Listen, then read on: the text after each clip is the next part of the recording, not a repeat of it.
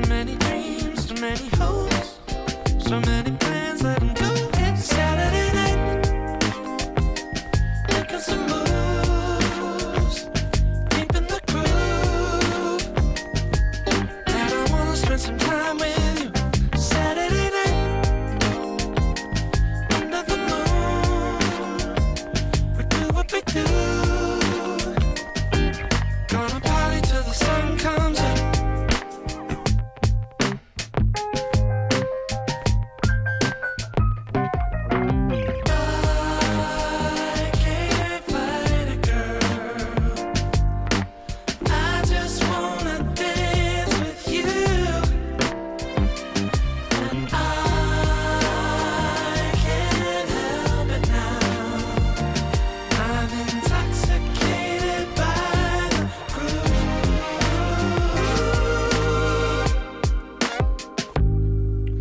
Saturday night, it's shining like a cosmic light. I'm holding all my silhouette kites. I let the moon dip into my sight, into my skin, into my limbs, and through the rims. Doesn't need to be the craziest sitch. Maybe meditating in the center of a dish. People spend the time dip, gotta reach for the tip. It's a Saturday night, making some moves, deep in the groove. And I wanna spend some time with you. Saturday night, under the moon, we do what we do. Gonna party till the sun comes up. Saturday night,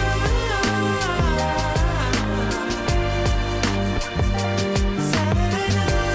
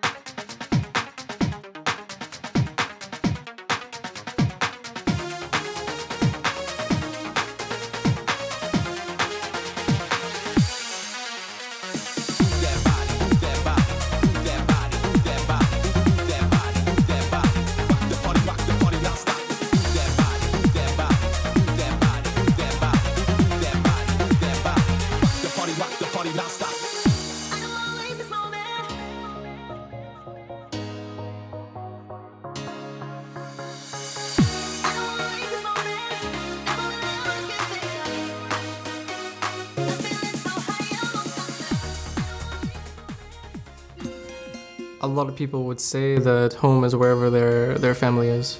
First home, I mean, it's childhood, it's like Kelowna. Lived in like 6 different areas in Kelowna. Lived in California and San Jose, first team house. Sort of on my own, at least that's what it felt like. From there, lived in Los Angeles in California, went back to Canada, lived in Vancouver, lived in Germany and Cologne. In between that 2 years, I had to move to Serbia. I got my visa for Malta, and ever since that, been living here in Malta. Traveling is our life, basically. So for me, moving around so much is it's not ideal, but it's also not the end of the world. The funny thing is I never say going back home. I mean, it's a physical place, but it's not one that is staying still.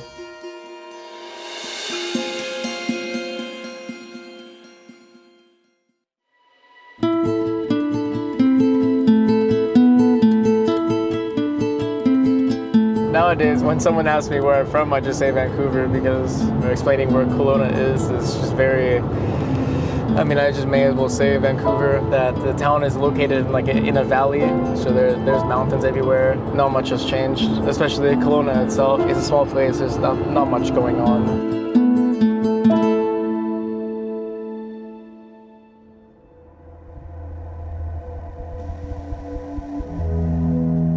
Growing up in Kelowna, I don't know, it's difficult to say really, because the issues I experienced in my childhood can happen anywhere in the world. Some of the most challenging things were, I think, poverty. My family was definitely not doing good money-wise. We moved frequently within Kelowna. You know, it's never a good situation when you have to rely on the government to assist you in life.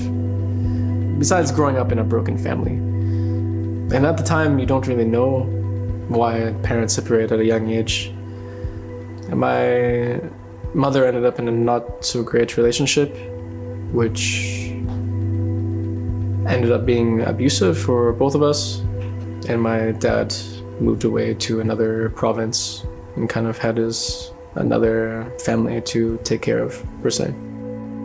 It's probably what's made me appreciate the good people even more.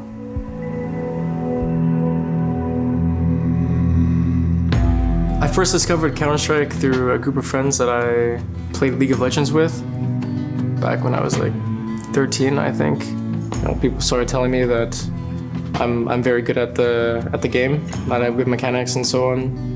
And that was around the same time I got into FPL. When I got into FPL, I got picked up by SKDC. First heard of Twist in FPL. We were just trying out different players, looking at some of the young talent. Me and Daze actually at that time had a chat on who he thought was some of the up-and-coming talent, and Russ's name kind of popped up. So, you know, let's get you in some scrims, try you out, see what you're about. And I think one thing just led to another, and eventually I found out that Ocean was living in the same city as me the entire time. I thought he lived in Vancouver, and then he ended up just saying that he couldn't get a ride from school to home, so he had to wait and take the bus. Just like, yo, where do you live kind of thing? And he's like, I live in Kelowna. I was like, wait, what? We live in the same place? That's kind of when I started picking up for our Pro League matches. I think he got out of school around 3. And our pro matches started at 4. So I'd rip to the school in my car, pick him up, and rip back, and then just for us to start our Pro League matches. Just getting him out of his shell was cool, and yeah, he definitely was a more quiet kid, we should say. I will say not all of school was like bad. I mean, there was definitely some friends, but bullying was a huge aspect of it, as well as not always having the best housing situation, family environment. When you grow up, you kind of just realize how shit the kids can be. As a person who wants to be a father one day, it's a scary thing to realize, because I feel like it only has gone worse, to be honest. I cannot imagine how it is in some schools now. This is things that added on to me kind of just wanting to be in my own place and play games with people that are friendly and nice. First time I got salaried was TSM, and that was when I was 16. That was when I pretty much officially moved away from Canada.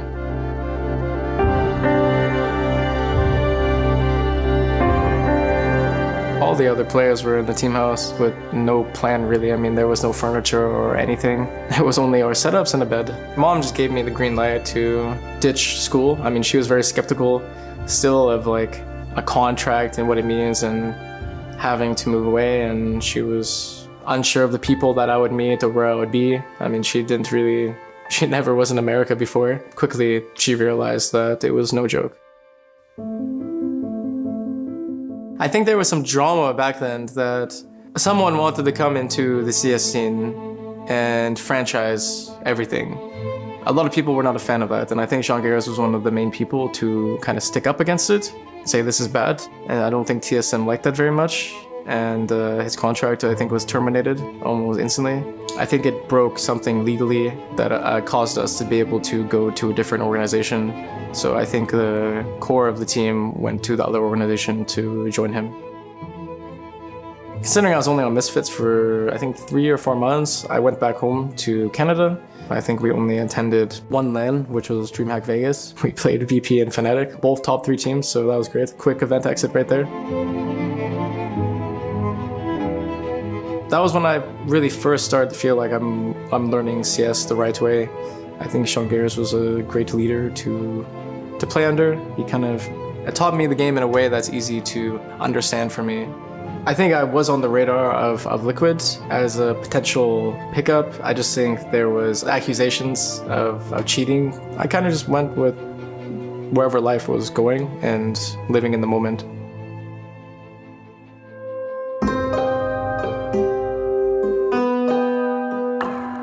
The first time I heard of Twist was in 2017. We were scouting for a new player, and this like really young, like snappy aimer just kept coming up in our discussions. Even on TSM, I was talking to Nitro, and sometimes Alish. I would be asking them like what I can do better if they're watching my games.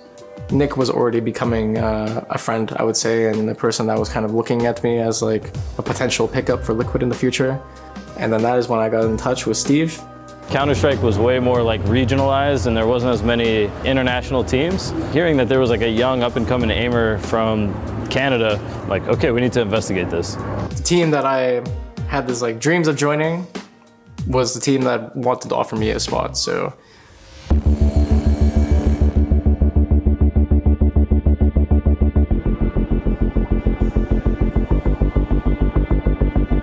2018 was probably one of the hardest years that we had to deal with. We made many finals, but could never win. I think it was like 8 second places in a year, and losing to the most dominant team Counter-Strike's ever seen, and getting someone else's confetti in your backpack over and over again gets old really fast.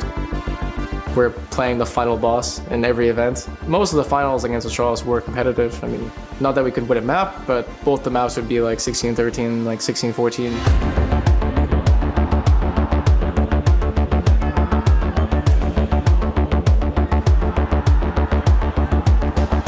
Once we broke like through and won an event, the whole like vibe just changed. We can do this now. Without a doubt, in 2018, we were the second best team.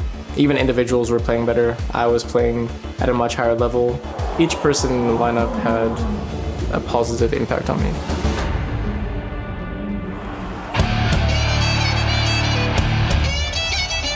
When we won the Intel Grand Slam on Liquid, it just happened so fast. We went to like 5 events in a row and we closed it out.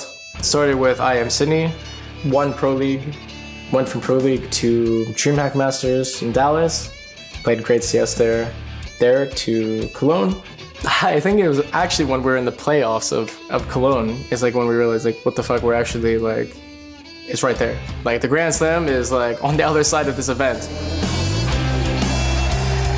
I mean, to win Grand Slam on the Cologne stage, I think we're the only team to do that. Yeah, definitely a memorable moment in my career. It created an aura in our team of like invincibility, and players that needed to get over the hump and get that extra bit of confidence, like your Elysias and your Twists and your Nafs, finally got it. Looking back at it, and obviously the teams that have won Grand Slams, it makes it even a more impressive feat for the team.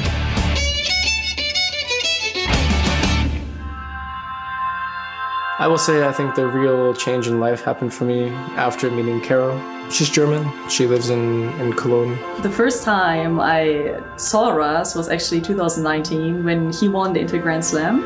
Cologne after party, we just kind of noticed each other. There was no exchange of words or anything. I think we acknowledged each other's appearance or existence in this case. But she just looked so chill. It just felt like she was my person in a way. Outlooks on life, maturity, everything just aligned. Won Grand Slam, won some of the biggest events in the game.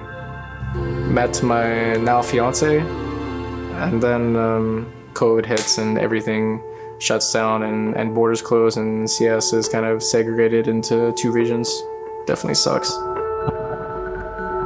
I was in Los Angeles, but Liquid quickly gave a company-wide PSA, go home, basically, and then borders close. And it all happened very fast, abruptly. I've tried to kind of forget about some of the shit that happened that year. CS was not going well. What used to be the thing that you love to do every day is no longer that thing. In a way, it made me resent being with my family because I just felt like I had things taken away from me, that I could not stay where I actually wanted to stay and be with the person who I want to be with. In some ways, it just felt like life was collapsing on me, and I had to find answers for that. Leaving Liquid, initially, the team did not want to relocate to Europe. The regions were completely separated, and if you're going to have an impact in the game, you have to be in Europe, because that's where the biggest events are, and that's where you have a chance to really excel as a team. In general, the team environment was not good, but certain people did not get along with each other. Yeah, it just felt like a good time to leave, considering my contract was kind of nearing its end. And my girlfriend at the time was living in Germany, so I think everything everything was appealing and made it easy to do. That was actually my last games with Team Liquid. That could be exciting to some people, or very bad news for a lot of Team Liquid fans. I felt kind of at peace instantly afterwards. I didn't even go back to Canada. I just took what I had to my fiance's apartment. I set up there. It was just at peace, and I felt like there's going to be something for me anyway.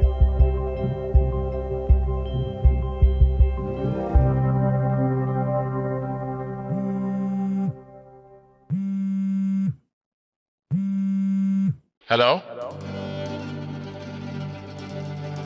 He reached out to me when I was in Maustil. Of course, there was rumors about me rejoining FaZe coming into the new year. Christmas 2020 was when Russ also met my family for the first time. The day before Christmas, when we were sitting on the couch with my mom, Russ left basically to have a phone call with Kerrigan. Meeting Caro's family for the first time, and I have a call with Kerrigan for the first time. He just knew what I can do in-game, and he wanted to help me get there. I wanted to win. I think that's what he needed to hear, because I think rough times in Liquid, and he just wanted to kind of move to a European team, play a new style, and also, of course, with his girlfriend staying in Germany, it just kind of all made sense that he came to play with us. In some ways, being on a European team instantly gave me more of a home feeling. The FaZe guys were perfect for me. We just knew each other's decisions all the time without vocalizing it. This was the team to succeed as an international team, to really make it and prove that this is possible, to win a major and then also win a Grand Slam. Just shows the depth and the levels that roster had.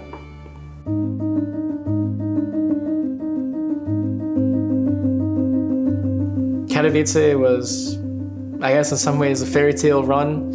Rops is COVID, JKS is filling in for Rops, and then Rain gets COVID, JKS stands in for Rain. We don't drop a map until... We don't drop a map. Actually, in playoffs, we don't drop a single map with JKS.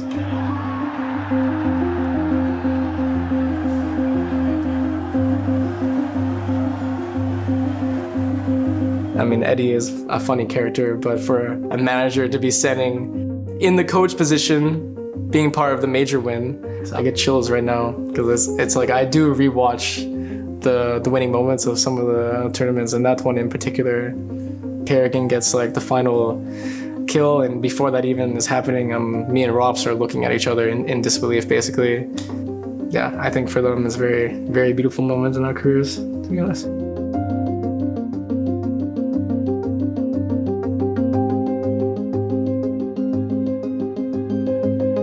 That was completely different than the first Intel Grand Slam. We had 3 wins so early on. 1 Kado, 1 Pro League. The major did not count. And then we won Cologne, which was another like thrilling final. We knew we were running out of opportunities. I think after the event, there was only 2 more chances. At Pro League, we just took a more chill approach in groups and everything. But I think the second we hit the playoffs, everyone just like flipped the switch. This is it. Like, it's now or never to close out the Grand Slam. Definitely, if there was ever a lineup that was deserving of those achievements, it would be that roster for sure.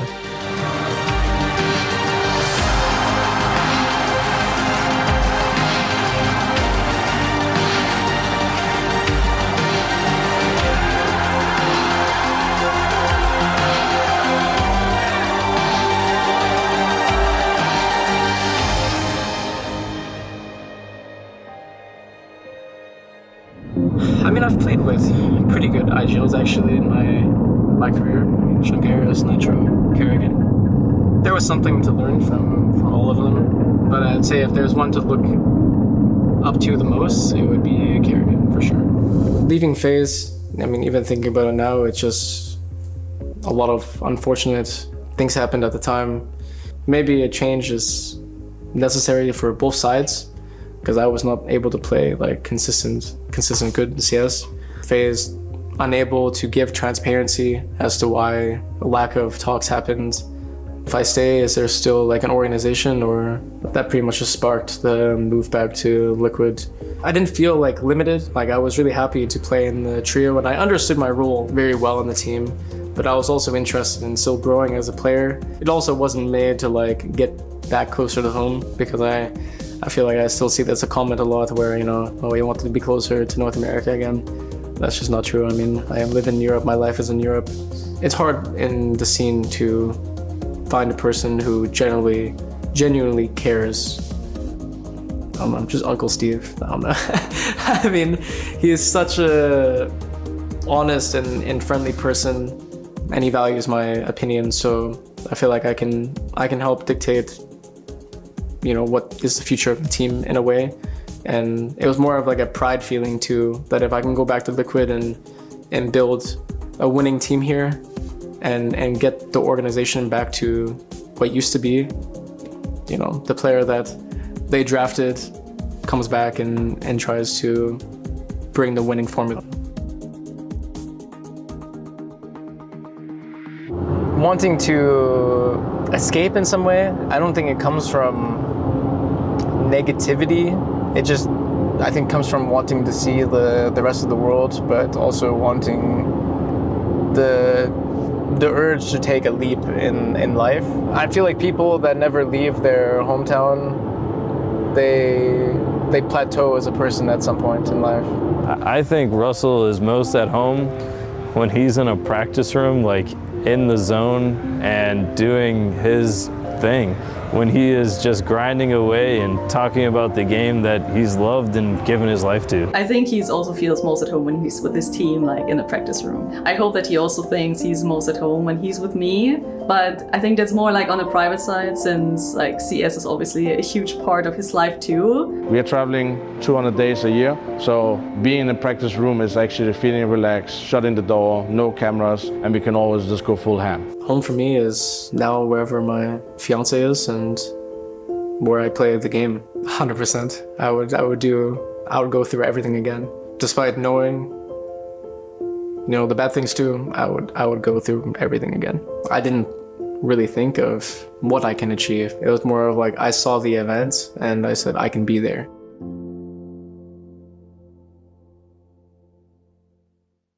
You're bot. What? I told you before, you're fucking bot. Hashtag remove this update.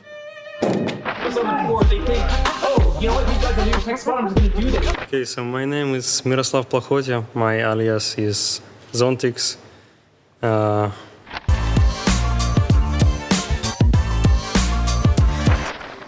Let's see. Good answer. What a professional. What a professional.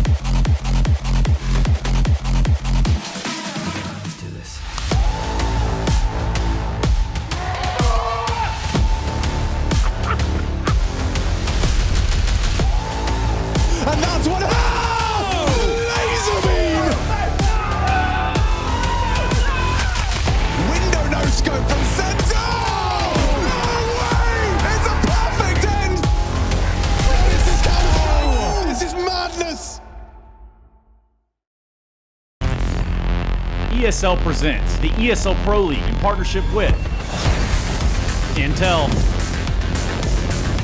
Acer Predator,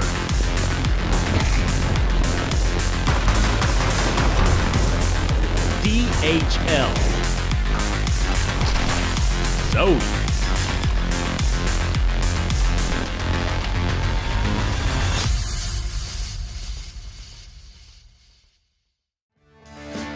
Absolute slog of a day yesterday here on the B stream. It went the full distance. We had many overtimes, we had many long series, but great Counter-Strike all the same. And we are now moving into day 2 of stage 2 here at EPL season 23. So lots of numbers, lots of different days and whatnot.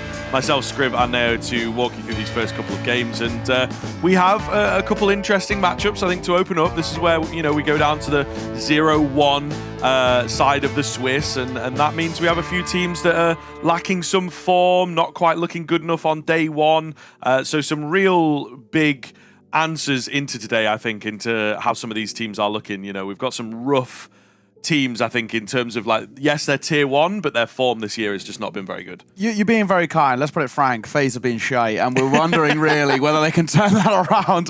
I'm looking forward to opening our game. Yeah, good morning here, guys. I'm looking forward to it. We've got FaZe taking on Pain to open things up. There's plenty of games, and you can see how things have panned out after the opening day, and for the most part, I think things went kind of as planned. You can maybe argue the Astralis taking down Foot so handedly was maybe a little bit of a shock, and Bait taking down FURIA is also another big one as well. Credit to them. Bait looked really, really good, especially in towards that third and final map. But still a long road for them to make it through for Bait, and still feels like, you know, I mean, they're going to kind of get Spirit, so it's no easy task as they kind of follow on through. But for FURIA, maybe a bit of a fumbled opportunity in that opening game, but also maybe kind of just slowly warming up in towards the Swiss stage, and they've got plenty of chances still.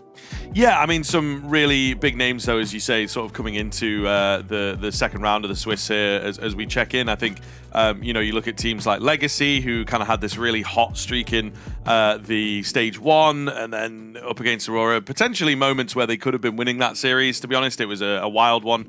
If you didn't catch it, we had a quad overtime in there, which is crazy. But yeah, a number of teams, I think, moving down into this lower side of things that potentially could be vying for a spot, but we just don't really know what to make of them. Meanwhile, on that top side, like you say, it is mostly who you would expect. But there's a couple of names that maybe, you know, surprise on day 1. Are they going to continue surprising on day 2, day 3, this kind of thing?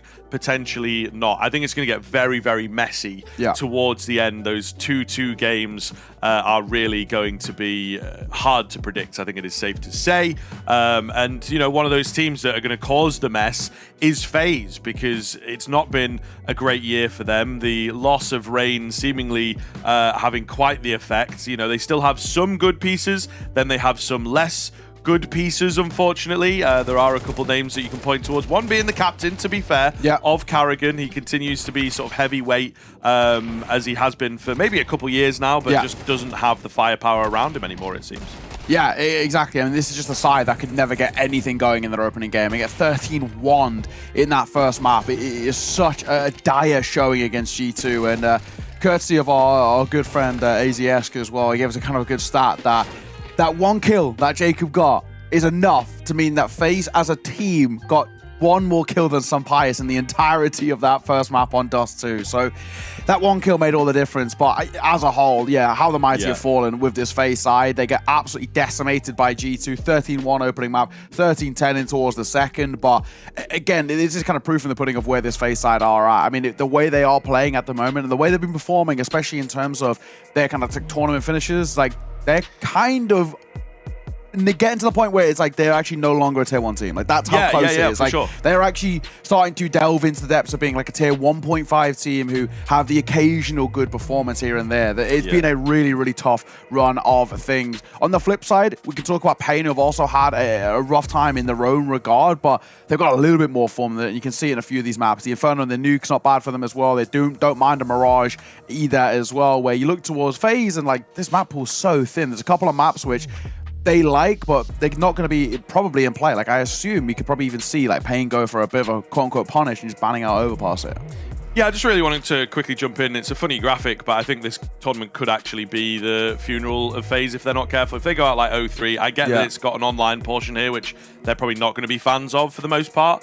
But yeah, I think if they go 0-3, we have to ask some big questions about this FaZe team and the future of them, and maybe it's time for, you know, Carrigan to move into that coaching role finally, make some space. We have a few Orgless teams that you could take a chance on. But yeah, on the Pain conversation, I also agree that, you know, this is another team that are looking questionable in places, but this is a matchup that they definitely could be winning. We've got the Nuke coming out, kind of a handshake map actually, so a pretty aggressive pick, you might say, from Pain. Was there space to punish? In theory, the Inferno, but FaZe actually banned it away. Quite a clever ban. Yeah, exactly. We're going to go in towards that Dust 2 again. Not too sure if I love that idea, kind of just considering how the Dust 2 went yesterday. Of course, G2 absolutely destroyed them 13-1, but they backed themselves. They kind of see it's an off day on that one, but if they go back-to-back on losses on Dust 2, it'll be really, really spicy. Mirage is going to be that decider as well. So for the most part, a pretty simplistic map pool. Nothing too out of the ordinary in a sense. It's kind of going into maps that they value as strength rather than kind of the punish picks. But I don't know about you, but coming in towards this one, I'm seeing Pain as the favorite in this series. With kind of the form of FaZe that they've been bringing to the table, I've not been super convinced at all. So we shall see, but it is about time to get this show on the road. FaZe can be starting on that CT side. Pain on the T side as we get our first series of day 2 in stage 2 underway. Yeah, looking forward to getting our teeth into this one for sure. I think there's real potential for it to go the distance. Oh! Ben dive cancelled. Yeah, Jacob. Maybe we can see one more and he'll have a better scoreline than yesterday on that Dust 2. We'll keep reminding him. Oh. Still in proceedings, still in the conversation. Julies of Brokey is kind of the big thing here, though, as he found a double in all that mess. Get themselves down below, bolster up the B bomb site, but Pain unable to break in. Couldn't get the player down vent, couldn't get through ramp in the end. So they have to completely be approached this round. And, well, Mr. Twist is ready for them. Takes one, takes a headshot. Does he want to stick around and fight here? NQZ going to be known about now, so surely has to go down. Flash comes in. He finds one on the fadeaway. Definitely round the corner, it felt like. Look at this round that's progressing now, though, right? Just under a minute on the clock. You've got Jacob, who's 1 foot in the grave, and Carrigan, who's in what potentially could be a one-and-done angle. And he also, they might just break the timing here. NQZ, there's a crossfire that's looming, but it's all whether he can win that fight on Carrigan. Thankfully seen off, but that could have very easily fallen apart very quickly. 100%. Well, thanks to Brokey on the Julies ultimately. And kind of a lucky one there, actually. Not often that you see a pistol find the vent diving player like that. So yeah, pretty lucky that they get away with that one. Going to be the hard eco coming out. Pain looking to get the AKs as early as they can. Quite a lot of rifles over on that FaZe side of things, so they're going to be expecting that. E7. Do a lot of damage in towards door. Could be a nice move to make some money here for Twists. But we definitely have big reservations about where FaZe are at. I mean, of course, the same thing has to be said for Pain. Played against the Mongols yesterday and wasn't maybe the show that they would want, especially as well because we don't really know what the ceiling's looking like. But there was nice moments, right? You know, double OT in towards that first map of Nuke, right? They took Mongols a distance there. Let's see. A dink and a fine. Pariah is actually going to delete Jacob. That's just kind of a bit lazy in terms of the aim duel by Jacob. And he'll get punished. Drive by unarmored P250. Twist. They're looking for a little bit himself. He's going to take a lot of damage and they're going to start barreling down on his position. Positive trades going the way of Pain. FaZe, let's not get ecoed here. I'm nervous. I am nervous. I'm not going to lie. All this kind of narrative that we're bringing in that, you know, FaZe have been looking shaky, to say the least. Frozen does keep his cool, though. And will manage to get 3 of his own in the end. But yeah, certainly some questionable moves. Look to try and keep it together here if they can. Just keep that damage coming, really. But it is going to be the AK buy that I think we're quite excited about here. See whether there is potential for Pain to start this Nuke campaign, you know, why they picked into it. Yeah. Or if FaZe can pick up some momentum. It's one of the things with this FaZe team, though, man. Wherever they're at, whenever Carrigan is involved, it does get a little freaky. Nice Molotov there. Yeah. That's intentional to stop the bounce of that smoke. And as you see, it leaves a gap. So an adjustment now from Pain. Great flash as well. He swung off the back of that. Could have been really naughty, but Bigazera swing and a fine. Looks for a second. Oh, Bigazera ripping some heads. Jacob going to get caught in towards heaven in a matter of moments. It's a 2 versus 5 turn 4. 1 caught outside as NQZ will go, and so will Snow. Bombs planted. There might potentially be legs behind it, but it's a question now for FaZe. Do you even want to give this top site retake a look in? Carrigan's pretty low. It's not an easy site to be sent into either. Well, yeah, I think that should answer our question quite nicely. What a round from Bigazera, though. The opening double are absolutely fantastic, and then A just to seal the deal, Frozen or save. Maybe again, you know, as you can tell coming into the series, we're very worried about FaZe in this series, but just as a whole.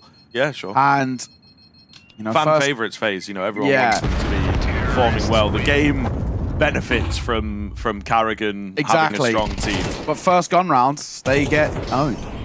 Zera, we know he loves to fight. We know he loves to send himself into the fray, and beautiful work. Indeed.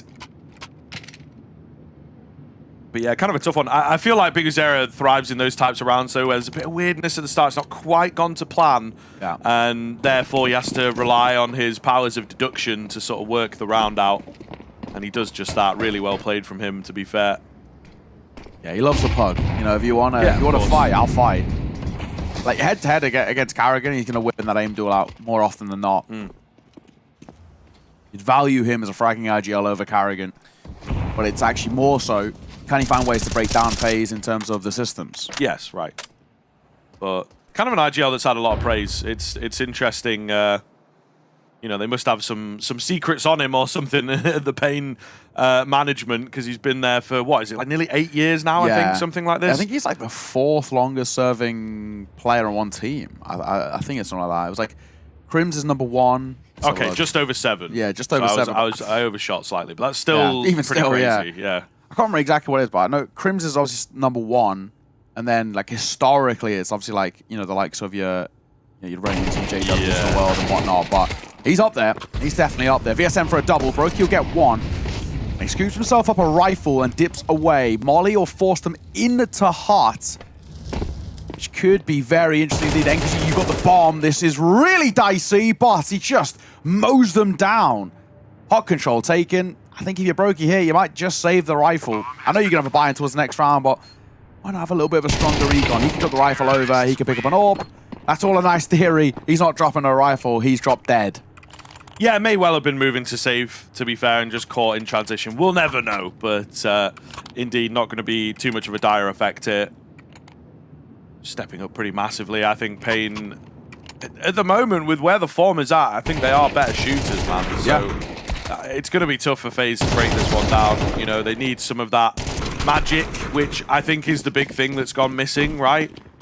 Where a lot of people, you know, like to sort of sit back and be like, oh, you never count them out. Keep watching. Don't worry, they'll get back into. Yeah, you can absolutely count them out. Yeah, now. they've just not had any games like that. They've not really looked that good since the major, really. Yeah, exactly. Had that kind of fairy to run, and I think I saw a really good point. I can't remember off the top of my head who brought it up. It was on a podcast somewhere, and someone brought up the point that it actually potentially might have been Maui, but whoever it was brought up a point that run that they made was actually the worst possible thing for FaZe, because what should have happened is they had a bad run and then they made dire needed roster changes and you know, shoring up their side for the future. But however, that deep run at the major kept their side together, and we've kind of seen now that how one fluke has actually prolonged the pain, in a sense, the suffering ever so slightly. Happens once in a while, I think, with a roster, you know? It's like, we really want Na'Vi, maybe another example. Yeah. It's like, you know, we really want 1 or 2 moves. Yeah. Jacob just doesn't feel cut out for this. Yeah. Twist, I think, is kind of chilling, you know? He's playing with people that he enjoys playing with. I still think, though, with it, like, you know, if this team started doing well and there was a decent team around him, like, Twist would come back into his own. Yeah, but I think he's also happy just, you know, having a bit of fun or whatever. Yeah. But at a certain point, it's got to not be fun. Yeah. You know what I mean? I think the trade-off of FaZe is that, like, okay, you might have a tournament where you just bomb out last, but then the next tournament, you're going to make this crazy run, beat the best team in the world in, like, a 3-map legendary game, you know? Yeah. So you kind of get it back. They've just not had that again, as we say. Bomb goes down on B here. There's some quick and easy trades flying in. Will be a save out from FaZe. I mean, they just have no presence downstairs. Yeah, they want nothing to do with this B site. Yeah, I mean, talking about it, it's like, you know, Twist and Frozen, for me, you can keep both of those. I think as well, if you want to kind of keep Carrigan for now as well, again, I don't even mind that too much just because of maybe the lack of IGLs, but, you know, there's been a lot of talk about kind of who would you replace it in terms of kind of Jacob and Brokey, and there's been a lot of options being proposed. Trio stay alive from Pain. We caught a bit of Pain as well at Krakow, and honestly, we were pretty impressed by VSM. He looks actually really quite solid. I caught a bit in sort of past teams in his career, and it always felt sort of maybe ever so slightly underwhelming, but honestly, VSM looks very comfortable in this Pain side. I think he's given a lot of freedom to kind of play it the way that he wants, and it looks quite scary. I think when he gets going, he's really quite sharp, and haven't seen it just yet in this matchup, but it's definitely worth keeping an eye out for. He's been putting up some decent numbers for Pain. There's a little something about him. QZ. Look over towards ramp early. Brokey's actually been getting very aggressive in towards ramp, so it's definitely something that Pain are now aware of.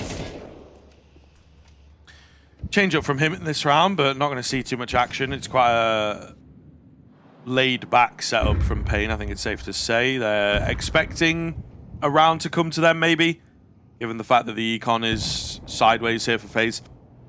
Frozen. Could be big if he gets the timing. Snow is being very cheeky here, trying to threat through. Just get away with it. Frozen down below, not ready for him at all. Nice work. And a big kill found, to be honest. One of the scarier guns taken out of the round. And it's a ruse, right? Because they're actually going to go back over towards ramp. There's no presence here. So Snow draws attention towards outside, and the pack creep their way down B site. This will be another save again in just a moment. The question is, though, are they going to be given the luxury of saving once this bomb goes down in a moment?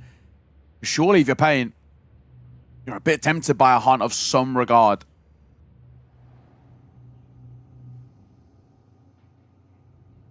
I think you leave Snow towards top site here. Yeah. Put the bomb down and actually maybe even send Snow with somebody else to have a little look.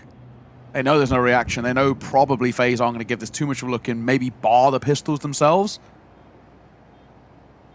Try and drop that all. It's true, get the hunt on, right? They have good cash, not loads and loads, but good cash. In the same vein, they maybe don't want to go down and give weapons away. So yeah, just leave Snow by himself.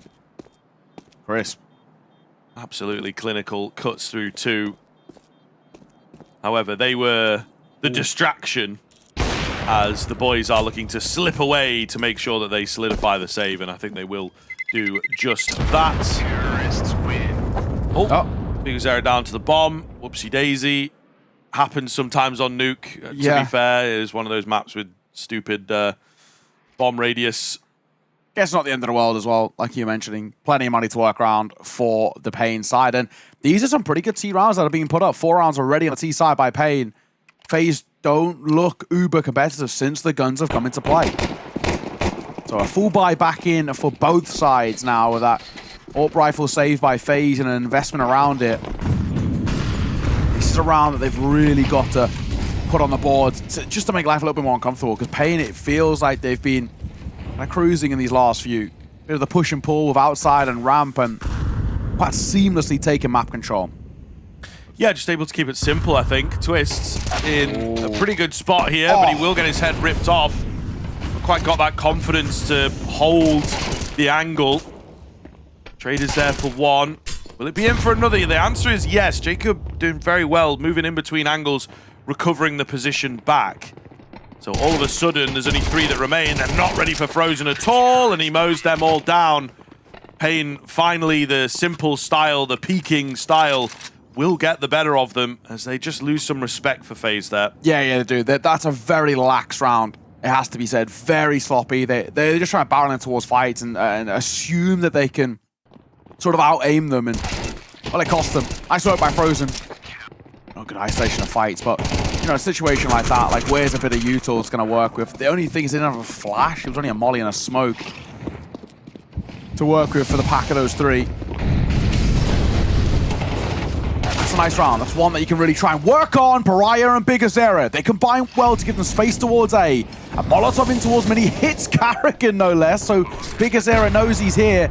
An nade that comes in towards Heaven will really deal damage on towards 2.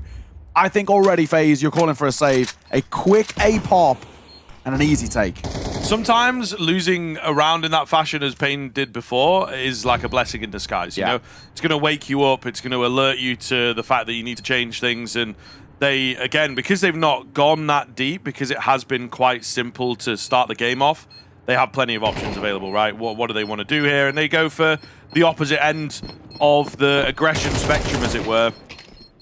Flying straight in, trying to make that work. And it looks pretty damn good. Carrigan, forward man, again, just sort of distracting away. Catching an exit, but losing his gun. They'll still be able to buy here. Carrigan, for some reason, has got 10k. Yeah, he's where that's come from. Last 3 rounds, that's why. I suppose. So he's never had to be rebuying in. He's also not been dropping anybody. Yeah, he's had an AK feels for a little ages. greedy. He's been gathering the money, you know, for a rainy day, and I suppose this is potentially a rainy day now.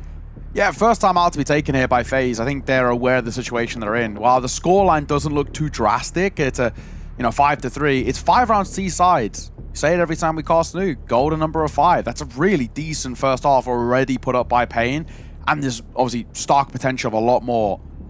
This is the damning position that we're in.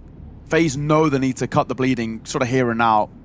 And if they don't, they're going to be in a lot of trouble heading in towards that second half. That's where Pain will do a lot of their best work moving forward and towards the CT side. But it's a fantastic round. It's very simple, but it's very effective. It's one of those, if they go for back-to-back kind of aim-based rounds, Pain, and they lose both of them, they're in a lot of trouble. I think it really knocks the confidence. But because they just pull one right back in their favor with a quick pop towards A, it's again going to keep momentum pretty starkly in their favor. Feels like a big swing round here. Pain able to get 6 on that T side already would be a really great number. And you can kind of feel that, to be honest. It's, again, slowed down a bit. Pain with this hanging back kind of style. They're going to get some smokes outside. Typically not a lot of action around those smokes, though. Maybe FaZe going to get used to that. There is the one player over there in snow, frozen.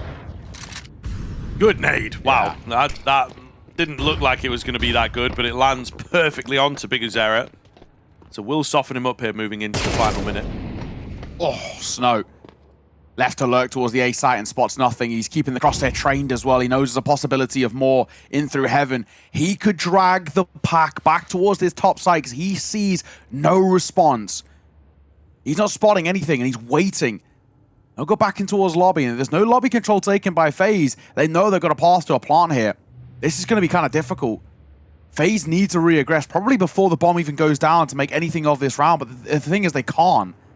They're committed to holding down lower, and it's the wrong call, and Karrigan's not even in towards heaven. This is round lost. I think you just call for an early save. Weird game state to deal with for sure. Karrigan moving in from on high, though. He is going to give this a small look. The tippity top of his head gets ripped off. That should be the save indeed, now being confirmed. Pain, as I say, with a big find, man. Moving up to 6. Feeling pretty damn confident, I think it is safe to say. Yeah, they're waltzing through this T side at the moment. It's pretty uncompetitive, to be perfectly honest. FaZe are finding kills here and there, just maybe ever so like flashes of brilliance, but there's no consistency. There's no real form at the moment. Pain are looking pretty good.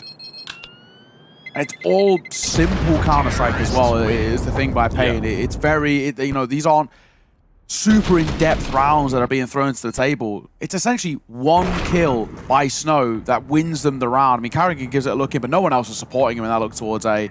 It's one kill by Snow. A site's vulnerable. Also, even like a questionable place to play as well. The Snow is kind of a bit of a freebie in a way, but top of site, all alone, rather than back silo. Sure. Another time I've been taken here. This is pretty quickly after the first as well. We've not seen a massive uptick from FaZe, and I think, you know, you can kind of see by Karrigan, usually a happy-go-lucky kind of guy. He knows when to get serious, and he's certainly gotten serious here, I think, as the vibrations may be slightly off. Not quite the right hertz at the moment for FaZe and their usually good going charm. They're just struggling to get into the game, and you know it gets serious quite quickly. You don't want to be losing quickly here. The Dust 2 is kind of up in the air. They probably have a bit of unsurety going into that one, uncertainty for sure.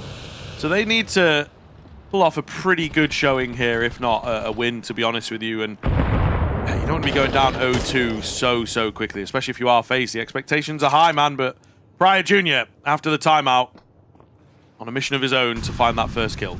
Yeah, Pariah, constant pressure by him. He's really started well into this game. His 8th kill now, leading the way for Pain. One of the new boys with VSM, and really good in doing so. Twist, he's pushed aggro outside. There's an AWP at range keeping pressure on.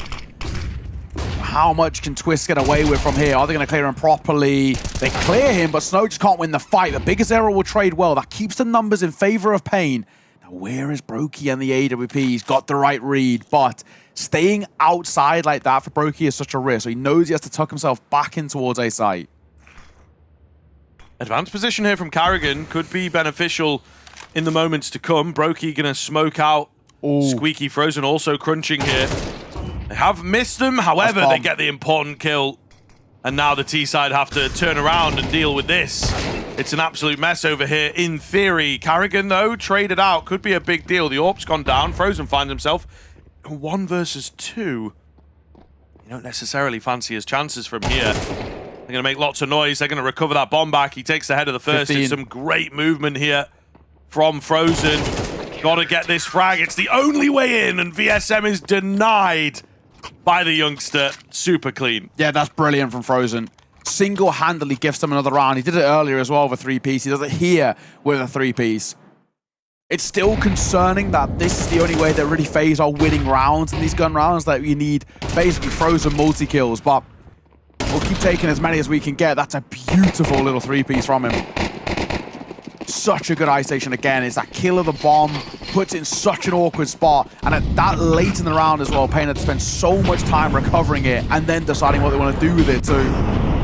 ESM just can't win out the head-to-head. Nice work from him, but at the moment, he's the only real shining light for FaZe. A couple more, just a little bit more online, and FaZe can start to compete in the tail end of this half, in towards the second. You get Brokey hitting a couple more.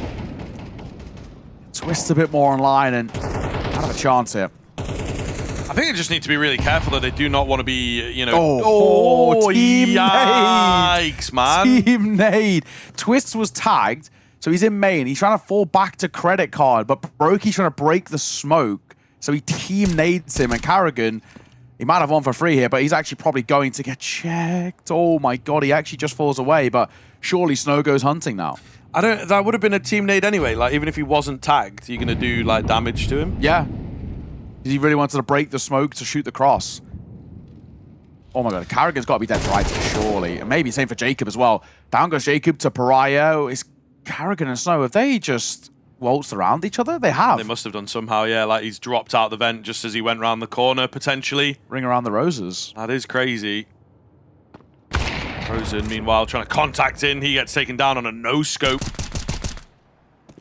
Carrigan does get a catch in from behind. They'll be questioning that, I'm sure. 20 seconds could get a bit freaky out here. They know the location of these two players, so should be able to break in towards the A bomb site. It's taking them quite a lot of time to get over here.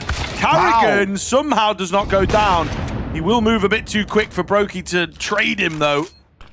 They tried to maybe deny that bomb plant. Doesn't work out. What can Brokey find here? Spots the player at the back vent, but cannot get the AWP up fast enough. It's 7 now for Payne, and that feels like a really great scoreline going into the second half. It's a great trade as well from VSM. He just plays off contact. I love that little angle as well, where you're not actually tucked in ult vent. You're playing just under the rafters. You're covered unless there's a deep swing, but yeah, it could have been really funky. That team nade, though, is just, in the end, actually so costly. It's a glaring error. It's Payne, who have guaranteed a lead at the turn of the half as we head into the final round of the first, and 7 already. You're pretty happy with this. Any more would be fantastic. Brokey should have got that one for free, but he actually misses opportunity, and Pariah again will open things up. He continues to shine, playing through single door. And he continues to punish FaZe on these sloppy mistakes that they're making.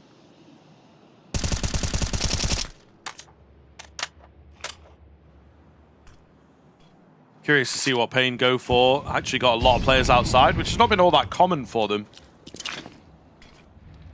Looking to get some more smokes down here. Carrigan, meanwhile, he's been on this move a lot, bro. I think they're going to be ready for it this time. Just trying to find a slightly different timing. It's going to go for the peak by the looks of it, though. We'll see how it pays out for him. They seem aware, though. Nade comes in. He still looks set. Oh, he just can't quite catch the player. They try and crunch in. It's not worked out.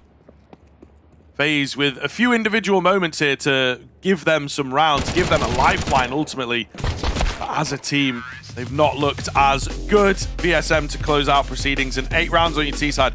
That feels like a winnable scoreline. That feels like a scoreline that usually when we see it, we say, okay, maybe not 100% over, but it should absolutely be enough for Payne to work with. FaZe, anything is always possible with this team, but that kind of storyline is dying off into 2026. We'll see if that's the case in the second half.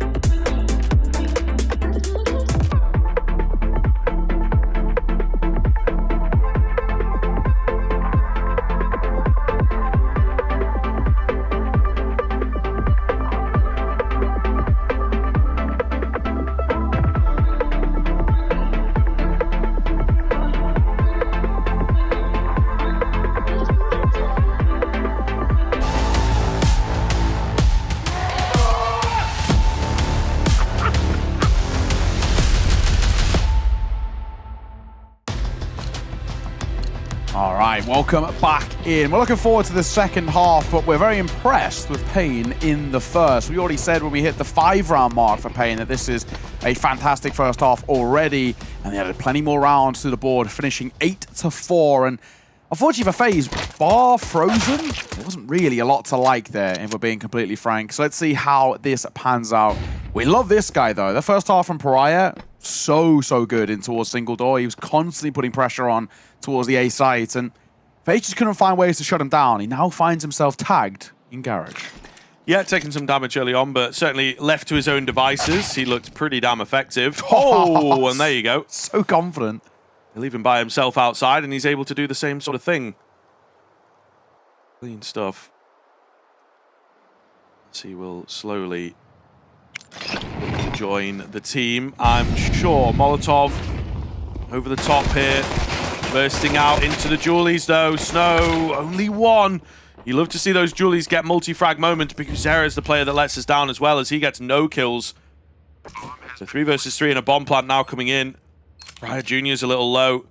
It's so awkward to retake this top site at the best of times. VSM moving in from behind quite fast. Quite fast, but they are ready for a flank.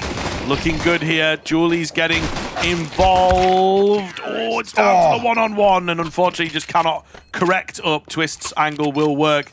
It's a sigh of relief, but it's still not the easiest of rounds, man. Yeah, it's not a bad attempt at all by Pain there.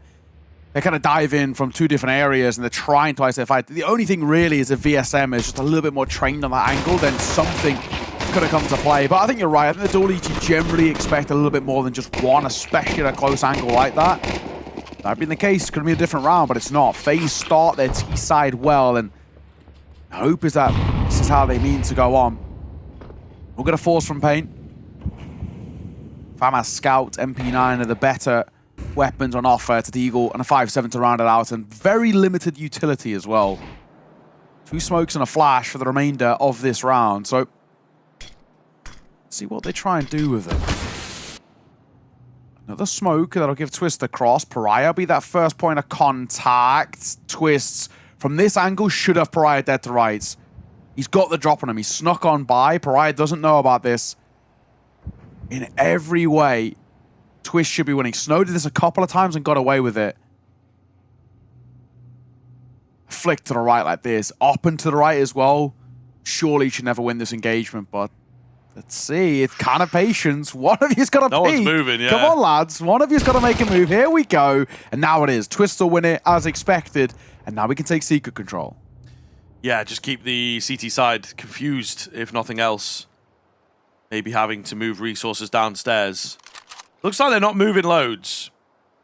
So they're letting him get away with it and just feeling confident to bolster the upstairs side of things. And they kind of would be correct here. So we'll see. Oh, if they can hold Big Zera melting, and he's flashed as well there. Loses one of the players to support him. It's the scout at the back end of Silo that looks a little freaky here. Clean headshot, NQZ. Surely not has done enough.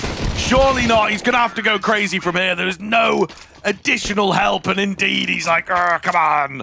I'm hitting these crazy shots. Where are my teammates? But yeah, not to be, unfortunately. And because he's chomping at the bit there for more kills. Honestly, it's a great effort. It really is. He tagged one as well, so you're thinking that he has a chance to see him off, but good effort. Honestly, really good effort. Might have even been the play to pull out the pistol at the end there, but he just does such great work. That shot towards Brokey, lightning Another fast. guy tagged as well. That's what I mean. He tagged him, so he's feeling confident about it, but he say tucked in towards Hot, and he knew that he'd got the damage off, but he'd not been able to see him into the grave. Not a bad effort on the force buy, but a 2-round game, most likely going to be a 1-round game in just a second. Flash in. It's a beauty of a flash as well, but it'll work against them. Oh, Pariah for a double. Double D because he looks for 3. Oh, Pariah lightning fast with a hand cannon, and he's put FaZe into an early grave here in this round. It was a non-investment and a nothing brought to the table, and Twist left with it all to do in a 1 versus 3, and he fluffs his lines. VSM sees it off, but Pariah, that is brilliant. Slamming them, absolutely slamming them into the canvas. Unbelievable clotheslines. This third shot is so quick as well. Perfect. Yeah, I love it. Absolutely love it. I mean, maybe one to watch. He's having a great game here against FaZe, you know, and when you come up as a player, these types of games, these types of matchups have got to be the ones that you look forward to, and playing against these players. Sometimes you can get slightly nervy, but he's doing the opposite. He's delivering. He looks absolutely fantastic. That's an isolated round of greatness, but the first half in general was pretty damn good. Yeah, we brought him up like 2 or 3 times for like some of the individual work he was doing.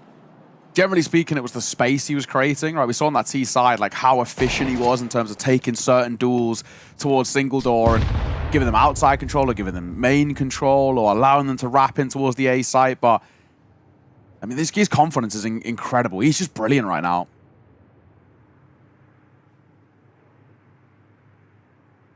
I think this sort of position,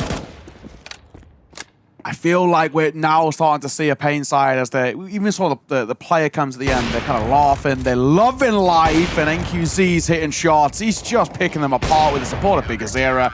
These pistols are being put to bed easily. Pain are flushed with confidence right now. It is flowing through them. I don't think they can lose from here. Not on this map. I mean, the thing you got to remember as well with where the mental's at, like they lose the pistol, they lose the Force, fair enough. Force comes a bit close, that's got to feel good. Then they were on the eco, and they actually won the eco, so we've not seen them get a conventional rifle on rifle, which is, I think, what they were waiting for, and why the vibes were still pretty decent over there, despite the fact that, you know, FaZe had managed a mini gap close, as it were. But now they're going to be, feeling absolutely fantastic. This is the first proper rifle round, and honestly, it sets Pain up in very good stead. If they win this, I think map is right around the corner for them. And in a pretty one-sided fashion as well, so they can feel confident moving into a Dust 2 that I think they're not going to be fully afraid of, honestly. Yeah, especially all they have to do is look at the demo yesterday. What did G2 do well? Will do the same. That shot by NQZ again. Towards outside, he's having an absolute whale of a time. He just keeps isolating duels as down goes Jacob, and he's, you know, having a poor map for him. 6 and 15 for Jacob. Didn't used to be an underperformer. He had a struggled day yesterday. 1 and 15, I think it was, on that D2, and we'll see. Frozen.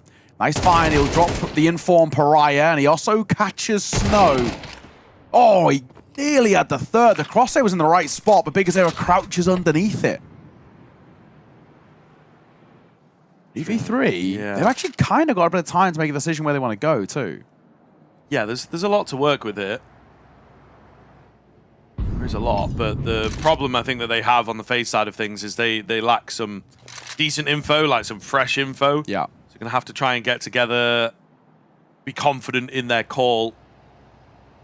Top site is the play, right? That's where they've got a chance. It's Big Azera, who's also tagged a little bit. And considering the time, they do have to go here. Weird angle from Big Azera as well, so we'll see what he can do with it.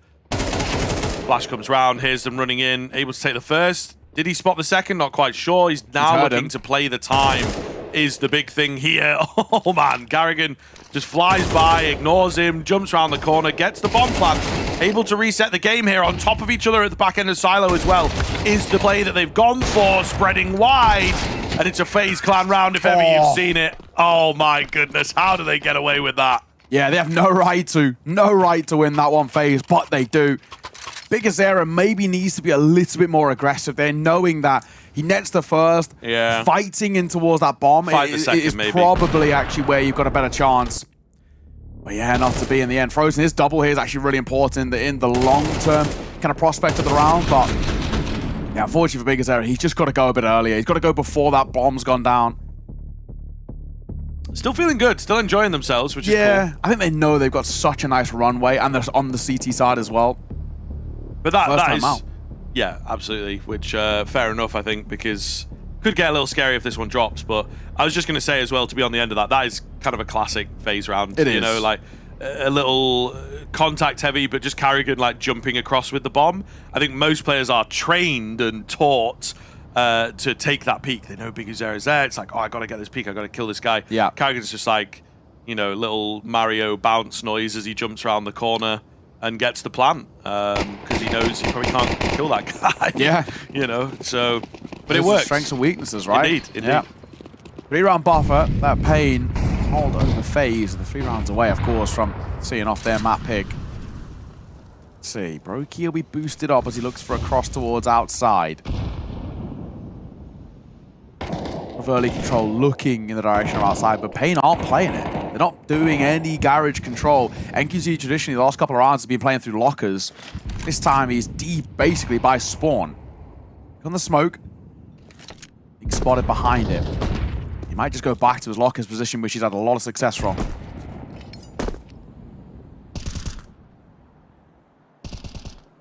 Very different from FaZe, isn't it? That they like working outside much more intuitively rather than just faking it out, sending one player. They've got quite a few actually looking to make space.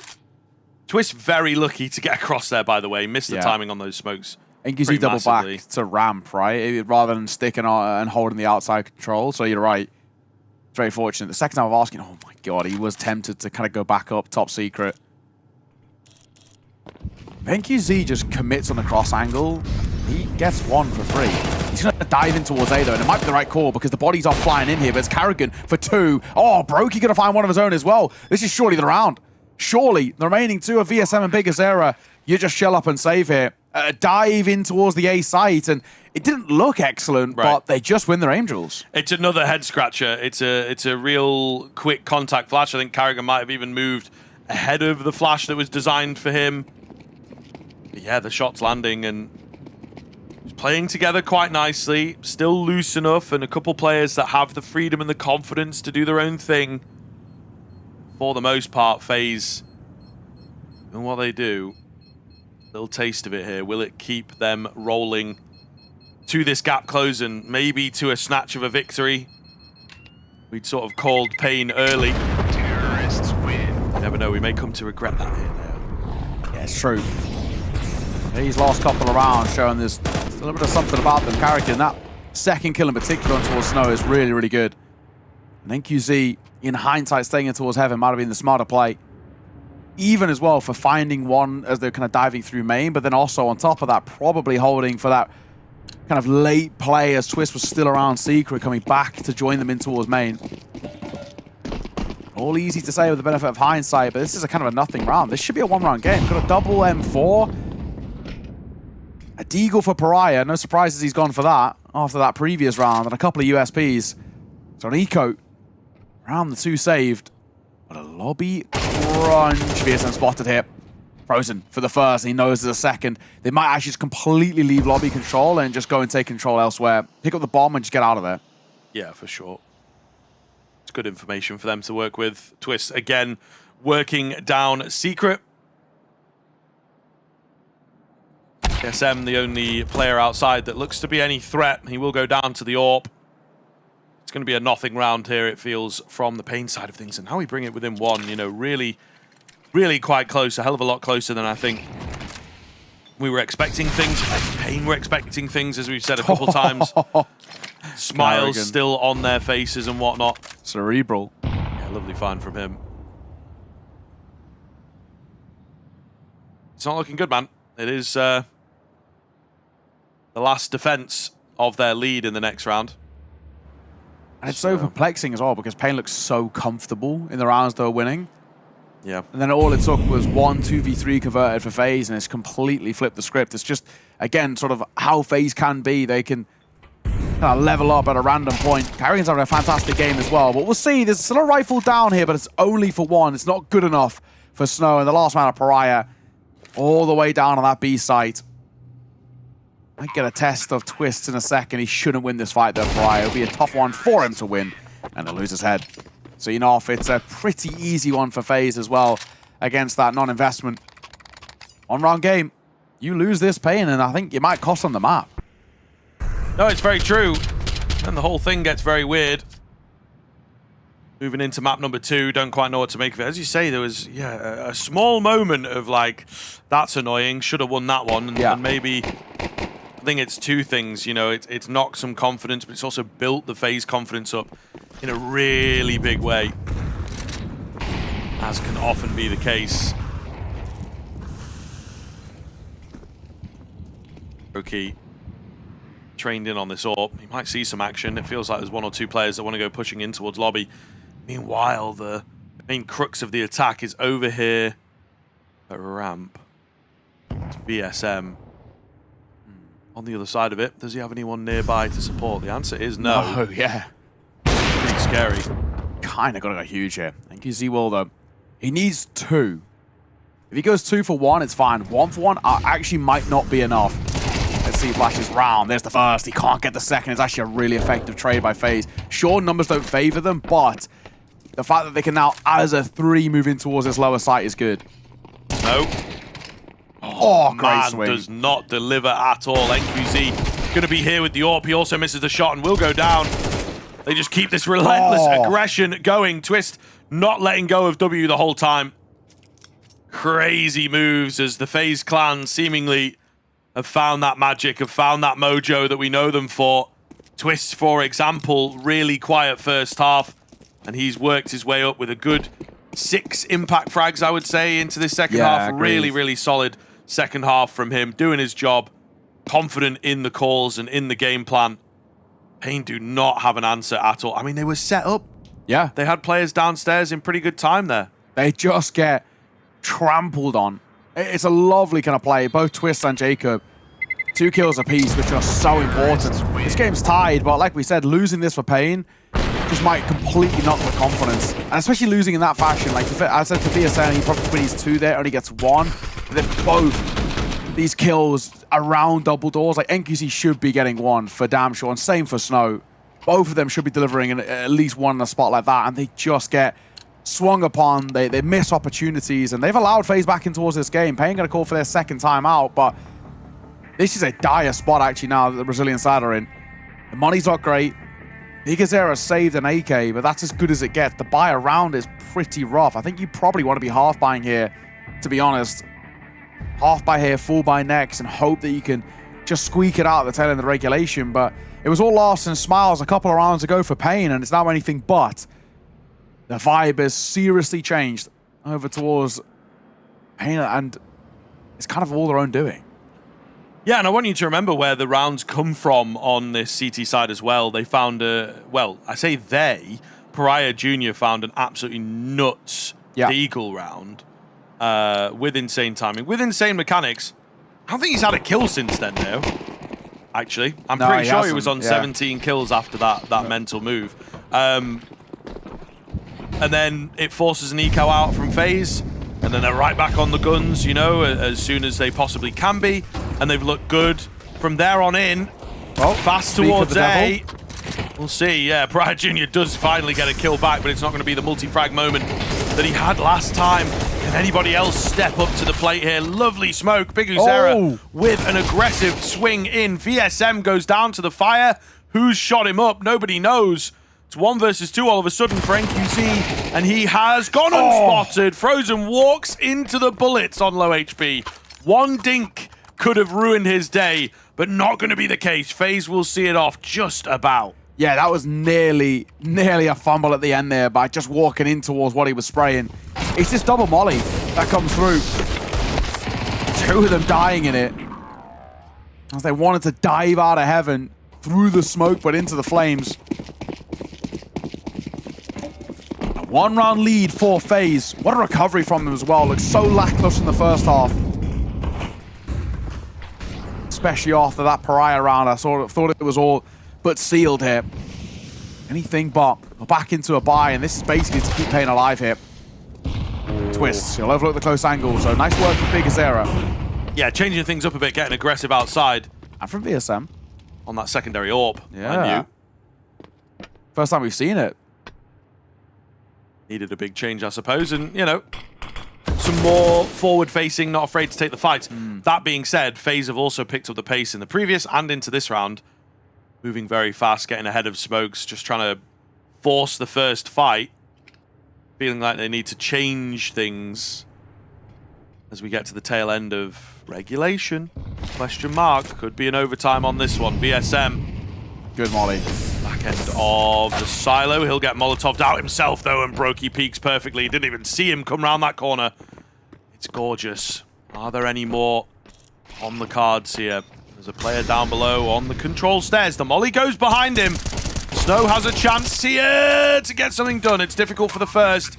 but the numbers, it doesn't matter, just going to look good. Big Uzera nearly melting again to fire. Snow keeps the kills coming. It's all going to be on Brokey. Opens up single, trying to bait them in. There's another AWP to deal with, though. That might be difficult at this kind of range, but he just does not know where they're coming from. Big Uzera takes him down. And Payne, of course, as soon as the scariness is right around the corner, they'll be back. Yeah, an incredibly necessary round taken by Payne, and that's one that you hope can bolster the confidence a little bit. You know, only the 2 casualties, 3 staying alive. You're pretty happy with the outcome of how you find that. Snow's second kill is really important too. The first was a little labored, but he re-aggresses in towards Radio. Shot from Brokey is lovely. Just the second one here, though. He makes a great move at a great time, just to catch Jacob in transition. And he's just caught so off guard. 11-11, the full 24 required here, and potentially and some. We had plenty of overtimes yesterday, and maybe we bring the curse to the B stream of more here. We'll see. Yeah, the production team behind us quaking in their boots.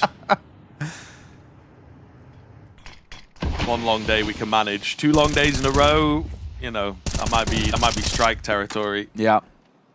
Oh, Doc Oppe. Break on the smoke, and there might be a second behind it as well as they're tempted by the cross. NQZ's back into his, what's formerly a strong position of lockers. They're going to sneak on by as they hug that smoke closely to get a safe passage towards Secret.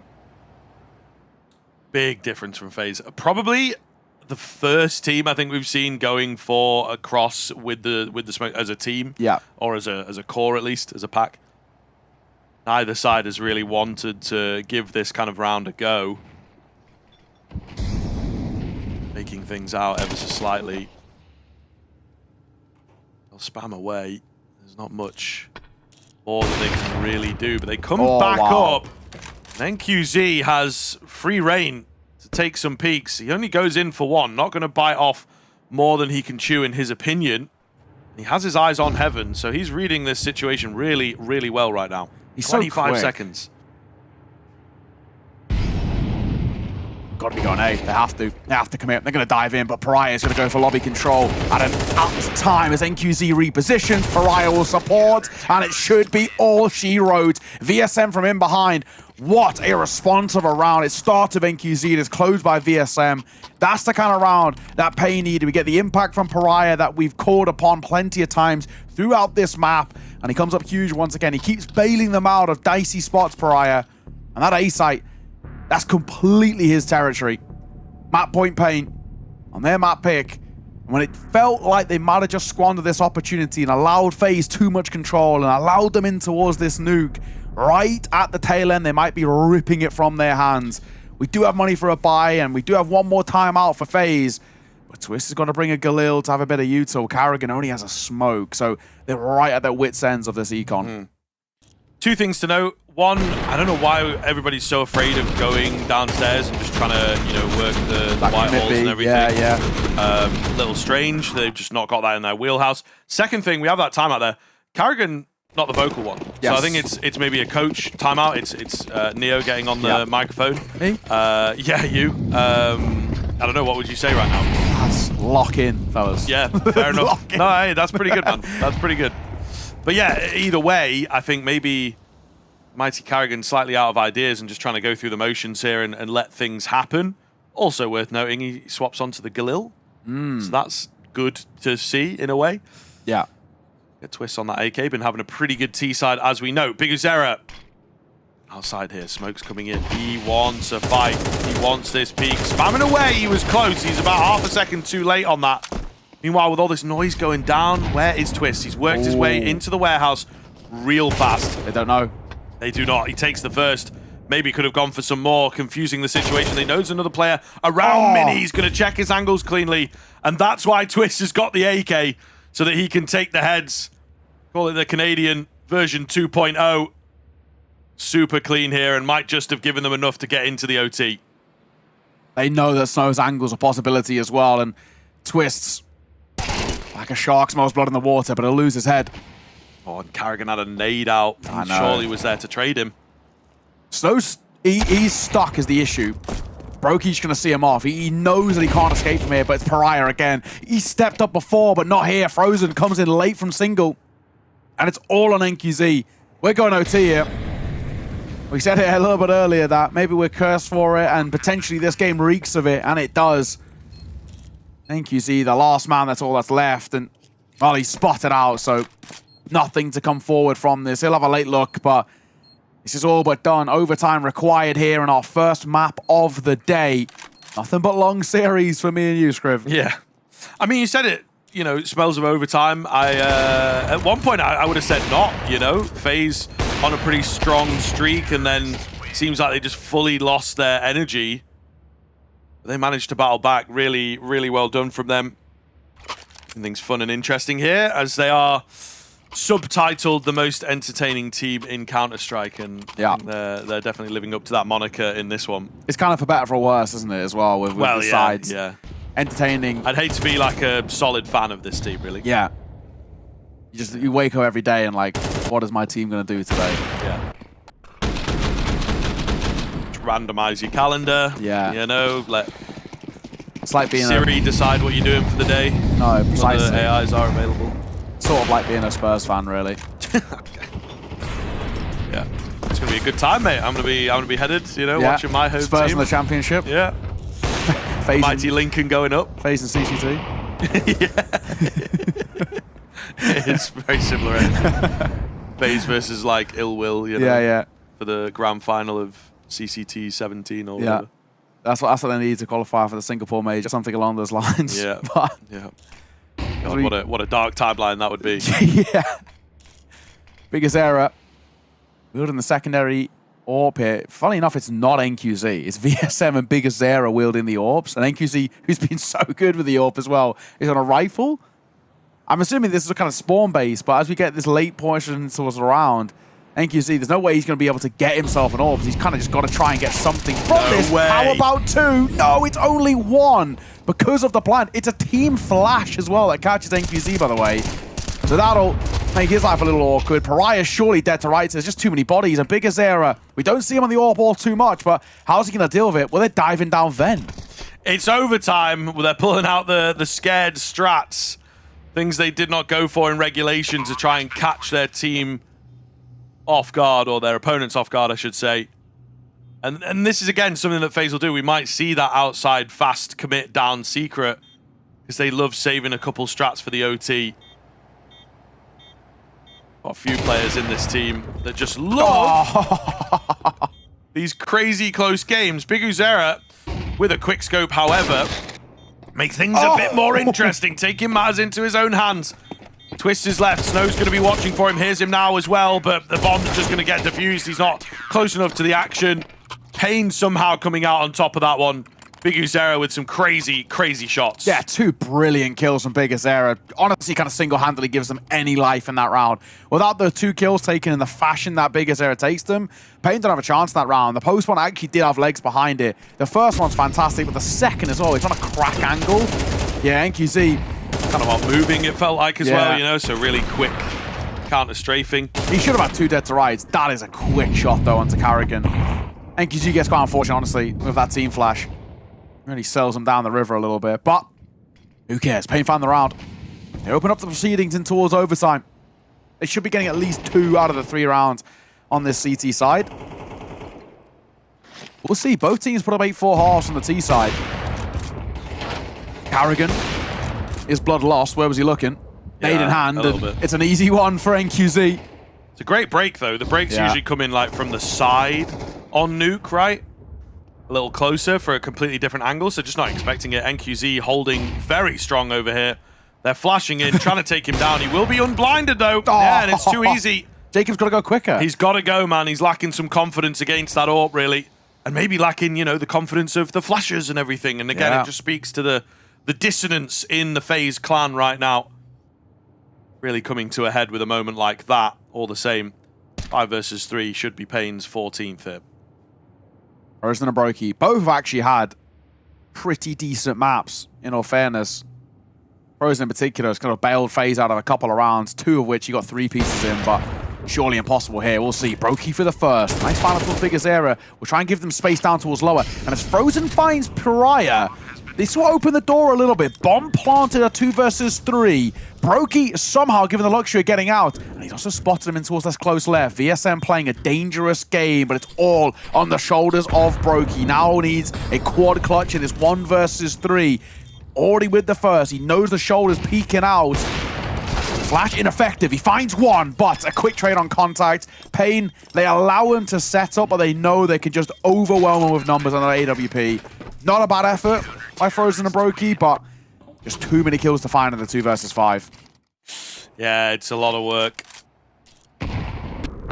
This whole overtime feels like it's going to be a lot of work. Pain with a resurgence, you know, it often happens to CT sides and teams that maybe feel the pressure of regulation, but CT sides especially, right? You have this money that you got to worry about all the time. Come into an OT, not necessarily the case. Maybe you're AWPer. That's about as far as it goes. But if you win in rounds, if you win that first round, you're sorted. So, yeah, could be a flawless first half of this OT for Pain if they continue playing like this. You're right. Oh, nice nade. Really nice nade. Carrigan taking a lot of damage, and from the heavens, Pariah for 2. He continues to be a stalwart defense here for this A side. He was tempted by the dive down as well, you could tell, but NQZ gets a freebie outside twist, overlooks the angle, and NQZ just punished them in that previous round from. And once again, it's Brokey and Frozen in a 2vx situation, this time a 2v4. Just not good enough, though. The utility to get into A there, just really not good enough. Nobody blinded up. It's going to be Frozen all alone here to try and clutch up a crazy highlight moment on the cards, but he gets overwhelmed, hits the shots that he can, but you can only shoot at one person at a time in theory. Unfortunately, like I say, though, just not good enough from FaZe with that utility. Call's a little lazy, kind of wanting to get out of here ever so slightly. In the same vein, nothing seems to be working, but they have hit this groove of like, oh, it's overtime, so we can just throw the kitchen sink at every single round and force our way in. And sometimes, at one time, that may well have worked, but they've lost the X factor, dare I say, you know, the rain factor may well be the case. Especially on a map like Nuke, he would have been great here. Yeah, a stable guy who's going to set you up for success, right? Yep. And we just aren't seeing it now. Spoke about Pain as well. Some of these T-side rounds, like Pariah's individual brilliance towards single, how much space and control he was taking there. FaZe struggled all kind of half long to shut him down. Let's see, for now it's a bit of a slower roll. There's a couple in towards lobby that are just waiting to see whether FaZe tempt fate with a lobby crunch, and if they do, probably be at the loss of life. At the same time, Snow, who loves a lurk, is looking outside. There is a world he got spotted there on that kind of crack angle. He's going to get down towards Seeker. They can't stop him there. Jacob will be our first line of defense on this top bomb site. 45 seconds remaining. Pain certainly taking their time, looking uncomfortable on the T side, you might say. Well-timed smoke onto Squeaky. That maybe make some decisions now. T's, but I think they still just have to go A. They don't really have any time to do anything else. In the same vein, they've got 2 players outside. That's it. I guess they're looking to crunch Mini. It's questionable, to say the least. Yeah, there's really not a lot of time. Molotov not quite good enough. Jacob, unfortunately, the M4 making the difference. Can Brokey from the back end of the site, who goes overlooked. He misses a key shot, though, but there's just enough carnage and chaos going on. It's wild. What is happening, says everybody involved. The CTs hitting their shots and just in slightly better positions. And that, for me, comes down to a lack of time and a real panic from Pain. Yeah, and a real kind of lack of direction, if we're being honest, right? For this Pain side, they put themselves in a spot where they leave it too late, but they have no information gathered. They have no idea about what the setup's looking like, and they just dive in, and they're basically just, all they're looking for there is they're hoping that head-to-head duels go in their favor. Like, it's not really something that kind of reeks of a good idea or a good plan. It's not a good call, as a sense. It actually is not a scared way to approach it. It's just hope that somebody delivers a multi-kill. Some hope that kind of our openers win out their aim duels, and they just don't. Too easy for FaZe to dissect that one. And all FaZe really had to do in a situation like that was be patient. Yeah. Yeah, no, for sure. The round came to them. Landed their shots. So we'll see. As I said, Payne not been here for a while. That first round back on the T side looks uncomfortable, to say the least. I think he's boosted up here looking for the first kill. Might just get it. Oh, man. It's close, but nobody rounding those all-important corners. Wind on top of each other here outside. A minute left on the clock. No real progress made by Payne so far. Two. Again, we're burning a lot of the time here, but Carrigan, bold choice to try and take aim duels at range and he'll lose his life. The AK, nice shot from him. NQC gonna find one with the AWP. This is looking a lot more likely, maybe the beginning of the end here. The curtain being drawn on this Nuke as Payne are on track for the 16th. They're 5 versus 3 now, but all 3 are towards this top side. Oh, man. VSM, do you clear Mustang at a time like this? 20 seconds, Payne. Again, he hasn't cleared it. So overlooked, frozen for 2. Biggest error answers one back, but Jacob's going to get one. So will Twist. And 1 versus 1. It's all on the IGL. Biggest error looking for Twist. He's going to find him. That is a nerve-wracking round there, but Payne win it nonetheless. And they close out their map pick of Nuke. Effectively, yes, but definitely still questionably. Yeah, absolutely. I mean, never easy on this map, it would seem. Payne enjoying the pick into it, but OTs seem to be pretty prevalent on this one, a double OT in their previous game in Stage 2. So, you know, it's really quite a rough one. You see a round like this as well for Pryor Jr. and you feel, okay, that has to give you enough of a springboard to close things out. They won the subsequent anti-eco as well, but just the rifles, man, could not fend off. So some decent signs from FaZe that perhaps the individuals waking up into this matchup, it's just that team play, it's just that dissonance in places, a couple players with nades out when they should be ready to trade or not quite spacing well enough to help their teammates, some lazy utility, and it costs them in the end. These tiny nuanced things will of course make all of the difference. We've got a D2 coming up next. What do we expect there? Again, not quite sure. FaZe have been slammed on this map just a day ago, and yet they pick into it, so we're going to find out if anything has changed in the 24 hours since they played it previously. We'll see you in a few.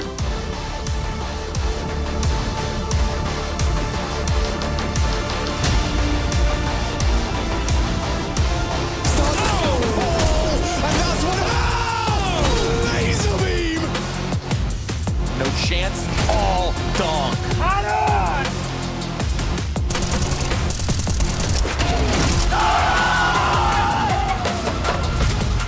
Opening fight here and no utility to do it. Brokey going for more. Brokey wants it all.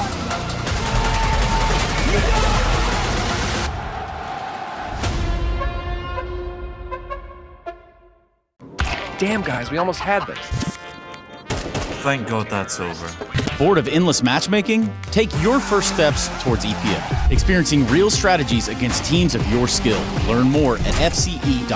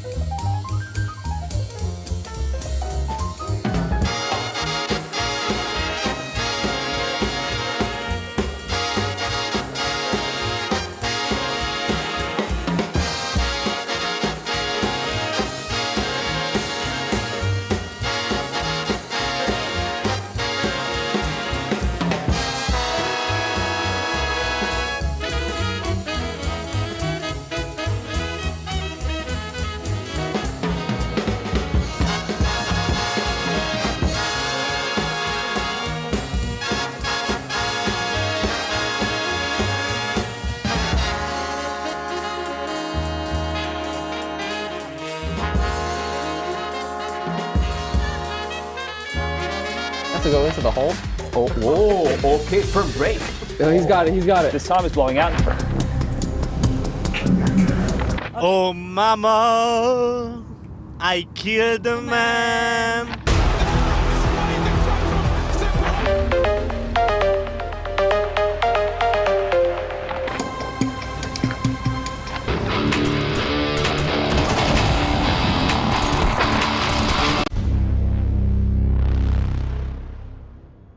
Constant bouquet. Let's begin. Recite your baseline. A thin black reticle began to spin.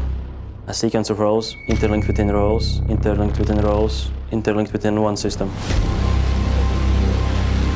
Whatever happens, roles. Rows. Have you ever been in a system? Roles. Rows. Do they keep you in a role? Cells? Cells. Oh, you don't even smile. Do you long to answer their questions? Frags. Frags. Would they understand if you did? Frags. Frags. When you're not performing your duties, do they reduce you to a number? Stats. Stats. What's it like to hold the drop of someone you loved? Interlinked.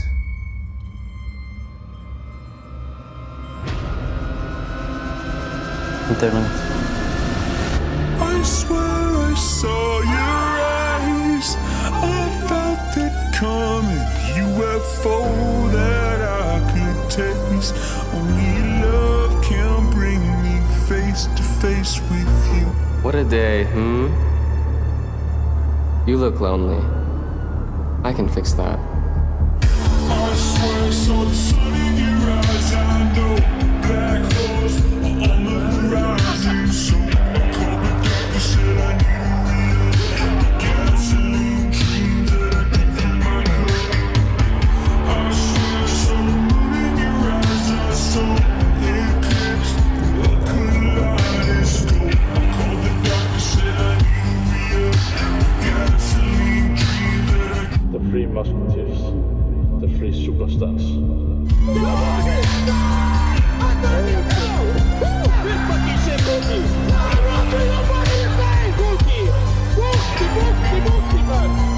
Welcome to FaZe, motherfuckers.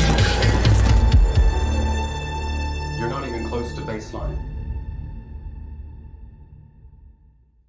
Brett player.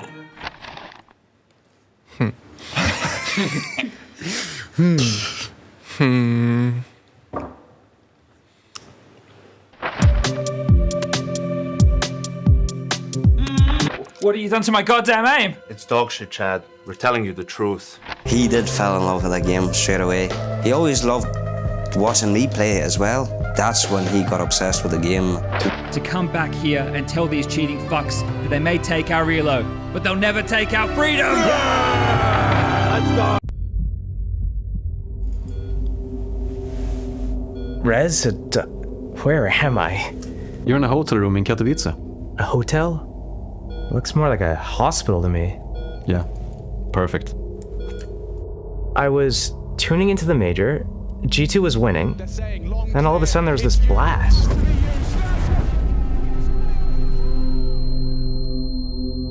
Was this before or after they lost to FaZe in the semis? FaZe? In the semis? Think of that. Spirit defeat FaZe 2-1 to win Shanghai Major. Don't worry, we go through it all slowly. Magic's popped off. I must be dreaming. This are gonna take a little adjusting to, okay? No, it's all wrong. That's so right. Never mind, it's cooked. The world's different now. Wait, what is that? Oh, this whole thing? What do you think? It's so weird. The young prodigy is yet to peak. They're both of us. Huh? Flick over the pitch, Josh. Should I say, steal? And still picks up an ace. High by pound. That's right. Let's see it. Show us the black and red. Wait, what? It ain't 2014, Ankh. Your options are limited. Excuse me?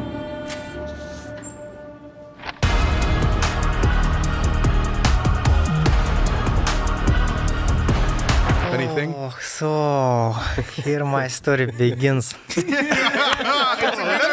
was waiting this moment.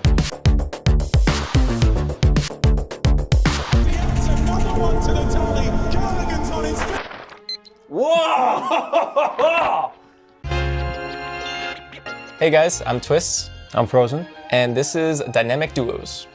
Playing B on Dust 2 is, I mean, can be rough, but also I feel like it's one of the chiller sites, so to say.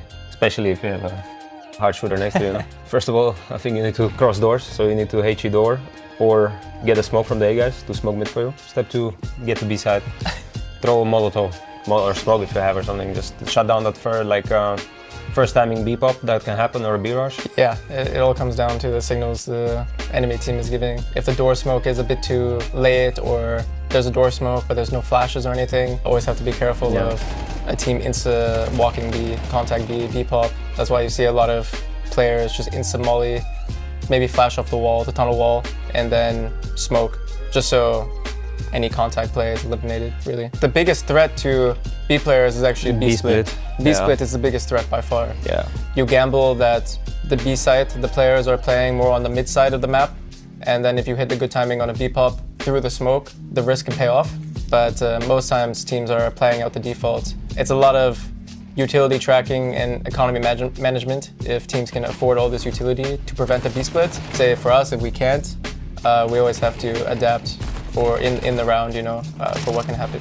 Like if the T's can play the round well, you know, make cities use a lot of utility on the map, then it will get to the point on the B side where you run out of nades, and you know, as Ross said, you have to choose either you play for mid or you play for B side, and I mean, it just comes down to killing, right? And it can be rough sometimes. Yeah. Despite it being the smaller side out of the map, I mean, you can get away with playing one close angle at MP9. You can only stay there for so long because you cannot stay there if they're splitting B. You want to make sure you get a FAMAS or M4 to make sure that you and your side partner can have good crossfires and long-range duels, either window and car. So if they're splitting B, one point gets contact first with a better gun, and then of course double up is always nice for the B side. And he's also really good at surviving. When he has a smoke, I feel like I can always rely on him to buy time. So I always have time to come back from mid and throw flashes. When I play a site with a player, that there's a lot of natural chemistry. We're doing things that can be unspoken, and we just play off of each other well. Yeah.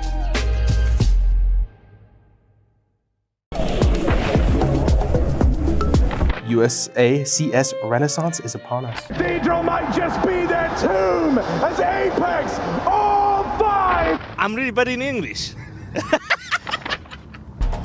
So there's a reaction. Let's go, Nico. Nice, Nico. Let's go.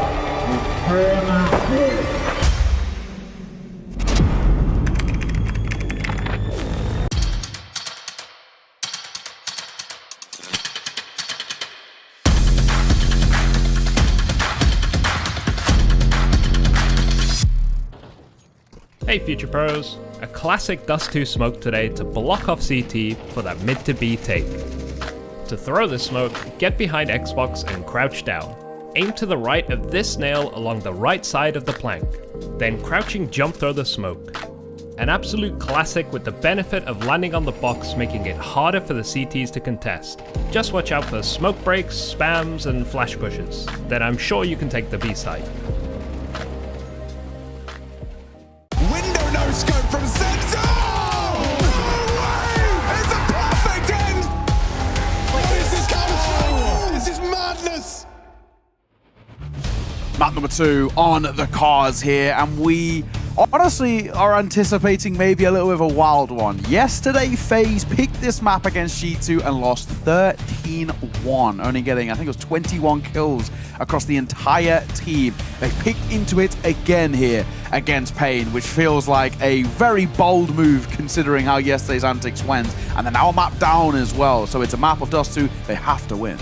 Yeah, they must have had a really good scrim or something coming into this stage 2, but We indeed solved it, guys. Yeah, I don't know. It's like I appreciate and respect you being confident in the pick, and you know, maybe looking at yesterday as a fluke, as a getting warm, and hopefully they've gone away and done some work on that map, or maybe it is a case of you just forget about it, pretend it didn't happen, come in with a fresh slate here. But Going to be challenging. I think they will be kicking themselves. They couldn't clean up Nuke there. They worked quite hard to take it to the overtime. A couple of moments where it felt like Pain should be able to take it in regulation. Strong first half from them.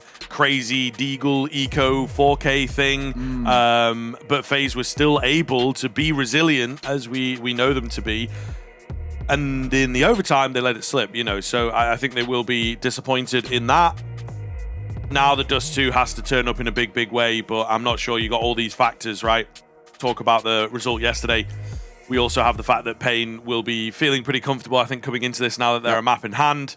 Can FaZe bounce back? You know, you got the at-home aspect. I think for people like Twists and Carrigan, like these online games probably really do get to them a bit because it's just not the environment. You know, Carrigan always working the crowd, always playing around those kind of emotions and, you know, making his wacky noises and stuff like that. So all these factors come in to now honestly point towards Pain, if I'm being totally real. Yeah, and Pain don't mind this map. It is kind of the main thing on the flip side as well. There is a map in which they've played a decent amount of time. They just don't win it, right? And so I guess maybe for the likes of FaZe, it's like a confidence thing of like, yes, you know, we lost it badly, but they're losing it too. But like, they took Power Vision the distance. It wasn't a bad showing. Like, it's not like they looked terrible on it. 3D Max, this map has kind of become their home ground. So again, a loss that doesn't really surprise me that much in terms of the early stages. We'll see, though. The only win they've had is against Bait in the top level in the last few months of this year. So we'll see. Generally speaking, they've had some rough showings in their own regard. And despite FaZe's woes on it yesterday, I think the woes of Pain will be worse. So let's see if that is the case. A T-side start for them, and looking tempted to maybe dive out towards mid here. Snow will be tested. He spots a couple, and he'll just tuck his head away. As will FaZe. Flash coming in towards short, but they're very ready. Jacob, while blind, takes it. There was 4 players around that corner just so set up for it. Some good nade damage to try and follow up, but we'll see. Headshot's going to have to land. Great flash once again. BSM here, trying to make a cross in, trying to take a couple of names before they get in towards the site. Does come close. He takes that easy player in Carrigan, but the rest of them not looking good. Big flick from Snow. Runs out of ammo. Can't get another. He had a decent chance, honestly. If he had a couple more bullets, he might have found one more. All going to be on to Pariah Jr. Charging in from long. Takes that goosh initially and is quietly finished off by Brokey. FaZe to take the pistol. Yeah, nice pistol for them. I think they get a little bit fortunate in a few instances. That kill that Jacob gets to open things up. He's full blind, but you take him all the same. They just dive in towards A late move. The nade that comes through is actually really nice on towards FaZe, and it does soften them up, but it's not enough in the end. Snow, this second shot, though, is a stunner. It's so reactionary. I think he even realizes he got it until it had come through, but pure instinct, net him a second. If he had a little bit more ammo, that player on towards top site potentially could have been in trouble too. It's FaZe who start well. Will be forced by Pain off the back of the kills they find. It's Snow in the MP7 who's flashed into the fight here. That seems really overzealous for me, arguably even unnecessary. Potentially, I think it's a force buy. Maybe you have to try and do something, you know. Doesn't quite work. Could have been big. The flash just made too much noise with the bounce and then, you know, appeared for quite a while. It's not like it was the perfect pop flash that we love to see. Smoke down on the site here to just slow them down, as the CT side have been loving this recently, just across the board in Counter-Strike. Indeed, it does work here. FaZe going to be forced back towards the middle. Carrigan sticking around. He goes for a drop in. Not quite been heard. Biggest error. He had enemies in front, enemies behind. What do you really do there? And now it will be this saving notion for Pain. Ooh. Nice pickup from NQZ. He's good with that scout. Yeah, that fantastic round on Nuke.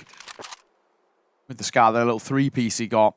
Honestly, you kind of believed in him for all 5 as he dealt further damage. But this time he'll just take his one. The double scout MP7 will be reused in towards the next round, but it's a second on the board for FaZe. Most likely a third as well, considering there won't be a full investment, of course, for paying in towards the next. So a nice little runway. FaZe have already done better than they did against G2. That's a good sign.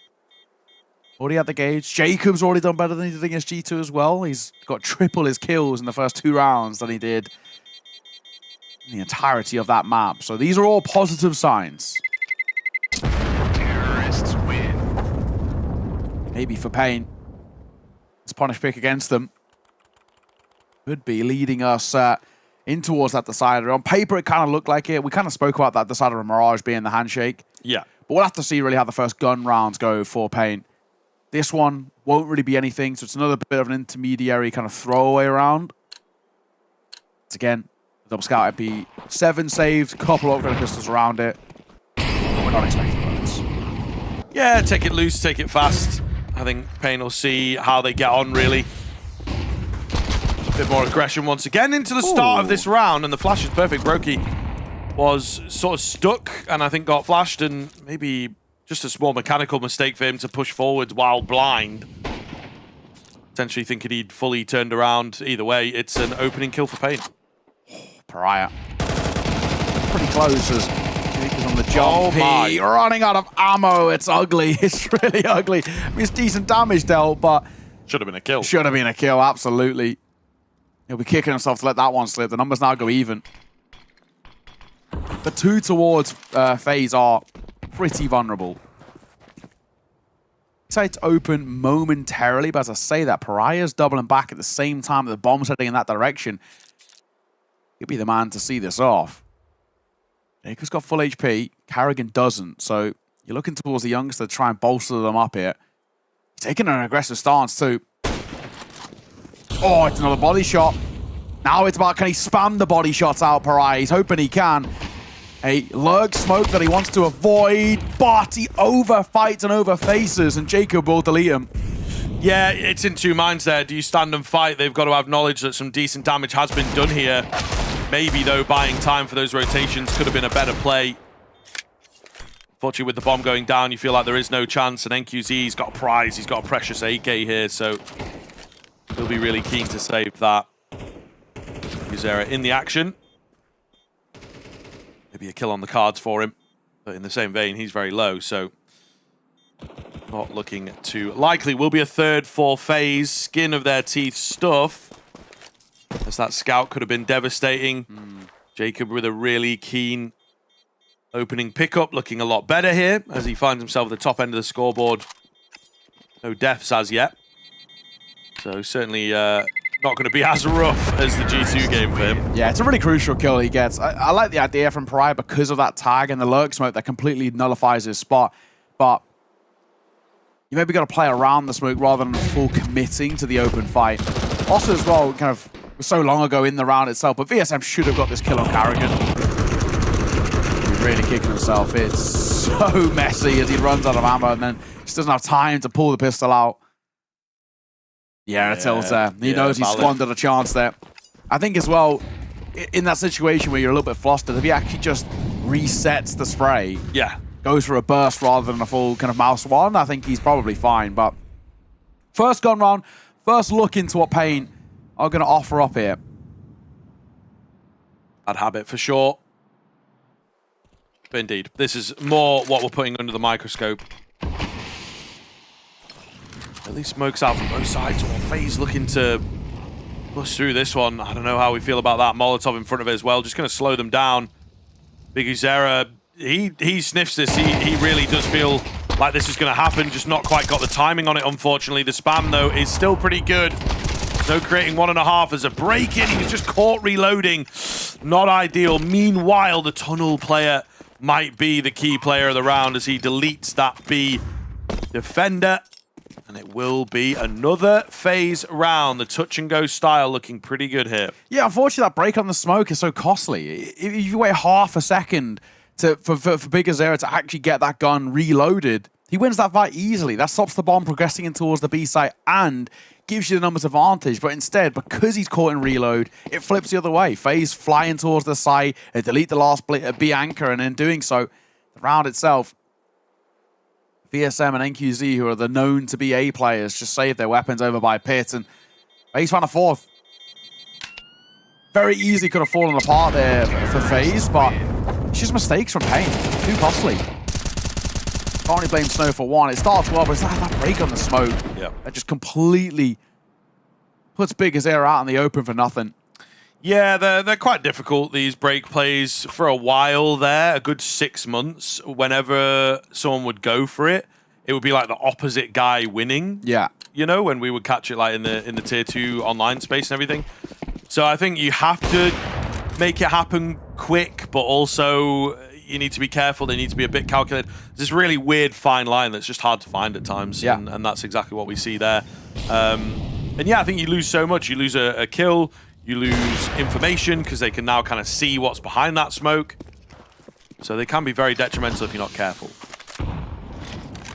Double up setup here. Snow actually making the AWP work, apparently, on the pain side of things. Nice shot. Second molly thrown in towards short as well to slow Carrigan down as well. So needs to be a little careful. Gonna fall back towards window. That gives them the opportunity of escape if necessary. As the bomb doubles back in towards upper tunnels. There's 2 players here. Snow and Pariah. 2 players who have very good maps in their own regards as well. Snow playing back plat, always difficult to properly clear this position. He has no utils, so he just wants to take aim duels. And how quick? Here's the trigger finger, really. Let's see. Smoke down. Oh, he doesn't even take a hopeful pop shot through. He's going to let them through. This could work against them, but a boost up here will cost Jacob his life. Nice from Snow. Looks for a second. On the right-hand side, he'll deliver. And there's potentially more on offer. He just misses his chance against Brokey, but Pariah's there to clean up the round as finally Payne finds some success to build upon, and it's off the back of the youngster. Becoming quite predictable, that B-lurk smoke, I feel. Yeah, really not a lot on the offer there. But yeah, it really is, you know, hold one side, hold the other. Maybe if there's really strong flashes behind it, but seen a lot of players getting used to that by now. Yeah. Still, breaking into B from the tunnels is just one of the hardest things in the game to do, for my money. But then the site is really hard to retake, so perhaps it balances out, you know, the risk-reward, as it were. I'm taken relatively early as well for FaZe. Now that we've seen the first bit of success for Payne, they immediately want to discuss why it happened. And we kind of spoke about this a little bit in towards Nuke, where these attack pauses weren't delivering a lot from FaZe in that first half. And of course, you know, they didn't really put too much on the table. Hoping to kind of immediately pull things back in their favor. A pop shot by Brokey. Close, but on connect. Snow will tuck himself in towards lower. Ollie, take on the toes. He wants to get in front of the flash here, but it's biggest error for 2. And he's up the bomb. And he's got NQZ in support. Spamming away at long, trying to get a trade out over here. Oh, reload. Twist! Seen reloading the shadow, of course, going to be spotted. He takes a lot of damage through the door, and there's just nothing he can do about that. VSM with perfect timing to abuse Twists. Payne may well be back into this game then, it would seem. Jacob, only one left. Got a bomb to recover and a couple kills to find. Clean onto the first. Second for the round. The player that will be a problem is Pariah Jr. Surely he's just not going to expect a guy over here. And slow but sure, you assume he's going to be seen. But actually, no. Pariah's angle is not brilliant, if I'm honest. He just gets the bomb and he'll just saunter towards the A site. Interesting not to just crossfire this. Like you mentioned, kind of like suicide into or so. But they're going to spend a couple of seconds now. Pariah's going to round the corner. Oh, there's no bomb. Yeah. Now, where is he gone? Strange. So they've let him pick it up. They've let him shift walk all the way towards the A side.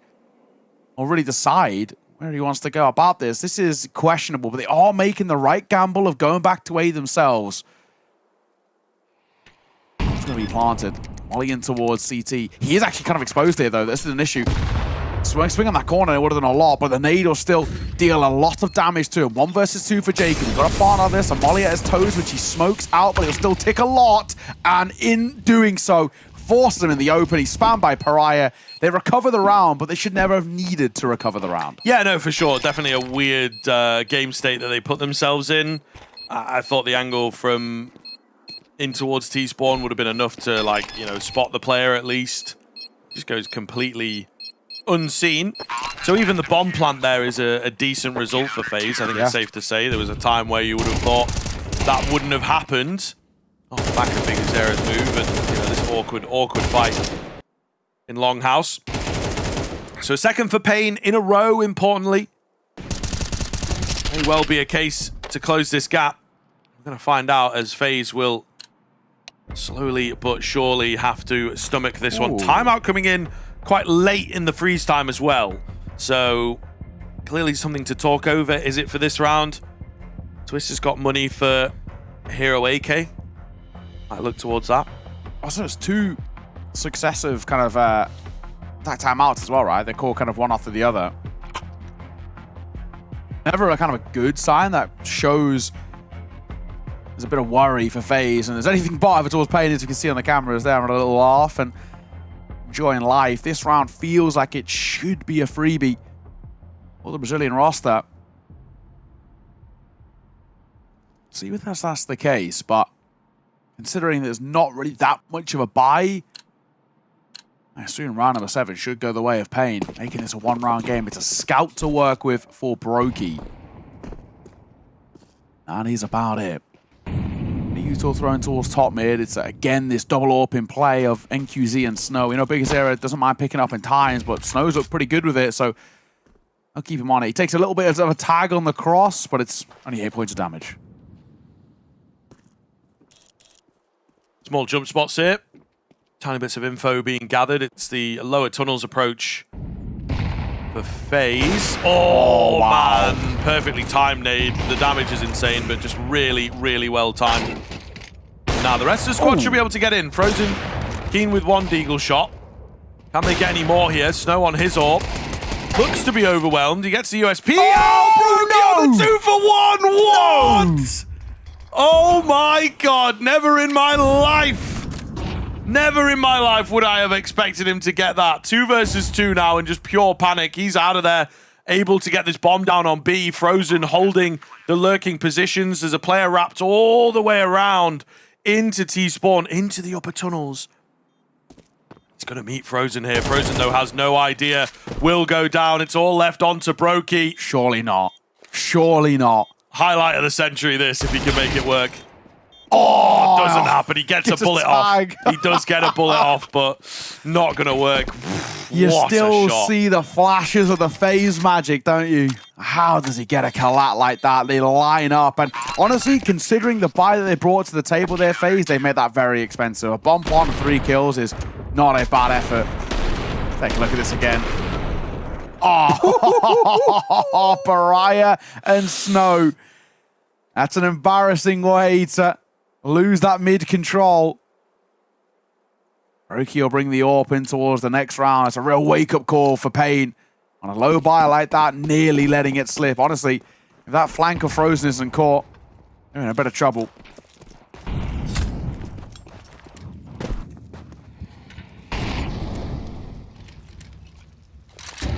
Damn crazy. I'm just, you know, reeling from that. Little sad that it didn't work out for them. What a round and highlight that would have been, man.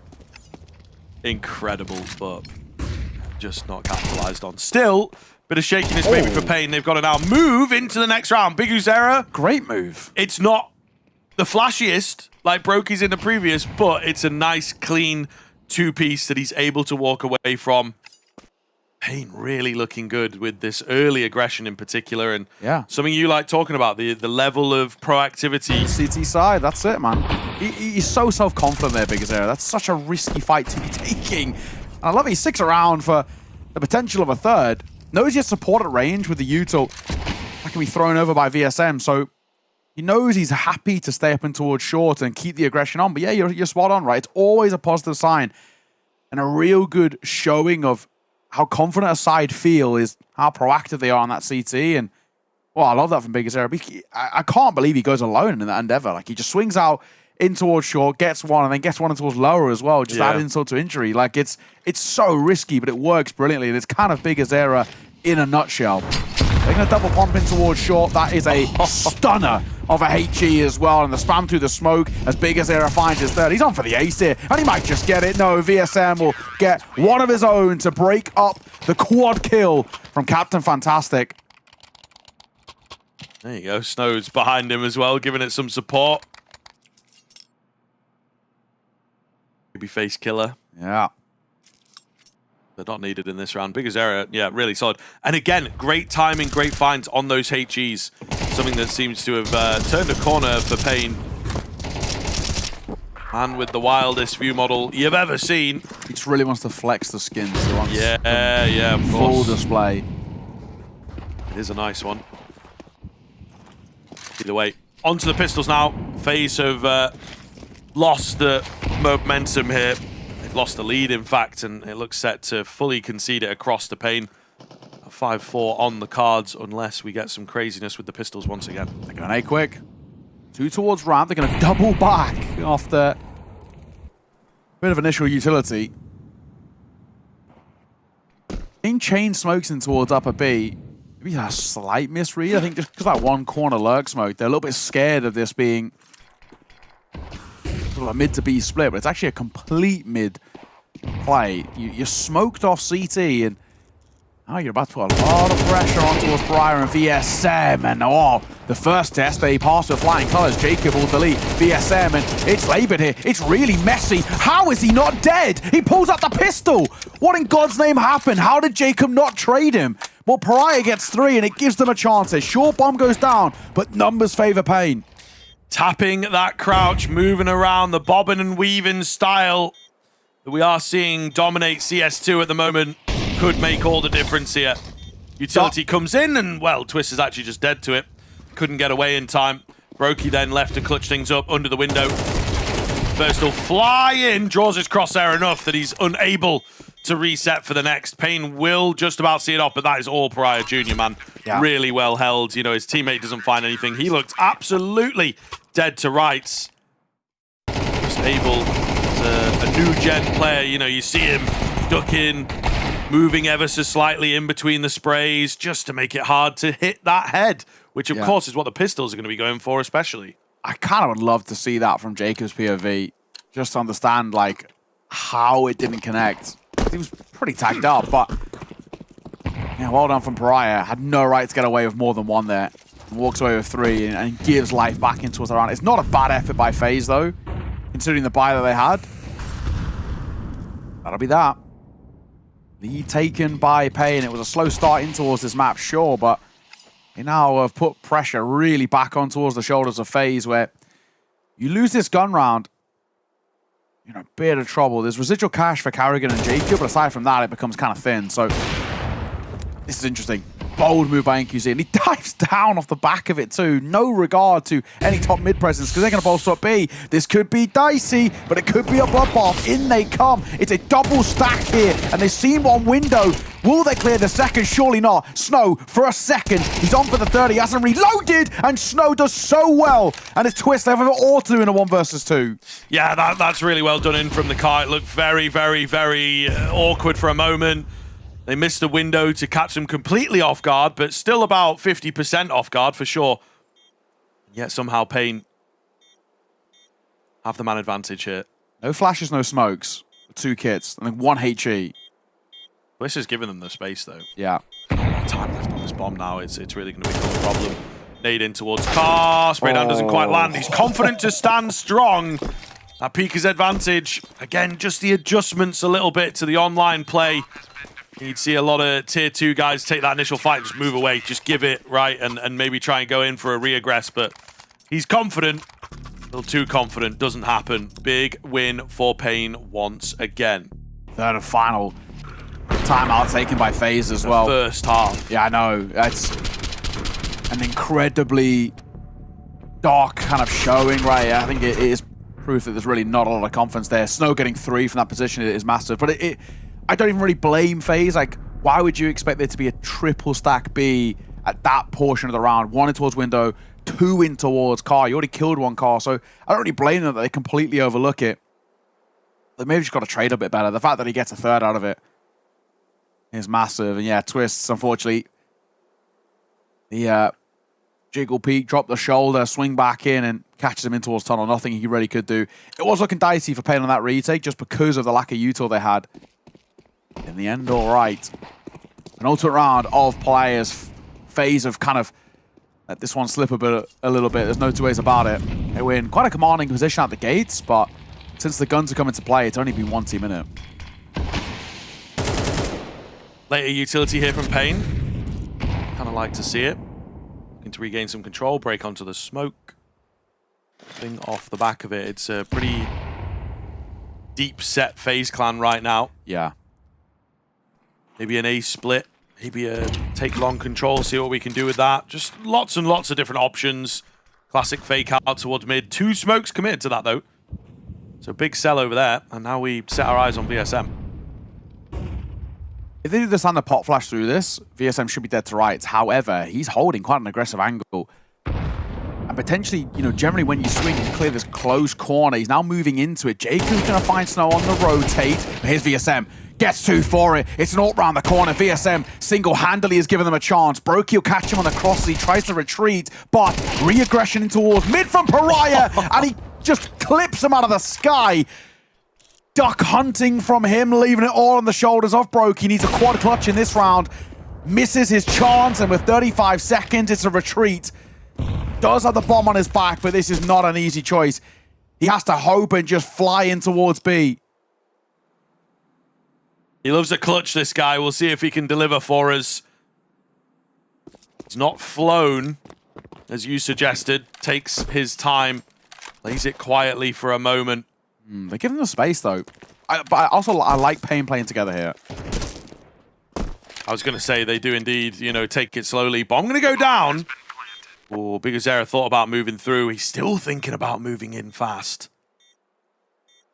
Just got to be careful. They're holding to see if there's going to be any kind of cross from Brokey. He's relying on pure mechanics to get this done. No flash to get in, but again, it should be relatively doable for the Pain boys. Brokey gives the door half a look. He's pretty set on tunnels. Is he going to hear any footsteps here? I don't think so. They're moving in pretty contact heavy, so maybe going to get the drop on him, but as that bomb starts ticking down, they have no idea where he's at. Has he been heard? One on the bomb, cannot land the shot, and will get taken down. It's close on the defuse. It's awfully close, but they will get it over the line. I mean, one shot onto that player on the bomb really could have made the difference there, but not going to be the case here.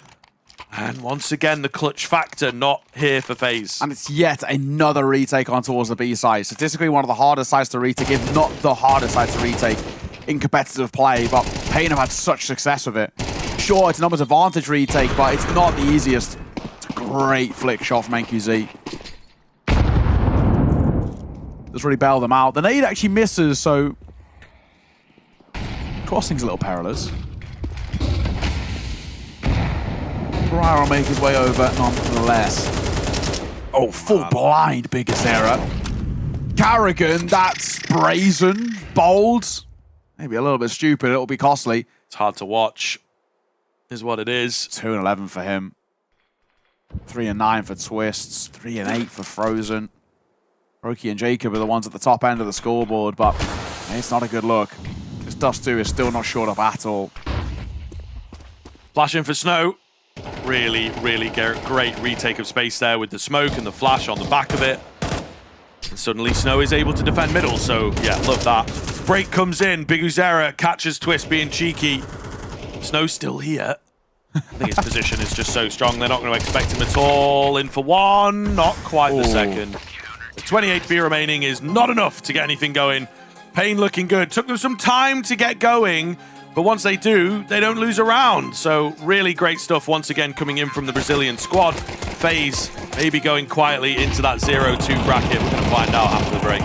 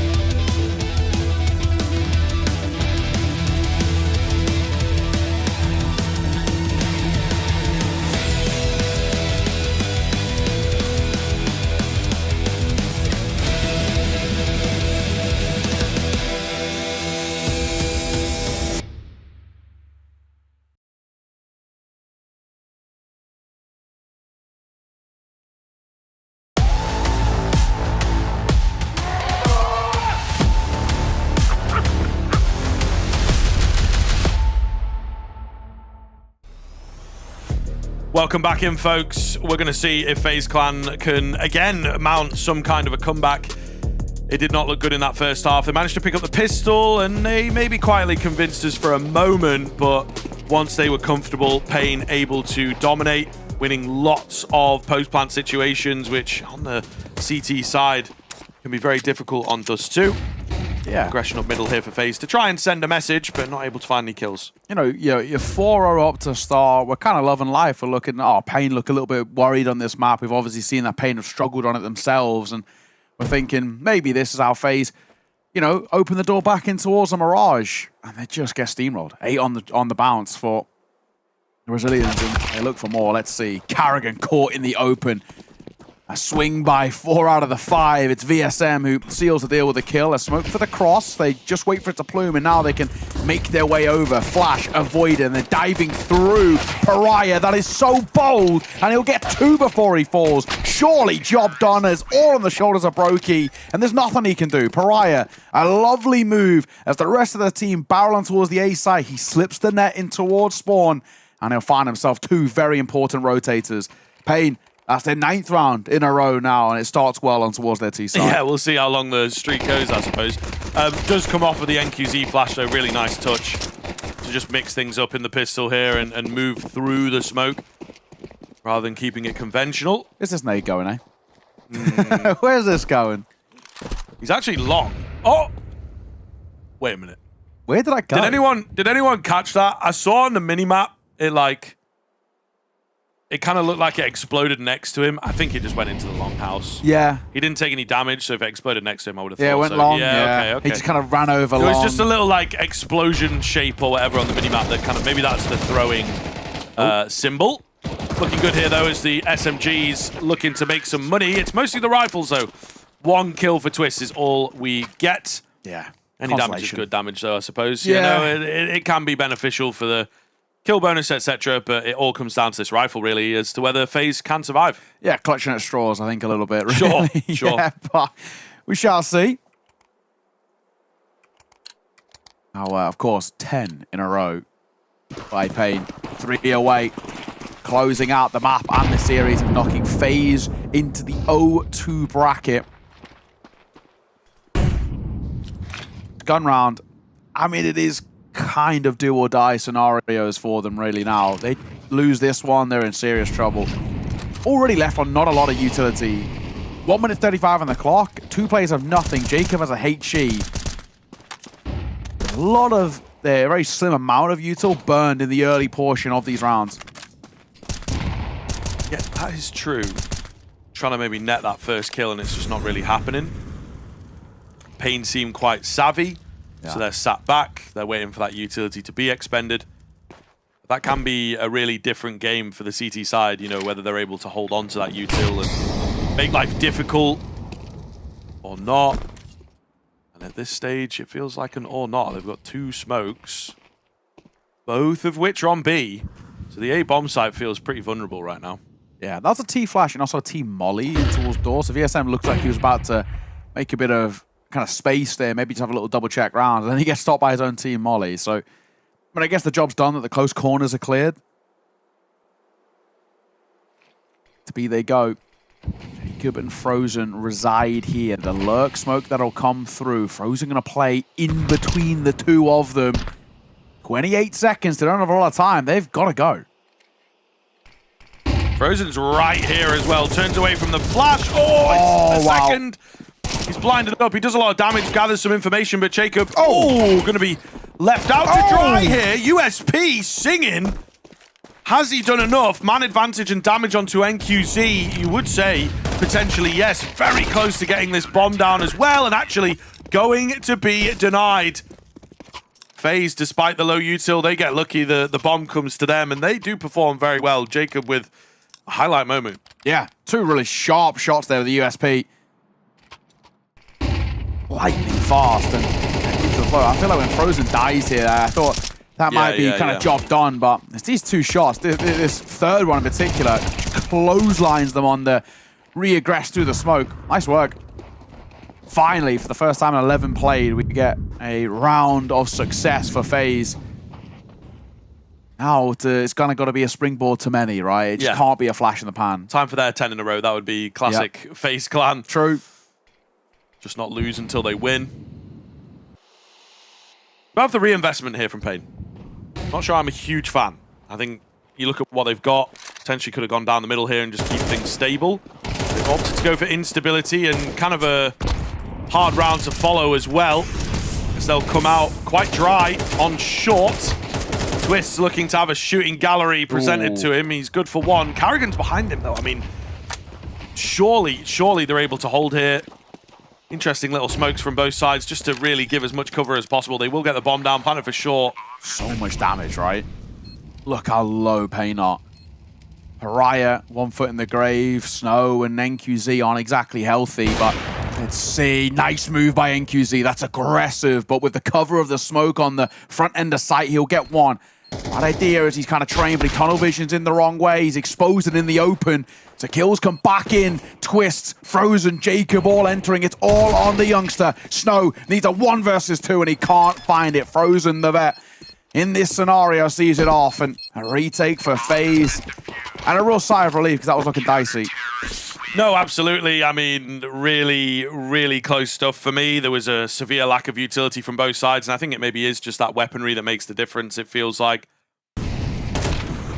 Tough. Very tough indeed. Just the heads presenting for the M4s and the AKs. So Pain hitting a wall here. Left to figure things out. They will eco into this one.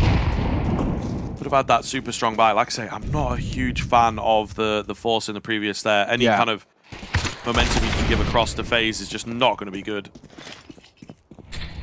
No takes his chances with the Deagle. He'll lose his life. Easy one for Twist in that long aggression. A follow-up nade to Little NQZ down to 52. Eagle scooped off there, though, by VSM, so that's something at least. This should be an easy one for FaZe to overcome, and a nice shot from Brokey to make sure of it. The Deagle scooped up for nothing. Brokey spotted one on the right-hand side of mid, and he spots his shoulder again. Can't hit the reaction, but it shouldn't make a difference in the round. Jacob tapping away and wins out the aim duel of Pariah. This round, pretty simply going the way of FaZe. The remaining two shouldn't have that much of a look in. Yeah, that was maybe your only chance. NQZ now on the Glock. Going crazy. Gets taken down. So within 3 now. It is coming close, and we did see on that first map, FaZe mount a pretty substantial comeback. Kind of tougher than this one, it feels like. Yeah. Both 8-4 halves. Yeah. Just didn't see that streak the way that Pain had at the tail end of the half and into the start of the second. So this is definitely a harder run of things for FaZe. Oscar Brown's looking pretty good, though. Yeah. You have to be very careful, you know. You don't want to wake the dragon, as it were. Takes a lot of effort at the moment, it feels, to maybe wake the FaZe dragon, but it's still there a little. Couldn't quite get it over the line on Nuke. You'd assume, surely, if they get the opportunity again, they'd be able to do it. NQZ, trained in, gifted, flash comes round, Snow not blind at all. Tag comes in, and the finish is there as well. FaZe try and take matters into their own hands, and it goes south really quickly. Frozen is still here to try and defend this B-bomb site. He's being peppered by nades and bullets right now. Meanwhile, Twist. Little smooch. Hello. This is where you need that zoom in on the mini-map. Best friends. Are you right in the corner? Best friends. Oh my God, he's going to get out. And now he's going to be like, wait a minute. There's a bit more room. All of a sudden, he's going to win that. Room. No way. VSM wins it. Crazy, bro. Little smooch in the smoke, unbeknownst to either of them. And VSM repositions and wins the aim duel. Last couple, Carrigan and Frozen. All up in the hands of Frozen. He plays towards window. They don't need to commit towards B here. There's a lot of kills that they found, a lot of space they've created, but it's also drawn over the FaZe attention. They're doubling back towards the A site, and the spam's a nice idea, but that is now confirmation of bomb cross towards short and round lost for FaZe. And now it's a saving mission for Frozen and Carrigan. Might be able to get away with it. NQZ is here so patiently, not moving out of this corner at all. Will eventually give it a look. There you go. His patience pays off. So just Mr. Frozen against the world, and they are on the hunt. If you look at your mini-map here, folks, they're after him. He's going to have to go pretty crazy here. I think he should be dead eventually. It's a question of how many he takes with him. It's only one. So 11-7. They crack pretty early into the comeback attempt. So not the best signs for FaZe, but they still have a tiny, tiny bit of room to work with. It's true. It's just a little bit over-aggressive in that tunnels play that cost them so much control. NQZ for one, he gets a leg on towards Jacob, who then gets swung upon. It all just kind of slots itself into place quite nicely for Pain. Kind of now or never, really. Full investment in for FaZe. You lose this here, money's broken, Pain on 12, map and series, and surely at that point there is no recovery. Ollie will force them off that corner, nading towards lower tunnel, but VS haven't got out in front of this. Quite rapidly scaled up in towards mid.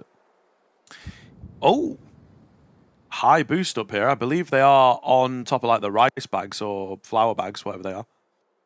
Sandbags. I think there's definitely food. No, yeah, it's like grain, isn't it? 50 kg, that's crazy. That's my dumbbells. Bicep curl. They don't go that high. I know you're lying. What do you mean? I got custom. That's fine. The bottom end of the totem pole falls. Brokey will manage to get the trade out though, so the number's going to stay even. I still, even though we zoomed in, I still don't know what's in those bags. I think it's grain, but it's a bit big. It's like wheat. You know, yeah, but it's like not quite been ground down. I don't know. Someone's got to translate what the Arabic's saying. Yeah, true. Very true. End of the round. Mailbag, maybe. Yeah. Or end of the round. In there. Observers show it, and I'll get my Google Translate like AI thing. Yeah, picture up thing to look. And that's just not going to work. We're heading towards 8.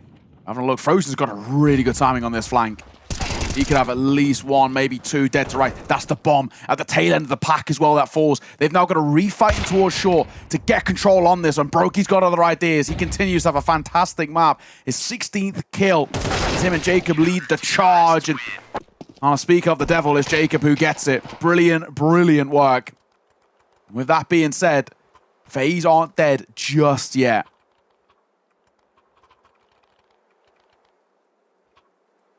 Was too quick of a flash up. Yeah, to see. Go. All right, what is it? It just says bag. Oh no, wheat bag. There you go. Wheat bag. See? Nice. It initially just came up on Google Translate as bag. Yeah. Cheers. Thank you. Yeah. There we go. Wheat bag. But you rarely see them kind of employed. You know, people forget that these little obstacles exist. So it's kind of cool to see them being utilized for like a taller boost. Unorthodox angle for sure. Timeout taken, first one by Pain. They used their timeouts late in towards Nuke, and of course, I guess long-term it ended up working out in their favor, but it did require us going towards an overtime, and I can't lie, I do have that inkling here again. I sort of said it in a similar position in towards Nuke, but this one does have that whiff of OT in the air. You're really going to make production mad by teasing it, by tempting it. I can smell it slightly. Pain looking a little questionable. This should be a bit of a freebie for the CTs. That's 11-9, 2-round game. It's back in towards the gun round. You lose that. That's 11-all, and then we really are on track for OT. So I'm getting that whiff of overtime in the air. It's like Tom and Jerry when they smell the pie. That's me flying towards the OT. I think after yesterday, though, I kind of want to fly away from the OT. No offense to CS. Just shy of a 5-hour series we had. Yeah, with a quadruple overtime in there. Certainly, really tests your mental as to how much you do love Counter-Strike, how much you do enjoy watching and commentating on it. Especially when the Counter-Strike devolves into, just it was scrappy. In the mud, gloves off, can barely see anything, because they're just so dirty. And it was also one of those kind of games as well. That entire series, to be honest, there was no real massive highlight moments. No, yeah, it was just like a couple of trades here, a couple of trades back, no real Which could be good if it's clean and you're like, damn, these guys are clinical right now. But it was the opposite. As it goes on, we want a crazy 1v4 to just keep the energy up, We're getting none of that. Good timing. There's 2 here towards B. One of which being Jacob, who actually has looked much, much better on this anchor position. Oh, he's going to lose his head through the smoke. VSM takes a chance, and fortune favors the bold, and now Frozen surely dead to right. A dive back in by Twist till net 1. But they should be able to squeeze out a plant here if they can cross. Yes, they can. Yeah, can they stay safe on the cross? Oh, the answer is no. Twist gives his life to deny that bomb plant. Very well played, very well held. That was a nervy moment. How they've ever seen him above that smoke is crazy. I mean, did they, right? True. It could have just been a real fortunate one. He was kind of in a weird angle, though, you know, not necessarily one that you would spam. So I feel like just the top of that smoke, you know, doing its whole dynamic movement, maybe. Crazy work. But this is the round. Big buy coming in from Pain, and maybe one of their last buys. If this does not go their way, they're going to have to figure things out. And again, shying away from quick rounds, shying away from rushes, even with some long presence. They're looking to go for a later round burst.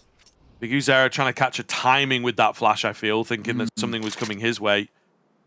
Not the case. They'll all join up towards long here, and it has indeed paid off. Karrigan lackadaisical with the shoulder peek, the eye peek to try and see if there's anything coming his way. So looking pretty good here, as the man advantage is short-lived. They're not going to show any signs of slowing down, however. And Frozen, a huge line of defense put up by him, gets the USP out, and he finds 3 in that long defense. They're just too keen to fight their Pain. They really didn't need to be as quick as they were. Easily could have got, you know, the opening kill towards Karrigan, taken long control, and just pumped the brakes briefly, right? They don't even need to commit to long, but with Big Azera up and towards short, and he's up uncontested, they think this is the time to split. But it's just too easy. One smoke, one flash behind it, and they completely lose all of that long control, and then Big Azera can do nothing skating through short because of that rotate through CT. It's really well done from FaZe. Patience paying off for them, but yeah, on the flip side, it's just for Pain. It's too basic, it's too simple, it's too easy to read as well. And sure, FaZe aren't playing at 100% right now. They're still not looking great in what we'd expect from them, but any team can overcome a round like that. It's just too easy to dissect.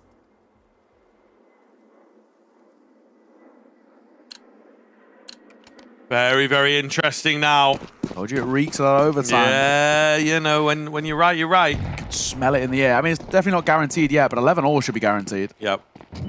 All 24 feels certain. It does really feel as well like for Pain that they've just run out of ideas. Like the initial kind of start to this half was like, you know, first couple of rounds, like, okay, something on offer here, quite puggy, but it's working. But in a similar vein to Pain in the first half, we're seeing the same thing here. Like when FaZe have had the guns in play, there's only really one team in the server. Yeah. It's just T-sides of maps that you kind of stink on. It's generally what happens. I think a lot of teams that have a preference for a map will have a bit of a game plan, get some conditioning in early, this kind of thing, and sort of stick to it. Pain, it feels like not much of a game. They have like rounds. Yeah. But the overarching T side doesn't necessarily have an identity. Yeah, and they're so reliant on individuals getting a couple of kills, right? Going kind of like 2 for 1 in their trades, which is not really something you can rely on. They're going for a mid to B split, and this could still be dangerous. Keep your eyes trained on this. Yes, it's pistols, but NQC's found the first. No way. Frozen, you have to go nuclear here, and he can't. NQC's going to get both with a Glock, by the way, as the B site falls barren to Pain's hands. Bomb planted, post-plant set up, and a couple of guns scooped up on the hardest site to retake. Uh-oh. You have to go here if you're FaZe, I think. Yeah. You have to give it a good try. The game hinges on a moment like this. No. Ollie comes in, it's not quite good enough. NQC keeps them coming. On for the ace. The armorless Glock ace potentially on the cards here. Brokey sticking around. There's kits that have been dropped. He's looking for a late move. He will be spotted, finds the first, but not quite the second. NQC, hero for Pain, giving them the 12th. And yes, sir. That's how I feel about that round. Yes, sir, straight down the barrel. What are you going to say about that, FaZe? Oh, that's how I feel about it too, VSM. A armorless Glock has ended the round with an ace. NQC, brilliant from him. A diving over shot as well, but he just continues isolating the duels. To him. Yeah. Look at what it means to him as well. Just loses that boy got it. a long neck. Yeah. Crazy So work. deserved though. I mean, what a round.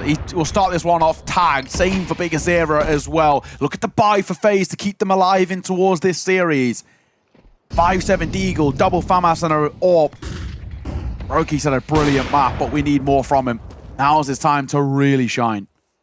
Huge bits of damage done to the T's in this round, so that speaks to an omen of this being a good-looking CT round, not over until it is over. I will say as well, kind of reiterating the point you made earlier for Pain of where it feels like they're out of ideas. That's another round which it just requires somebody to go huge, right? It's just not, it's not a sound game plan to have. Yes, it can work as we just saw, but it's not something you can rely on. But in a low buy round like that, perfect. In Yes. the rifle rounds, yeah, you do want a bit of the structure. Yeah, we want the push and pull and the bait out the util, bait out the positions, but let's see. This mid to A area is really, really dangerous. Heard the AWP goes in. It's a double swing, in fact. It's Twist to find the first. VSM trying to stay alive. NQZ's AWP will take down Twist as they really were waiting for a moment to crunch in a signal to come. Look at this. Meanwhile, the bomb never wanted to be part of this mid to short play. It is going to be a very simple plant out on the B bomb site, and you feel like this kind of has to be it. Unless they can take some of the lurking, quote-unquote, presence as stragglers, really. Yeah. NQZ manages to make it out of there, so we're into an even 3 versus 3. No kit available for this T side. One flash. And of course, the dream to try and break in. NQZ looking to break the heart. Carrigan will find 2. It's down to the one-on-one. Brokey, can he get the frag? Yes! Oh my goodness, is there enough time for him to get to the bomb? It's awfully close. I think he has got it, though. It's going to be close here. It's going to be very, very close. They're a little unsure. He's fidgeting around. He's just about able to finish that circle. Oh my goodness. Right at the end, Brokey comes up huge again. He has bailed out FaZe on numerous occasions in this map, and that's another one for him. Fantastic work. I thought that Pain had done enough, but yeah, not to be. And unfortunately, Snow is shoulder just around the corner. Look how close that is. Milliseconds away from losing the series and going to the O2 bracket. But they live to see another day. Pain can't close out round number 23, so the full 24 in regulation required. All for NQZ, AK for biggest area and prize good, but then they do have to take a bit of a dip in firepower. It's a Galil for Snow, it's a Mach 10 for VSM, so the money has run a little dry on that T side. Bursting up short, getting some control over here. Are they going to try and pick up the pace a bit more? No, they're ultimately going for something very similar to what they've had the past few rounds. It looks to be a B hit. Brokey, though, confident he would be after the previous round, able to find the first here. He will drop away, but it's still 2 on B itself. I think just really lacking, you know, the long presence and trickle play from short. They're walking straight into the crosshairs, fully out of ideas, as we've said a couple times now, and it's overtime again. The crazy Brokey clutch to keep this one alive, despite the Glock ace from NQZ. Pain can't see it over the line. I smelt it. And here we are. But this Pain side look really lost on the T side. They have no directive in what these T side cores are looking like. And it's so reliant on individuals. It's all mid-rounding. It's all loose. There's no real solid structured rounds being built here. It's not something you can build on. Despite it being leveled and FaZe having to kind of recover into this, at the moment, I'm seeing FaZe as the more solid side. Brokey continues to scale up. Jacob continues to have kind of decent moments. We're slowly seeing Twist and Frozen awaken a little bit more. I'm worried for Pain. Yes, they're getting kind of like these crazy moments, but they're not reliable. At least for FaZe, it feels like there's solid foundations there. Overall, we go again. Overtime across both maps here. These two sides evenly matched, which maybe isn't a great thing in the grand schemes of the top level of Counter-Strike, but this series is a fun watch. Yes, absolutely true. See what happens now, though. We saw Pain just yeah, really hit a groove coming into the OT of Nuke.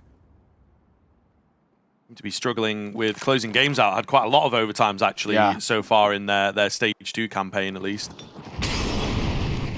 It's just so loose, the calling style. Against a very structured FaZe. See why they're not really too flustered by it. Yeah. Oh man, look at this. It's set to be a 5-man crunch. Yeah, it's a great reaggression at kind of the midway part of the round. It's an information gather. Got to do something with it though. Yeah, and there's Frozen's chance. Bigazera lives it, and all of a sudden they go, okay, wait a minute. There's like 2 short. Maybe spotted a couple actually in towards middle there. They will take down Bigazera, but they get the B control. Eventually, I'm not going down just yet. Waiting to see if there's like an over-aggress coming in. There's also maybe questionably no smoke for the door. So that leaves him in a weird spot. VSM will eventually get it out, but he needed to step into a lineup, and it's rushed, and it's a mess over here. It's absolutely a mess. It's going to be Snow 1 versus 3, but there's so many smokes for him to work in. He could disappear. Oh, no. Double spray down. Does he know where Frozen's at? Flash comes over the top. Frozen taking it heads up against him. 1 HP for both players. Oh, my goodness. On the bomb. Frozen trying to hold. Snow will deny. Oh, my goodness. 1 HP for both players. I don't think I've ever seen that. It's Snow to win. And it's Pain to retake the lead.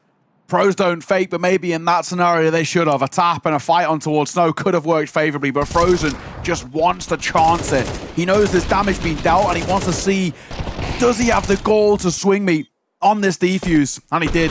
Brilliant from Snow. That is so close to the wire. It's such an unconvincing round, though, again, from Pain. Like, it's relying on one individual going huge that it doesn't strike that much confidence in me. But if it works, it works. What overtimes are made of them. I know, yeah. The chaos, the cluster of some of these rounds. All right, smoked the corner, guys. Don't worry about it. The corner is smoked. The corner next to the blue bin is smoked. No one's going to get us from there. Don't worry. That's it. I think it was right in that corner. That's it. Unbelievable. Either way, not going to have too much of a negative effect here. First time, maybe ever, we've seen Pain hit long, by the way. Frozen will find Snow. Some man advantage FaZe now. Revenge for the previous round. FURIA, he's actually quite far ahead of this. He goes ahead of the smoke. Honestly, 1-for-1's not bad there. I really thought he'd just die for nothing. Something, but same can't be said for VSM. Twist up on high. Top side of that smoke on the burst will work favorably. Bigazera will cross, but if the 2 versus 4 is not an easy one, make that 1. All on the IGL. Bigazera's got no chance in this one. It doesn't have really the time to work with either. And on the jump across, Shaker sees him over. It's tied again. 13 apiece. Honestly, because of how unconfident I am with Pain on this T side, if they go 2-for-1 in this first half, I think they win out in OT1. Yeah. They really do not like going long, though. They went out, they sat there for about a minute, they failed a smoke. Also, the cross smoke was bad. Maybe that's it. Maybe they don't know a cross smoke lineup. One guy failed it, the second guy managed to get it in the general area. But yeah, really quite messy, I think. Tag lands onto Jacob. Carrigan tagged up. Brokey with a missed shot. Twist will take down Pryor Jr. in at long. But some pretty good looking moments here for Pain, to be honest with you. A lot of damage done. This is quick. Thought Twist was going to send it. He gets flashed out, though. He's thinking about it. He really wants to get aggressive into this. They're going to look B again. Seems to be more of a favorite for Pain. Break coming in on the smoke, charging in, throwing caution. Absolutely to the wind. Why? Plenty of time. There was no need to go for it. They broke the smoke to try and rush through, but it was just bad. They don't know what they're doing, man. They don't know what they're doing. There's no game plan on this T side, unfortunately, for Pain. It's so... Ganaki's loose. The Snake could actually... deal it. It looked pretty good, but it deals like next to no damage. And you see, he's crossed. I don't think Snow's going to get the same luxury. Got to be dead to rights, and that's just a slip of the net there. And from behind, seeing off only the 1 casualty. It's a good half from FaZe. It's very worrying from Pain. Their T sides, they lack really any solid game plan. But the CT sides did look a little stronger. We'll give them that credit, of course. Cast your minds back, it was a hot minute ago, but Pain went 8 in a row at the tail end of the half on their CT side. So a lot better there, but feels like FaZe are getting better and better as this game's coming along. And, you know, it's no longer a two-man show. At one point, it was only Brokey and Jacob. Now we've got Frozen in the play, and Twist is starting to wake up a bit himself. Love that confidence from Brokey, though. Trying to find that first pickup, not going to happen for him. Yeah, they were really solid and proactive here on the CT side. We'll see if that continues being the case for Pain. A lot to break down on that T side in sort of, you know, a post-mortem, but done for now. Unless we get another OT here. Arrogant. Thinking, lining some smokes up, but not necessarily going to go for it. I think we're slow build-up on short seems to be the plan here. Again, just immediately something that Pain never really went for on their T side, so we'll see how they handle it. Smell it the OT, but right now that scent is kind of smelling up map 3. Especially, you know, FaZe, you found this first on the T side. I think the pressure gets to Pain. It's not loads of Utah if they're caught into a retake here, Pain. I think worth keeping an eye on. Kits on 3 out of the 5. It's VSM and NQZ, you don't carry one. They're just lobbing the molly with, like, hardly any presence. Flash comes in. That'll confirm for Snow that there's not really anybody around. 30 seconds, and we are just starfished everywhere here on the T side of things. Jacob going to get Big Uzera trying to pull off the aggression, though. 5 versus 3. 20 seconds, man. But they just have control of nothing, awareness of nothing once again. Pain being picked apart in the OT. Yeah, this is a clinic by FaZe. This is a map 3 brewing for sure. 15 gets punched in with that C4 going down. VSM and NQZ, nothing these two can do. They'll shell up and save, but this one's done. We're going to be heading towards this Mirage. I'm certain of it now. And Brokey wants to make sure of it. Lovely find by him and by Jacob. The two players who've been consistently great all the way throughout this Dust 2 seal the deal in this one and give map point to FaZe. An immaculate recovery, but a completely checked out Pain. The T side was not a good showing, and FaZe have just incrementally got better and better. And I think it's more so as well. It feels like FaZe, they've actually just figured out this side, and to the point where they're so confident now in what's getting thrown at them. Nothing's really catching them astray. Nothing that Pain is throwing at them is catching them off guard. It's a little bit more like it for FaZe. It was a slow end to that first half, which worried us, but instead, mostly one-way traffic. Look at this. Zera to win out the first. Fire Jr. left alone on B, though. Is that going to be to the detriment here? Twist able to line some nades up from this boost box position. Great to see, kind of comical in a sense that he's just, you know, fending off the bullets. An advantage for the CT side. They're going to send VSM flying in. He's not able to find anything. However, Big Uzera on the other side of the same smoke. Bit more success for him. Head's still rolling, but Big Uzera is still alive over at this car. It's into the 1 versus 1 now. Brokey looking to close it out here and now, and he will get it done. It's a third map going to be required. Another overtime. Absolutely wild, but Pain just running out of ideas entirely into that overtime, in towards the tail end of the game as well. Yeah. Not quite good enough in the end. Has to be said, a bit of a Brokey masterclass. I know a couple of users on Twitter are going to be happy about that because a fan favorite from his past, and the reason hasn't been great, but that is a lot more like it. FaZe are going to push us towards a third. Pain run out of ideas, and they drastically drop off. It is a tough watch, that tail end for Pain. And they've now got 10 to 15 minutes to try and recoup the losses heading in towards the great decider, the great litmus test of Mirage. It's going to be a very interesting map number 3 because FaZe are starting to look alive and they've got that clutch factor about them that worries me. I don't know if Pain and the lack of directive on T side is going to be enough, but we're going to find out. For now, we head to a break. See you soon.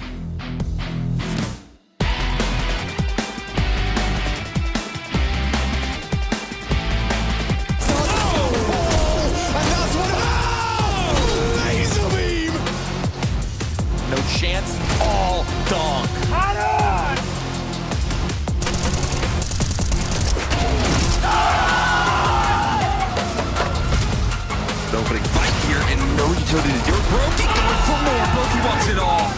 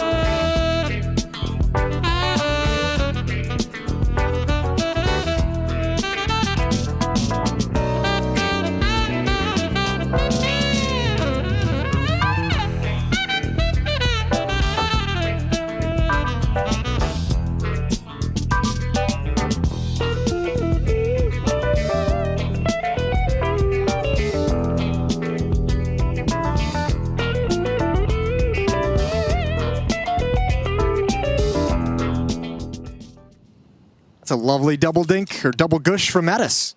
Happy about that one. G2 with the advantage. Some chit chat going on in there. It was a little bit of typing. Oh, a lot of typing. It's a lot of typing. Oh, get back to your seat, buddy. Oh, heavy guard. Heavy guard. Was he AFK when the pistol went live? No. No, I mean, he's moved. Yeah, but what's Maybe happening? Some issue. Okay. Who knows? But anyway, it's all good. 5 seconds left. Emat going to be peeking out into the open. Mattis has got the follow-up kill here for G2. And they're going to move in with the advantage.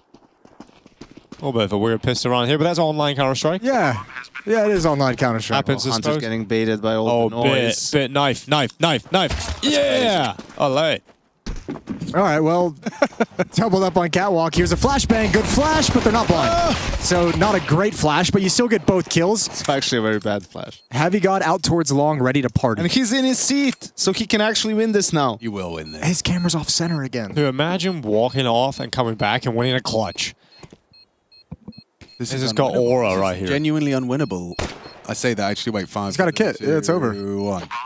Well, it's very winnable. Very winnable. I thought he had an angle. I think he thought he had an angle too, or else he wouldn't have played there. His angle was kind of like his camera angle. Yeah, right. Bit off. Yeah. Also, it got to be, I mean, he was out of his seat like halfway into that pistol round. I don't know what's going on. So, yeah, he probably came back into this all discombobulated. Love that word. Makes me think of the Sherlock Holmes. Yeah. Oh, that's a great scene. Discombobulate. I love that. Yeah. Discombobulate. Why Sherlock Holmes? Because of the fighting Robert Downey Jr., he cups his hands. Oh, sure. And he's like breaking down his plays, like distract. He like throws a little napkin. Yes, I remember. And then he has his end turn. I never rewatched those. Were they worth a rewatch? I'd say the first one was good. Okay. And the second one's pretty good. There's a second one. Oh. It's what's his face? Mark Strong is the villain. Yeah. And he's good at his job. Moriarty. They're making a young Sherlock show. Sure. I think we've had enough.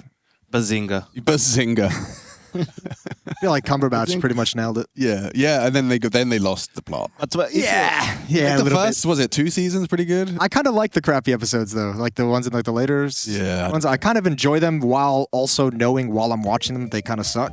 They got a bit too big for their boots, didn't they? It was the one where they go to, well, I guess spoilers. I should say that. It's the one where they go to like the little island prison and like she's in control of everything, and you're like, how did this happen? Yeah, I hated that. Yeah. Scooby-Doo movies are great though. But it was fun. The real life one? Yeah, all of them.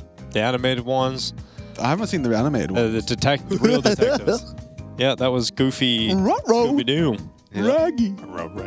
But to the Sherlock Holmes movies point, it's Guy Ritchie, so they're all entertaining. Okay. Guy Ritchie just makes like King Arthur was good. Fun movies, man. It's not gonna blow your mind with anything, but it's a well put together, fun, good time. A romp. Yeah, you don't need to sort of overthink it. Yeah. Guy Ritchie, stop blowing my mind. He also did The Gentleman. Yes, that was the Netflix show was good too. Was really good. Love Colin Farrell in that one. Yeah, he was great. Is there anything as satisfying when he slaps those little rascals around? Yeah, that was good. That word rascals is a good word for it. The TV show of The Gentleman is also good. I enjoyed that. Okay. Yeah, there is a TV yeah. show. Yeah, that was alright. What are we doing? We're just doing TV shows now? Yeah. Oh, there's nothing else to talk about. What was the Pierce Brosnan one that just came out on Amazon? I think that's Guy Ritchie as well. Oh, Pierce Brosnan. Oh, that's my Bond. It's my Bond. Mobland, right? Okay. I think it's called Mobland, yeah. Oh, check it out. That one back. Oh, check it out. That's really Tell you good. what, you should never watch League of Extraordinary Gentlemen. They made the movie, bro. With Sean Connery? With Sean Connery? Yeah. It's like one of those. I went back and watched it because it was one of my favorite movies as a kid. Exactly. I went back to watch it now and I was like, this is not what I remember. They've changed it. Like they've changed it. This is not what I remember. I remember it being so good. That was like my top 3 movies as a kid was League of Extraordinary Gentlemen, Triple X, the first one with Vin Diesel, and Pitch Black. But that was very scary. Wasn't that one of Sean Connery's last movies as well? Like he really went out on a low note. Yeah. It really, the career peaked really early on, but he ended on a bad place. I'm extraordinary. I think you nailed it, really. No, man. Not a good movie. But they're apparently great comics. Speaking of comics, graphic novels, Sin City, that's an interesting movie. Sure. Yeah. That is really unique. I've never watched anything like that. Yeah, when that came out, it was kind of like groundbreaking. Yeah, and I've watched some interesting stuff about behind the scenes about how they achieved some of their stuff, the effects, because it does look like a comic book. Yeah. It looks like a graphic novel, which is really impressive. So anyone that's into like movies and making movies, that's an interesting one to watch. There's an angle to go for you, yeah. Yeah. I don't know. Shame we don't have any aspiring filmmakers emailing into the mailbag. I assume we might. DHL mailbag. Electrical engineers, though. We have plenty of galore. Tell us what you want to be when you grow up. Yeah. Because I don't know what I want to be. As you can tell by the music, by the pause on the screen, by the webcams, we're sitting at a little bit of a technical delay. So anything you send into the mailbag has a chance to be on air. Likely be brought. And that's going to be a big deal for you guys. Yes. Yeah. And us. That we would appreciate it. Guys. What was that? Sorry, Simon? Quick update. Saw disconnected. That's why we're waiting. So had a connection issue, and then there's one more player that we're waiting on. Okay. Okay. Got a coach holding up with the tech pause. That's unique. It's a different play. Usually the coach is trying to be like out of the limelight as much as possible. Doesn't want to be causing any issues. No. But it's going to be probably a bit frustrating for G2. It might be a bit of a sore spot. Pretty important part of the G2 machine. Saw, I think it's safe to say. Yep, you need him for sure. I think he's got to be, when they made the changes, G2, Saw coming over was like, okay, well now you've got a coach who's proven he can like run a program long term across roster changes, across lineup swaps, and you're like, okay, now I have a little bit more confidence that there's something behind this. If we were doing a tier list of current tier 1 coaches. Ooh, current tier 1 coaches. And we had S tier. How many coaches would you put in the S tier? Well, I feel like Yanko's gonna have a different number. Like I've got Blade at the tip of my tongue. I think everyone has a lot of respect for him and what he's achieved. Oh, Zonic.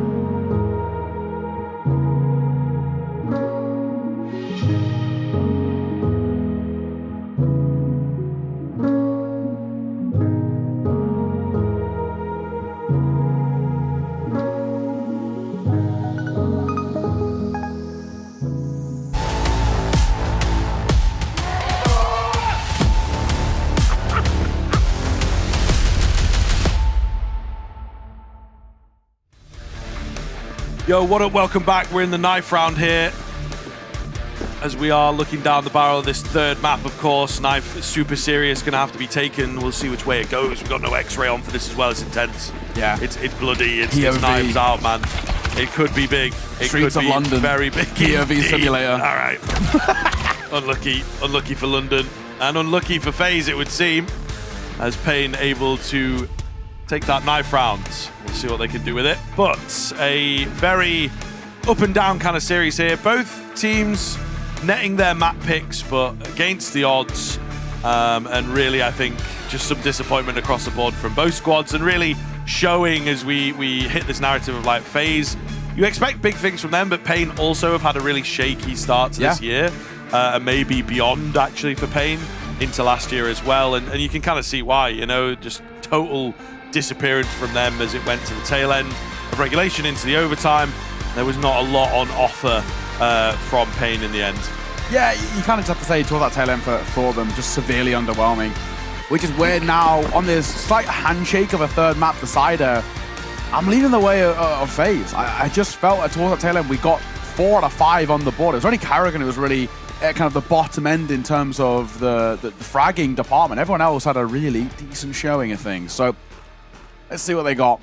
CT side start for Pain off the back of their knife win. For FaZe, they had some dicey moments on the T sides, as we saw in towards Dust 2, but overtime was recouped a little bit and a lot more like what we expect of them. Pain, who had a really rough T side, I think they've made the smart choice of going CT here and hoping they can build some really solid foundations. Snow. Waiting. As is Frozen. Who's going to go wide first? It will be Frozen, and he wins out the fight. Could be a pretty big one, to be honest with you. The bomb deciding on what it wants to do, and it will actually join where there's already been blood spilled on plant. The next goal as they maybe try and get out the palace here. I don't know, the setup for the CT side is pretty unorthodox. They're ready for something in towards ramp, maybe a footstep heard, or maybe just making sense. Frozen can't get the kill, but he confirms the location of these Julies. We do have to be careful of them now. Bomb going to go down. In this 4-on-3 situation, it's definitely not secure just yet. You see, given the luxury of a reload. Nice shot as well from Pariah. Here's the steps on a second. And he'll hit the shot as well. He gets the support of VSM to clothesline Brokey. And it's now all on Carrigan. What a recovery from Pain. How have they actually ended up walking away with that round? The opening double go the way of FaZe off the back of Frozen.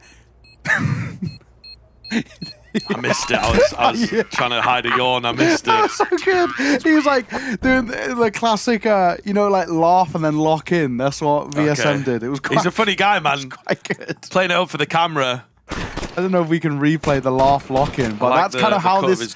That's how this round felt. It was a little bit of a laughing stock at the start there for Pain, and they locked in. I mean, all kills come in a matter of seconds, and yeah, nothing really on offer, unfortunately, for Carrigan at that tail end. I just can't believe that FaZe throw that away. Yeah, it's tough, man. I could definitely see it brewing in my mind's eye. You know, when I gave it across to you in the 4-on-3, I could definitely see it happening, but it's difficult. It's very difficult. I think, you know, FaZe, such an up and down team in this series alone. Long streaks from both sides, comebacks from FaZe more often than not is what gets it done. Surely that is something you just can't keep relying on. Surely there will be a map where you just get rolled over. VSM to peek out and find the first. Right, Junior looking for a piece of the action as well over here. Meanwhile, in Con, as they try and move up short, the kills are coming for Big Uzera. Prior Junior takes one down. He's looking for the next, and he's going to get it. Fully flawless. You'd expect them to win against the low buy, but usually it takes more work than that. Yeah, that's really good to see. Just make sure that that round is completely kind of decimated without there being too much on offer. The kind of rounds you want to be seeing. FaZe was still unconvinced at the moment. Starts well for VSM. This dive through that smoke there from biggest area for the top end of Connect is really, really nice. Another good start for Pariah. Map number 1 was his territory and be a little quiet by his standards on map 2. Dropped off kind of quite notably. See him in towards Mirage come alive again. That'll be great. And there he is. shining tall in this B anchor. It's not a easy job at the best of times, but he seems like he's dealing quite well with it. And the support of VSM on the spam through the wood goes from bad to worse for FaZe, as it's all left on the shoulders of Frozen. Yes, he can collect the bomb, but he's got a 1v5, and they're still yet to even do a point of damage. Ultimately, apart from Frozen's entry in the pistol, I don't think we've really been worried about Pain's campaign here. Yeah. He's the only one who's got a kill. Yeah. Not good luck. Carrigan with some more vocal, using your hands to speak. That's how you know it's serious. Is it going to be enough to get them back into things, though? It's looking tough. It's looking very, very tough indeed. Rifles out. This is often where things can level out, though, as the real Counter-Strike gets going.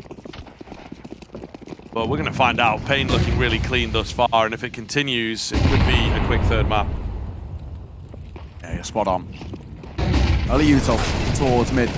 Pain is the one to take a fight, but it works favorably for FaZe. Twists and Jacob trade positively for the T side, take mid control. Start this round off in a 4 versus 3.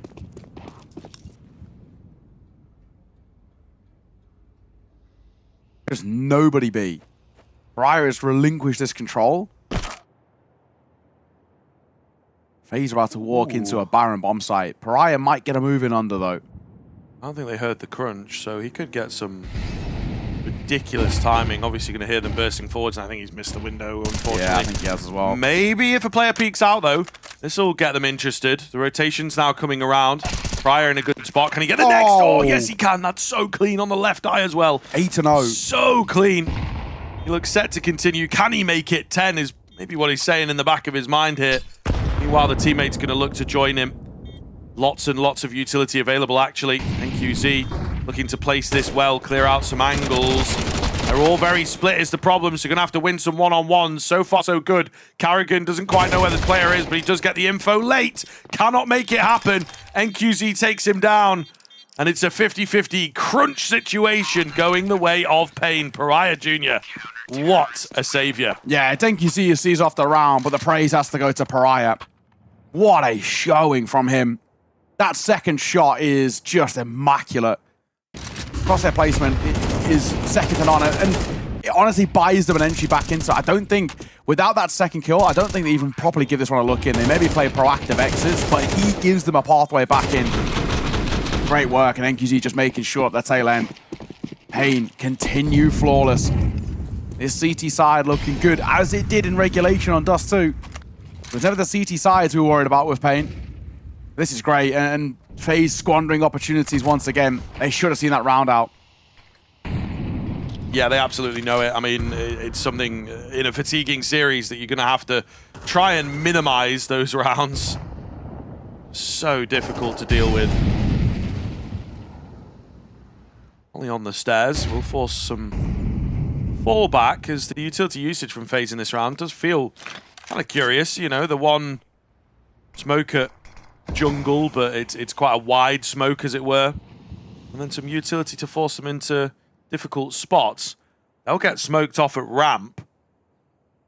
NQZ is just begging them to come pushing this smoke. Not going to be the case. It's more Palace where the main move comes in. NQZ drops his position and therefore can't stop them rolling forwards. But it's Big Uzera with an open channel here, looking to find a multi-frag moment. He will. 3 for him. The rest of the team able to work around him. And again, a super clean round. So just one round so far that's felt like a contest, felt like a potential FaZe round.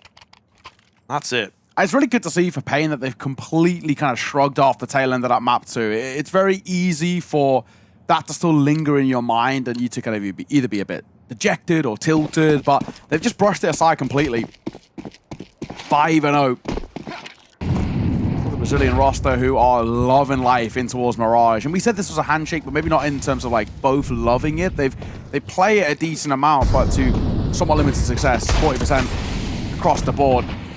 Pain looking good. They've definitely shored this one up in the pool, at least for now. It's a lower buy as it dives out towards A, but a break on the smoke. NQZ was ready and raring, and he'll net one. Spam is close. NQZ's there again with that orb, and a jump in towards stairs will cost them their life. That is lovely from Pain, making sure it is, for the most part, effortless. Building up a lot of finances, building up a lot of good feelings here, I would have thought. Looking to just keep that going. You know, we've seen these guys with some pretty good smiles on their face. They've got a bit of intensity. They've got a bit of happiness rolling around. Some joyful characters. Sometimes need to catch themselves when FaZe start that comeback train, but surely for a third map in a row, if FaZe are going to start the comeback again, it's like as soon as they win a round, you're like, right, time out. Yeah. Remember what happened. Let's just try and keep our heads on straight here.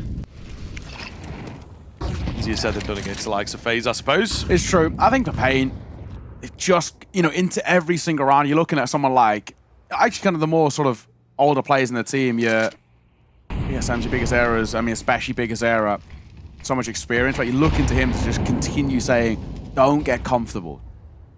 Don't allow them any opportunity. A lot of retake utility scattered in towards the spawn. A dive in towards short by VSM on the edge of that smoke. Wasn't the first, but a quick trade by Brokey keeps the numbers level. But it's good information gathered by VSM nonetheless. Oh, and it's a missed, labored spray by Jacob. Down he goes. Same can't be said for Frozen. Nice find. More required on this contact move if he is to make us believe in the round. Riot Jr. mollied forwards. You know he's there. They will take the fight cleanly against him as well. Big Uzera bested. It's not even Frozen that's required. It's the fast approach towards Connector that makes the difference. Little back of the heel spot, but NQZ trying to find an easier fight. Takes the bomb planter. Flash over the top. They're giving him full respect here. No real reface coming in. He knows there's one at Tetris. It's this other player he's not quite sure of. Get out. Frozen's done well there to just eliminate the fight completely. Force NQZ further and further and further away from that bomb. Can he get this kill at ramp? And then he's got a real brief window to get the next. Carrigan not actually watching him. Lets him cross in. Tap onto the bomb. Carrigan, though, playing this pretty well. Takes it slow and makes sure to find that frag. Yeah, counts down at his head well, Carrigan there. Just making sure. He kind of had to stick it as well. That was the issue with it. Not to be. Finally a round on the board for FaZe. A lot of which you could argue that kill from Frozen gives them nice space to work with.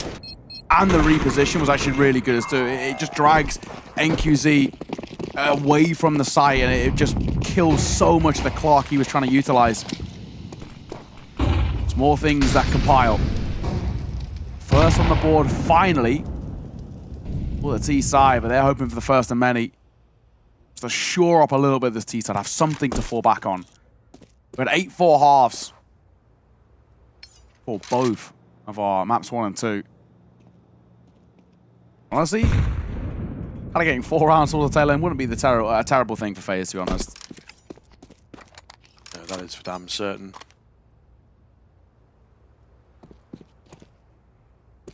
Being definitely feeling tested. Not quite as confident with the early round.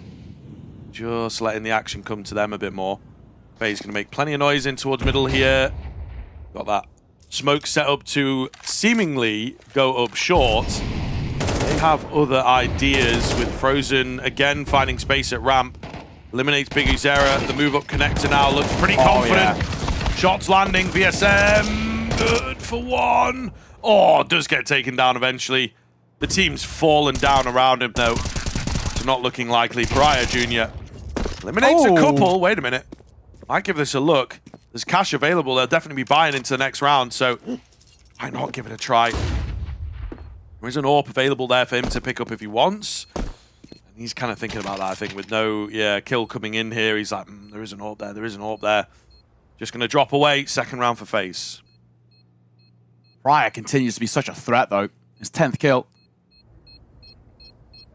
In 8 rounds played, but FaZe are putting back-to-back rounds on the board, which is good for them. The buy around will be pretty easy for Pain. It's only Snow who needs to drop over. Pariah can feasibly do, pretty simply. He's got about 5k in the back pocket for him with that all saved over, but nice work. BSM, he was kind of the last line of defense. When he gets tagged out of 3 points of HP and then dead in the smoke, Not, unfortunately, loads you can do in a spot like that. FaZe going to call for a timeout. A moment to discuss. Not even too much being said here. Hi, Carrigan.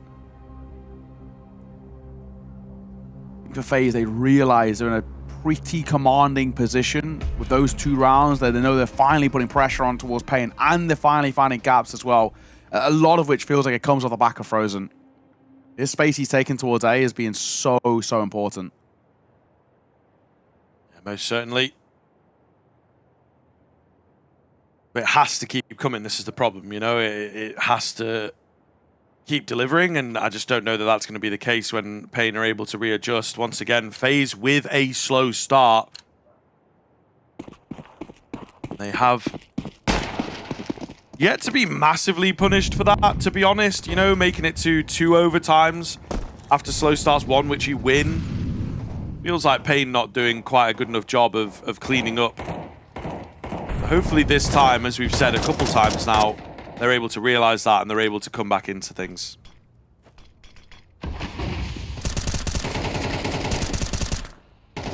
Spam both sides. That somehow they both evade. Jacob also just about evades the HE. That feels like it blows up right at his feet. Just tucked on the wall. Any serious damage. Snow. He says that ramp smoke is starting to fade to reposition, but it'll replenish. Keep FaZe slowed down. Ramp is where they've been getting a lot of luxury in these last couple of rounds won, so there's a real priority put on it now by Pain, which is a nice little adjustment by them. Yeah, Frozen can't be up to his usual shenanigans. Smoke is going to dissipate here, though. Oh, flash comes in. It's not good enough.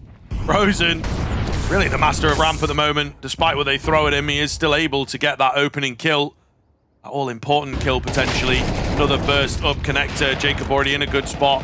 Trades come thick and fast. The AWP locked in over at the toll booth, left incredibly low. Molly surely has to find him. However, it does burst a little awkwardly. He still gets taken down. FaZe looking really good. Great move from them, and it's that C word, that conditioning. Frozen using it to perfection.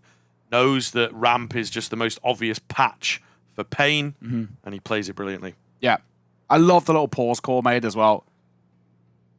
Especially after that second smoke that's thrown by Snow. Very easy in spots like that for teams to sort of cancel and look elsewhere, but they hold him waiting. Catch them napping. FURIA with the AWP. Catch one, looking for a second. He'll take a tag. He's be very fortunate to stay alive at the end here.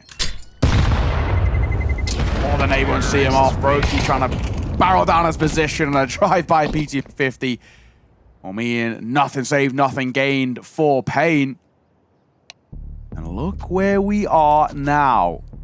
It's FaZe who are very quickly closing the gap and actually making something of this first half. And considering the 6-0 start for Pain, I didn't really think that was going to be a possibility, but they've got a decent kind of runway to work with now. There will be, you know, a buyback in place, but it's not going to be a super fantastic one for Biggest Era and Snow in a bit of an awkward financial spot. So maybe just MP9s for them if they want a bit of armor and utility. It feels like as well, this Pain side oftentimes take, maybe not every single timeout, but most of the timeouts feel like they come when they're in like dire financial straits. Yeah. I worry that some of these timeouts are just being spent talking about what we're going to do guns-wise, and, you know, you get this, and can you drop me that, and whatever, just because it takes a bit more talking. Yeah. Rather than going over what appears to be a problem, what adjustments they can make. Maybe it's half and half if I give them the benefit of the doubt, but I do worry slightly that the timeouts are not quite as valuable as they potentially could be, and thus FaZe, are they going to be tested again into this round? Because Era's got to trust the MP7. We got a chance to, I'm right in saying, was it speak to NQZ at IM Krakow? And he was saying, because Era's one of the best MP7 users he's seen at the pro level. So, well, he's also one of the few people who'd been using it for a while prior to the buff. The weapon, while it seems like a lesser investment for him, he's actually more than happy to use it.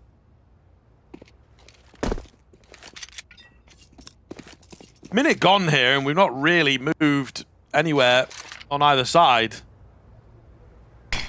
Re-smoke of the window, try and feign some mid presence, and you see Twist here making a move by himself, having a rough one. 2 and 8, and well, not quick enough. NQZ flicks up to take him down. Meanwhile, the B hit coming in here. They were hoping Twist would be enough of a distraction. Is that going to be the case? It seems. Maybe not. Pryor Jr. still over at Get Right, able to hold for one, looking for a bit more. He runs out of ammo, but so well placed there. Meanwhile, rotation's going to start rolling in. Bomb does go down. Molotov forces Frozen out into the open. Brokey can't pull off one of those crazy clutches. And it will be Payne back on the board after a little brief hiatus. Yeah, it looked like he actually somehow stays alive longer than he probably should have there, Brokey, at that end, but with the one kill to find. So Payne will guarantee a lead at the move in towards the second half, which is a positive thing to find, especially on that CT side. And this being Mirage, which we know has that CT lean. And for FaZe on the flip side as well, how do they react after their momentum's cut short and they're finally forced back into this back and forth a little bit? As we've seen for both of these sides throughout this series, it's so streaky. I think the worry for FaZe is potentially if Payne streak the last couple of rounds in their favor. Put you in an awful spot. I mean, you lose this one, FaZe, you're actually in trouble for round number 12. This is the last of your finances brought here. Despite the 3 rounds in a row that you end up getting, it did come at quite a cost, which has always chipped at the economy. Maybe going to be an air of caution for the penultimate of the half. Certainly, again, feels that way. You know, been a slow-going kind of round, some early utility out. But one of the big things Payne have maybe changed up is that they're just not looking at mid at all. Really nice adjustment from them here as well, in the fact that FaZe have loved going for these connector bursts. And, well, they've got a man in the con. They've also got 4 on A ready to go at a moment's notice. Frozen dealt with, goodness gracious, a clinic in on the A-bomb site, and so well read that FaZe would go back to their tried and true A hits. Very well set up. That's a lot more like it for Payne. Those back-to-back rounds, and especially the dominance at which they find that round too, massively helps their scenario, their situation. A bomb pump might have allowed FaZe to squeeze out a nice true buy-in towards this final of the half, but as you can see, without it, and with only the 1 consolation kill, it is far from good enough. Triple Deagle. Double Tech 9. They've at least got a fair amount of utility. It's true. I mean, I would actually have minded like a hero rifle here. Yeah, just 1 to help the cause, but we'll see. Whose hands do you put it in? Frozen, I guess? I mean, no one's really having a barn burner of a map is the only issue, right? So no one's feeling good enough to be like, actually, can I get an AK? You know, I don't think anyone's necessarily brave enough to ask. We've had 8-4 in all 4 of our regulation halves so far. I think it's just in the air today. I think maybe this is the 4th for FaZe. I think it might break the trend. Right, Junior. A 1 DK from Jacob will stop it. Just you wait. Lives for now. Teammate coming in. Oh. He's able to take the first. Looking for a little more here. And, well, we've got VSM spraying down. The AWP just kind of needs to stay alive at this point. NQZ comes in with his AWP. Carrigan, good for 1, but that is all. It's going to be down to Brokey. Up against 4. Does not happen. Trend the broken. trend is broken. The smell of 9-3 at the tail end of that half. We're going to find out here if things continue on for Payne. FaZe looking out of energy once again. Dejected faces over there. And we'll see if the Counter-Strike is able to deliver in the same way it has all series, or if it is the end of the road in this series for FaZe.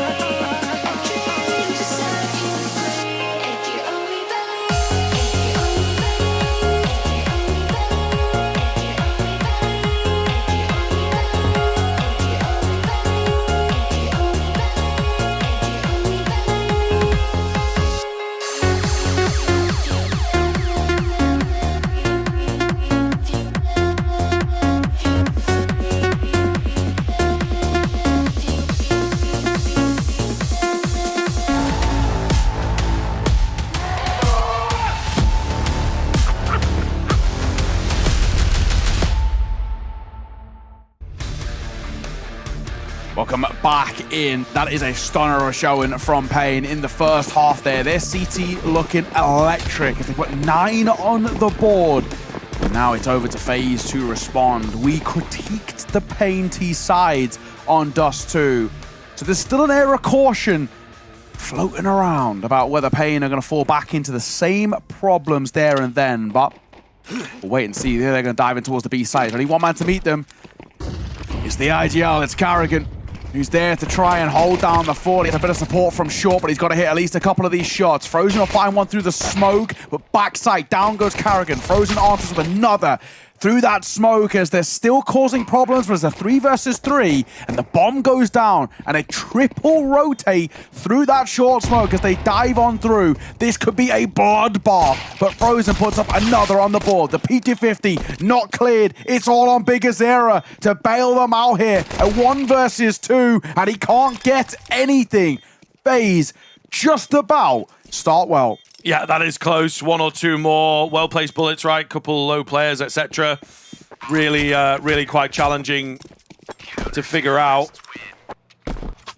Does not happen for Pain. So time will tell here if FaZe can mount another comeback or not. It starts off well. It starts off lucky with Frozen through that smoke. I'm very curious now. We do have a buy from Pain. They get the bomb down. NQZ having an AK dropped across. He's got a full belt of utility as well. At the sacrifice of VSM. But it might have been Prior, actually. There's 2 players without armor and 2 AKs indeed. Snow making 1 work. Might drop really it over could now. Go either way. Well, actually. No, yeah, those 2 players just don't have 2, armor. Yeah, there's on 2 dropping over to. So, yeah. Prior on a Deagle, though, is as good. Well, no, there you go. He's going to drop it. Yeah, so 100 HP VSM is probably, it's better than an 11 HP armor. And the VSM now has to take a little bit of like a more entry role where NQZ becomes a supporting element rather than vice versa. It is worth saying though, Pariah on a Deagle is as good. Yeah. As a kind of maybe like the with equivalent of like, users. yeah, it's like, it's sort of the equivalent in my mind of like an AK half armor is Pariah on a Deagle, as we saw in towards Nuke. But it has been a hot minute since then. It's a very good map, though. His Dust 2 was pretty underwhelming and large in part on that C side as well.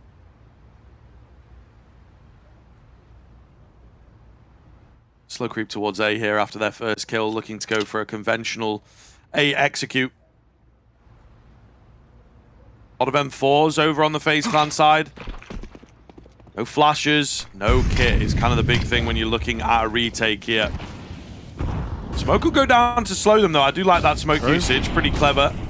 Can they work around it here on the T side of things? Well, the answer is yes. It's Briar Jr.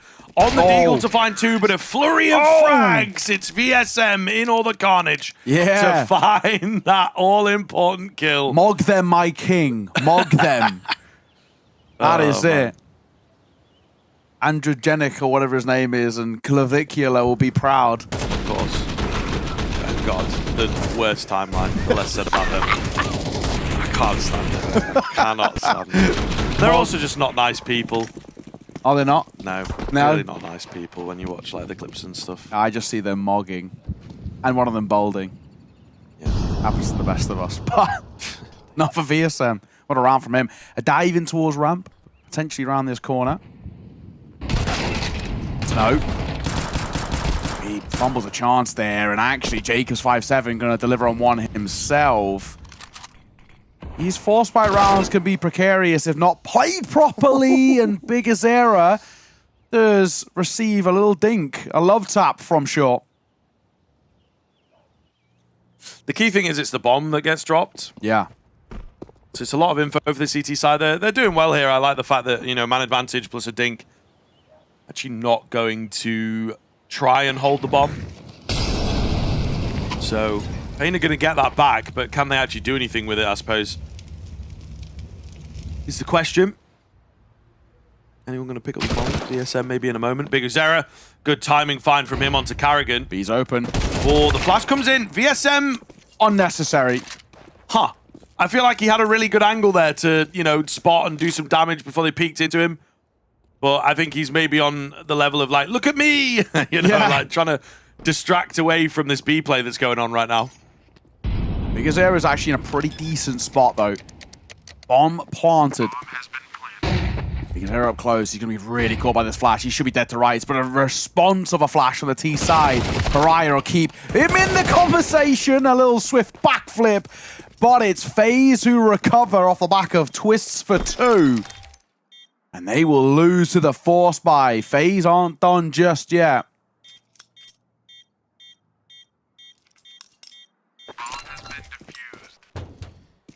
Well, the madness may well be set to continue here.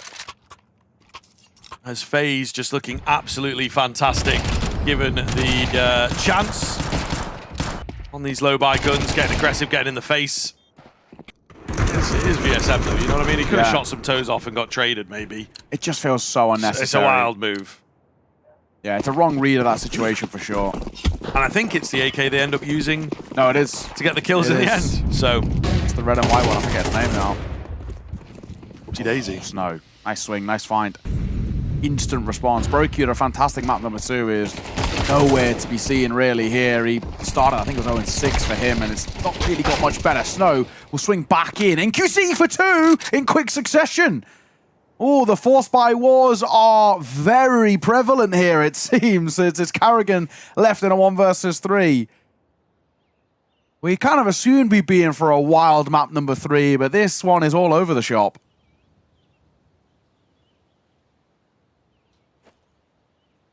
Carrigan is on the wrong side of the map. So round is over for my money. He can wrap mid, get a gun. Maybe. Yeah. But I think he will look for that and then just save. Yeah, there's no hope of him getting back into this one. Yeah, no kit, no chance. Really cheesy move from Pain that they like going for is getting that first spawn out middle before the smoke lands and just catching the window player off guard. Something that's actually caught FaZe twice now. Oh, he's having a nap. Yeah. Me. Kind of valid. Oh, screenshot. Just saving that one. Like that image. That's the me when CTs are saving or you know, I'm dead. That's the new background for the PC. Will he get a gun? I don't know what guns potentially even here. Oh yes, well he gets it at the worst possible time. Nade over. Now costing his life. NQZ actually a really good round from him. The 2 quick kills and top mid are fantastic, and he seals the deal with the deagle at the end. Nice work by Pain. They are so close to the finish line now. The slow-mo sounds crazy. Me, indeed. Sounds like a noise I've heard before, you know, but I just can't quite place it. It kind of reminds me of Iron Man charging up his... Yeah, there you go. Whatever they're called. Hand cannons? I don't know. Yeah. Not that into it. What are the big circles on his hand? Yeah, big laser beam circle thing. I'm not really a Marvel movie person. I've seen most of them, but like once. They're like good, they're good fun. They're not really something that you get deep into the lore. Yeah, exactly. That's some people's thing. Me personally, I really enjoy the pop culture references. I think they're brilliant. We've become Game of Thrones people recently. Definitely That's our thing. Well, I've been for a while, man. Yeah. Shout out Alt-Shift-X on YouTube one time for like the super deep episode breakdowns. There we go. Keeping you in the know. You get an hour-long episode plus like a 45-minute breakdown from this guy who knows everything. Trust me, man. It's good stuff. It's really good content. Flash in. VSM going to be sent into the fray, and the first is good. The second, a little laboured, but we'll get it nonetheless. It's left very low, so there should be a trade on the cards here, and there is. But a dive down from Bigger Zero will give them space, and now the A site's taken, and it's all on the shoulders of Carrigan. This was a force buy from FaZe to stay alive in this series, and they surely have squandered it now. It's all on his shoulders. He's a known quantity. It's not even really probably worth saving this deagle. You may as well give this a look in. Half armor, no kit, no util, and no damn chance. Pain, map and series point for them as they hit 12. A bridge too far this time around. They built quite a few long bridges, to be honest, to mount multiple comebacks so far in this series. One unsuccessful in the end, one successful, and that's why we are indeed here. But it's a lot of work for FaZe to keep that going. A slow start that this time they will not be able to come back from. It's a lot to ask of any team. Once in a blue moon, this happens. Once in a blue moon, FaZe are making headlines. However, NQZ, other ideas. It's VSM to help him out there. 2 remain for FaZe. This will be all she wrote, and 0-2 awaits FaZe. Very, very scary stuff, as you know, we've talked about the graveyard and things not looking good for them this year. Hasn't been any serendipitous Cinderella run, really. Yeah. And without that, they start to lose a bit of stock with the management, I am sure. I think, spot on. The remaining 2. It's Frozen, it's Brokey, who both looked good in towards the previous map, but Brokey's tailed off here in Mirage, and Frozen's had his moments, but it's a long rotate over for him. One will go down. Brokey can't deny. He will get one. He does deny. The spam will find the head of Snow. It still shouldn't cause too much of a ruckus. Biggest area will go towards CT, but Frozen's up close here as well. A swing and a find. 2 versus 3. Maybe some legs behind this. Just don't fall asleep just yet. NQZ though, his orb rings off for 1. And a miss spray seals the deal by VSM. They may have squandered the chance in map number 2, but Pain, that is a clinic on Mirage, and they send FaZe down to the 0-2 bracket. They are in a dangerous position, FaZe. Yeah, for sure, right? You know, this stage 2 is not even necessarily the most challenging. You know, they definitely could have been within contention, within conversation, given the crop of players that they have. But it is this form this year, this inconsistency, very up and down, you know, really, really confusing. Don't quite know what to make of FaZe, and maybe they don't quite know what to make of themselves. Yeah. Going through the motions, are there moves behind the scenes? Are they waiting for, you know, the chopping block to make an appearance here? It's difficult to say, but as I said, I think going down 0-3 in this tournament will be a real killer for them, and now looking more and more likely, as we've seen some flashes, some, you know, fun stuff, but ultimately it's just not been happening, really. Yeah, I think you're absolutely spot on. And the kind of problem that you're at with FaZe as well is that a lot of teams, if you're going to make changes, you wait until post-Cologne. It's a while until Cologne. Is this what we're going to do now for the rest of the year? Like, we've not seen anything good since the tail end of the year with the major. Everything since then has been so underwhelming, such an underperformance. It is a really damning position that FaZe are in. There's a lot of things that are going wrong, and it's kind of from the top down as well where we're at the moment. I don't even know really how you change that this side rather than kind of like blowing up the project and restarting, right? And that's obviously something you also can't do because of VRS. So it's a really awkward spot, but flip side, the successes for Pain, right? That is a really good showing from them on that 3rd map. I think a lot more confident. They'll kick themselves for squandering Dust 2. They should have closed that out, I think, especially the way they were playing. But for the vast majority of that series, it's Pain who've looked like the better side. Yeah, and I mean, their map pick also goes sideways, right? So I don't know what to make of that either.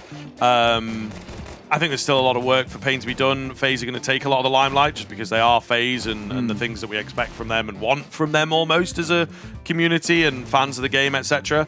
But yeah, I do feel that Pain still not quite clean enough as a victory. Yep. Not quite a dark horse contender as they sometimes have been in the past. And they're sort of beating up on, you know, the old man at the moment, the team that's just not looking too good. So, yeah, we'll see moving forwards about Pain. Again, some great individual performances, but just this super loose T-side style that can be really hard to follow, and I think really hard to find success on, like, round after round. Yeah. And they just, like, on Dust 2 went completely missing. On the Nuke, never really impressed on the T side either. So, yeah, there's a lot of question marks around this squad as a whole. But within this series, we do see some great showings, and that Mirage was nice. Yeah, don't get me wrong. Like, mid-round defaulting is imperative in kind of the top level of Counter-Strike, but you've got to have some structure behind it. And the worry is, especially as what we saw on Dust 2, that tail end of regulation was a rough watch. There's a lot of rounds just being thrown away for nothing. So you're absolutely spot on. There's still a lot more that needs to be brought to the table by Pain before we're convinced. We called a bit of them a Krakow where there was new look roster. Now they've had a bit of time to integrate the new players of ESM and Pariah. And honestly, credit to both of them. They actually do look really, really solid. Pariah in particular had a fantastic series. and might even potentially walk away with the MVP. He really looked good across the vast majority. Maybe a little bit quiet on Dust 2, but he picked his form back up in towards Mirage.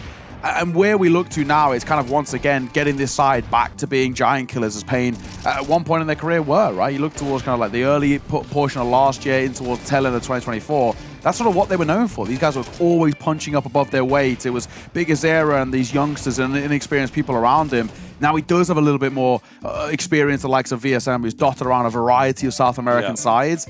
It feels like the right type of rebuild for Pain. Injection of firepower, bit more experience. NQZ as well, having a fantastic show, and again very hyped as well, a as lot we of can the time. see. A lot of the time. But yeah, I think it's still early doors, but making the right moves. And for Pain, this tournament will be a nice kind of test to see where they're really at.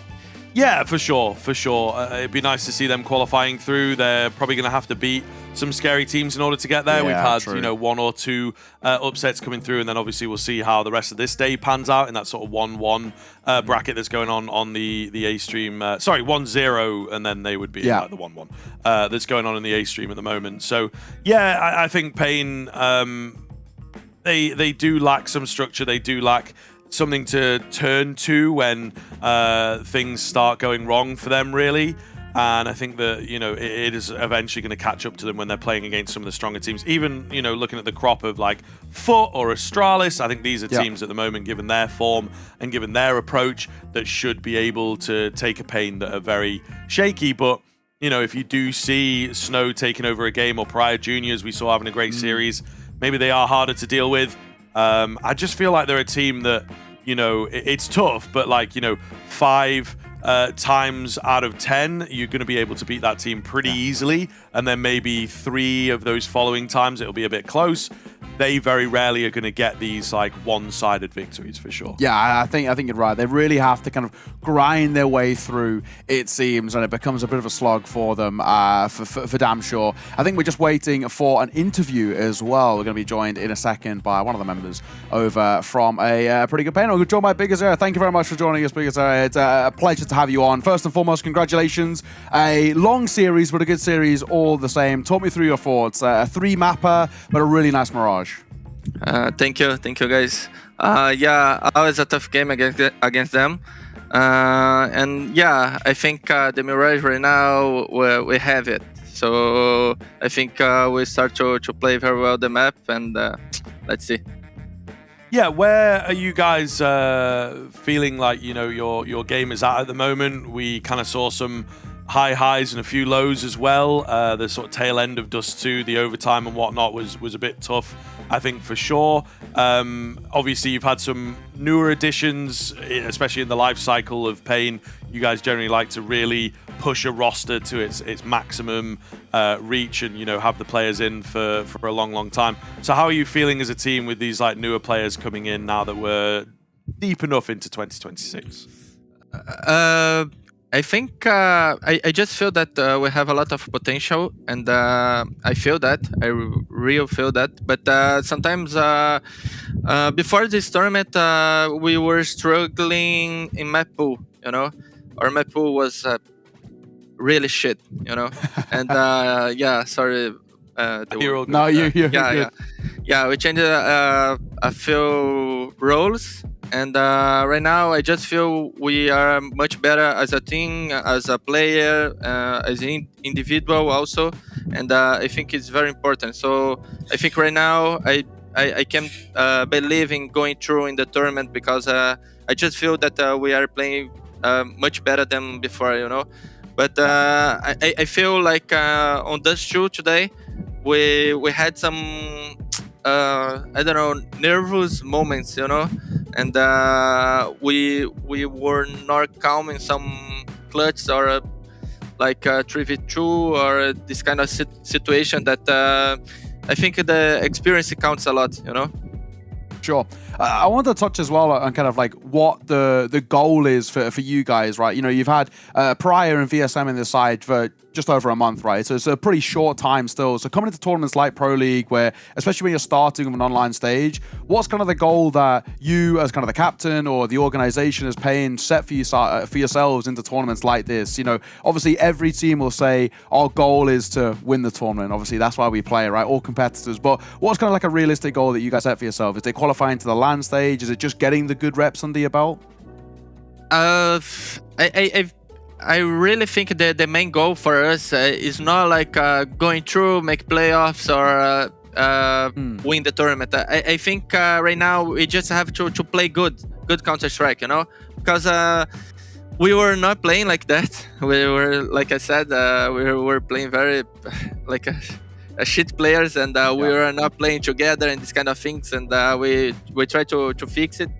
And yeah, I think it worked. And right now, I think my main goal, like as IGL, is like make the teams playing a good Counter-Strike, you know, because I think it's the main point right now. And of course, if you play a good Counter-Strike, we go through, make playoffs, and I don't know, we never know. But I think the main point right now is that, you know. Yeah, indeed. So last question from myself here, really, and just kind of a brief one as well. You guys, I think as a team, you know, coming from this Brazilian scene, quite adaptable to playing against different teams, whether that's, you know, on home soil or internationally, or just sort of like NARMR type thing, right, as you would have done in the past. How do you find playing against some of the bigger teams online, you know, who maybe aren't as comfortable in this new arena for the likes of a Carrigan and Frozen, for example? To be honest, I don't like to play online games. I feel the I don't know, the atmosphere is not the same, you know. And I like to play on LAN, and yeah, it is a kind of weird, but at the same time, it's something that we made a lot, because we from Brazil, we played in the past a lot of online tournaments, online qualifiers, and this kind of thing. So I think we were kind of used it.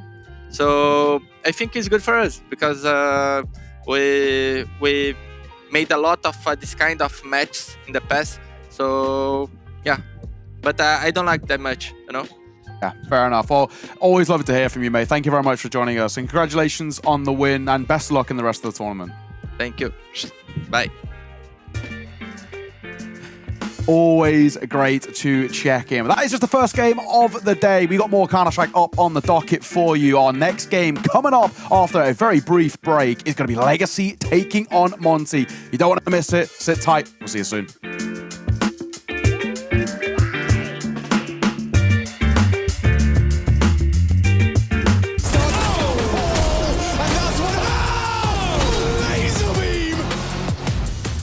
Chance, all dog.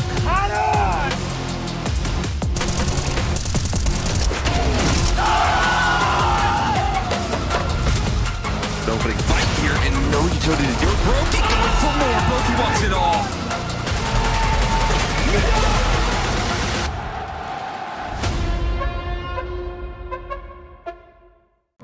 Damn, guys, we almost had this.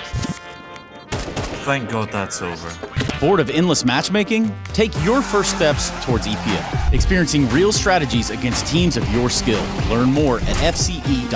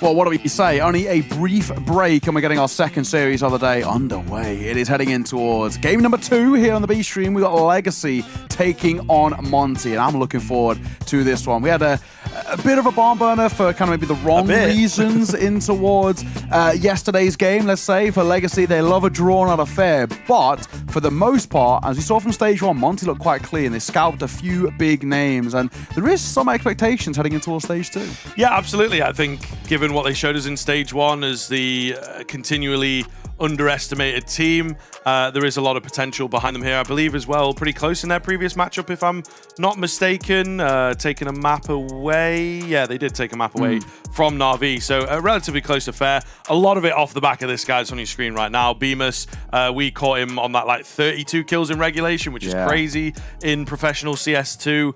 And then Lato on the other side of things, also looking pretty good, but I feel like it's been more of a holistic showing. We saw Nissim having some crazy moments. Sadsin decent on that AWP and Art doing his thing. Mostly to good success, not quite enough in the end, but he wasn't a massive detriment. It's just the odd round here or there that we were like, don't know about that. Yeah. But yeah, this one should be kind of a banger and maybe a clash of styles. Monte, also pretty loose mid-rounding, but not quite as fast. They tend to be a bit more freezy, a bit more methodical, and really talking things over in the mid-round. A lot of communication going on for them. Yeah, as well. And with Legacy, from kind of yesterday's game, it was kind of like what felt like a big underperformance from Lato. He didn't look great. As much as he was great in stage 1, he didn't look fantastic yesterday. But it was Dumao who was doing a lot of the heavy lifting, as he always is. I mean, Dumao is the star of the side, and he does shine so often for Legacy. And they're going to look towards him to be able to go head-to-head with the likes of a B-Master of the world, or if Rainwaker finds that form as he does. As you see with the pools, a few maps that are definitely not going to come into the play. I don't think we see an Anubis, and I don't think we see an Overpass. But having spoke to Gizmy, he did mention to us that they are starting to incorporate themselves as a 7-map team. So it is at least a little bit of a luxury for Monte to have. They maybe don't have the reps because they're not playing as much Counter-Strike, but they are confident, at least in Gizmy's mind, on all 7 maps in the pool. I think we may have lost him. He's kind of got the Elige Cam vibe going on his side a little bit. Maybe not as bad as Elige's was, but ever so slightly. But yeah, when we look at this veto in just a moment for this side, like I feel like for Monte, you do get a little bit more of an ability kind of to direct it. Despite maybe not having great reps, they play all 7 maps. Yeah, well, this is it, right? That's something as well when we talked to Gizmy that he was pretty adamant on. That's something they're going for, that they're angling for, and they felt confident in their training, and then it got taken out. So we got the Dust 2 here. Interesting kind of pickup from Monte, actually, because it's not bad for Legacy, traditionally speaking. Then the Ancient. Not been going great for Legacy, but low reps from both teams, so you can't really take too much into that. And Nuke as the decider, which, again, suits Monte pretty well. So this is a tough veto to get going for sure.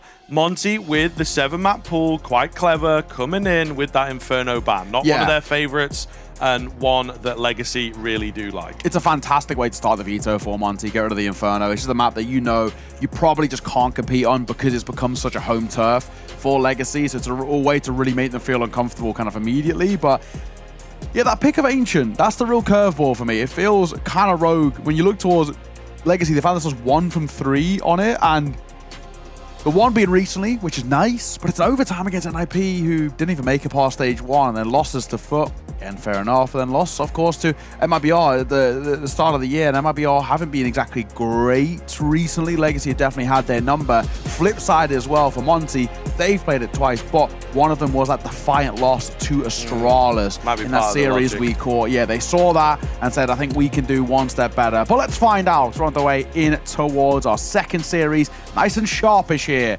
as we begin things on Dust 2. Legacy starting on the CT side. Some short control here as they look to try and net that first kill. Meanwhile, Monte with the outside long control. Not a lot else being said for this round. All 5 players in the vicinity of this area. Flash comes in, little peek, trying to grab a kill, but again, not quite. Rainwaker will keep the fear in them, keep the attention here. He's got to be careful though. Being run down, he's dead to right. Surely it's a question of how many he can take with him, and the answer is none. Comes very close. Meanwhile, there is this push up long, right? And they discover that it's pretty easy. There's not a lot of presence here from the CT side, so full-on retake going to be required. Gizmi rolls back around to cut off a rotation.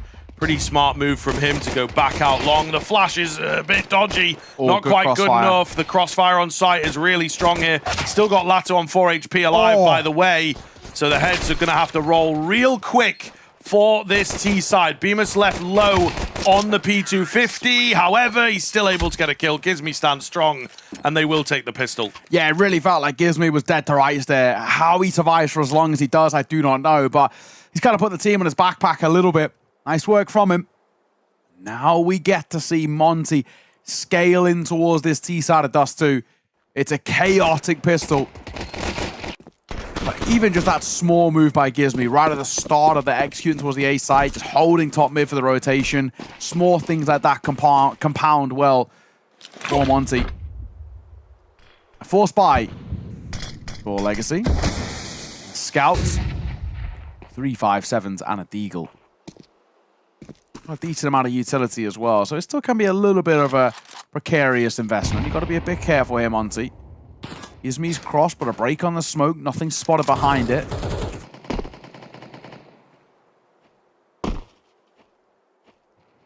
Pretty spread out here for the T side as they look to try and figure things in towards short.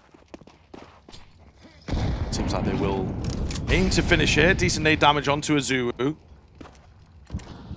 Not just yet, but you wouldn't expect it early on in the round. Are they going to dedicate here? They've got some presence towards B. Gizmi having a look through mid. Spots one there on the jump, but doesn't want to be seen himself, really. Nice smoke down from Legacy here, so going to slow this round down, but it looks to be a straight execute up short once this dissipates. That being said, where is this other smoke? Okay, it's making its way over. Oh, another re-smoke with only 35 seconds left. Gonna be rough. Dumao on the other side, ready for the burst to come in on the 5-7. He's traded instantly. Cannot get anything on the site. He's sticking out ever so slightly. Meanwhile, we have the scout here looking to soften them up and maybe take a couple scalps itself. This looks decent for the CTs, you know. However, loses track of that up-close player. And maybe the stronger weaponry just being the difference, as you would expect. Any kills to come in. Scout could certainly do it, but the smoke in the way. Oh, wait a minute. Look at the HP. 3 for Azu, 9 for BMAS. I mean, Nissim and Sads are not exactly healthy themselves, but this is a doable retake. A late dive could net something. They just don't have a kit in the play. Azu gonna find one, the last man of Sads, and they know he was a long player, but he gets a body shot. Time is ticking. BMAS just needs to buy as much of it as he can. Playing in inside the smoke. He's hiding in plain sight, and he'll see off the last. That is a dicey round. Monte come out on top, but they're not gonna be happy in the fashion that they did it. Yeah, a lot of work required for that one for sure. I think they will be kicking themselves. Ends up being quite costly.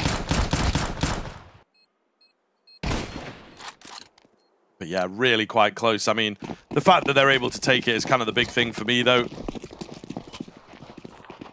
Maybe now, if they get this one cleanly, it'll all be forgotten about. But there is a weird investment coming in. We've got an M4. Got 2 smokes, 2 flashes, 3 flashes. Really quite a strange investment here from Legacy. Just going to try and get something going, I suppose.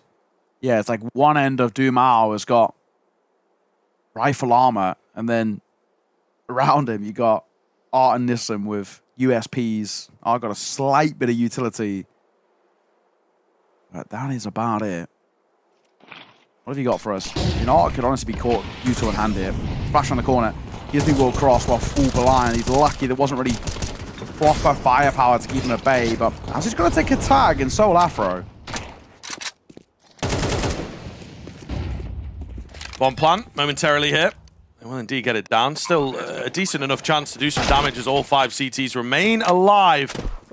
Mao finds Rainwaker. The short smoke in. There is one more available, so it'd be well thought if Bemis wants to place it there. Do have small decisions to make. Do we want to try and hold on to what we have? I mean, they're buying in the next, right? So it wouldn't make a lot of sense. But this already feels like a soft exit kind of situation. They do indeed concede it across. Despite the wackiness of the buy, they don't feel like following up on it. They're exiting at a shot. This could actually really be dangerous. This could be very scary here. Guess we're going to get one. Oh, it's still expensive. Azu goes down to the bomb. They dive in late here. There could be kills to be found, but head will stay tucked. So silver lining of kind of the 3 staying alive, but it's still not super convincing in this early portion by Monte. Yes, you're getting the rounds on the board, but it's like super fine margins, basically. As we come in towards the first gun round, look towards Legacy as an opportunity to really put pressure on here.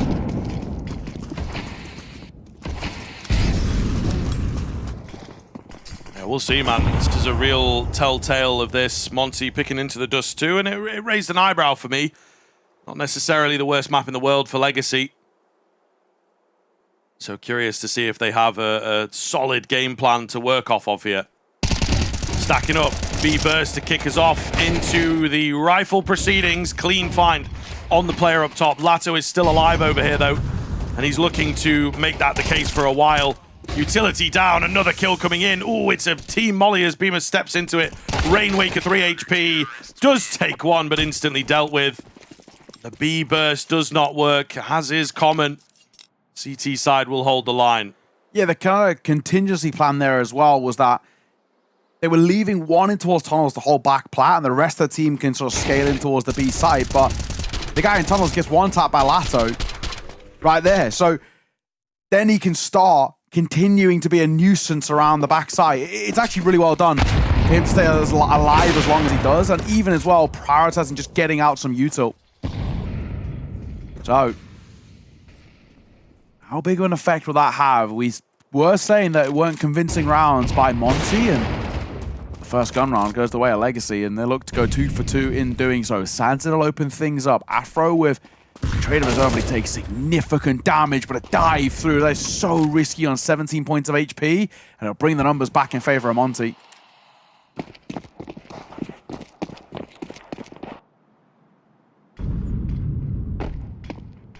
Just one left over on B here. Nissim, slightly more aggressive than his teammate was in that previous round. Surviving Paramount here. Gap closing, and he's maybe lost track of them. They get way closer than he expected, but it's Dumao who flies through the smoke to save the day. No bomb plant, no chance. Legacy with some big finds here in the past couple of rounds. Yeah, superstar Dumao again. He continues to prove just how important he is to Legacy's success, and it's not what you want to see if you're Monte. And it actually looked okay, especially if Afro found that second kill. He puts himself in a spot where there's space to maneuver with, but a lot of that sort of self-serving round that Dumao has at that tail end, he just dives through, sets himself up super nicely with a supporting flash, and yeah, just like that, Legacy are putting real pressure now onto Monte. Their finances are going to be in a bit of ruin. No plant out of that one for the T side. So a springboard to work with. Tech pause, though. That's unfortunate. Never ideal. Had a few of these yesterday in that very, very long series. But it's only a brief one. We can get back underway. Okay, well, that's good. Accidental tech pause, maybe? Or, you know, teasing the tech, just making sure it works. I was pretty sure, to be honest. What technical issue? Crazy. Time will tell here. As the 5 Glocks and nothing else, absolutely nothing else. Can they force out that bomb plant? The stereotypical move is late up short and just try and body block the planter.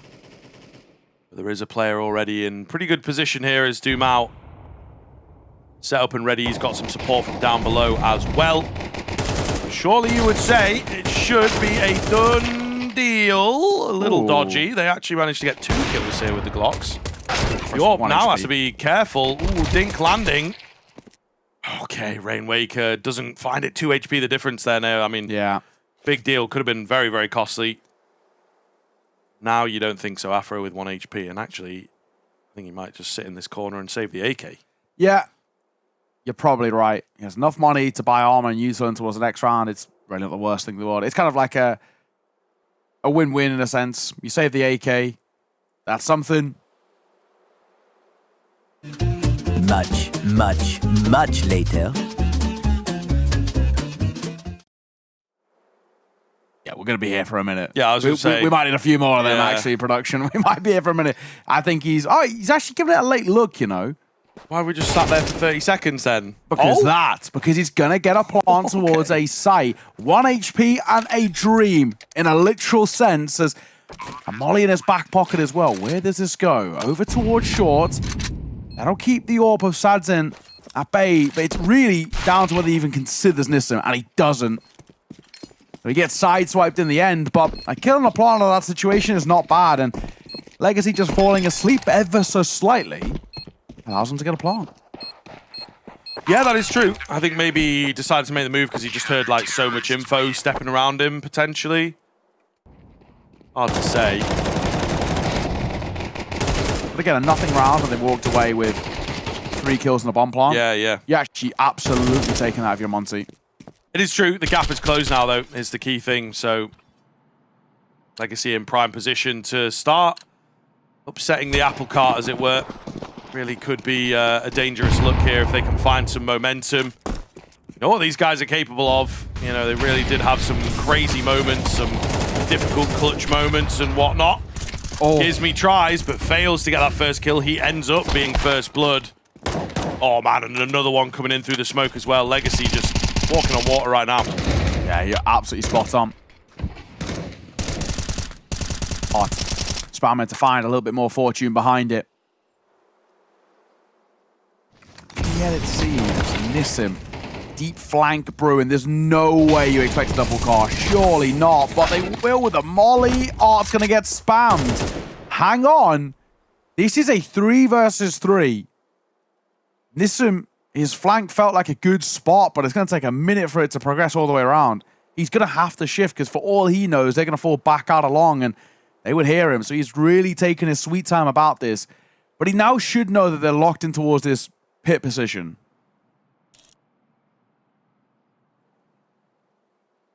You would assume so. Contacting up. They've got the close smoke here. Going ahead of it, though. It's a classic bad habit. Sadzin will capitalize. It's exactly what he wanted. Meanwhile, on the site, Lato is still here.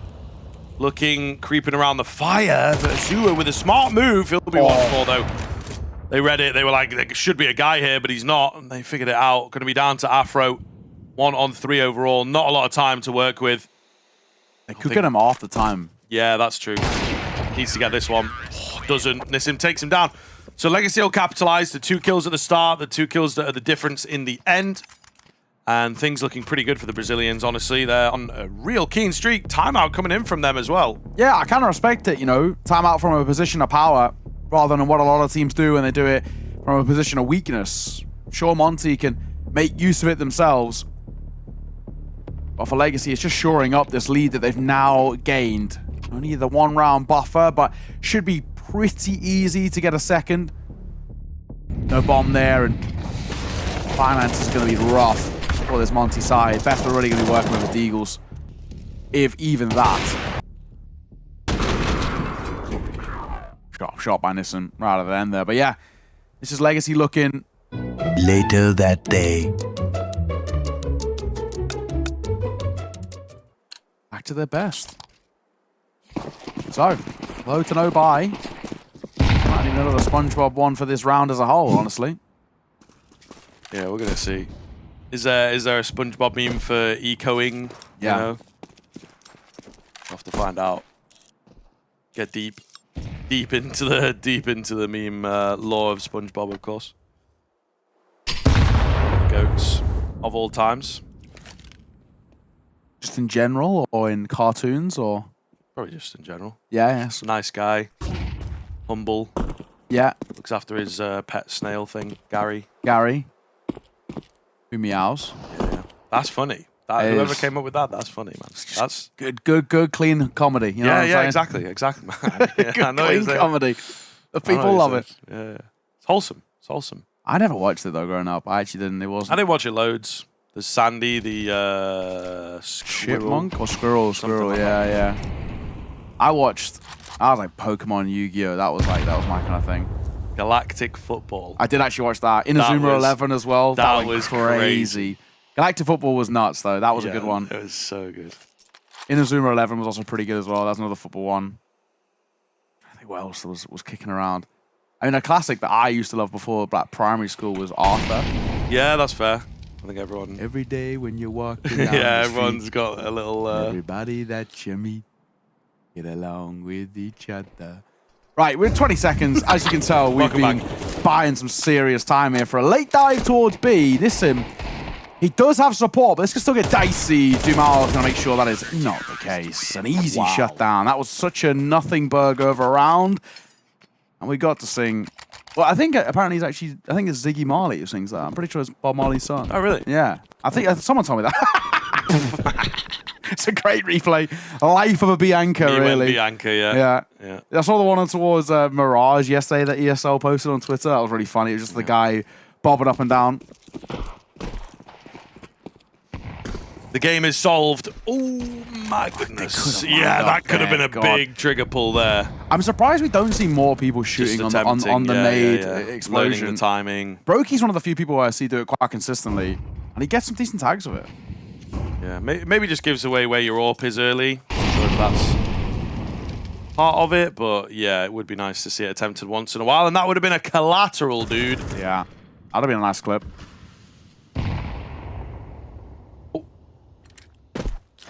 Little break coming in, but no one on the other side of it.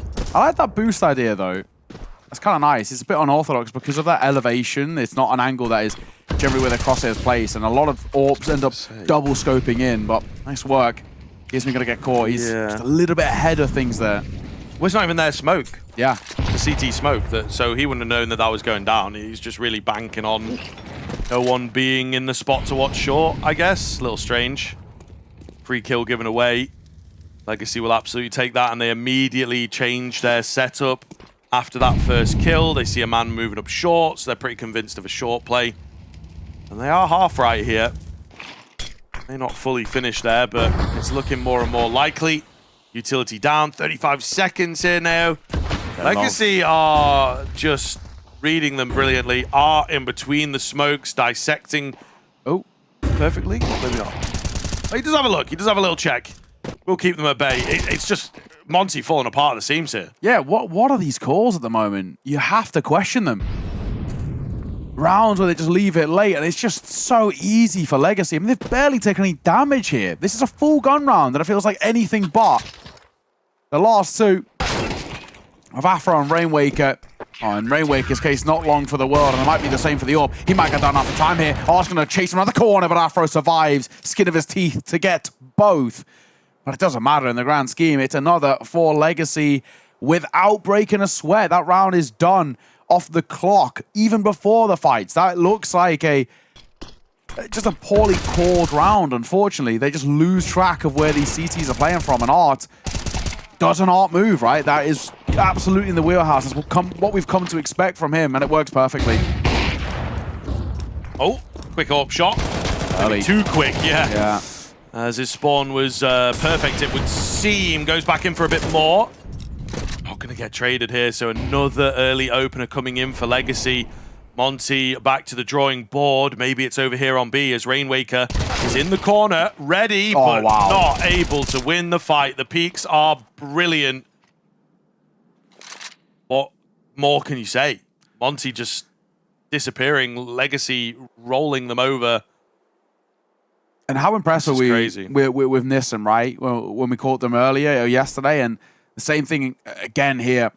He just seems to be able to, like, know the stakes. Yes. Not necessarily like the guy that they're going to give the resources and, you know, put in the good spots. But when it's like, right, Nissim's making a play, he's like holding his breath, setting up, here we go, and then bang, bang. You know, he just never overplays his cards. He never makes, like, unnecessary movements. It's just such a solid show. And Sadzin, we were also impressed with him yesterday, and against Afro. He has to tuck his head, but a quick reload and a second chance at it will see off Gizmy flawless again for Legacy. They've had a few of these already in the early portion, and even that previous round, while it wasn't flawless, the only 2 kills that were found were exits half the time. So in the grand scheme of where we're at the moment, there's only been 1 team in play for what is now 7 rounds on the bounce. This is 7 rounds in a row by Legacy. The second they got money out, there's only been 1 team here.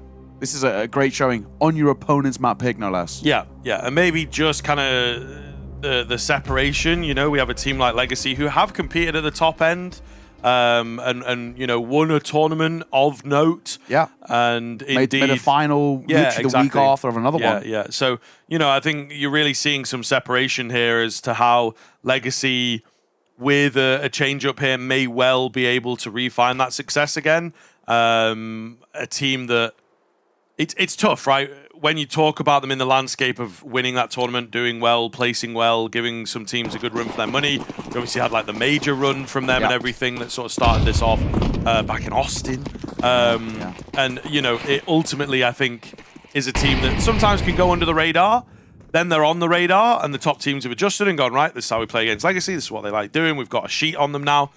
And sometimes you can see teams like Legacy fade into obscurity, right? They have like a good 6 months.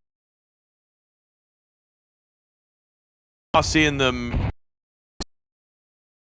into this tournament in time. We'll see how it goes. They're down in the 0-1 bracket for a reason. True. Very, very true. But looking like they want to make the right steps to this league. Low light for Monte. Missed smoke. It does make it into a ledge. It's something they won't have to worry about, but it, for the future, could be worth keeping an eye on if that's a lineup that consistently misses. Was long here, Art under pressure, and it's pressure that he can't really. Down he goes. They're going to take A control here. Yeah, where the hell has Azuru come from? He's so far up. I don't think they're really going to be able to do too much about this. There's a flank coming in from behind as well, and they have just, wow, picked them apart. Picked the bones some more. This is the last man standing. And he is now known about, so surely not long for this world. We'll take that, but it's tag coming in. Yeah, he knows he doesn't have a chance, really. Going to move away to save, question mark, but they have loads of money, so maybe it becomes more of a exit argument. He's also just like, I think he assumes there might be another one somewhere near him, so I think for him, he's trying to sell the fake of going towards B and looking for late exits. I don't think he's going to give this a go, but as a late exit play, see if you can make it more expensive. You know they got plenty of money, where the flip side, the likes of Monte don't. It's a nice one to get. It's a bit of a random round as well. Azu just gets in the back lines and causes such a ruckus. Never was said in the tag timeout works for them. You make a 5th out of this, Monte, you're not in trouble. 8-4 though, it's on that borderline. It is true. Oh, the AWP is close, but not quite. Will be spotted, that player, however. So they bail on the idea of maybe sending him in towards lower, which might have been the idea that they were going for. Short control for Legacy, meanwhile, so that's going to need dealing with. And it's slow but sure into lower from the T side. They're not really super convinced. Small Molotov, but again, not quite perfect. Sadzin will stick around and, yeah, look to retake the space later on. Great work. Molly's just not quite good enough. Yeah, after I thought that Molly went deeper, so it forced him around that corner and allows him to kind of scale down towards Xbox, but Sadzin had a nice little gap to work with. Now what? Oh, holding a smoke fades. It's who can click first, and it is going to be Sadzin. On goes Gizmy.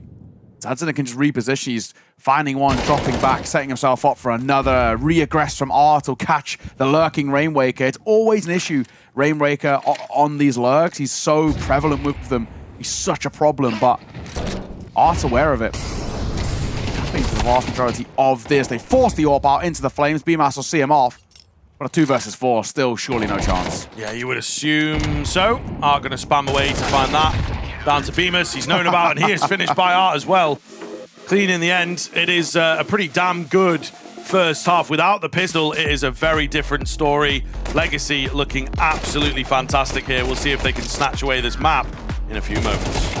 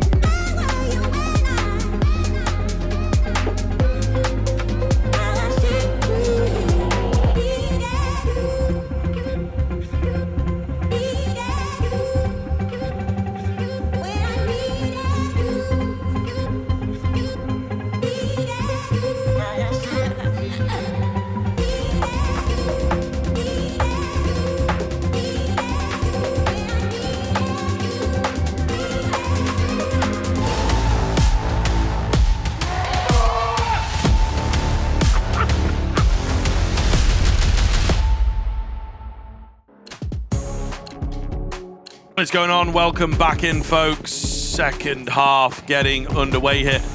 It's deceivingly close, honestly. Yeah. We'll see how this pistol goes. Legacy could start themselves off in really good stead. They have been Monte not quite able to match up on their own map pick. It gets very curious here. Let's see.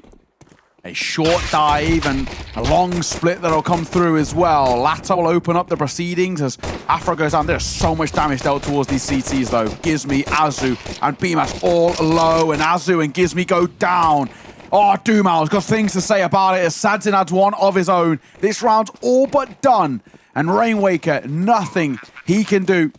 This is about to be a 9th for Legacy. He may get a consolation kill or two, but that'll be as good as it gets. It's some sharp shooting, sure, but it will not affect the round itself. And look at this long flank by Lato. He wants him, mate. He's really after that kill. But yeah, it's just not getting off the ground here. I mean, it did in the first half with the pistol being won, but in terms of the rifles, it really didn't get going. And now it may be dead on arrival. The second half of Dust, and you know, I did kind of get a bit curious. It's a confident take. Oh, cross legs. Nice yeah, and comfy. he's got a little. Look at my new crepes. Yeah, crepe check. He's got the new Tims on. Yeah. All black Tims, ready. Hell yeah. Second time I'll take my Monte. I mean, honestly, like no surprises. Like that is just kind of the worst possible way to come in towards this second half. On the CT side, you immediately just get ran over. And it looks like the vibes are low for Monte. They feel pretty dejected at the moment. A 5-round buffer, most likely going to be 6. I mean, again, there's going to be some sort of a force buy here, but they're just not bringing loss to the table. It shouldn't be scary for Legacy to overwhelm. At the moment, the way they're approaching it, they're just brute forcing as a unit. Like, Monte can't compete. Yeah, it's too much to deal with at the moment. The strength of this map for Monte may be going to fall by the wayside. We shall see. Timeout taken. Force buy is in. So, kind of now or never, to be honest with you. If they win this, Legacy move up to 11. Oh. Flash is good, but Beamer's somehow able to find that first kill, and he will not escape. Close. He was mid-jump. And thank goodness he was only one bullet to take. Spam coming in here from both sides. The automatic weaponry of the T side, you'd say, would come out on top, but actually not a lick of damage done there. Yeah, that CT smoke going to try and keep them at bay for now, but it's a nice boost here. Replenish the smoke. Don't make the move. Yeah, that'll cost your life. Gizmi. He swings out and down he falls. The Deagle of a slight tag, but Afro takes more to the scout. At the same time, Dumal's creeping his way forward. Smoke in towards CT. Afro was trying to desperately jump down to block it, but he can't. Rainwaker will still find one through the smoke, and a molly backside can give Legacy the opportunity to scale here, but this is dicey. He can line up 2 here. There's 1. Quick trade by Lato. They're still taking a lot of damage here, and there's bodies to be found, but Lato has given life in the round. It was looking lost, and Sadzin will spam the smoke to seal it. That was dicey. That was close, but Legacy overcome. The level they're able to bring and just automatic weaponry, right? It's kind of the big thing, really. It's a common point to harp on, but it makes all the difference there in the end. Legacy also just showing how comfortable they're looking, how effective they're looking. And if it continues here, if they can find themselves a really, really clean finish, I think we really do start to consider the 2-0. Ancient also, though, is kind of a curious one, as it's not been fantastic. I think what we maybe brought it down to is the fact that Monte got demolished on it in their opening matchup, I believe, in stage 1. Yeah. Have things changed since then? They were a completely different team into day 2 of stage 1 when we caught them again. Gizmi's got decent timing here. Oh, and he's going to get one. He just dips up, finds a kill, and he's sort of sticking around. He's still not dropped there either. He must know about a shadow. He'll swing out. He'll find Lato. This is a very weird round state that we're in. There's 2 AKs now scooped up. Afro and Gizmy both don't have armor, so realistically, this round feels like it's sort of one and done here by Bemis. Flash in the corner. He goes out in front of it. That's such a nice move by Dumao. His innate timing is perfect. The reload, and he needs to dive around with this Mach 10. He does. Oh, Dumao, he's bailed them out. Massively bailed them out of what was looking like a lost round. Surely has to have heard the pin pull. Yeah, I think so. And went for it off the back of that. Maybe we'll get to track it on the replay a little, but going to be hard to hear for us, I suppose, because we don't put on maximum deafening volume like these guys probably do. Look, it's some decent damage from Monte. Unfortunately, just not quite going to be enough at this stage. You need the rounds. You're not expected to win that one, though, so it's neither here nor there. Don't get to save an AK. That might have been another side of the argument, maybe. But just all going to come down to getting the buys going. I like that they're taking a timeout here, though. I think they realized that both of those 2 rounds have got closer than they should have been. Like, they should have been pretty cleanly, effectively taken. And now they're into a spot where it is a full buy to come in. You know, there's going to be a full battle util around it. I think this is the right call by Legacy, just to shore up the offense, knowing that those 2 should have been a lot easier taken than they were. I'd still keep them on edge ever slightly. They've got such a wealth of a lead. 11-4, of course, you've got so much breathing room, but we have seen these levels of deficits be chipped away at rapid pace, so you can never completely write it off. They just don't want to get too comfortable or overconfident. Yeah, totally agreed. The utility coming out, there's a tension in the air as both teams don't quite know what to expect here. Afro looking, asking for another break as well. Just nothing on the other side of it. It's the third one though. They never expect the third break. To the false sense of security. And indeed, he will find the first kill off the back of it, so be pretty happy with that. Is there an attempt to trade? I don't think so. I think they're looking to ignore him if they can. Oh, actually, Sadzin spotting like the arm maybe. Not a lot of Afro on show there, but he still will find the kill. Yeah. Levels the playing field. 4v4 with just shy of a minute for Legacy to decipher where they want to finish and what the defenses are looking like. It looks like a lean will be the play. Nice timing on the smoke there. At the very least by Gizmy, but they're still going to make the move regardless, and he loses his head. Art in that IGL head-to-head comes out on top. That'll give them the numbers, that'll give them the sight. The plant to follow it in just a mere moment. Plan comes through. Looking pretty damn good here for Legacy, if you ask me. CT's, save, you know? Yeah, really split, and it's Rainwaker who's quite far away from the action. They also feel like they just need the rounds. Yeah, honestly, I really feel like it's a lose-lose scenario here. Saving and re-going it towards next round, but it's map point. They are not committed to it. I think saving is the right call, but Asu will lose the orb. Uh-oh. Tried to go for like an active save, I suppose, see if anyone peeked into them. And he actively died. Yeah. It does cost them. Monte falling flat here. To use one that we like. It's called British phrase, a damp squib. Yeah. Picked up one time, not really sure what that means, but it just means like, you know, especially in competition, like never got going, never entered into the game. I know in the Harry Potter world, it means a person who has no magic, but they're from a magic family. Oh, there you go. Yeah. Big up. That's my bag. I can do. I know you're a Harry Potter guy. Harry Potter ball knowledge. Yeah. I've read the books.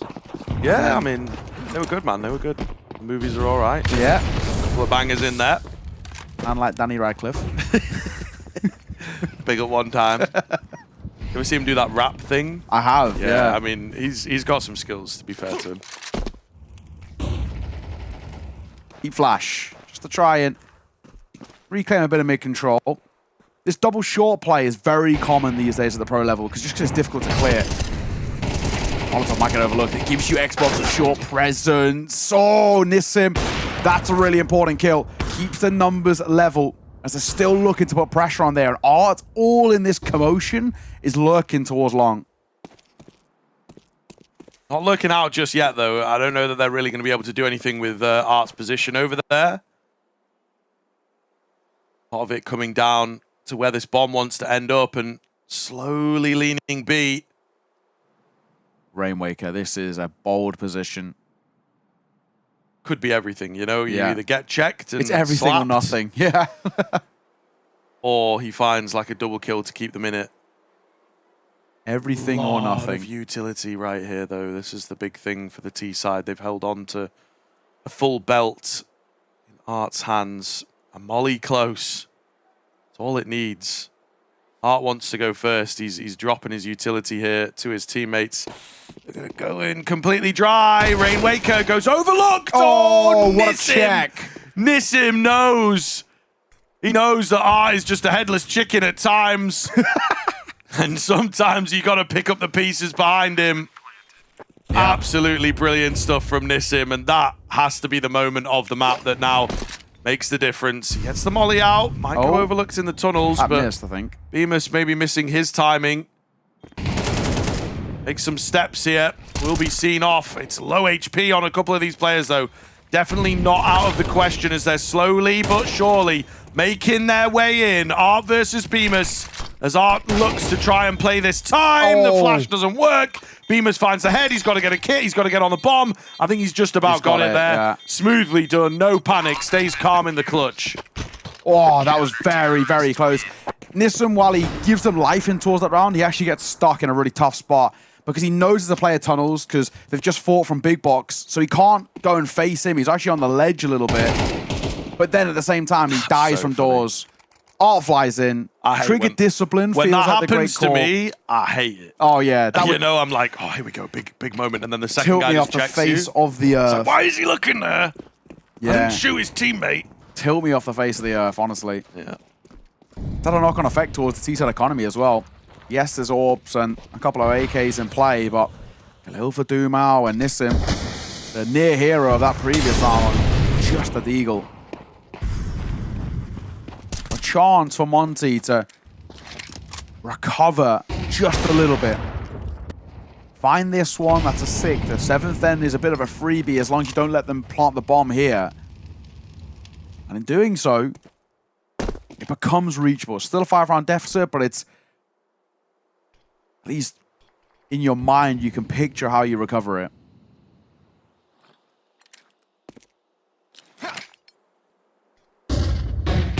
Going quick here. The one contact flash comes in. Dumao going to get dropped as he tries to move into CT. Really picked up the pace, though, and I mean, the CTs are just not in position to deal with a lot of this. 4-on-4 bomb plant. Can they mount the retake? Bemis all the way out towards long, so at least they've got control of that. They know that these players are corralled into the site itself. Nades and mollies and bullets raining on in. There's a late lurking presence down from middle. He's going to have to get into the conversation quickly. Sadzin dealt with. It's just not going to happen. Nissim slowly moving in. I think they will have an inkling that he's got to be in one of those lurking positions. Can't stop the bomb from being defused. Takes a kill, but what is that? Another round for Monte. Still a long road ahead here, though. Yeah, a nice one taken as well for them, just to make sure it's not too expensive. It's one where, again, now it's going to give you a little bit of a springboard. The bomb plant is still something which can bolster up even a half buy for Legacy. Couple of Tech 9s. A decent amount of util as well, to be fair. Get a little bit more of an aggro pop of a round. Let's see. They're sending them towards long. Flashes to retake long, and then they come. Tech 9. So now B-Mass score by the second as well. He's turned, but he's got the support of an AWP at range, and M4 up close as well. The idea of a long pop there isn't bad, but there's just too many bodies from Monte. Tech 9 and a dream. Okay. That dream's dead. Can they get anything here? They just want to die now. Get the round over and done with. Ultimately. Save us some time. Indeed, very nice of them to do so. 5 more rounds on the cards here for Monte.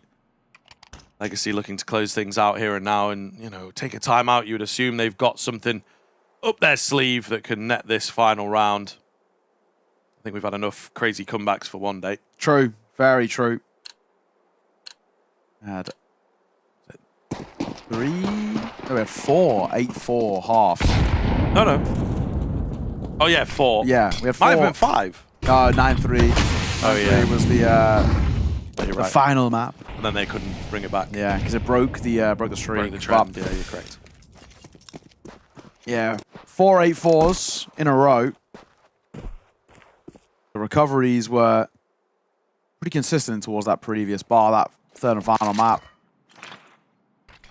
Feels so unlikely here, but I won't completely discount it. Inside the lurk smoke that'll come through, but I'm only behind that'll slow them down for now. They're not committed to this play just yet for Legacy, but all 5 are in this direction. They don't have map control anywhere else.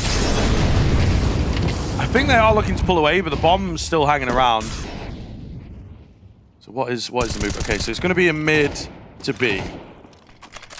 They go in contact heavy. They've got the smokes out. 2 smokes, in fact. So a little shaky, you know, they're not quite communicating. Gizmi said, thank you very much. Read like a book. That's very art. Now just 4 for the T side. I don't like how this is looking, dude. Like, yeah. We got the contact. We got 2 smokes in the same place. We have it's a save. They're gonna save. Oh boy. Saving with 4 alive is an awful And look. just the round felt like it had no structure, no idea behind it. Yep. Uh-oh. That's not a good look. It's really not a good look. Okay. There is life in Monte. I mean, I guess you just get to reuse the buy in towards next. And with a bit of loss bonus as well, Art can bring something to the table. It might even actually just be like a Tech 9 buy for bolstered utility. Maybe an MP7, but we'll see. He's got 2.9 to work with. This is a 4-round game.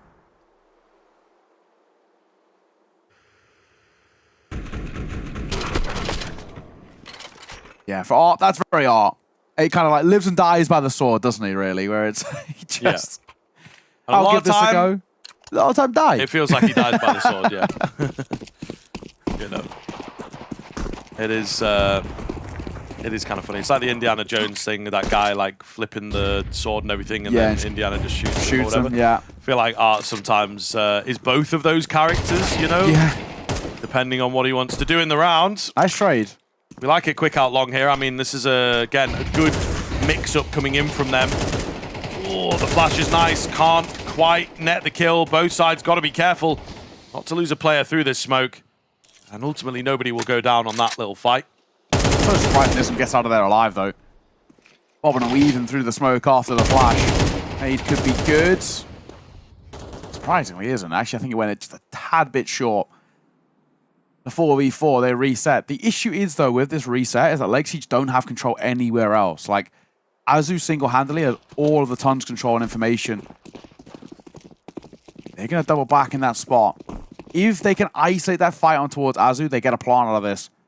But at the same time, as you can see a bit of a movement on the minimap, I think Azu might have a bit of an understanding of what's going on. Sending the feelers in towards short with Rainwaker.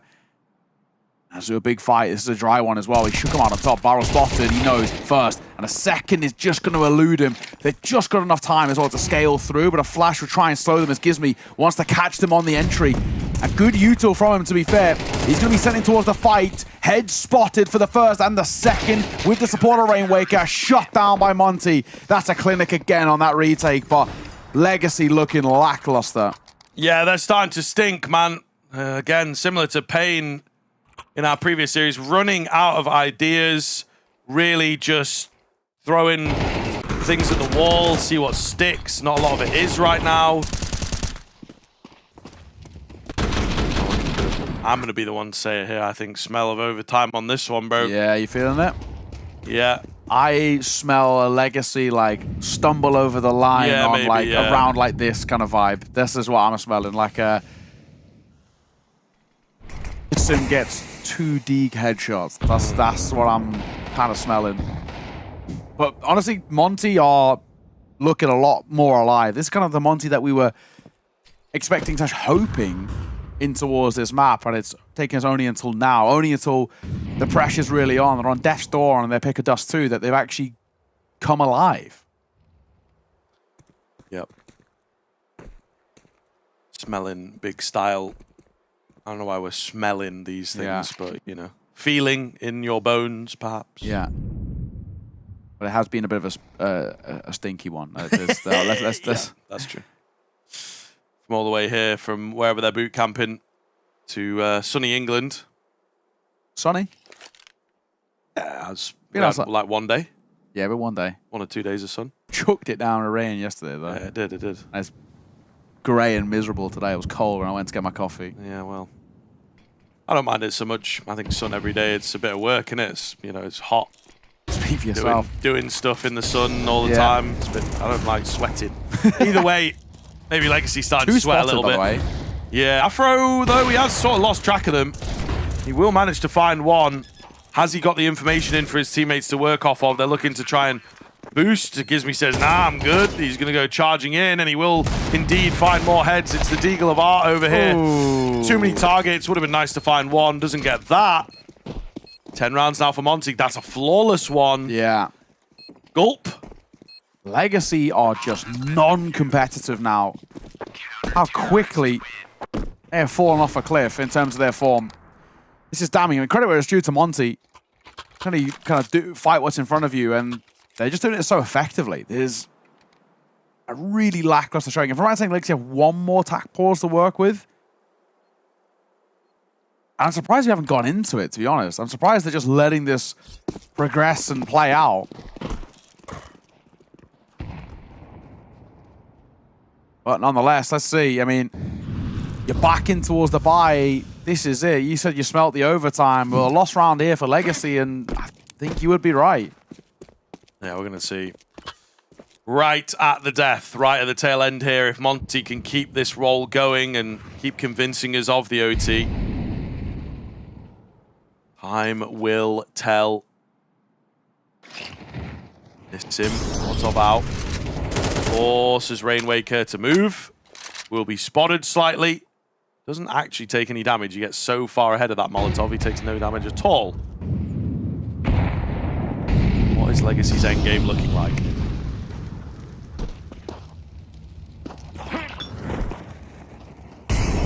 Well, only on the corner. Little bit of space for them to now work with. They're not even committing to short. They're going to send the feeders out in towards mid. Oh my god, Doomau and Gizmi walk into each other. I don't even think that was really realized because Gizmi doesn't commit. And Afro being flashed, I don't think spotted Doomau, who just snuck on by. Lato's up close. He's going to catch his head. This is better. 5 versus 3. Generally, you would say unlosable from a spot like this, but as Azu answers for one of his own, there's a player holding the flank, and Doomau gets yet another. An oversight from Monte might just cost them here. Flashes in towards the site. The bomb down as well is going to make this difficult as Nissim gets in the back lines and he catches Rainwaker with a flank that he likes to use himself. And finally, Legacy, after a long time of answering, see it over the line. I'm still concerned, but it's great that they get it over the line. But man, alive, that T-side struggled at the end. Yeah, absolutely. I mean, you know, it comes in as a map that they generally should have a bit of proficiency on, so the fact that they're not able to close things out cleanly does come as a surprise. I think in the end, in that very final round, to add on, really losing track of Doomau. So they're lucky to get away with that, you know, that they just have that crazy 50-50 call, go that not even, you know, it feels like a crazy play like 70-30 or something, but they managed to get it working in their favor. The most annoying round in the world to witness, of course, for Rainwaker. But ultimately a really solid try from Monte, might give them some confidence moving into this next map. I'm very, very curious. Time is indeed going to tell on this one, folks. We've got Ancient coming up next. Monte were clapped on it last time out. Maybe Legacy see some weaknesses in the game. We'll find out.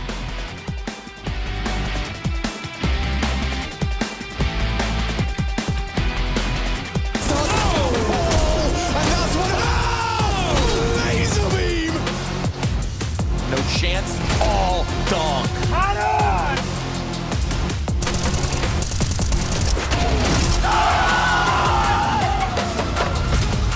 Opening fight here and no utility to do it. Brokey going for more. Brokey wants it all.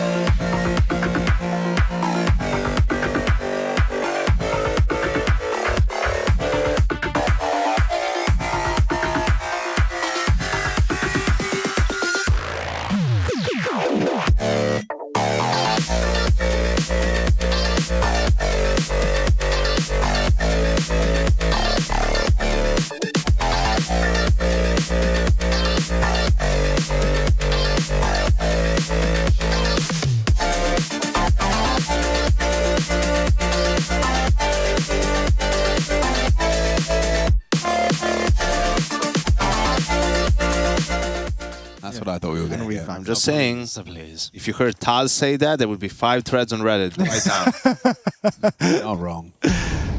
That is true. Oh, Lexi, they're coming at you pretty fast. There's smoke down for the CT cross. He's sending some bullets in. Na'Vi arriving on the rotation. It's going to be a 5v5 on the retake. Ooh, not as deep of a break as they wanted on that smoke, so no significant opportunities. Caught in transition. 5-on-4 for Na'Vi, or for G2, excuse me. Oh, and Heavy God has a fight with him. He's got a bit messy, but fortunately, the Temple duo have found plenty of kills. One back from Makaze. He's doing what he does best on Ancient, unable to find another. The third, there it is. Asking too much. Malbs versus Makaze. And Malbs 1-0 up. Okay, Malbs wins the head-to-head round 1. 3 kills on the pistol, Makaze only 2. All right, I'm going to take on that responsibility in this game. I'm going to look specifically for Makaze Malbs fights in the okay, I appreciate that. I'm going to keep the counter for us. At the moment, it's 1-0 for Malbs. Okay, great. Okay, I'm glad we can count on you to do that, because I can't count. So should we count that, or are we just going to count the mid one? Oh, no, we're counting it. All of them? We're counting it. They all matter. Makaze engagements. And that he actually really owned him in that one. Yeah, nice little one-tap, wasn't it? Looked like Makaze slipped on a banana peel. Legs just gave out. Yeah. I'm sorry. I apologize for that. I apologize for all of us. All right, Mattis. There he goes. The flash was good. It was a good flash. They've still lost 2 for 2. There's Makaze, though. Look at this. His moment. Coming around the back. He's not dead. Now he is. Heavy God pays a lot of damage. He could go down. This is a 1v2 that he could very well have a shot at. I love how Senpai's just been chilling. He's like, flank's clear, guys. Yeah. Flank's clear, don't worry. Nothing cave. Yeah. They're like, yeah, we know. I'm not sure if they're going to be taking too long to go for this bomb plant. No. Okay, good. Okay, cool. Imma's reposition could come as a bit of a surprise to Senpai. Because that smoke's up on long. It's just faded now. So now you start your investigations. He's going to work. It's a little too quiet, right? He wants to create some safety for Heavy God, and now, Boom. Now it's look for the flank. You just want to make sure that Heavy God's not going to get pushed at some weird timing. From here on out, Heavy God, you die if you get into an engagement, and Senpai's going to play the clutch. Yeah, which is going to happen. Has no kid, but this is I feel like an easy read for Ima where Senpai is.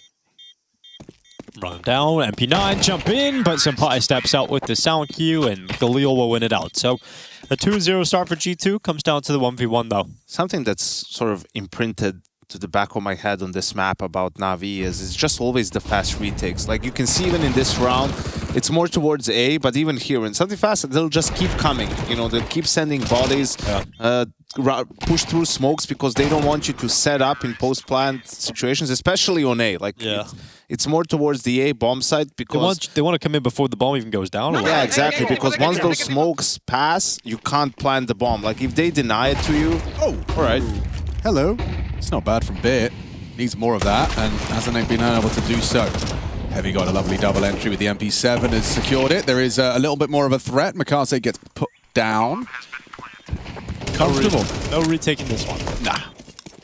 So that always needs to be, you know, the G2 players need to be aware of that. If they do go for some fast A play, whether it's a rush or just a fake mid take, go into an A, execute, like you need to count on Na'Vi players pushing through those CT smokes with flashes popping behind them.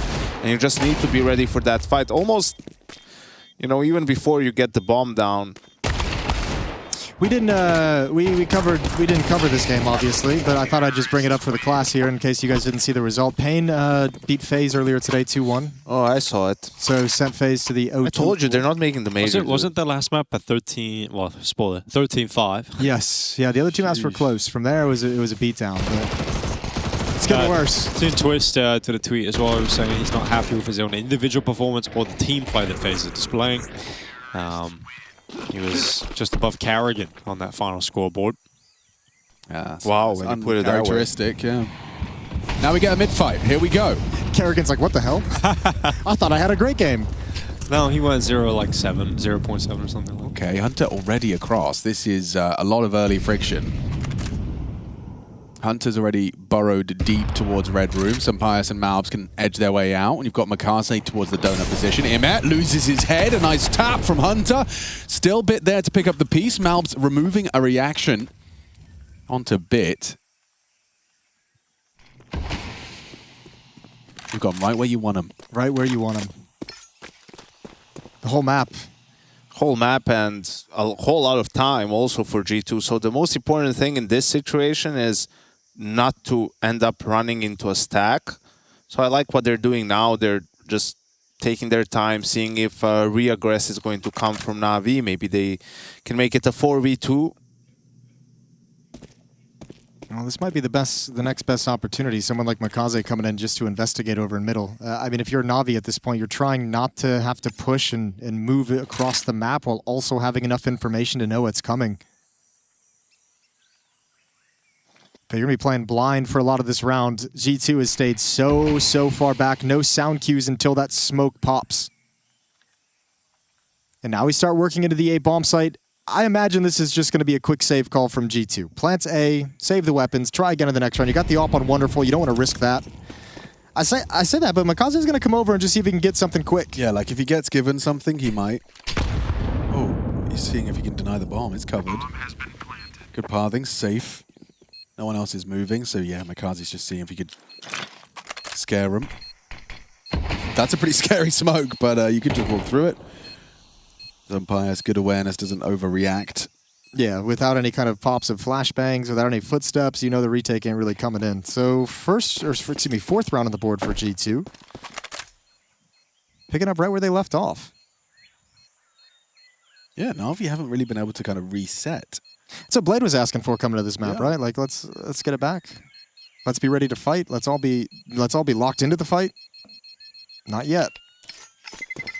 Boom. Maybe they need to call a locksmith because they seem locked out at the moment by G2. Okay. See what yeah. Well, we'll workshop that one. Or get a battering ram. I think you needed to throw it in a little bit more conversation happening, you know? Are locksmiths picking locks, or do they just kind of like smash I locked myself out in Malta 5 minutes after getting the key.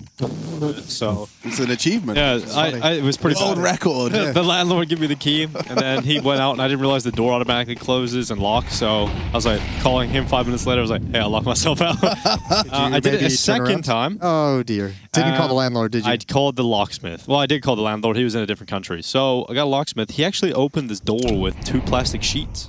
It's pretty insane. So they are kind of just professional lock picks. Yeah, exactly. Yeah. It's illegal to have lock picks in the States. Is it? If you're not like a locksmith. You've got the license. Yep. But you can have a gun. It'll open the door. That's what I was going to say. That's like, all right, as long as you guys have your priorities straight. Jesus. Let me preface this by saying there might be some details to that law that I don't know about, but just, you know. You can blow off the barn door, no problem, though. All right. Sampayas has actually pulled this back. That was a 3v5 for G2 that they brought back. They might need more than a locksmith at this point. They might need a paramedic. I don't know. Oh, never mind. They might just need to finish, sure. Jump up. Nail the headshot. You know his temple. Sunny P, 1v2. Sweet Jesus. You pre-aim up. Sunny P's just going to have to let this one go. Kaze's done so well. Beautiful. Na'Vi are on the board.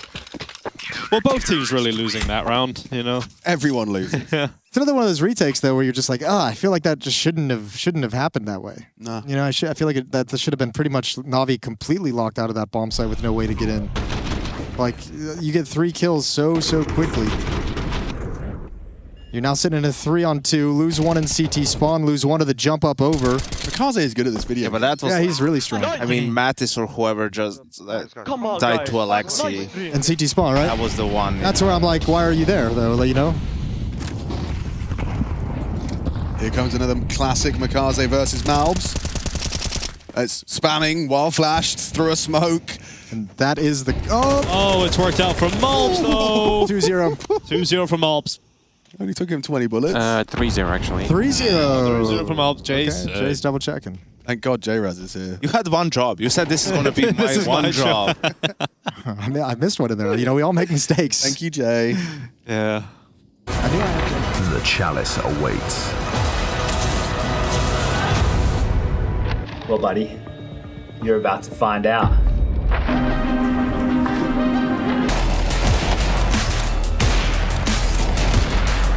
Sasha, please don't come back.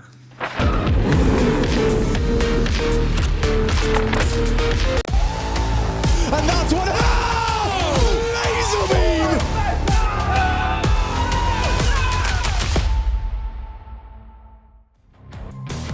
Welcome back in here. We are now looking at map number 2, Ancient, coming up in just a few moments here. Legacy looking really clean for the most part. There was a mini comeback from Monte. Had us worried. It was awfully close, but Legacy do manage to just pip them to the post. And Monte, I think, never really getting going in the first half. Second half a little better, but only once they get a fire lit under them, right? So not quite impressed with the Dust 2 pick that came out, kind of their favorite map at the moment as well. Legacy, therefore, in a really good position, and we've looked into this, you know, why has the pick come in over this map or that map? And it feels like they have a game plan against Monte. They've gone away, they've studied the Astralis game, which was about 5 days ago now, something like this. Yeah. So they've gone away and studied, and hopefully they will have another way of getting a one-sided affair. Flip side is, though, for Legacy, they've also played this map at Pro League, and they've got a win under their belt. So I'm assuming whatever they saw against NIP for themselves, they were pretty happy with, and they sort of think like a culmination of the two factors. They're pretty solid win, 13-10, not bad against NIP, but then again, it is NIP, so you don't want to read too heavily into it, but then also the really defiant loss that Monte picked up at 13-3 against Astralis. A combination of those two factors, and maybe even just a little bit of time looking in towards the tape last night and figuring out, like, this is a map that we think we have a little bit of an advantage on. We can find and expose a couple of gaps. I think, generally speaking, when it comes towards Legacy, we're basically looking at this side in terms of just shoring up the T sides a little bit. As we can see, the CT side was actually really quite strong. There was enough there that made us feel quite confident about it. It was just the maybe kind of ever so slight lackluster ideas. But let's see. Either way, we're getting the show on the road as we're about to begin map number 2. It is Ancients to pick off Legacy. And basically now we're looking to see whether Monte can respond. Enough light to power a city from the flash there, of course. As we get into things, it does feel the bookies pretty heavily in favor of Legacy for this one. So going to have their work cut out, are Monte. I think they know that as well. Fresh slate kind of team. This is the difficulty, though. We saw in that very opening matchup, yes, they were able to bounce back in stage 1, but at times this team can be their own worst enemy, right? And very much struggling to get back into the series against Astralis. Is that going to be the case here against Legacy, their first, big test coming into stage 2 as a team that they could potentially take down? Oh, Zuu clean. Lato right around the corner, also going to go down to Zuu. Finds himself 3-4 kills. Wow, that's too easy. Headshot machine for Azu. That is really nicely done. Okay. Not a bad way to start it off, especially considering how maybe underwhelming you could say he was in towards that first. I mean, looking kind of across the scoreboard, Rainwaker playing the B anchor positions never really got tested that much. He struggled, but in terms of kind of the KDA, I mean, Azu, 14 and 18 for him. That's 4 off rip to get the pistol underway. And we kind of said we'll look towards Monte, how good the response is going to be. That's the perfect way to do it, a near flawless round. Yeah, pretty much perfect. We'll see if they can tap into that for most of this game. Hopefully to give us a competition here, they can indeed do so. It's going to be a force buyout from Legacy here. AK for Doom out. Worth noting. He was electric, map number 1. Is the star of this side and continues to prove why. Yeah. Starting to get this conversation at the moment, I think, in Brazil, similar to a couple other scenes in the world, you know, those national scenes that are still going, where it feels like the team does exist, the big super team, you might want to call it. It's just getting all the pieces together. And there's a lot of people tied into contracts and whatnot, I suppose. Yeah, unfortunately, Brazil's contract situation means that it's sort of next to impossible. You've got kind of like two different scenes. You've got the Brazilian scene where it's like hindered by the contracts. I mean, the way kind of Brazilian law works and the buyout system means that those buyouts are incredibly expensive and are kind of part of their contract in terms of the wages too. And then you got like the Polish scene where like a lot of them just don't like each other, so that super team never being built. French scene also. Yeah, exactly. Similar sort of vibes there. A little 1-for-1. The bomb's still yet to go down. A lot of pressure being put on here, but the bomb will get punched in by Nissim. And the second attempt of it. Honestly, a bomb plant out of that situation isn't bad. Lato finds a kill on BMAS, and that's also now a gun for him to work with. And a 1-for-1 trade is positive. Dumao and that AK put to good use, and the Tech 9 will add further problems to Monte's tally. It's all on the shoulders of Afro. He started this round off with a kill, but I don't think he's going to be getting too much more. They're so isolated as well, Legacy. It's the perfect way to play. Do not give him a damn thing. What a response. Yeah, and something that's a little bit curious, actually, in terms of comfortability on this map that I would have liked to see. A lot of rifles out from the CT side, which I do get. It's like you're fighting against, you know, armored opponents and whatnot. It's kind of the general rule of thumb. A map like Ancient, you got a lot of retaking that goes on. So you need someone who's on like the full belt of utility that can hold on to that full belt, a kit as well to just give you more and more time to work with. I don't think that they necessarily gave that the right amount of focus. And in the same vein, also not getting in the face of their opponents to try and make those rifles really work for two-man advantage, for example, that would put you in a very good spot. Yeah, no, I agree. Couldn't flash each other into fights or kind of mollies to cut off angles. Firepower just wasn't good enough. Doom out. Crosshair was trained, he was waiting for a pixel to work with, and as the molly just maneuvers a little bit. Nice tap at range, opening double. Go the way of Legacy. And for Monte, they've gone for a force buy, which is the right call. You're in double eco, you have to reinvest into this, but it's not looking good, and we've been talking about it. It's not the pistol that's the most important round, it's the force buy. That's the one that dictates the early tempo. Headed in to the B-bomb site here. Here's where the remaining Monte players are.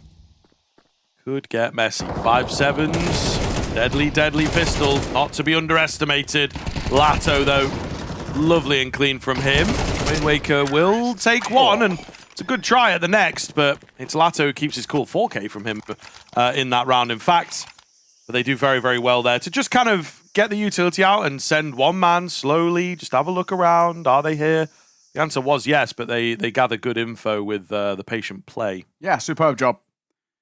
Lato as well, and that kind of contact moving towards the site very easily can be caught in transition or caught on a fight in behind, but it wasn't. His timing was perfect. So, unfortunately, now into round number 4, it's a nothing round. So you have a thing to fall back on. Third should be taken with ease. There is, in rounds like this, I kind of like teams to buy just one flash. Just pop yourself in, like even just popping yourself through this mid smoke, right? Something as small as that, or on a map like Ancient in particular, I like when teams play for a gamble stack B and they pop in towards ramp. They go for full contact. Art's going to get dinged, so he's going to very swiftly fall away. Yeah, quiet round here. I think, unfortunately, as well, Monte are going to be slightly boring and not want to give, like, kill bonus across because the round's just not going to happen. Maybe holding outside B. The specs. It looks like they're going to go mid, actually. We'll fight ever so slightly. Oh. Some guns taken. Round's not happening, but we maybe have an AK being saved, maybe. Now becomes a protector. Oh, no. Yikes. Rainwaker, there he is. He's got the AK. Can he get out? Yes. The answer is yes. So, okay, they save an AK, but it's a third round for Legacy. It's all the onus on Legacy now to just fully take control of this first half. Could be a similar start to Dust 2, where, you know, Monte just did not give us anything. That one rifle round picked up on D2. Yeah. 3 kills, though, and, you know, nothing brought in towards that round. You'll take that, to be perfectly honest. It's not the worst thing in the world for Monte. It was a nothing round anyway. So it will help in some regards, but it's the one that sort of matters. Full buy-in. Open play for Afro. Doesn't have loads of util to work with, though. Just going to squeeze. Had that all buy.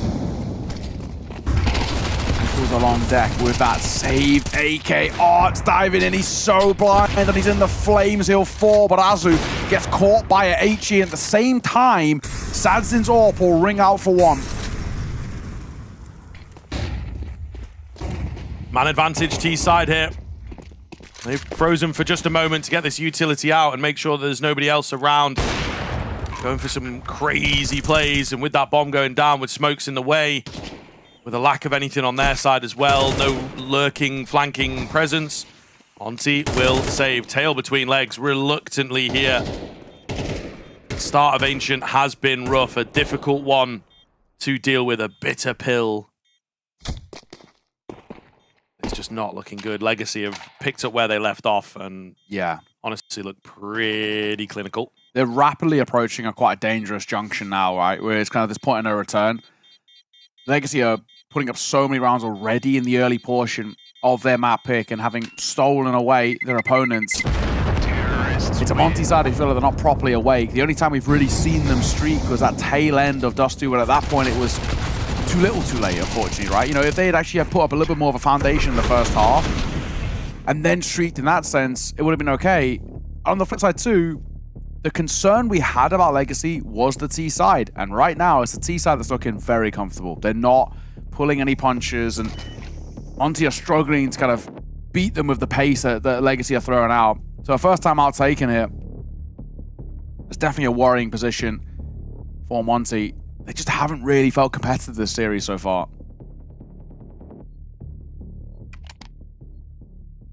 Timeout gonna have to pay dividends, honestly. It's also on the other side of things an opportunity to talk things over, which I think they will be happy for. Big round on the cards here. As you said, an important juncture. Curious now as to what Monte might change up. You know, we've not seen loads of aggression from them. It's not towards lane, which is quite a common option. They're just really talking things over in at mid. Damage coming in, getting some control in at shelf. Just not on the other side of it. Legacy have read it quite well and move into the idea of let's just make sure we all stay alive here. Early damage on towards R, but just keep an eye trained on the minimap. The bomb is not committed at all. It is not even left spawn. So all of these moves towards B ramp early or A main aggression, none of that's committal. And even now as well, Dumao, who's in elbow, not even doubling back for it. That's a red room smoke that'll come through off the back of Rainwaker's aggressive move to drop this in. Under a minute and no one's even near the bomb. Somebody's got to go and get it and decide where they want to go with this. Yeah, strange to say the least from Legacy. Even the fact that you could just bring it to his elbow. Like Lato could just drop it in elbow and then start maneuvering around. Now it will be picked up by Sadzin, and they're going to commit towards an A here. Looking pretty ready for this though on the CT side of things. Rainwaker on high could be a real game changer. Surely got to spot a shadow here. Just get awkwardly flashed. Has been seen now as well. And the pre-fire will be enough to take him down. Art, meanwhile, creeping up Donut here. Catching, but not landing the frag on Bemis. Can Beamer stay alive? Can he buy more space? The answer is no, but the AWP, the M4 here to try and make themselves known. Bomb being faked. 7 seconds. The molly comes in. Oh, no, that's it. Hello, Dumao. A real blunder from him. Sadsin had him covered in a sense. Going to go down after time as well. You have to hold it there. It just goes to absolute pandemonium. Yeah, you've got to He obviously stick. didn't know what time it was, I guess. And I think maybe he realized, you can see him kind of panic and flusteredly dive back into the site, but yeah, that is a squandered opportunity. That's a real mistake made. That round never looked good though from Legacy. I mean, like we said, kind of the bomb being left in towards spawn for as long as it was, with like, it felt so indecisive from the get-go. It was maybe that early default call of, let's just poke and prod, see what we find, but definitely not what you want to see. That tail end was tough to watch. But Lato and Dumao, they'll make up for it to open up here towards round number 7. And somehow Art, by the skin of his teeth, gets out alive. Honestly, I feel like every time I'm looking at Art, he's like 20 HP or less. I don't know. I mean, there was Where is he even getting damage from? I feel like every time I look at him, he's like, he's reeling. Like, how? Just in the nades, for sure. Yeah. Exact same mid approach from Monte. There was no one really mid last round for Legacy. I get that, but that doesn't mean that they don't have like an idea of what you went for. So this time they're much better set up for it. Really quite a strange decision from Monte, in my opinion. B-bomb site going to be completely clear. Tease will discover this eventually. Slow creep coming in. The boost is on decent timing. He's probably dead here. Whoa. Sadsin maybe got his knife out slightly early. But they know about it. Nissim out in the open does get caught. Trades are not going to be good enough. I mean, the damage is really good. The spam through the wood could have done so much. Azu misjudges the whole thing. Afro to save. Yeah, trying to smoke in towards long. He didn't really expect Legacy to be as audacious as they were in taking that forward stance, that forward position, the post plant, but it's Art. He's going to want to fight. Doesn't matter how low he is. You got to know your opponent in that sense. So it's a 5th now for Legacy. Once again, extending that lead to 3. This is already a pretty solid T-side being put on the board. The way they're playing as well, they're looking in kind of a prime position to guarantee a lead at the half. At that point, Monte in pretty serious trouble. Legacy had chained together a really nice CT side on that previous map. Definitely real concern that's starting to brew here.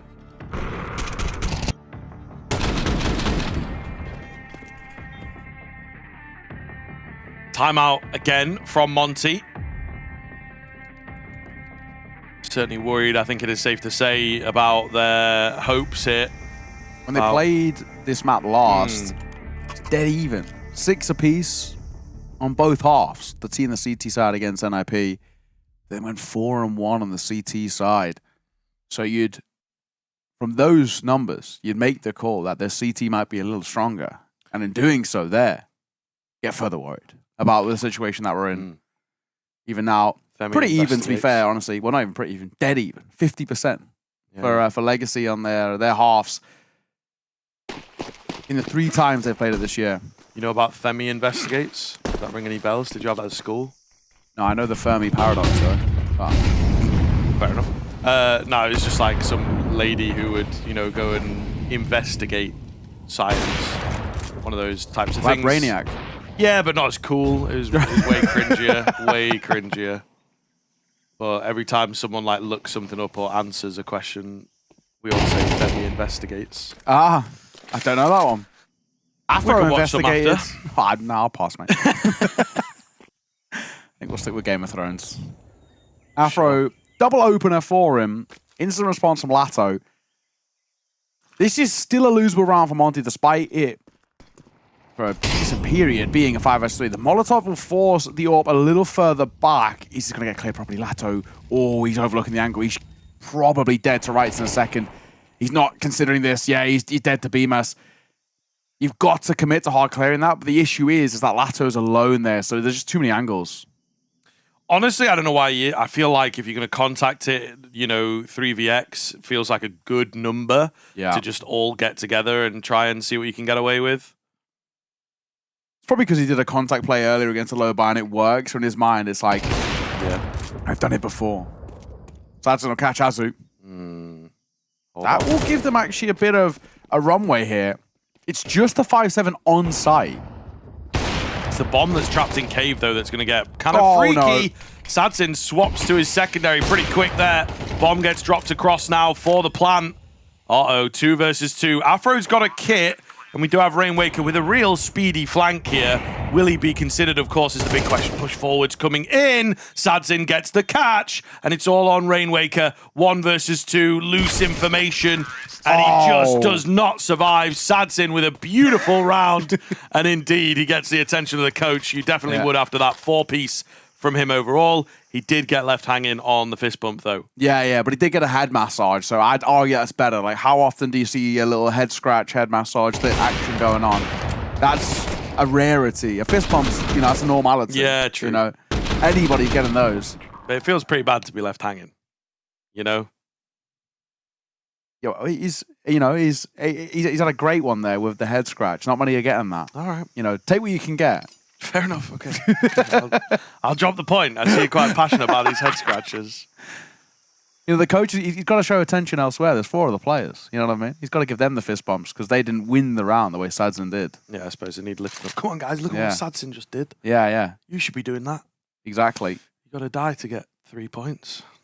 You got to die to get 3 points. I love that, man. Legacy in a really commanding spot. It's a real concern with where we're at the moment for Monte. And again, like I said, even when it was in that 4 versus 3 in favor of Monte, this is a losable round from when they were even in the 5 versus 3 position. They squandered it. Afro, 2 opens, goes untraded. So you put into a decent spot, it's a 5 versus 3, then it's a 2 versus 4, and you let it slip through your fingers. And I know the buy wasn't fantastic, but it was gone scooped up. Once you'll kick themselves, letting rounds like that slip, they're the rounds that can change the tides and flip the momentum in your favor. Just did not capitalize. Azu trying his damnedest to spam. Should be a known quantity on the left-hand side, but I've got crosshair trained towards the right. Oh, Lato! A laser beam from him just deletes Azu. Next round, buddy. We'll see you then. Jeez. Gets a little notification from his heartbeat sensor. That is crazy. Rainwaker's managed to battle one back in towards mid here, so the numbers are even now. This back end of Donut here. Really important spot for him. He's having a little look. Lato also checking. Which side does he peek from? Lato, though? Oh! What? He's a Terminator right now. Someone he can't check miss. This guy's PC. He can't miss. What is happening? Admins, do us a favor. That's insane. This Gonna get the bomb planted here. This man is not real. No kit available for the Monte boys as they are going to try and give it a go on this important retake here. Could be a very devastating half scoreline if things do not go well for them. Afro takes one. Is he seriously going to stick around here and not think about the save now? Oh. He goes down. It's 7-2. Really strong position for Legacy to be in, and nothing going right for Monte. I mean, worst possible time to suffer a round at the hands of Lato. You know what I mean? Like, if it were a bit even or whatever, you go, damn, I guess there's not much we can do about that. But if there's nothing you can do about those kills, it's 6-2. I want to see the second one. Oh, God. That is mental from Lato. Admins, I need you to dial into that PC and have a little look around. Something's not right. Oh, he's relentless. He's relentless in his pace. BMS has smoke in hand, and the smoke actually ends up going in a nice spot to slow down the roll of Legacy. But you can slow down the roll there. They're still steamrolling this half.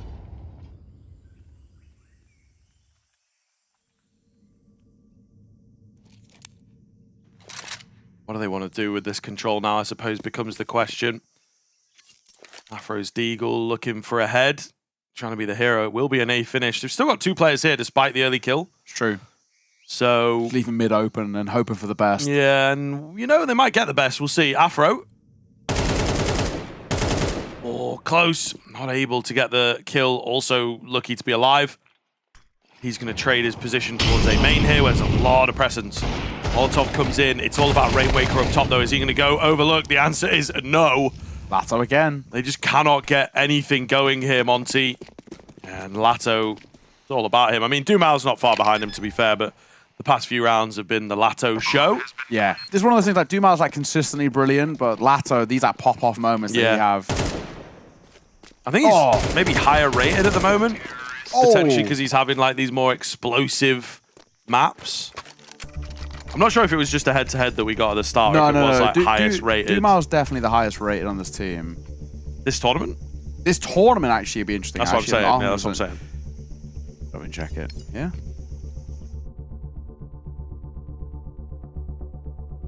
Do monkeys learn to use HLTV in real time? I'm lost, man. Matches? Event history? No, I don't know. I don't know. I need a few minutes on. I don't know it by heart. You know, I need a few minutes on HLTV to find where we need to go. And you can like look at the event, like time filter, maybe. Here we go. Here we go. Events. Yep.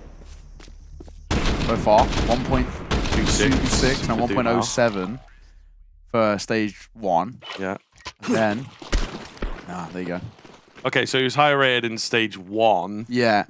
But he's Not much quite in lower stage rated. 2. Yeah. Okay. Relatively even, I guess, across the board. Yeah, battle for it. They battle for it.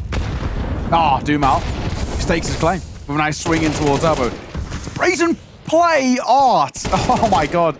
Doesn't get loads of kills, Art, but the ones he does are just hilarious. As he flies in towards Cave off the back of that, catches both of them with the pants around their ankles, and they've won the round. That's it. And let's be honest now, this is about to be a 9th on the board for Legacy. This series is done. Yeah, I mean, they have figured out the Ancient, it would seem. Ancient just not looking good for Monte. Oh. And Legacy feeling pretty confident in theirs. So I think you were kind of right. We both have hit the key points in the fact that there's a recent map to work on why did they get beat so hard. And then Legacy have also got a map to work with themselves where they played all the rounds, gone deep into the strat book. That one worked, that one didn't. How can we change it up? Yeah. We were really happy with our A place. Maybe we lean on that a bit more. Monte, meanwhile, not letting the Ancient happen. This is one of the things with like the 7 map pool. Yeah. It's kind of a myth in a way. Yeah, because it's just so hard to like maintain, work on every single map. And you kind of do just have to look at a couple maps and be like, we don't really like playing those. We can't practice those. Let's try and shore up the map pool in other places. It's just a bloodbath. Right Kind of the way it always looks for me is like, you have a 6-map pool, right? And you have 1 that's a permaban, then you have 4 that are quite strong, 1 that's decent, 1 that's maybe a little bit on the weaker end, right? Oh, we'll come back to that point in a second. Decent trades, that's the ace I take and saves. I can come back to that point. Even what you're saying, though, feels like more than what teams actually achieve. No, sure. But like, in theory, that's where the 6-map pool looks, where you kind of like 3 to 4 that are like really strong, and then you have like 1 that's like decent, maybe like situationally, and then 1's a little bit weak. What we've got here is just a few maps that are obviously glaring issues. I'm very concerned. I think it's a safe point that we're brewing here. This is a one-sided showing from Legacy, and Monte are nowhere to be seen.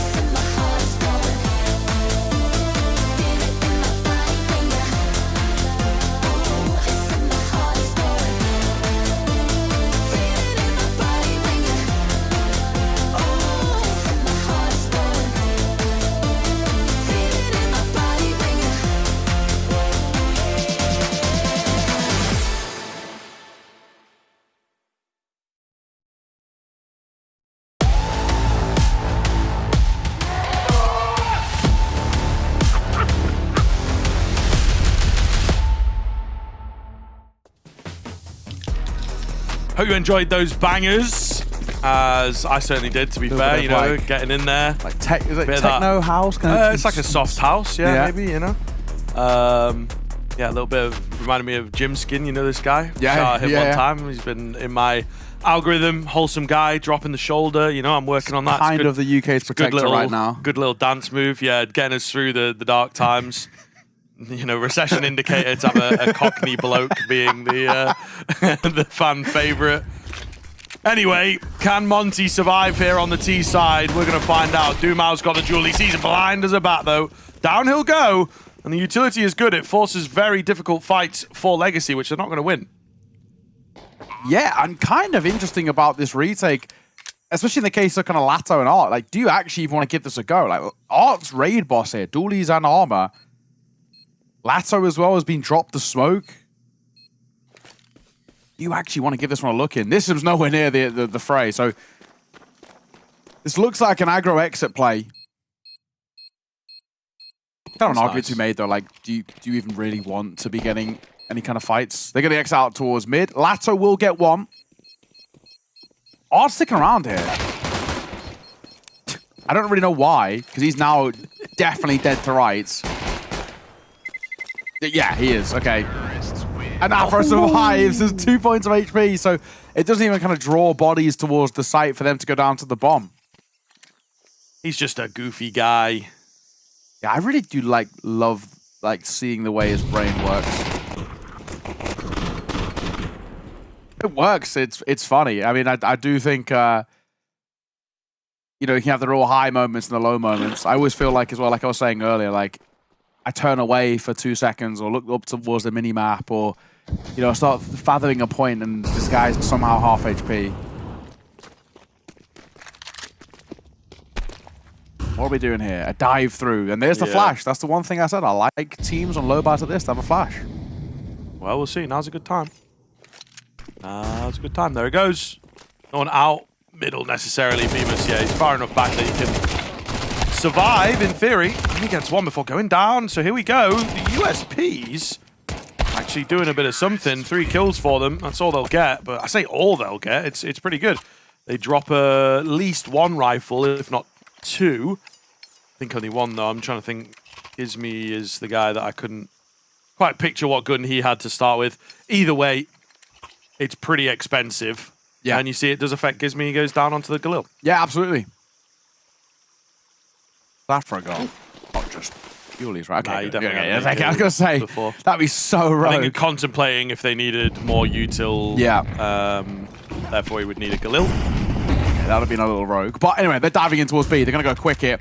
Ism drops the smoke to try and slow down the roll. He does get a fadeaway dink shot as well, which is good. And with a bit of the spam and a flashbang from Lato, he's nailed 2. Art will fall to the flames. So they've taken the site itself, but how does that fight between Lato really working towards Cave? It could be a big one if they can boost up on top of this box and find a gap. Oh, Sadzin, though, is able to just roll around and find the important kills. They tried to fight fire with fire. They've not even got the bomb down yet, Neo. You know, it really did not get started there for Monte, despite a keen kind of find. And able to isolate the B-bomb site. They just couldn't keep control, couldn't even buy enough time to get that bomb down. Completely shut out. This does really well. He's under a lot of pressure. I just don't think this is a great map for Monte's first answer, 10-4 with the rifles. Yeah. Rush B. Yeah. You know, like, and not even getting any cave presence or anything. I just don't think that they're necessarily that proficient on this map. Taking a page out of my book there. If in doubt, hey, Rush B. Rush B every round on Ancient, to be honest with you, mate. Screw the A-bomb site. Yeah, true and real. I am actually an A-site anchor as well, and I feel like that's how a lot of teams play against me when I'm playing this map. just you specifically, yeah, of course. They see my name and... Yeah, the aura. Yeah. They shit themselves. Okay. Scared of my raw ability. I have one gimmick, and that's all I do, which is I stand on the sign by boost, and I spot shadows, and I just drop a molly. That's all I do. It's the only thing I've really got going for me. It's just not an angle that no one can clear it properly. Yeah, how to like deal I with did that. play in like a FaZe 10 match recently. Right there, exactly. Stand on there. You just wait with a Molotov in hand, and the second you see a shadow, which you will on the swing, you just throw it on the run out, and you dip in towards cave. Honestly, it will actually get you to level 10. At level 10, though, you'll get owned. Yeah, this is it. I literally played one game at level 10, did that, and got insta-swung one tapped, and I was like, nah, never. All right, cool. Not for me, then. Yeah, no FPLC this season. yeah. Next year. All right, Monte. Back to B we go, and back into the loving embrace of Sadzin as he just continues to really shine. Yeah, been looking pretty good, actually. Quietly good. From behind, it's laboured, but yeah, he drops the bomb eventually. 20 seconds left. They can't even collect it. Oh, it's tough to watch, man. Just everything Monte doing, going wrong, nothing working, no kills, the bomb being late, not even getting plants. It's just hard to watch. I think even if you are a fan of the legacy side, it's still, it feels pretty dirty here. Monte just not giving us anything at all on Ancient. And within the series itself, just a small resurgence. Arguably because Legacy took their eyes off the ball once they hit a scoreline similar to this. Maybe. Yeah. That's all I can give Monte at this point. They're rushing B again. Oh. Perhaps this is the time. Okay. Contact flash is pretty good there. Take those. 5 on 3. They're going to get the bomb planted. That's something they've not necessarily achieved just yet. Hot. Okay, Dumao losing his mind there on the crosshair. Art had a hilarious swing as well, where smoke comes down, he flies through it and gets a kill. Yeah, of course. And then gets into traded. They're winning big. Yeah. This is it. He waits. He's like, yes, I'll play discipline. Don't worry about it, guys. Yeah, no, I don't do that anymore. Don't worry. I don't do that anymore. Yeah, no, I'm definitely, yeah. No, I play safe. This is 2022. Don't worry. Art. I This is long understand. gone. It worked for a bit and then it didn't. I got sort of kicked or whatever. Everybody was hating on me for a while and all this. I don't do that anymore. And then it's like I'm a new the man. scoreline like creeps up and he's like, okay, 12-4. we're like 6 rounds ahead now. It's like the the pushing the Green Goblin mask is you're speaking to. Do it. Yeah. The Green Goblin mask. Speaking to him. Oh, Dumao. Good for one. Full blind as well as he'll fall away and more or less unscathed. Takes only a slight tag. Mid-control taken by Monte, but opening kill and a pretty bolstered A site here. Leaving 2 towards B. That's so Nissim. I mean, while he hasn't got loads of kills, Nissim is just so reliable on these anchor positions. I think A actually might be their better move. Molly down, the dink on towards Dumao, that'll help, and Sadzin going to play behind this. He wants to catch one on the cross. He just about spots the back of Afro. He's made his way towards Red Room, off the back of getting the kill, and a missed shot by Sadzin's not going to help, especially 2 of them. Probably just a save here. The remaining Legacy players are too far away. You got all these rounds and whatnot, but it just feels futile. So it will be a Monte 6th. I think I missed it. How did Art die? Pushing through a smoke? No, I don't. Oh, no, he got swung, swung by Afro, and we were spectating Sadzin. And then he didn't, insta-trade. Yeah. That was it. I was wondering whether it was something a little bit rogue, just because we're used to that. But that was a bit more... Just caught off, really. More tame, tempered. But he was probably holding an open angle when he shouldn't have been. What do you mean? Let the AWP take first contact. That'd not be better. Yeah, that was true. There we go. Yep, oh, he swung. He did swing. Dry swing. He doesn't know what's up. I thought Afro swung Zero him. info. No. Art was like, I'll have a look. Don't worry. I got it. Brilliant. Oh, you don't have the angle on that guy? Oh, I didn't. Sorry, I didn't. I got it. Don't worry. I got it. My radar's on 0%. Sorry, I don't check that before. I don't think before I do. I don't want any distractions. Yeah, he's got the smallest FOV. Brilliant. I mean, it feels like we are just biding our time until Legacy see this off. But then at the same time, Legacy are prone to letting leads slip. So how many times have we said that the past couple of days? You know what I mean? We've had so many of these comebacks, actually. It's actually mental. Legacy were part of that. Made. Slowed him down. I think you're right, though. We've had way too many. Yeah. I actually was going to just be like, this is guaranteed to happen for Legacy. Yeah. We try and use the the reverse caster curse. Yeah.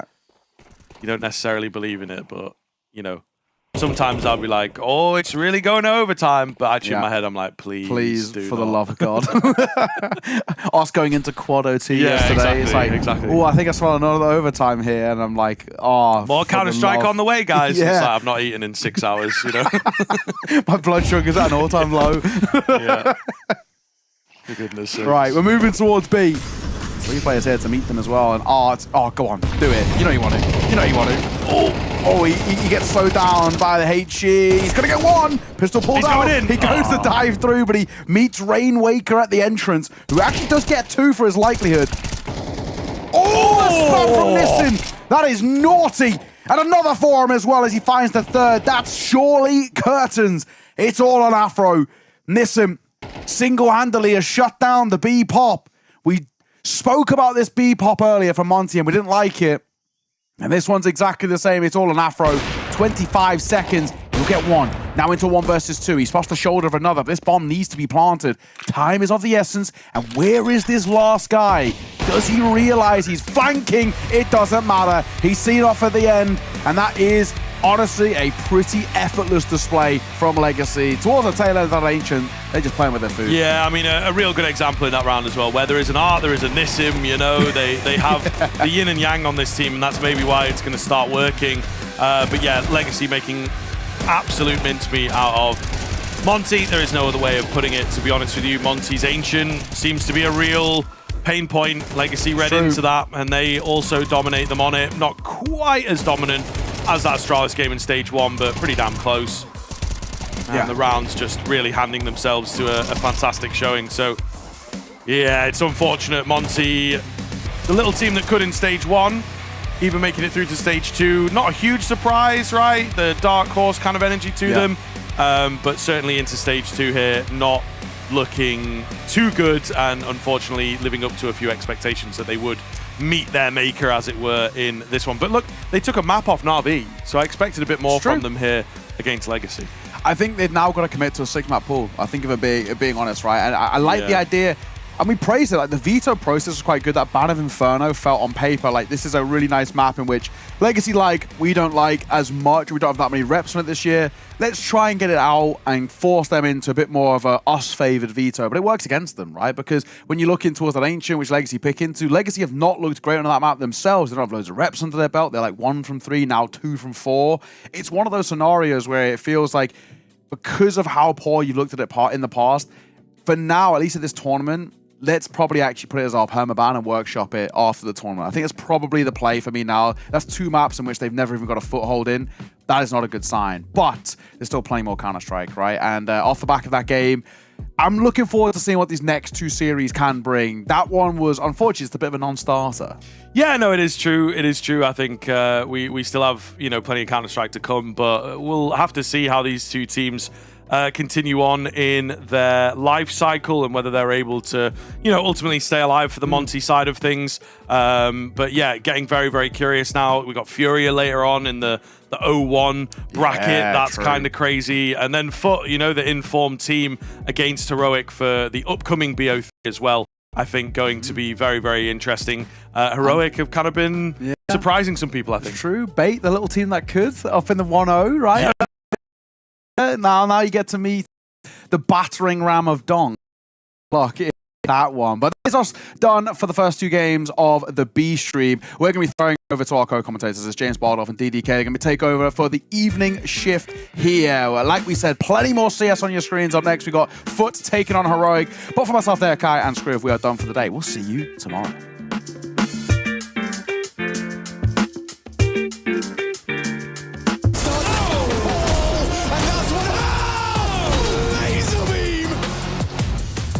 Chance, all dong.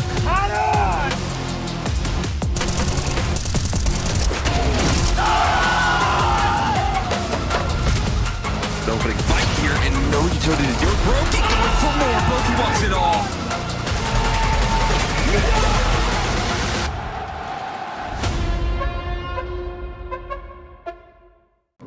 Damn, guys, we almost had this. Thank God that's over.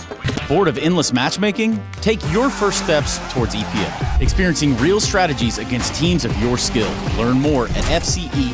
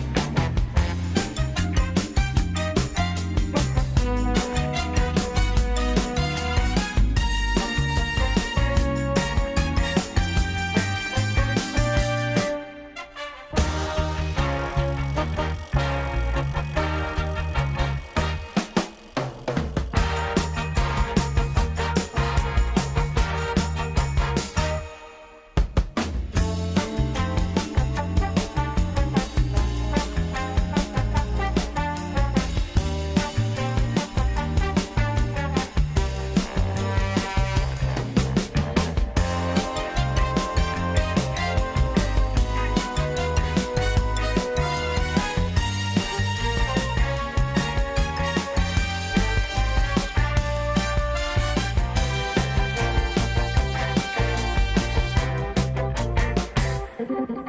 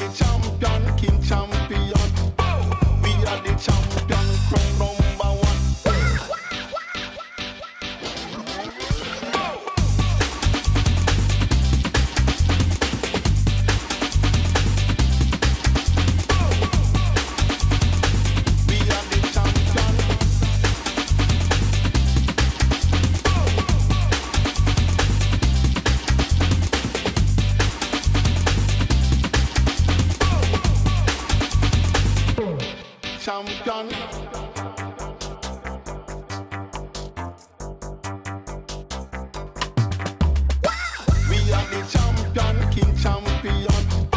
We are the champion, crown #1. We are the champion, king champion. We are the champion, crown #1. We are the champion, king champion.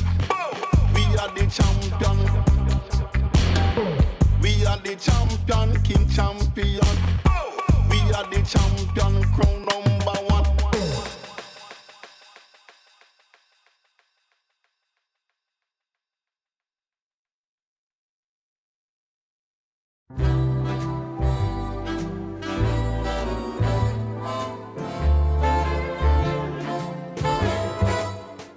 Our love was a chance encounter, a glance across the street, fleeting moments, two strangers meeting that swept me off my feet.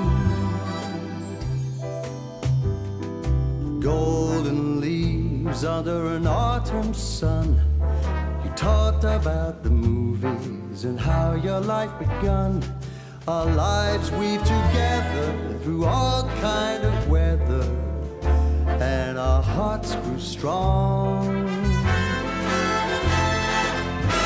Our love was a chance encounter, a glance across the street, fleeting moments, two strangers meeting that swept me off my feet.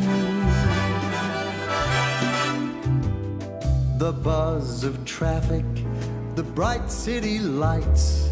You talked about marriage and who you'd invite.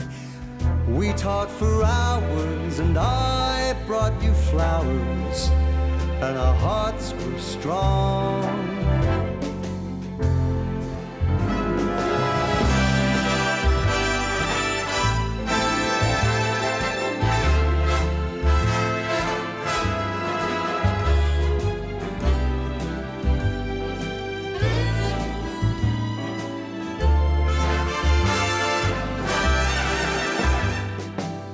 How can something so special be mere happenstance? Was it destiny calling, or just life's little dance?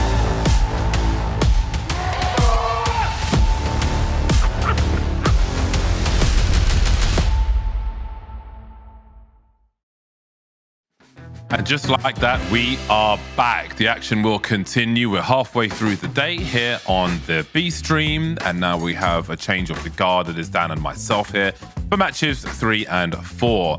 After a long day yesterday, how are you doing today, Dan? I'm doing good. Yeah, yesterday we were delayed maybe 3 hours behind schedule because of that one crazy series that went for 5 hours for a best of 3. But yeah, today we were on schedule and we got some banger games. So I'm excited. Good. I was hoping that finally we would have a good season of Formula One, but it seems that the cars are maybe the worst they've ever been. So hopefully the rest of the Pro League matches can brighten up my day. Now this is the scores on the doors. These are how things are looking at present. FaZe losing to Pain, who continue to impress. Monte losing 2-0 as well. That will be an unfortunate matchup for them.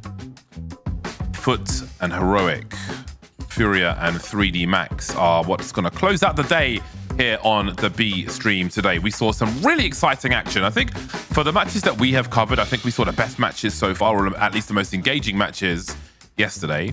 I don't know if you would agree, but we saw some great output from FURIA in a loss, a surprise loss, if you will, Dan. Yeah, we did see some great output from FURIA. I mean, it was a bit of a struggle for them, and I mean, I'm generally not too worried about teams like that maybe dropping series early because there is that element that as the pressure kind of mounts, that's when they get better, and I fully expect that they're going to be kind of where they're supposed to be towards the end. So we've got a game show. Which is VRS or Tour de France. And I'm basically the Steve Harvey of this operation. So it's going to be down to you to decide, is this graph a VRS graph of one of the teams in this current stage, or is it a route of the Tour de France? I think it's Tour de France. All right. He thinks it's Tour de France. And that's a lot of volatility, James. It is, yeah, it is. But is it? It's a Stratus VRS graph. Oh, crap. Okay. Do not pass go. Do not collect $200. I was in there somewhere in France once. I don't know if I saw the Tour de France. Oh, that's absolutely Tour de France, man. I'm calling it, even on the host. I'm saying that's Tour de France. Yeah, it just looks like France to me, basically. Oh, I was lying. Yeah. Oh, I hate this game.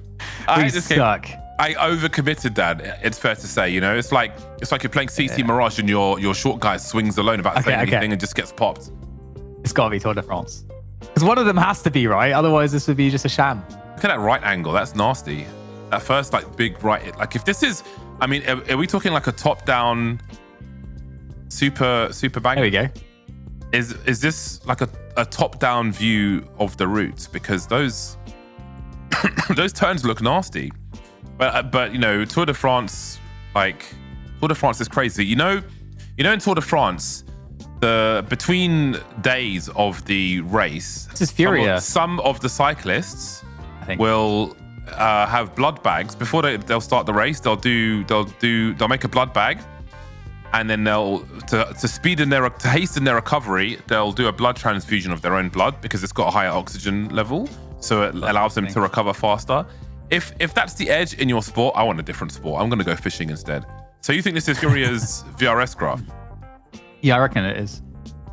All right, then. Let's see. Oh, well, wow. 10 I know the VRS graph when I see it.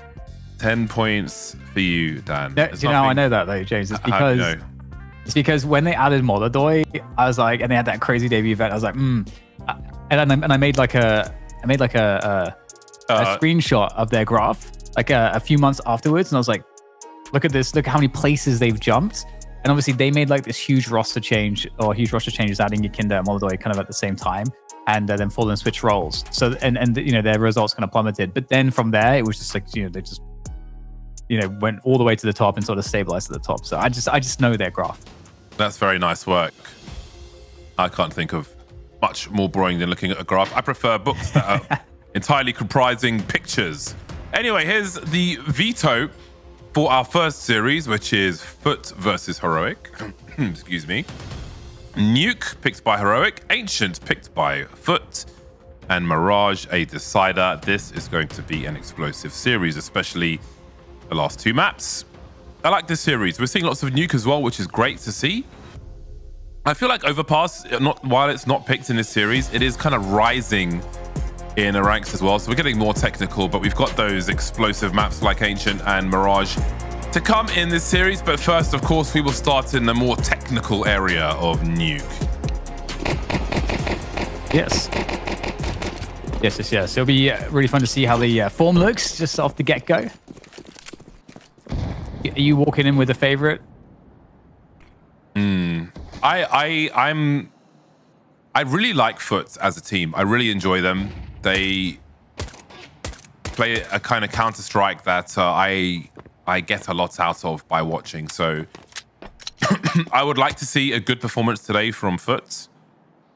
I mean, I'd like to see a great performance from both, in fairness, for it to be a good match. But yeah, Foot is, I always expect good things from them, regardless of who their opponent is, for the most part. And this is going swimmingly for them so far, but the pre-fire from Jug's not quite getting there. That's going to give Heroic a window, which will firmly and quickly be closed by the remainder of Foot. Yeah, I think I'm also on the same Foot train. It's just kind of cool to see the trajectory of a younger team that's kind of refined itself over time, and you've got some promising young stars that are really exciting to watch. So yeah, I kind of share your sentiment there. You're a Foot man, is what you're saying. Yeah, show me the Foot. Yeah, I thought so. I felt like I could tell. Tech9s and Utility are out for Heroic in this second round. We know this means this will be a dangerous round. Youngster's got a flash that he will look to deploy. Demon's close enough though. He could wipe them all out here, especially with the M4A4. The Julies to pick up the slack afterwards won't be enough to catch Youngster, but Cemetery is in position, which leaves Chrisen with much to do. Notes how he's not revealing his shadows. Be very careful about that. But yeah, I think he might just be pulling up boots while he goes fishing.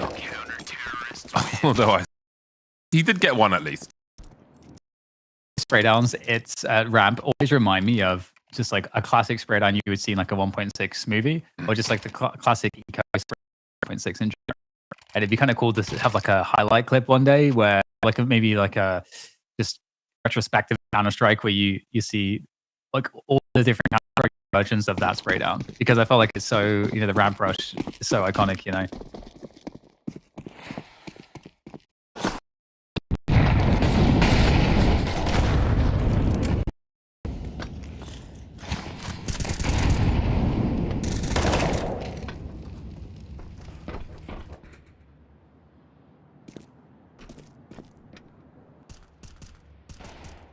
Heroic will be thinking about the next round. Lost to Mouse 2-1. They beat Parry Vision 2-0 after beating Passion UA 2-0.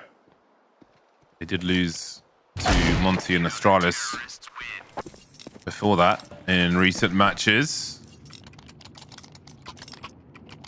Currently rank 18 versus 13 for Foot on HLTV. So I do expect this to be a competitive one.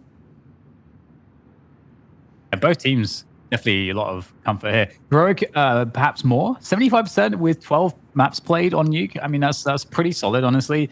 And they're generally playing like pretty good opponents, to be honest, as well. So you'd expect, I think, to see maybe the most solid performance here from Heroic, or rather, of all of the 3 maps in this series, you'd expect to see them the most comfortable here. So I think, just in terms of the trajectory for the series, it'd be how things are supposed to go. To be honest, I think if they pick this one up, I do think though that FUT have that surprise factor about them that some of these teams do. I think, like Bait, for example, is similar in that sense, or maybe even Pain to an extent as well, where they're kind of able to punch above their weight a little bit.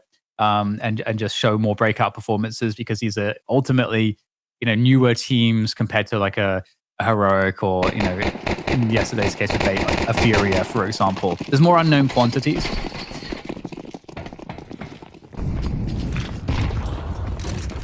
I wonder what to expect from FUT on Nuke specifically. Wondering how viable a 2-0 is, how possible a 2-0 could be here for FUT. Lost 13-2 to Astralis at IM Krakow. Beat Liquid 39. Of other matches versus K27 and BetBoom. So there's a question mark there for me. We shall see. We've got bloody good numbers on Mirage, however, before we possibly get there.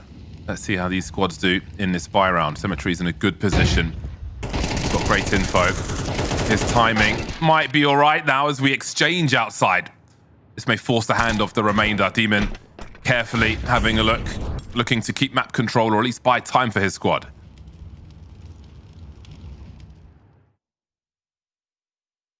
Down ramp they go into the lower sites.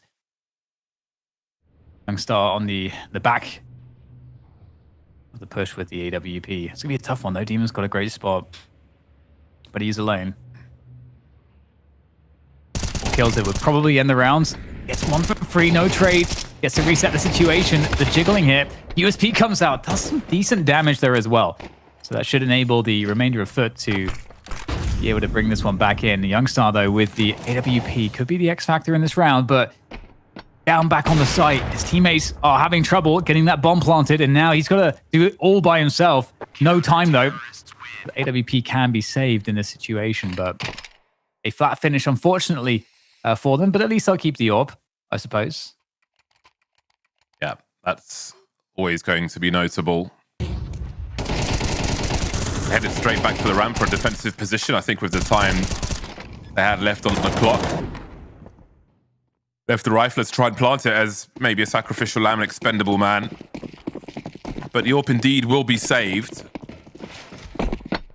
Now, they'll be looking to see if they can get a pick with that AWP before they lose too many pistoling players. Well, in an ideal world, not much utility to do it with, though. We have a risk with a boosted position. See if Symmetry chooses to go deeper. Perhaps he'd have support from a flash if he did. Oh, just sees a pair of legs flying in the air.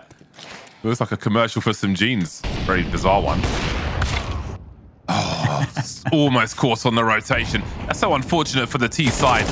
But again, the CT side is going swimmingly well for FUT so far.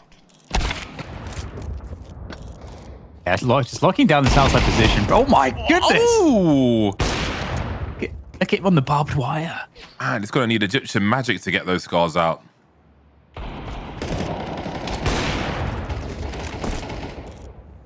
Well, okay, well, this is not going well. They can't get out of the yard. So much time to save. What a odd scenario to be in. Could be in this scenario no longer, it seems. So, a lightning quick start to Nuke for FUT, and this has to be concerning for Heroic. Again, the third map, Mirage, that I mentioned earlier, FUT are 83%. However, the sample size is 18 maps. That's a lot of maps. That's a big, big sample size. What's happening there? 64% on Ancient with 11 maps played, I think is also a big percentage. think people underestimate how significant that region is percentage-wise. It is more meaningful than you think. So, yeah, Nuke is not a map that Heroic can really afford to lose.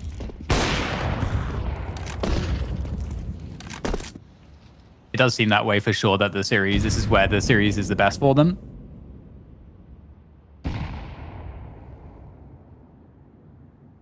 Looking to lock down the outside again. Symmetry with the AWP coverage all the way back for CT. Like this though from Heroic, trying to split onto main, but a little bit staggered there. Sus going down quite quickly. Allows the CTs to focus their fire on the oncoming attack, and now there's, again, just not really all that much left. They're struggling to find openings and trades. Some of the basics here just aren't really going all that well for the Heroic side. And another round where it's like, okay, well, do I try to save? I've got a minute left to do it. This is not ideal. Oh. Hello?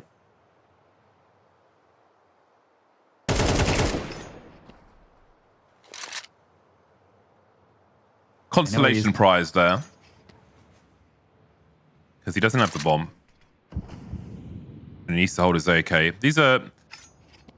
Yeah, this is... There's not much mileage on this car. It doesn't seem to be going anywhere. It's almost remaining and parked. And this is the pick of Heroic. So far, not so good. But I mean, hey, sometimes Nuke be like that. Again, chip away at the CT economy, but they've got to do more chipping, I would say. Lots of things going wrong. Nothing notable going right for Heroic at present. Yeah, like you need like one thing to happen, like, you know, an entry somewhere, give something, like create a hole, give something to work with, but they're just kind of like left in these late round scenarios with nothing.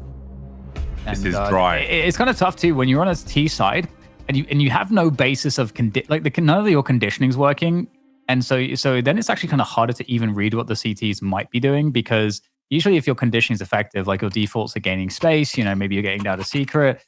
Maybe you're kind of shutting down lobby control. You kind of like limit the options for the CTs, which makes it more readable as to what they might do. And when nothing's working, it feels even worse because now you're not quite sure what they can do, and you're now starting to have your confidence get a little bit more affected every round that you lose.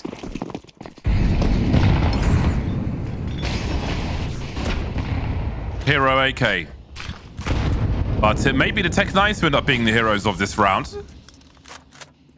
So many of them and so much to do. Lux heads downstairs. Look at the TVs and the stereos.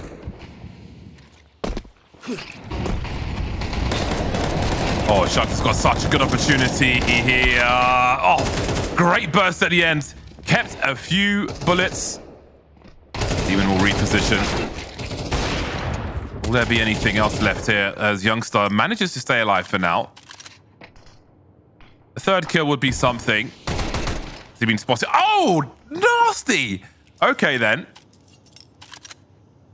I think that rifle's gone down the vent. Yeah. But Krebeni, he could take down from any range. So this is a dangerous one. And again, he's trying to use the clock. Oh, I can't believe what I'm seeing. The third one. Exactly the man he was looking for. The CTs should know where the bomb is. Cemetery, the last one. Oh, he could be found. He could be found! I can't believe he's clutched that. What a ridiculous insane round. Actually. Felt like, hang on. Press the timer button. Hang on. He's like, let me... Let's hydrate now. Yeah, this is kind of pretty crazy. I was going to make the point that one of the ways you deal with that scenario I mentioned before, where nothing's been working, is you go for a shock and all rush somewhere. So just simplify it, and you want the variance to be crazy. Maybe it works for you, maybe it doesn't. But if it does work for you, then you're kind of able to kind of reinvigorate the team a little bit. And I mean, that's an insane moment. The Tech-9, dude. I don't know how it could look that good, but it does all kinds of weird things on Nuke. Do you remember the falling Tech-9 from Get Right like a million years ago? Of course. Of course, I do. So, I mean, that's a fantastic round. It's a really good highlights. However, how much does it change your situation? They have a good buy, a full buy. This changes from the timeout saves of 1 rifle if they are lucky. It's not a round they can expect to replicate to recover something in this half. So they need to find success in the normal rounds because there's more work to be done to put the CTs on eco. So while that was a stroke of genius from the youngster, there is much more work to be done here for Heroic. I mean, I do think it does provide a little bit of relief. Obviously, if they get reset this round, it's going to be very tough to deal with, but they only need to get like 4 rounds or so, have some breathing room, and they're going to try to go for this upper attack again. Jux is going to get... Oh, they actually heard the sound cues above the burning, and that does distract them, so the defense is still pretty good on this upper site. Very important swing, though, from Crizzen. A 2 versus 3. The bomb, though, it is out there on the upper site. Has to be recovered. And Crizzen looking for a potential flank. Good contain, though, from the CTs, from Foot. They are looking to make sure they maintain control of this situation, but that's a great pick from Crizzen. And now there's a real chance. Here we go again. They can't have 2 in a row like this. Foot. They'll not be able to survive. Timing was really good. How long was Symmetry last for? Timing last round was really good for Youngster, who finds himself in the clutch once more. He's got half the information as to the positions of the CTs. This time he's carrying the bomb.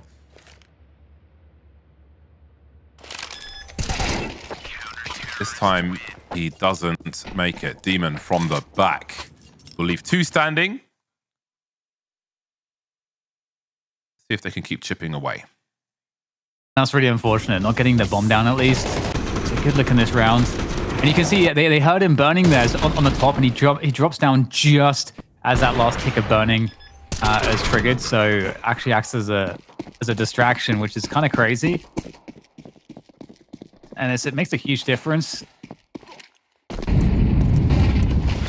So the good times continue here. But for Heroic, I mean, they still have some guns. The problem is they only have 1 smoke right now. That's going to be deployed. Oh no, they still actually have it.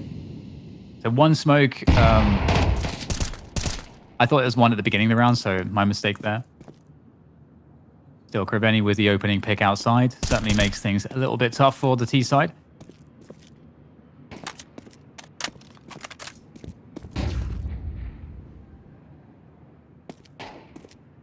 Kriveni hoping they'll gravitate towards him. I mean, they may feel like they need to deal with him to construct the round of the time remaining, and they have done exactly that. Now, what does this mean for the CT rotations? They know that they are heavily compromised outside, which can give more routes to the A bomb sites, and those routes are being taken by force, whether they're taken ultimately or not. The bomb head is heading up at present. I don't think it's been seen. I don't believe Youngstar's fired a single bullet yet. So there's a lot that us are not aware of. Again, if they lose by elimination, they might be in trouble here.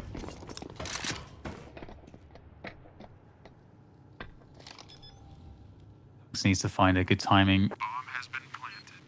It's very tough, though, because Cemetary's been kind of effectively out of the round the entire time, as he was on the lower side. Maybe available for like a secret play, but now he's over at the vents.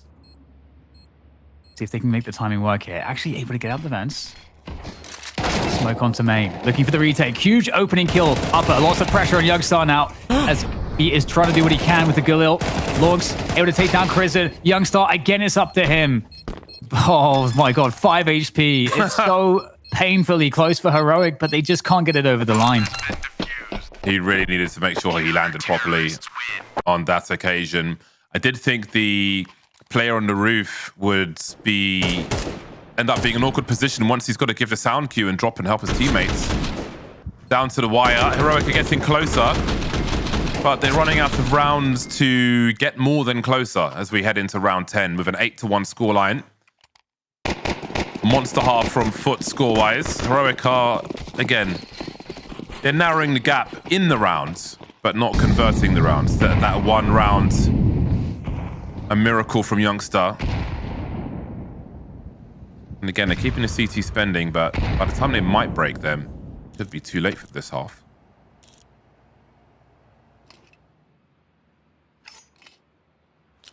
Terry back in the garage.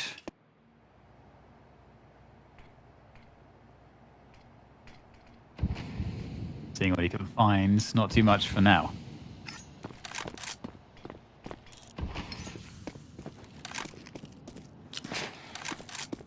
I wonder if we'll see Heroic going for a heavier secret play one of these rounds. They're going to go split upper again. Long's defending from the top of the huts. Getting burned again. He is in a very tight spot. Has Jugs there for backup. Goes down, up the Jugs. Krebeni up high as well. Very nice from Krebeni. Stays up as well. Buy some time for Cemetery to begin working his way around on the rotation. He's going to go through the vents again. Nice flank from Youngstar, catching him completely off guard. Oh, it's Demon in the vents here. They're guarding the pivots. Oh, this is very scary, very low, Crizzen. And this distraction works wonders there. Allows Cemetery to get a pick from the back. And now Crizzen has to look between two angles. This is very difficult. Found the util to give himself a chance. 9 bullets. Find 2 players. Can be done. 3 bullets. Oh, someone needs to tell him. He's got to go for the one taps, but it might work because they've both got 11 HP. It's the perfect storm. They found shelter. What an interesting scenario. The frustrations persist, however, as that is another round loss for Heroic. Again, this is a map that perhaps they will be the most comfortable on compared to their opponents in this series. But that's kind of the problem with Nuke sometimes, is that Nuke, the T side is, I think, a lot harder overall. Like the principles of how you play a good CT side are pretty static and easy to understand. And so you could have a pretty strong CT side whilst being a team that's not as specialized on this map. And so I think right now, Heroic, they're getting the worst of some of the variants for sure, but FUT also. I mean, they're really flexing right now as well, showing how good they are. And it's very hard to win duels against them. You got to have great timings, great micro timings around some of these plays. And so far, we're just not seeing them reach that level, Heroic, to get the advantages. Because even when they are in spots to win rounds, James, it always feels like maybe it's like a 2v3 or something like that. So that they're not, in clear advantages. I don't think we've really seen that very much at all. Maybe one time. And then they lost that round in the afterplan. I think it was a 3v4 retake from FUT. Both of these teams are 0-1. I think we should also mention. So, yeah, you don't want to just get pounded in your first 2 matches. But that is what is happening at present.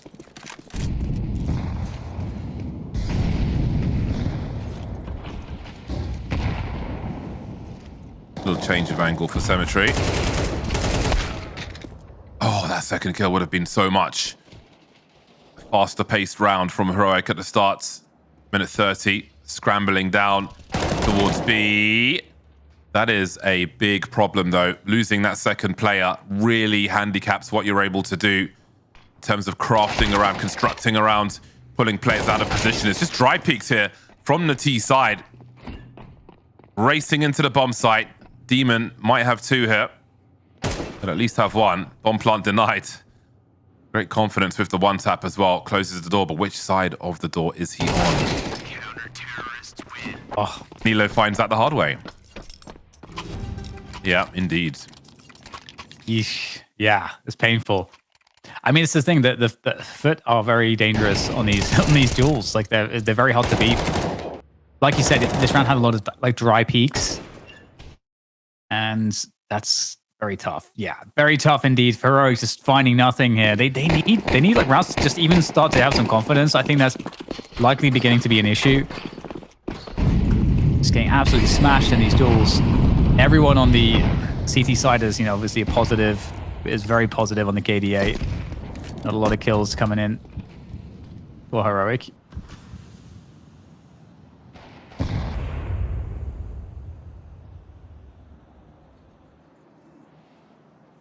Benny. believes that he's played this forward position so far. See if xCloud can look for it. Oh, that is so painful. 5v4 early here now again for Foot. Exchange of util for later. On the CT side, round the squeaky door. Comfortable comms, and again, just trying to creep in is not going to get past the likes of Foot. They are ready. There's no util. It's such a difficult scenario for Heroic. There's no execute to, possible where you force the CTs from their positions and so on. There's just one flash, and that's it. 43 seconds, hoping that the CTs get too greedy for info. As your Kickstarter, if you will, to get that engine going. It's Kristen spotted on the outside. He's got more to do, though. They may all be heard by now. Just strafing, looking for these CTs who are dictating where all these fights take place. And that will be a monster half from Foot. Reminder, the DHL mailbag. Get your emails in, put B-Stream in the title if you want it to come our way. More action after the break.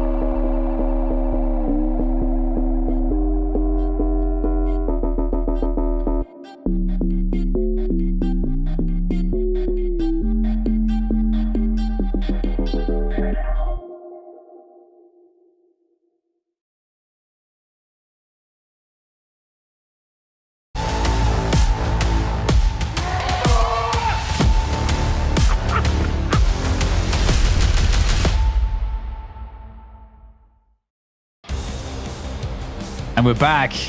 But are Heroic back? Were they ever here? Are they in the room with us? It remains to be seen here as we move into the second half of Nuke, where they are going to be working from one round.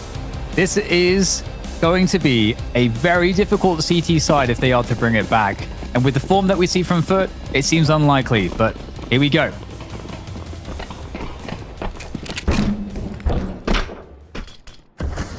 See the movement to avoid any potential flashes. Or just showing his ass for the fun of it. Krabenny's the grenade man. He's got the util. Cemetery's got the P250. He's the raid bosser for this one. That is unfortunate. A very unfortunate start for Foot, getting absolutely mauled in the hut and elsewhere. Exactly what the doctor ordered for Heroic. Shots of adrenaline. Krabenny remains. So we're going to see some Counter-Strike. That's good. Unless he can emulate what Youngster did earlier. He can't. One of the problems is that, you know, again, with so many rounds to work with, they just need the variance to go their way 2 times. So it like gives you such oh no. What's happened to the lineup? But yeah, it gives you this really good spot as the T side to be feeling very confident, be very brazen with your duels. As long as obviously they just, you know, don't be sloppy around their game plan and the tactics that they know how to execute. It's going to be very, very, very hard for Heroic. On the subject. Quick run down vent. Yeah, he's a little bit isolated though. He just commits to the bomb plant. Commit! Oh, that's enough. He'll be happy with that. 3 HP and a dream. So if the HE collides with you and then goes off, it can do 101 damage in 2 hits. So he could have been a goner there. But on the subject of lineups, Dan, I remember, I'm not going to say who it was, but I remember having a conversation with an IGL that was talking about one of their players where they went into a game and he had specifically said, okay, you're going to do this lineup and this lineup. This is what you need to know. He went in and said, oh, dude, I changed my res, so I can't do the lineups now. Like during the match. Obviously not with the crosshair, but sometimes like if you're top mid on Mirage, you can throw a smoke for top connector by lining up the grenade with the aerial and so on. So I guess it was stuff like that, but it's hard out there sometimes, man. Yeah, it is definitely hard out there, and that bomb plant was genius. They don't care about the CT economy, you know, because the CTs could have full buys every round. It's like, doesn't matter. You just have to win 2 rounds, so it just doesn't really matter very much. Monk's making his way outside. Was the point man? Ooh, made his way to credit card.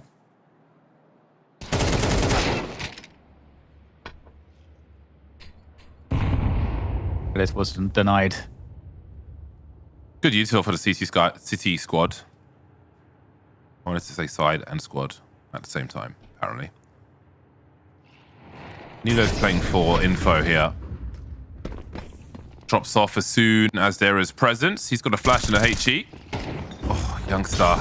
That would have been an important one for him. He is somewhat compromised. The Nilo's all the way compromised. X-Balance drops Shugs though. Urgency rising for Heroic as they try to charge the ramp, but that makes it so awkward for Kristen. The MP9 and 16 HP. He's got more support though, but Demon may just win the whole round on the ramp. Kristen can't take a fight here. He can't duel with 16 HP. They'll lose everybody trying to take Demon's position. Standing alone on the ramp is plenty for Foot.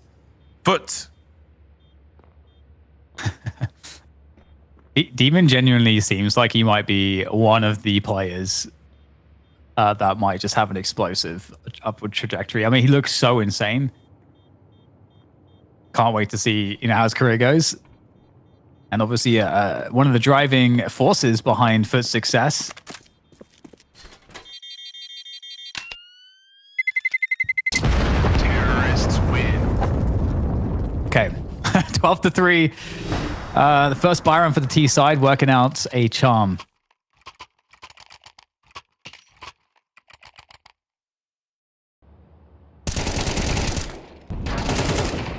Yeah, Foots have got places to be. the match feels quite uncontested at present.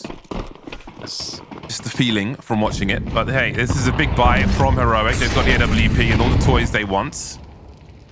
Although xFloud seems to only have a USP for this round. I guess sacrifices were made. Okay, he's been gifted a 5-7. Someone has shown him some mercy. Some charity for xFloud.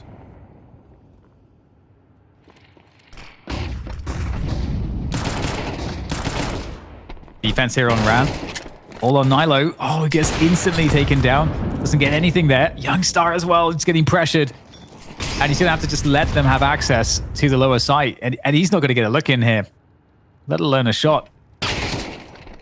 No 5-7 magic, nothing. This is rapidly looking like it's all over here. My God, they are getting destroyed. This feels like CS with no warm-up. And what do you do then? I mean, you have to go for it. You don't have a choice, actually. There's not a question to ask here. You simply need to bear witness to what the remainder are able to offer. They both have kits, at the very least. That's something. But the pick of Nuke may be disappearing off in the distance. Unless they can find two more. Jugs is quite low, actually, and they do have a lot of utility. They could pop a grenade in that direction.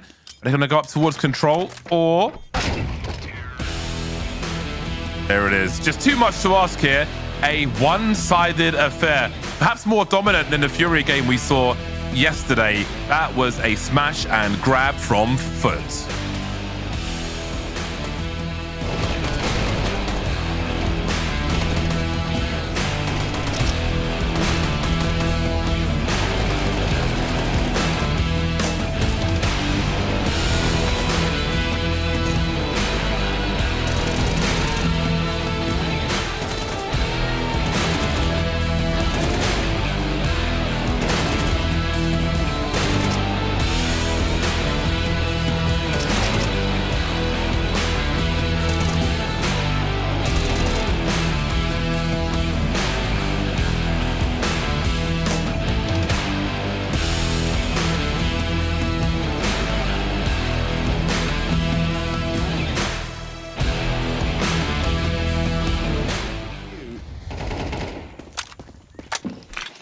He's down one. And the bright side for the T's, they have the site, but losing manpower as the seconds tick.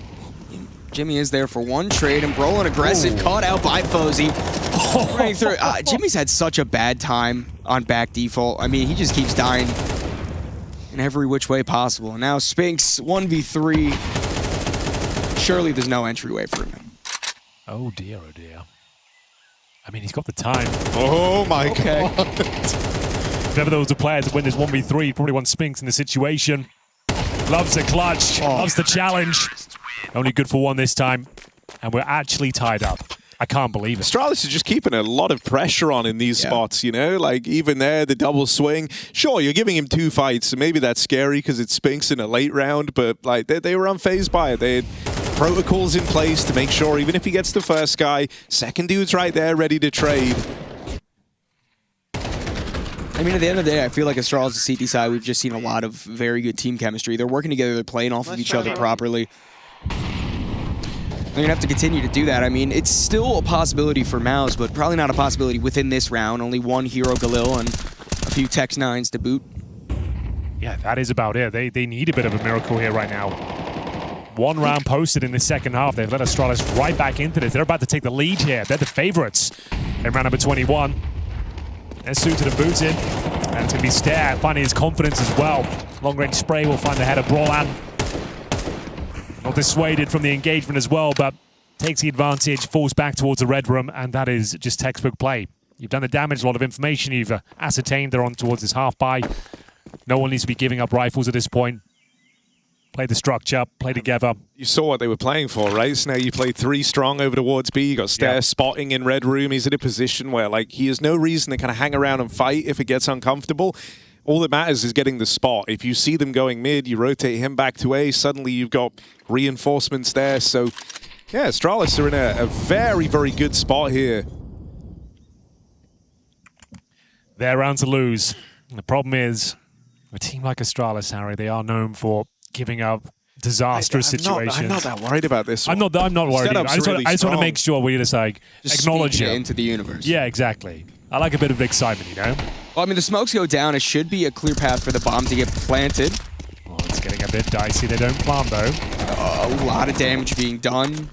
Oopsie, spray through the smoke. Bomb's still not going down. And once again, the Molotov on back default. Oh, it's just disastrous right now for Mouse. There's no way for anything to get done. Sure, 1 kill falls, make it 2. Exertion keeping the economy humble at the end of the day, but not really. There's been such a big build-up for Astralis so far. They finally have taken the lead in this map, and honestly, a disaster that Mouse has let us slip this far. It's exactly what happened yesterday. Oh, no. 9-3 was even better than yesterday. They had a strong scoreline. Everyone was looking incredibly comfortable on the map. All of a sudden, Astralis get into 5th gear. And they are 1 round away from map points here. That was the half buy, though. We do have the AWP for Torji, but a couple of concessions here. Not fully equipped on the utility. Spinks trying to make his way towards the cave. Tip of the spear up against Hooksy first. Trying to deny the pressure. Flashbang comes through. Fancies a peek here. Flash from his teammate doesn't catch them. They're ahead of it. It's the first advantage we had in some time here for Mouse. They finally adjusted to deal with the pressure that's been coming towards Cat. I mean, Hooksy and Stare have been putting a decent bit of aggression towards there, at least getting 1 and done. But this round, not so much. Mouse find themselves in a favorable position, at least for the time being. Yeah, let's see if they can hold on to it. That's the question. Players like FaZe will have to step up in this moment, see whether they can have some impact, bring things back to an even keel. Looks like we're going for a contact play once the smoke goes down. But speaking of smoke, that's replenished. And 50 seconds remain. So we had 3 towards B for Astralis. Yabby, solo hold. I mean, Mouse really hasn't even put any pressure towards A for a majority of this half. Yeah, they haven't really been there at all, have they? No, it does feel that it's partially telegraphed to what's going to go on. It's a bit of a rinse and repeat, although as I say that, the bomb is making its way towards mid, so selling a fake, Yabby seems interested. He is starting to bite, and this is going to be beautiful for Mouse to try to get on the site. We have referenced it. Yabby's been playing pretty well today. He's not quite positive yet, but he's close. Makes his way out of the temple. Oh. Say a prayer, Mouse. You might be giving this one up. All of a sudden, their advantage is shrinking. It's down to Brawlan, very low HP, and Astralis might have done this, boys. The man advantage given up as FaZe confirms the round. We go map point to the Danes, and Mouse give up yet another round. Cannot get going on this T side whatsoever. Really good on Yabby there to stay and wait just a little bit longer because, as we said before, Mouse has really been focused on that B bomb site, trying to sell that fake. It was a good idea, but when Yabby's just going to come out and get 3 kills that way. Dude, unreal. What a play. And all of those players we referenced in the first half unable to have any impact. Hooksy was, what, 0-9? Yeah. 13 and 17 now, which still isn't a great scoreline, but where he was, holy shit, has he ever come back? They're actually 1 round away from winning. I know, it just feels weird. House looked so strong in the first half, but completely capitulated this entire... And it's, dude, they've been so focused on trying to, like, finally win this lane fight. It's kind of almost where, like, the game's been won and lost for Mouse. And now what? You're going to go in what is essentially the final round of the game. Like, doesn't that feel a little obvious, Henry? A little bit, I suppose so. I think Brawlan's going to try and show some presence at B at least. What util has he got available to him? He's just got 1 smoke, so maybe not go for a spam. Try and keep them on this side of the map. You're going to try and ascertain some mid control. Spinks has snuck out. This is great space taking. They obviously need this round. See if Yabby can close things out. It's going to be a question of how many can Yabby get. Or whether Spinks can just backstab and close this one out right here, right now. Freebie. They're not close enough to pounce on the advantage just yet, but Xertion, very good space towards Red Room as well, and over they come. Oh, he's going to have to connect with at least one of these kills, though. FaZe pushing forward with the Tech 9. Oh, he definitely don't want to drop that, and now even numbers. At least Mouse control the site. Yabby still not dispatched of. Over in Donut. Slowly pushes up, trying to get a timing kill. Will it do exactly that? And kills continue to fall both ways. A 2-on-2. Brolin. Beautiful shot on Yabby. Now FaZe. Man, we mentioned Needed to step up more than he was. Tech9 comes out, but Spinks is there to make sure that Mouse doesn't drop out of the map quite yet. Damn. It is the hardest round in the games again, Yeah. number 13. Felt like there was a chance there with that Tech9 kill towards Red Room from the sniper. But it is down to Spinks finding that space, getting the backstab kill. Gets himself 3 in total, takes his kill count up to 21 here. And 1 round away from overtime. I don't know. Astralis, this is your best opportunity to close things out, but you have let them back in. And see whether they want to explore their options over towards A once again. Spinks couldn't believe his luck. Yeah, I mean, walking out into a completely open bomb site. And then Yabby not even getting activated until post-plant. Good trades all around. So what's the call now? Do you just do more of the same? Surely you assume you don't get that same level of space, right? So now you go back to your basic game plan? Work the B lanes? Probably is the lane fight again. Yeah. Spinks will join them in the B lane. It's actually going to be ramp. Taking matters into his own hands here. Certainly not baiting in these last couple of rounds. Trying to find that space, and there was an opportunity there for Ryu, but can't capitalize on it. Good damage from the HE. Bit of a round reset here. Torji flashing towards the B ramp to allow Spinks a second bite of the cherry. A boost up. The op might be able to catch, I was going to say the back lane player up if Uzi does relocate with perfect timing. It's a shame the flash ruined that because you don't often see the lurk smoke nowadays. I was curious what the idea was for Spinks. It's very powerful smoke. It's so good. Makes everyone super uncomfortable on the CT side. It could be the last round of play. Astralis a group in a clear mid. Could be the right read. Exertion's still playing back towards elbow. Crosshair's lined up. The timing was just not there. Able to avoid losing his life, however. And there's still going to be 2 CTs to maintain this A bomb site as utility runs over. You've got to be looking donut here, right? You saw that mid re-aggress from Exertion. So you know that's the first point of rotation. A lot of guns looking at donut as a result, and a 5-on-3 for Mouse. Oh, the bomb gets stopped. All right, Fuzi, this is the round. Harry's been waiting for it. Deliver the goods, bruh. There's definitely a chance, but with the player big box, I mean, what's the timing going to be like here? Torzi focused on Ryu. Closing back sight. Jimmy Fat, nice little tap to end regulation. 12-12 heading into overtime. Weird to be in overtime, not going to lie. I thought this was going to be over very quickly. Yeah, I think we all did, but at least Astralis have woken up now. That is definitely true. Like, they've had a turbulent last year, lots of different rosters and ideas and structures, but overall now this is like, in terms of, like you said earlier, the hate watchers, everyone's actually enjoying this roster now. They actually have some potential. We're seeing it. See that the mental game is strong as well, being able to recover a 9-3 deficit. See whether they can open things up cleanly here. It's going to be Spinks, though, who really has turned it on in the latter stages here of Ancient. Once again, look at all this space, Harry. Oh, Fuzi's seen him, but a warning shot gives him room. Very Nico-esque. Look at Brolin go all the way out through A. This is good. I mean, it took Mouse a while to figure it out, right? But they were getting hard fought on mid and lane. That means there's gaps elsewhere, and the gaps have mostly been over here at A. Sarah Lee's able to trade back with one. But the smoke over towards Donut. Oh, this could still get weird. You're a little strung out here if you're Mouse, because you have Spinks in B saying, like, guys, I still have B. Like, it's always an option. But look at how committed the bomb is. You don't feel safe trying to get it out of there. Exertion's worried that when he gives up elbow, someone's going to come crawling into it. You kind of feel shoehorned into going for the A play. Even though Spinks still is the B site, he's going to have to come in on a backstab. And he shouldn't really find anyone from this. I'm kind of nervous for Mouse here. I'm very nervous for Mouse. Yeah, 30 seconds left. Yabby catches Spinks out on the timing, so that flank won't come into play. Smoke does go down towards Donut, so at least the bomb should be able to be planted. Jimmy's missed his timing. He has. Jabby's actually bomb got stopped. Oh, God, no! Oh, it's all falling apart. I mean, sure, Jimmy might have a chance to spray down one, but with the one-on-one, Ryu definitely has the position advantage.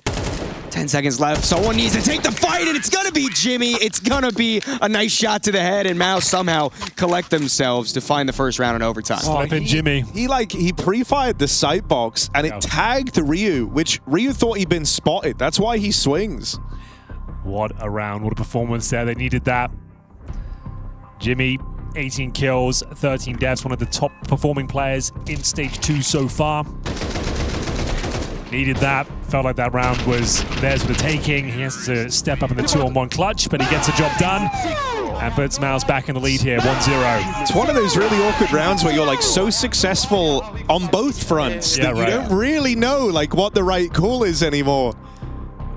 Oh, Yabi. Hold it together, my friend. It's all good. Frustration's mounting.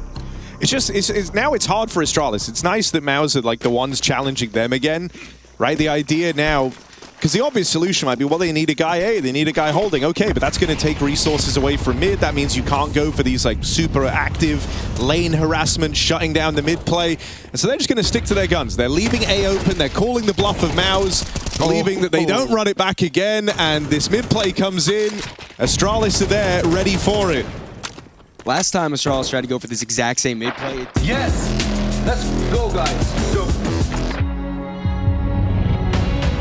You know, he's coming in through the smoke, worried on the other side. Are they going to be ready for this one? He's coming and cutting, blazing. Oh, Constant bouquet. Let's begin. Recite your baseline. A thin black reticle began to spin.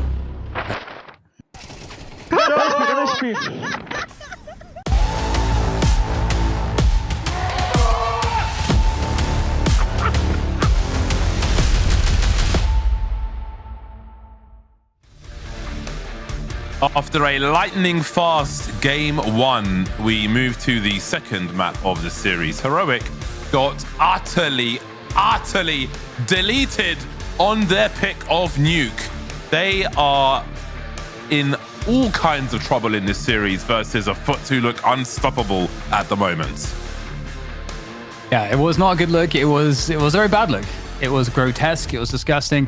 But they can put it behind themselves now. And the only trouble is, as we discussed in the previous series, we're kind of moving into ground where you'd actually expect Foot to perform better. And they looked really sharp in the Nuke game in terms of just the mechanics and cohesiveness, synergy. Very, very good. And now on Ancient, you would expect that to look the same. However, I would feel like Ancient should afford more opportunities for Heroic to be successful with their util, with just finding more advantages, because they couldn't find any opening edges for the majority of the last map. So, I don't know, I feel more confident that we'll see a closer game, but I still expect personally Foot to dominate based on what we've seen. Yeah, so we move to Ancient. I'm going to have a quick look. Crikey, it's a lot of maps that Foot are playing. So they lost 13-6 to Astralis on this map. They 13-5'd M80. They lost 10-13 to Parivision, G2. But they beat Liquid, Legacy, 3D Max, OG, Ecstatic. That was a while ago, December. Actually, not that far ago.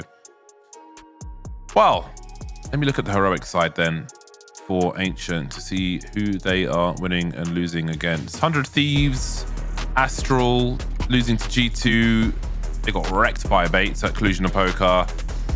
They lost 13-9 to FaZe and 13-6 to Parivision on this map. So it's not, I mean, it's winnable for them for sure. It's winnable, but it's just the fashion in which they lost their map pick lacks promise, and Foot get started quickly on the T side of Ancient. They've got the numbers here towards the A bomb site. I'll never stop saying these bomb sites the other way around, I feel like, on Ancient. B feels like an A and A feels like a B. So there we go. Well, I feel you on that one. That happens to me too. I think I'm a bit better on this map, but it was affecting me for a while. But I think I'm in the clear. However, it's a pretty tricky situation right now for Heroic on the CT side. Fairly isolated because of that red smoke, and that does leave Youngstar in a very pivotal position. He's got to get something out of this spot here. The bomb is here as well. If he can get both kills, that'd be insane for Heroic, but he is going to get traded out now. Susp on the site. Good opportunity here. Playing around the crates does excellent damage, but it's Demon in the 1v2 now. 45 seconds to work this map as he duels away, and he actually goes down. So great opener from Heroic to get off to a good start right away here on Ancient. Yeah. That's exactly what the doctor ordered, because things were looking terminal. But maybe they can be better now. Nice stuff. A promising start for Heroic. Let's see what they've got in the tank then.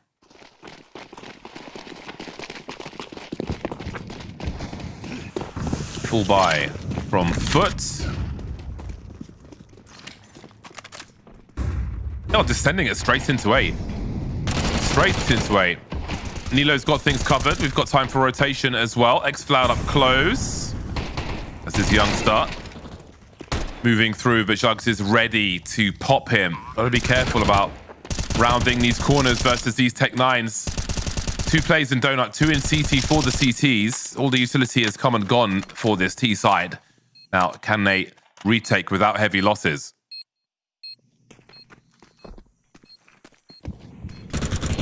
Should be pretty good here in theory. Key player is very, very low already. Making forward progress, looking good right now. Sus trying to wrap around the smoke, and suddenly big problems. Krizen though, able to trade those kills very quickly, but there's no time to defuse. It took too long. These boys That's a disaster. Dangerous. Yeah, that's unfortunate.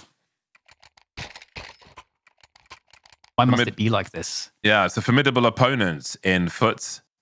I just love their growth. They're so dangerous. Like it's very enjoyable to see. You know, we were commentating this team late last year,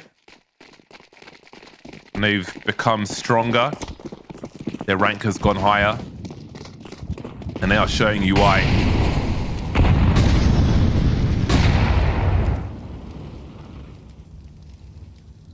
Start looking to commit to some kills up here potentially, but no, he's going to fall back behind the smoke. Doesn't spot that early timing. And Foot will get the position. Foot don't actually have much util left. They've only got 1 smoke left. So we'll see what Foot are actually going to do here. Because, yeah, you can see they're not interested in continuing to work the map. They want to try to just get into a site, use the util, the little util they have.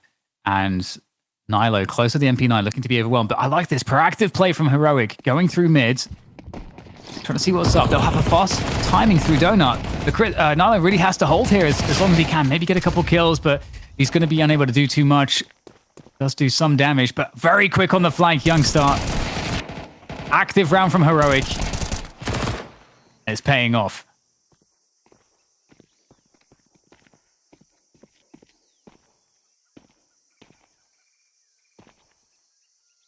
Wow. They don't know where he is. Oh, really needed to be quick with that one. 9 bullets in that magazine. Now, where is Susp? He's got to be careful as well. 10 HP. Symmetry's carrying the bomb. What does he think is the safest bet in this scenario? Doesn't want to run out of time completely for a bomb plant, but perhaps he is suggesting a rotation elsewhere. Can he catch Sus? Absolutely he can. Played the clock dangerously so. They took the risk, pulled the CT out of position and clutched the round. That is a very, very key round, especially after what is now a failed force buy by the CT side. What's crazy too is that Heroic actually did a very good job in terms of being aggressive, and I mean they had very, very fast timings on the flank through mid with a lot of players, you know, so you can't really ask for too much more than that in terms of just setting themselves up to win the round. But when it came down to it, you know, we just didn't get enough damage from the weapons, and once again, you know, Heroic kind of find themselves in this similar territory as they found themselves on Nuke, but hopefully for them, they can mitigate it and not allow themselves to just fully get into this string of rounds where they just can't do anything.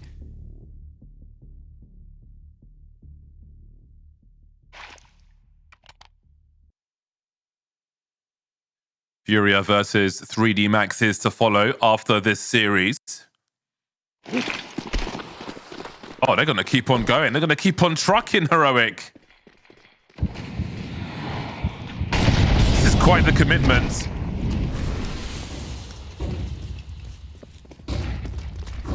How are they going to make this work? They've used their utility to clear out the B bomb sites and its surrounds. There's a lot of presence of map control. The MP9 will be heard, so that is the warning for FUT that something is afoot here, no pun intended.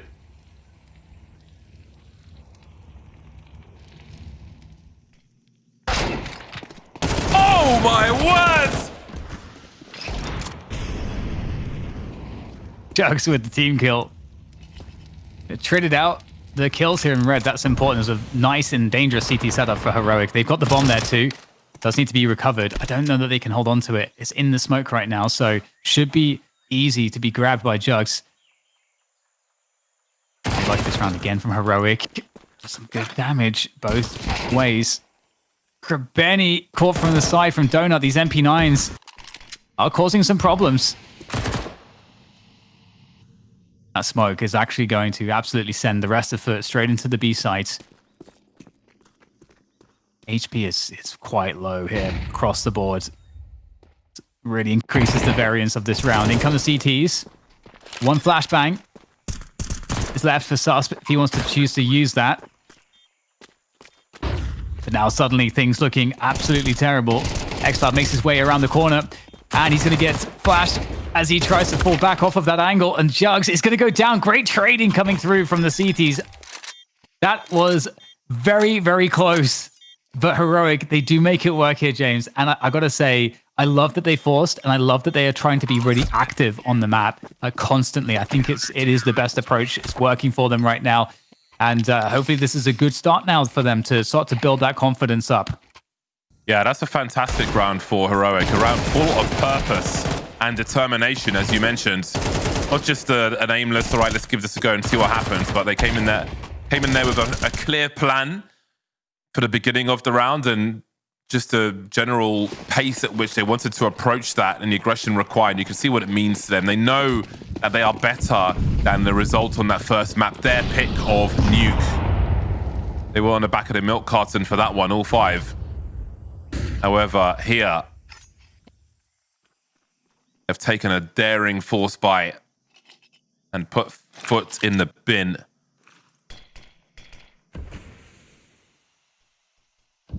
Demetri and Krebeni force all the way down to 0 for both.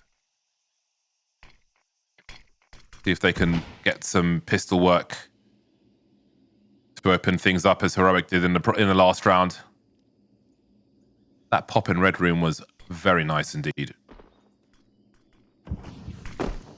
Going to send it into the B side. Susp is moving out, trying to catch these players on the side of the smoke. Oh, he doesn't get the timing too right, but he's going to get one at least traded out. But has at least made some good work here on the T side. Only 2 players left now for FUT. In trouble. Good spray through the smoke. Jugs is all on him. He's got the Galil, and he's going to walk straight into Youngstar. And that's going to be 3 players surviving here for Heroic. That's actually a great result. Starting to stabilize on their CT side. There's more firepower to come from FUT. You wonder if things will get better here on out for Heroic. I'm not sure if we've seen a match without nail biting so far in ESL Pro League. I love the focus from Heroic, especially after a difficult first map. A shocking way to lose, still in the zone is great to see. Everyone's lost before.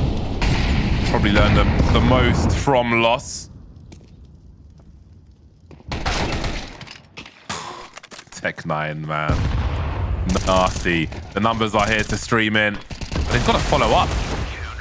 When your teammate's wide swinging onto the site, I think the smoke may have made it awkward. So after that one frag, you think, oh, here comes the danger. No. Floor were bleached. No trace of those players. No trace.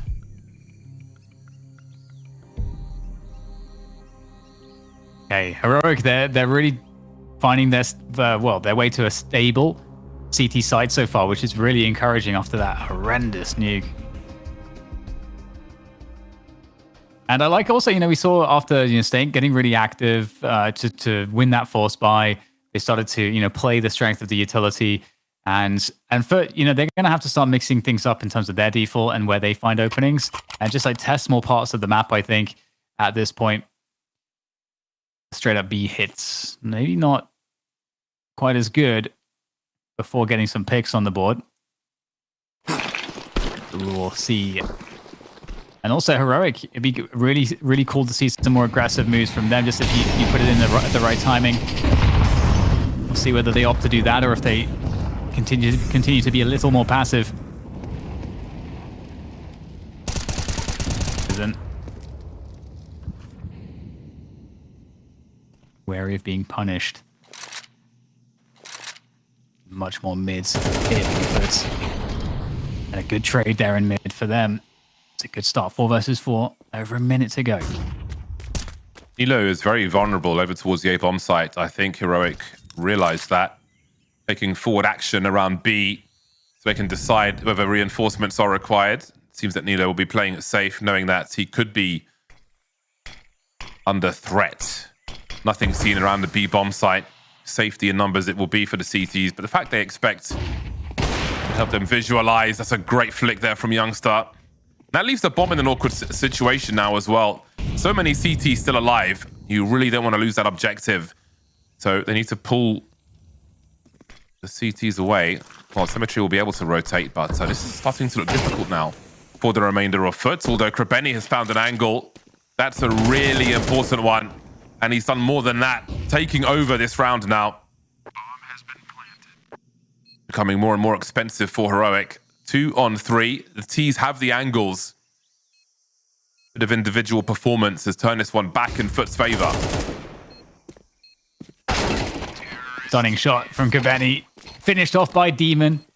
And indeed, this change of approach looking pretty good for them. And I mean, what we should be interested to see in the next rounds is how is mid dealt with, because we got this really nice opening there. It was a very light investment from the CT side, and that's the early 4v4 with so much ability to pivot, because they also Foots kept one player towards B during that time. So do Heroic want to double down on that position a little bit more? And will Foot look to emulate this opening back into mid? Wow, he's so fast through the fire. Longs with the kill onto Floud. X-Floud is going to be in a great stead now to take Red Room if they want. The Crizzen getting active. You'd like to see it. Yeah, again, they're going to find... Well, yeah, they're going to find a lot of info. Smoke on the other side. Oh, how does he come out better on that duel? Tusp hasn't seen a second player. And this round could collapse because, indeed, they're coming from both sides. That leaves Nilo in the clutch. 1 on 3. To go for it. He'll hope he finds the kit on the way. Bounce is posted up with a second AWP, unless it's a disposal service. Okay, he's been spotted. And I don't know how much is left in this one for him. So we're heading to a tied score then. 4-4. Heroic with more rounds on the board than the last game. Yeah, and we saw again, like, that's the focus was on mid for Foot, and that was where that opening came. So I think the question again is on Heroic, what do you have to kind of respond to this mid play, because too much value is coming into the hands of Foot because of that. So it's interesting, right? Because also at the same time for Foot, you kind of want to confirm whether or not the CTs are doing that. In most cases, you don't want to just like assume and then gamble rush something, thinking that they won't have players because they focus on mid at that timing. So I can't wait to see what the adjustment is for Heroic, if there is even an adjustment.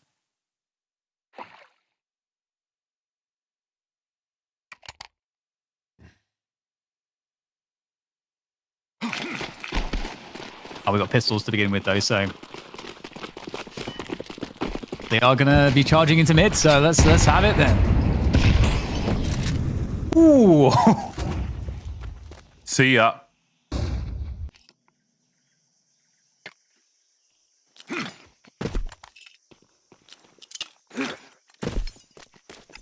Keeping it simple. Simple is often effective. Incendiaries are so important for rounds such as these. It's compromising where the enemy can stand. Nilo may opt to hold on to his rifle. Definitely not going to make more than he is carrying. So Foots will be heading into the lead late on in this half. Good average of frags for the most part for Foot. Demon a little quiet in comparison to his teammates.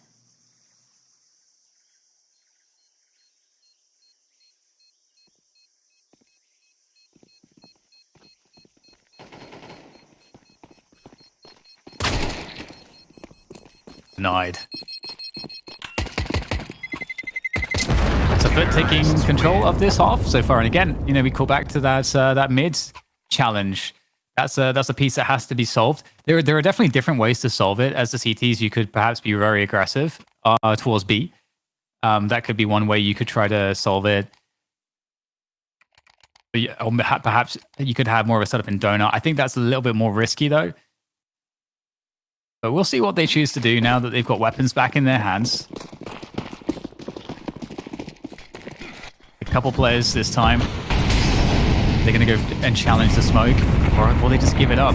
And you know what? It might be a faster timing from Foot towards B, but the bomb is actually still towards T-spawn right now. Contacting him.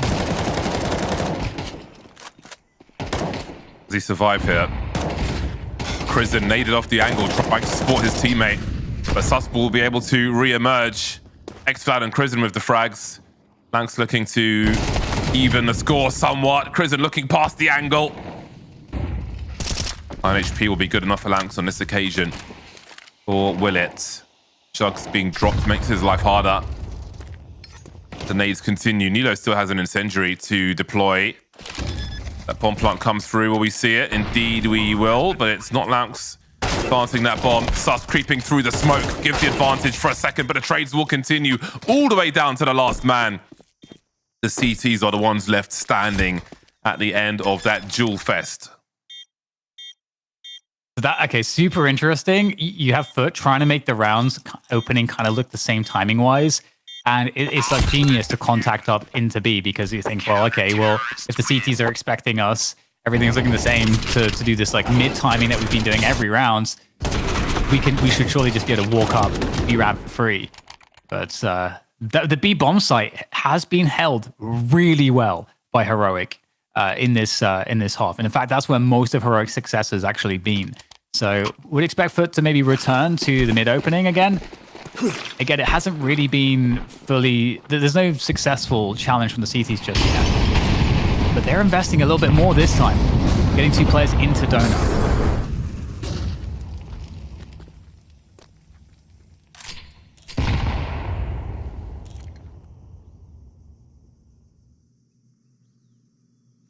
Mirage would be a very interesting test for Heroic versus the likes of Foot. Should they be able to get that far? Neck and neck in the first half of Ancient.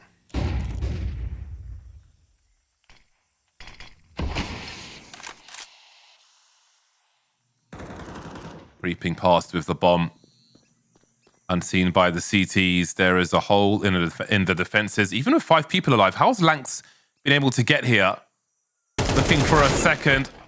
He'll get the first at the very least. Donut players are still standing though, forcing things back into their favor. Their numbers are very high now. That was looking ropey for a moment, and they'll know that there was opportunity, frustration, not catching one of those players in Donut, but sometimes it'd be like that. Really smart though from Foot in that round, because one of the risks of going for the Donut opening there to help deal with mid is that you leave this opening through red, and Launch exploited it, but unlucky not to get more out of that one. Very nice round from Heroic, as Foot aren't really looking great on the money here. And you can see the opening works so well, we're doing it again for the CT side, but that means that only 2 players can respond immediately to this B push. In go the T side. Foot try to get these openings again. The B holds are just fantastic from Heroic. 3 versus 2 now for them.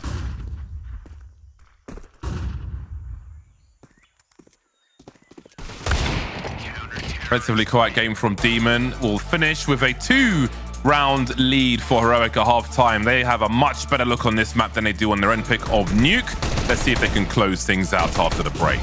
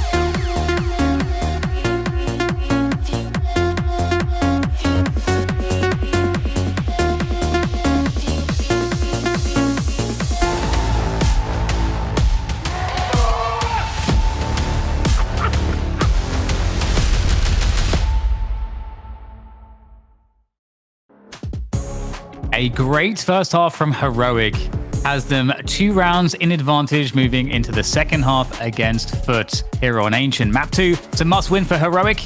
We'll see if they can get off to a good start with the pistol now that they move on to this T side. But FUT are ever dangerous. See if they have any tricks up their sleeves here. Tricks up their feet. Yeah. Feet sleeves. Sleeve of wizard.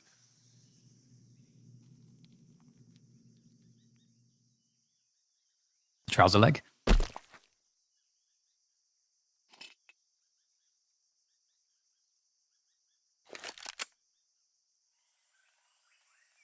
Starting slow. Yeah, Crizin looks like he is waiting to offer a lie. There's already 3 players over towards this B bomb site. Oh, that's a nice pop from Laux. He's like, oh, what's that creep in mid? I see grenades over towards B. Is that enough clue? Perhaps this is. They've seen the bomb now on that A bomb site, and Demon will start to rotate over. Laux will concede his position somewhat. Krebeni dropped, pushing through B as Crizin holds that mid area. They're all in CT though. The remainder of FUT. 4-on-4 retake being attempted. Flash in. Nice defense from Nilo. He's done great work there. A Demon against everybody with the USP. Lots of headshots here to find, and he won't find any of them at all. Heroic, that is 2 pistol wins, but the first half, they did actually concede the following round. We'll see if they can make it clean this time, but the bomb went down, so Foot are going to have a bunch of cash to work with. Really good look for Heroic. And I wouldn't even say they need the confidence. Like like you can see they're really animated when they win these rounds. They're encouraging each other and so on, but I wouldn't say they ever looked dejected despite the smashing they took in that previous game. Well, we have a clean USP round here. We have some mailbag questions. Taylor Beard says, what do you think is the most important trait of an in-game leader? Well, I would say it's a leadership quality.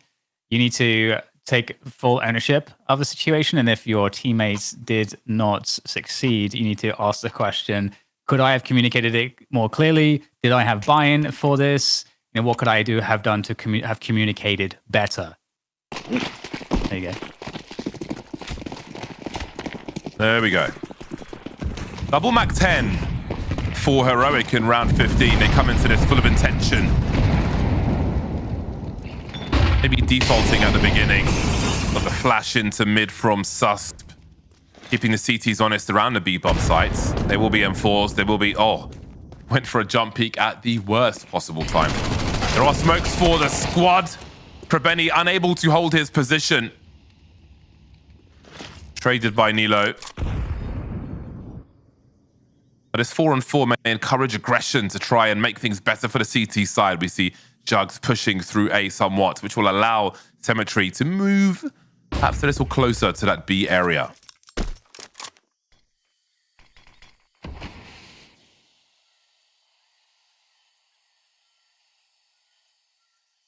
Minute to go.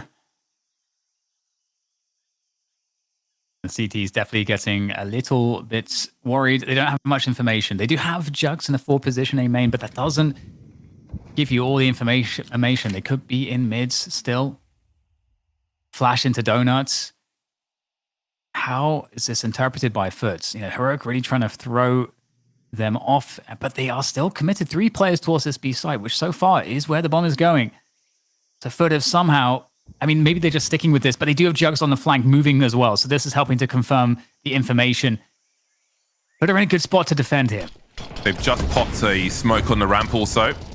However, many of their positions will be compromised. Demon might need a multi-frag. That's the bomb carry, though. Don't expect he's going to be peeking anytime soon. I think his hand was just spotted there. The flank has been dealt with. Jugs was so careful with that. But Nilo is still ready. 4-on-3 for Heroic. Looking to move into double figures. They're keeping the numbers high, although Lounx has now evened them up somewhat. There's no kit here for the CTs. Running out of bullets, they both are. Down to the 1v1, though. Is there a way for him to win this round? Oh, he's just switching. The rifles, the pistols are all changing as the peak comes through.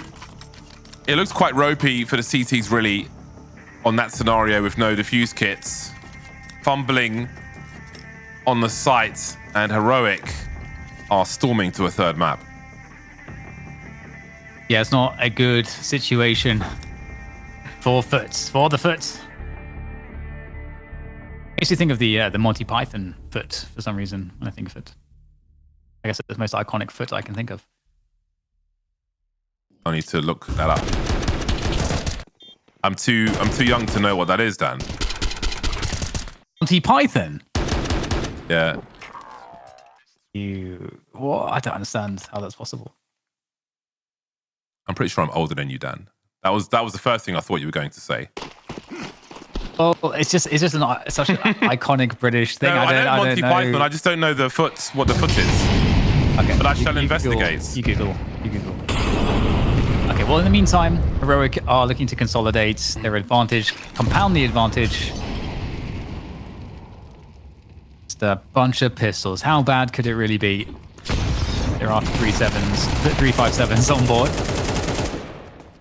And Cave seems to be a little bit scary. Still one more player in position, Demon. get anything else here. Always offering itself up to him. Another kill. This is getting kind of worrisome. There's the molly, but unable to get an extra one demon on the way out. But still, 3 versus 3. The next Cloud is going to have an easy one there at Jugs, but still some chances. I mean, that cave position, you kind of don't want any of the guns to be collected, but they may have to risk that. Going to the B site, and Lonks is looking to head them off.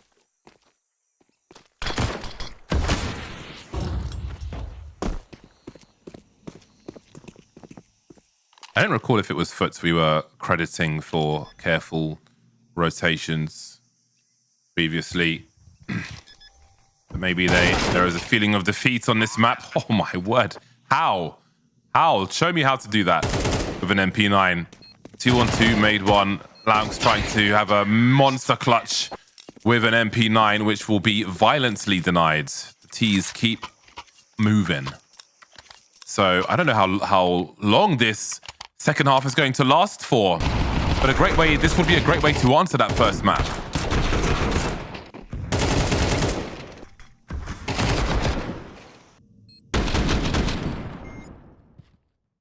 Yeah, truly. It doesn't get much better than this. And they had a really, honestly, hard first half as well. There's a lot of very scary scenarios. Wasn't easy by any stretch. And Foot active in mid here. They are more concerned about taking mid control, it seems, than Heroic were in the earlier rounds of their CT side. And Heroic are just listening. They're sort of seeing, okay, well, what are the CTs up to here? Now it's time for counterplay. Get the layer of flashes in to start clearing these mid positions. Cemetery, though, you might find a timing here, actually, as now the T's are coming in to re-clear mid to get a pick. An opening pick here would be everything for them. There's a smoke. Well, does he have an HE? No. Denial of information. Oh, Jugs keeping an eye on the mid-cross. He knows it's been compromised. Let's see how the CTs respond. That will pull Krabeni towards Red Room. A 2-1-2 setup for the CT side now. But again, deciding to dictate where the fights take place. But once more, they are curious for info, and they may have picked the right time to do it because the bomb is headed in this direction. They could line up for him as well. It's a great pick by Youngster, but Jugs sees both players, I'm pretty sure, on the kill cam. And that's pulling full rotation. X-Flout in position, though. Beautiful second frag, dismantling the reinforcements for Foot. Multi-frag there could have been perfect. Krabeni will pick up the slack and do exactly that. 18 seconds to get this bomb planted. I think they know where he is. I think they've got those sound cues. How far does he go to reset the situation? Will he pursue the bomb planter? Who is that second man? There he go for the wide swing. Where's the cover? So hard to pick the right timing. And he'll do the best he can, but the numbers game will prevail. Heroic looking nice on the Ancients. Looking nice.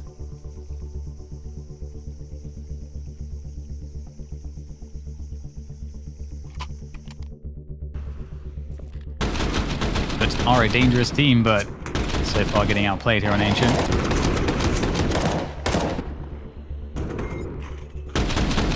I certainly appreciate that, Heroic are really finding their form in this series now. We are going to a Mirage. It really is going to help to set it up to be an absolute banger of a game.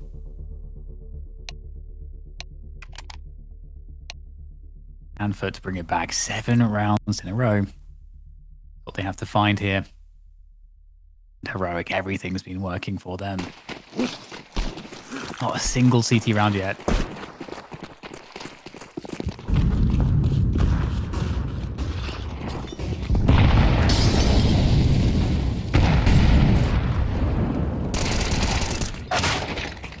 Nice from Krabeni, but Heroic are cracked on this T side.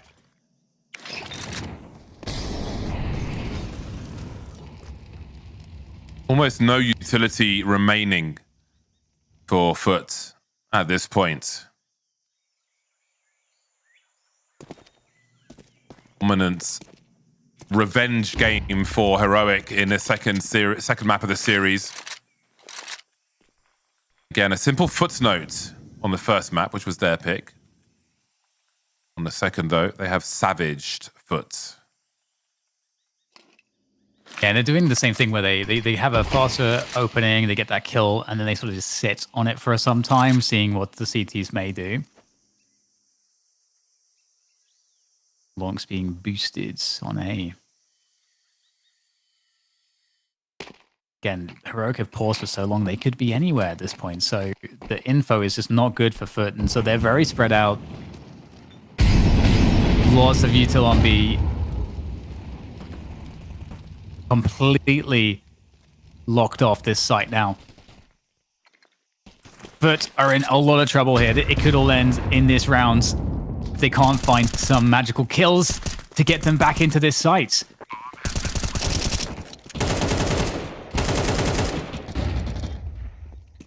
Looks like they're running out of what little steam they have left.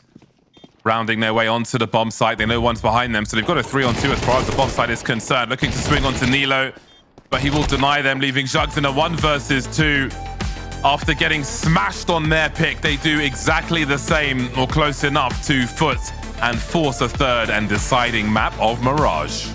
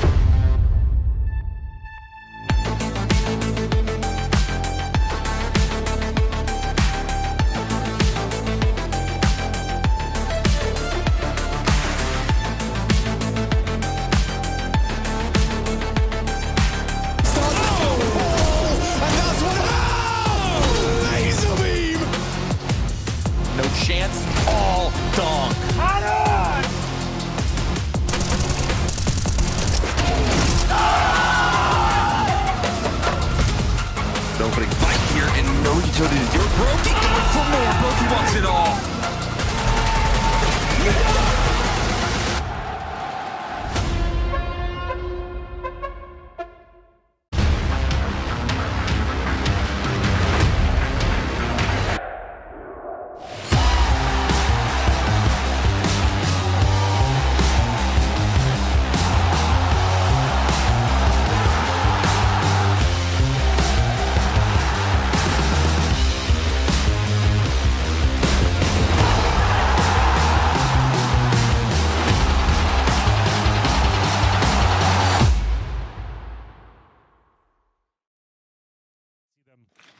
Feeling themselves, you can really call anything from the scrapbook at this stage. Everyone's hitting their shots. The space has already been found, and that might be the round already. Rio will need something very clean here. He does find it. Russia goes down with nothing, but the bomb is being planted. Competitive round about to appear here. 4v5, all the space, bomb plant, but Astralis have everything they need to make this retake happen. Brolin getting a little bit of damage onto Yabby. They do choose to no longer fight aggressively in CT. 4 players grouped up, making their way towards that staircase. Flash comes in. Brolin peeks with the perfect timing, avoids it. That's a 3K. Although Jimmy does get that last one as Brolin does fall. It's once again FaZe. He's trapped with no way to try to retake. The op all the way in the back lines, does collect a kill, is able to fall back with his life this time. Such brilliant teamwork then. Brolin playing ahead of the initial flash, gets the information that 3 players are there, takes the first one down with him, knows he can re-peek with said flashbang, landing perfectly, gets himself 3 kills in total, and that was a 5-on-4 advantage for Astralis. And even though they had that advantage, they lost the bomb site, so much space early on, so difficult to recover. Well handled from Mouse. It looked like they were going to lose it, to be honest. They had 1 flashbang. That's the only bit of util they had, and it sets Brolin up for... Look how blind they are. Masterpiece. Astralis kicking themselves. Maybe I get him. So blind. He's shocked he even got away with that. It's a beautiful sequence. Shouldn't win that round. And FuZe, from a safe pair of hands to a save pair of hands, he's done nothing but hold this AWP half. It's true. Eventually, you're going to have to use it. Very serious look on the side of Astralis. I was trying to mention this before, but we got cut off by the round. The body language even though winning map 1 and, you know, having a comeback on map 1, the body language this entire map so far has just looked less than good. They just seem very sad. I mean, it can happen. Counter-Strike. I don't know what other word to use for it. No, it's fine. I feel like that summarizes it. I guess it's quite a sad situation in general. Yeah. You go from pure joy, that recovery, into another situation when you're just so deep in the mud.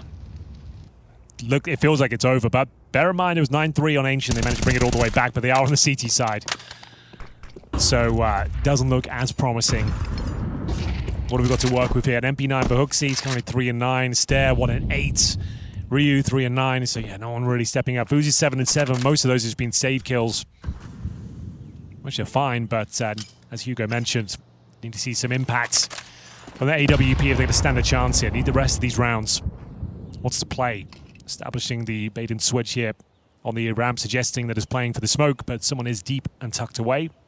It's going to be Yabi this time. We might have a Palace pounce, though. Ooh. 3 players, and I think that's exactly what we're going to get. A couple of smokes go down. Send over 4 flashbangs. Double ramp is nice, though. I mean, ready for the second. It's still going to be hard to crack open the side of CT unless they keep some beautiful timings. Jimmy making a lot of noise. We'll make their way onto the site. Stair, long-range fight, but the M4 does come up in spades. Although a beautiful spray from Jimmy keeps us into even numbers. Molotov goes out towards jungle, forces Stair back. Oh, Yabi is still tucked in towards that ramp. Bomb not planted for Mouse yet. Towards he does collect it.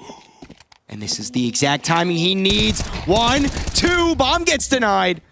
Brolin and Exertion still a chance to try to sweep it up, but with only 15 seconds left, it has to be now. It has to be here. Brolin a beautiful 2K, and now IGL versus IGL. Both have the brains, but which will have the bronze to pull it off? Bomb gets planted. Hooksy wants to get aggressive. AK versus MP9. Brolin spraying, not quite able to fully land the kill. But the readjustment and a nice 4K means that Maus still remain strongly on top. Beautifully played from Brolin. That info gather as well, the little jump. That made the difference. He was in the dark. He didn't know where Hooksy had gotten to. And despite Yabi's excellence on ramp, it's another Maus round. I know. That's going to break the backs of Astralis. That, for me, is the round. The map's over. It's over. Yeah, your money's broken again. As it's over, let's get back in the DHL mailbag. Oh, there's anything arrived. There's a lot of mail for Buckethead. Oh, yeah. I'm going to start quick firing. Yeah, let's go. You can pass if you want. Okay. Buckethead, you cast a lot of NA games. You have your eyes on any up-and-coming NA players that could break out and save NA.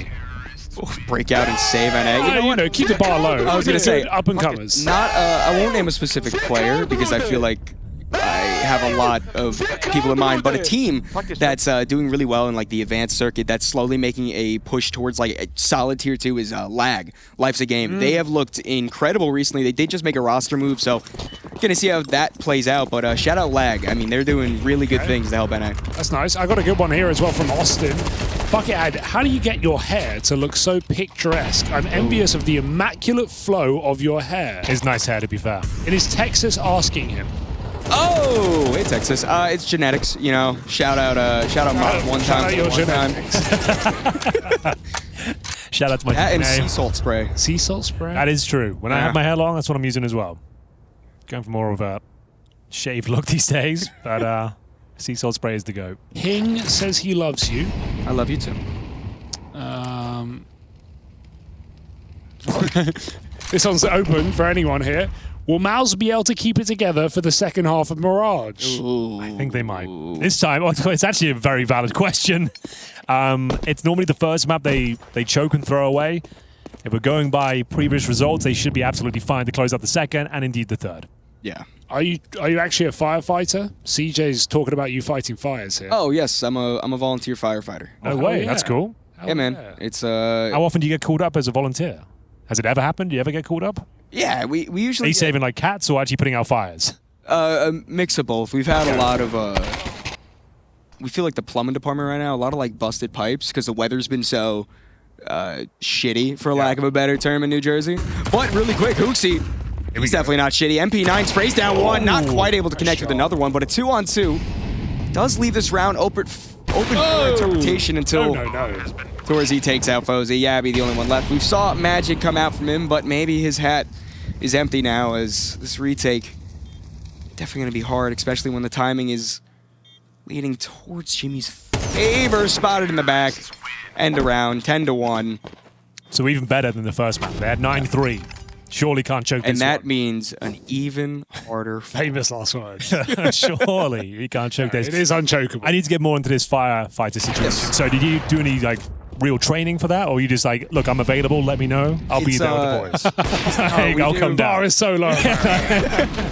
No, we You hate have fire? Sorry. I hate fire. Oh. We have state mandated training for it's the same volunteer and paid. You go through the same schooling. It's just one gets paid and one does it for the love of the game. Or the hate of fire. I hate fire. Bit of a water fan. That is great lore. I didn't know That we is had great that. lore. I didn't know that. So we're gonna explore that later. But it is the final round. Let's see whether Astralis can do anything with it. Clutching his straws here, and Spinks reading him well. He's going to be good for one though, but decent damage. But 4-on-4, I would say favors the T side. It's going to spread the defense thin. Still 2 players in towards B, and that's exactly where we're heading with Torji patrolling the connector with the AWP. Bomb on his back. Zershin up towards short. And you can make it a 2v4 right now. I still think the T's have the advantage just based off of everything we've seen. Zershin going for the info. He misses it. I think he spotted them on Cat with that jump. He does. Falls back towards bench. Oh, don't pull your knife out now, man. You got to be ready for the fight that's coming. Exertion opens up the sight. Hooksy at least there to stab back, but nothing can come of it. FaZe, 1v2. Already 1 collected on the round. Needs 3K to close it out. But the bomb repositions itself towards A, completely open. The story of this half has just been FaZe being out of action in the post-plant situations, always ending up on the wrong side. Want to try it now? I mean, you have to try it now. Before there was chances to save, but 29 HP, an AK, not his preferred weapon, but in the situation, you got to do what you got to do. Clearing out through jungle. Mals aren't going to give up any sort of fights,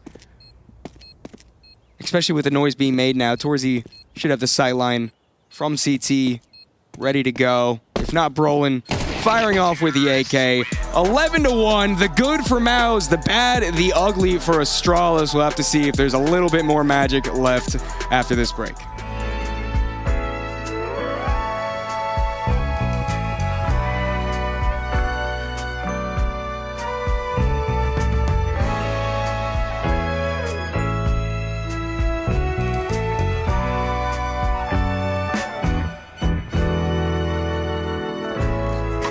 Baby, don't talk at me. You don't have to say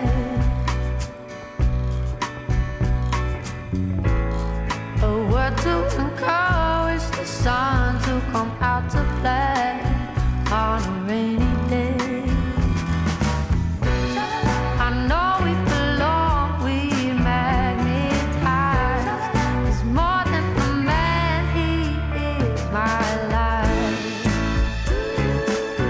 All that he touches turns gold.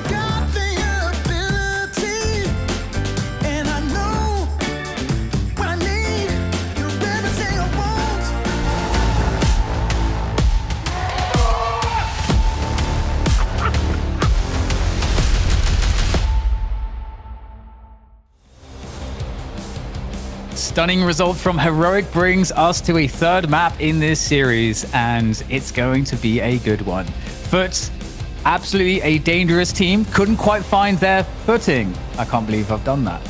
But moving into Mirage, this is the map where they have the most maps played, and they have a 75% win rate. So they are going to be feeling it, I think, going into Mirage, James. Yeah, on paper, it looks good, but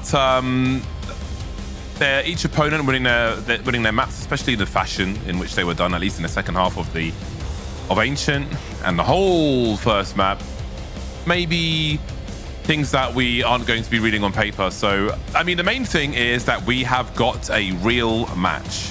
You know, it was looking dire after game one. We talk about one-sided matches, but my word, I think that was the case study of a one-sided map of Counter-Strike, utter domination. But again, to come back from that, I think is fantastic.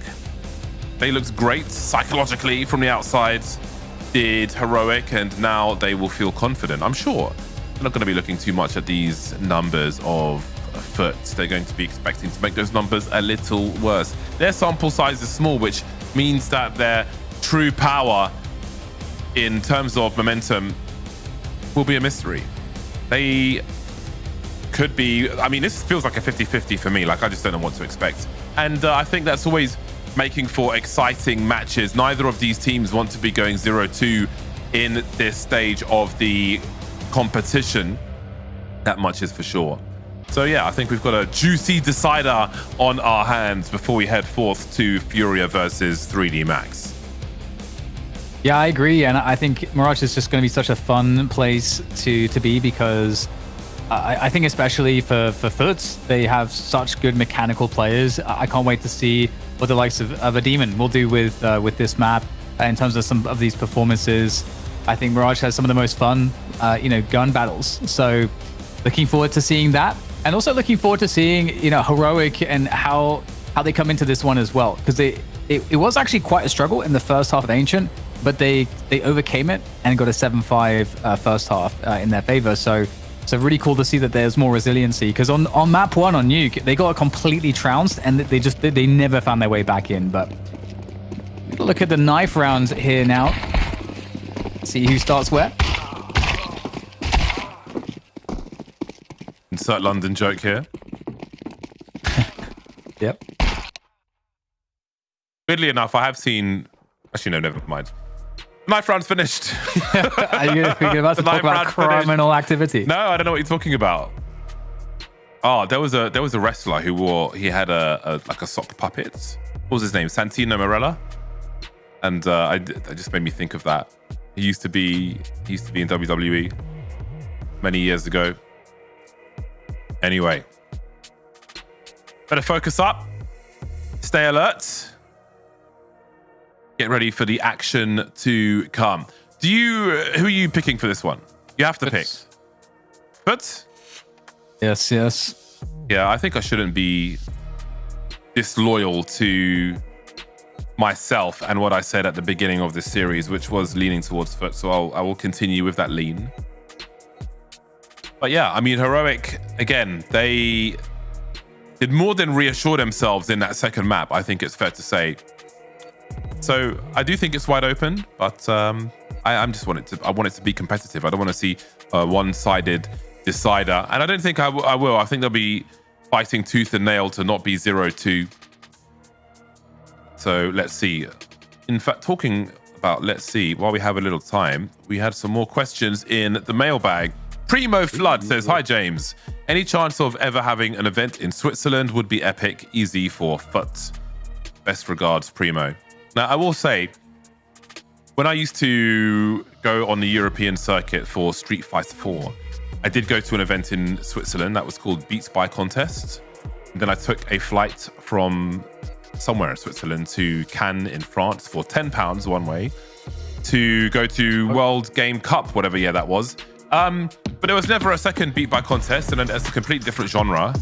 But I think there's a few different ways where things might be possible. I think VRS tournaments are quite attractive for many more than would otherwise organize a competition. So you might see, there could be a VRS competition if you see the right people, if you have the right people in Switzerland. But let's go back to Mirage for a moment. X-Vlad will start the proceedings, actually Demon will, and the numbers will overwhelm for the time being. Foots have seized the A bomb site. A quick bomb plant, nice and open for defense. We have a lurker though for the CTs. Youngsters coming in from that mid position. He's one of two that remain for the CTs who have evened the numbers up now, with Nilo dropping one. Symmetry's gone, leaving Laux and Jugs both in that jungle position. Laux creeping forth, a pop and another pop from Youngster. He makes it look easy. They look to their right, they die from the left, and the round is done. Oh, that was pretty clean. I was ready for a tense 2v2, but make it look really good. Good stuff from Heroic there. Yeah, I'm excited to see how this one develops. We haven't had a lot of AWPing in this series, except the basic stuff on Nuke, but nothing, I think, to the extent as to what is possible on a map like Mirage. So I'm also kind of stoked to see more activity from the AWPers with these two respective teams. But we'll be jumping out the window here, getting a bit aggressive. Krabeni, he wants this. He wants the aggression, and that is exactly why. Let's get a pick. Let's get a gun down. And in the meantime, there might be a hole now for these players on Palace to kind of walk out.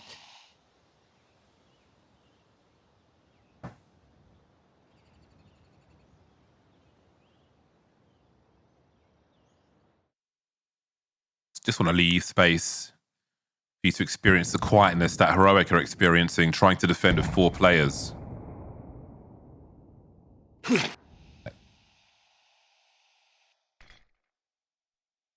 As that smoke lands, they will find themselves all out of position. A fair chance they get back into jungle though, and that can give them a rotation over towards CT should they desire one.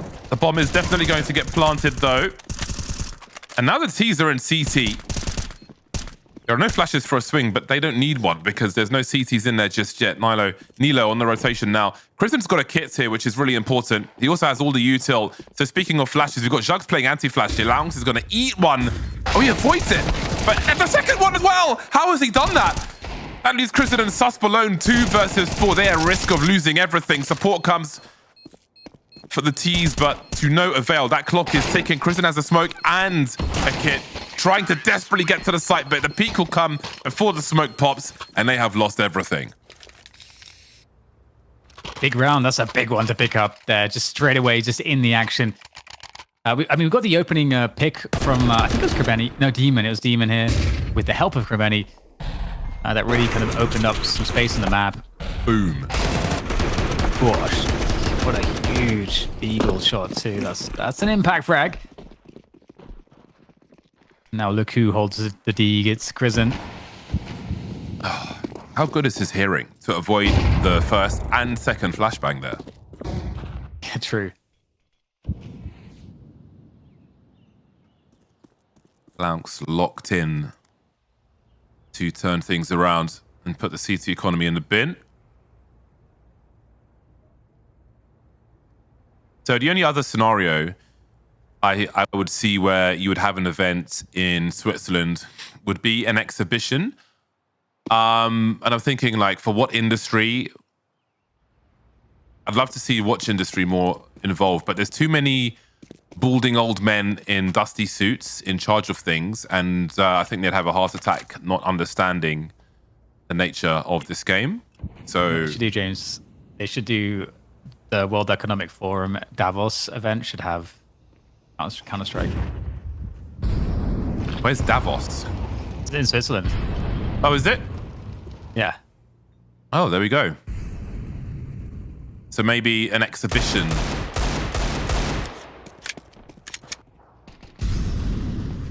I don't see anything else really happening in Switzerland. Nice place though. I flew to Zurich recently for a day.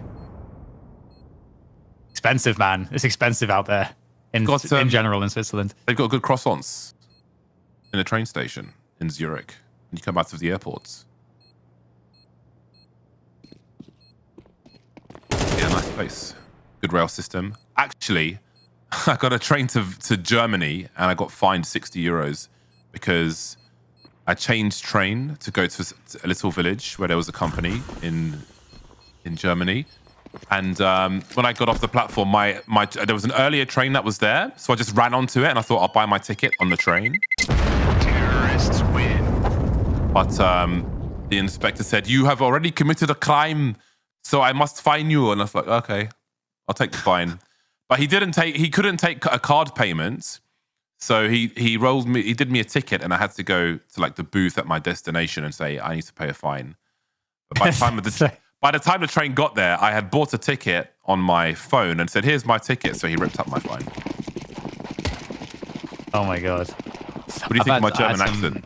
I have some issues with also like getting fined because of tickets and stuff in Denmark. It's just, bleh.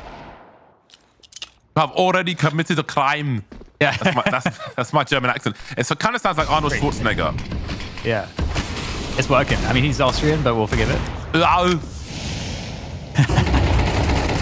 It's actually solid. Can you make more Arnold Schwarzenegger impressions? Because I don't think we're going to see much in this round. Bomb's down. Bomb is down. What are you going to do? All you can do is cry.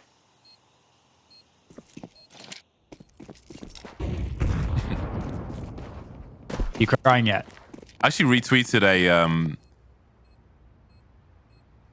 Bone Thugs and Harmony song that was done with Arnold Schwarzenegger singing. So check that out. Oh, in your own time. I'm assuming so. Yeah, but it's pretty incredible. So you can find that on the internet.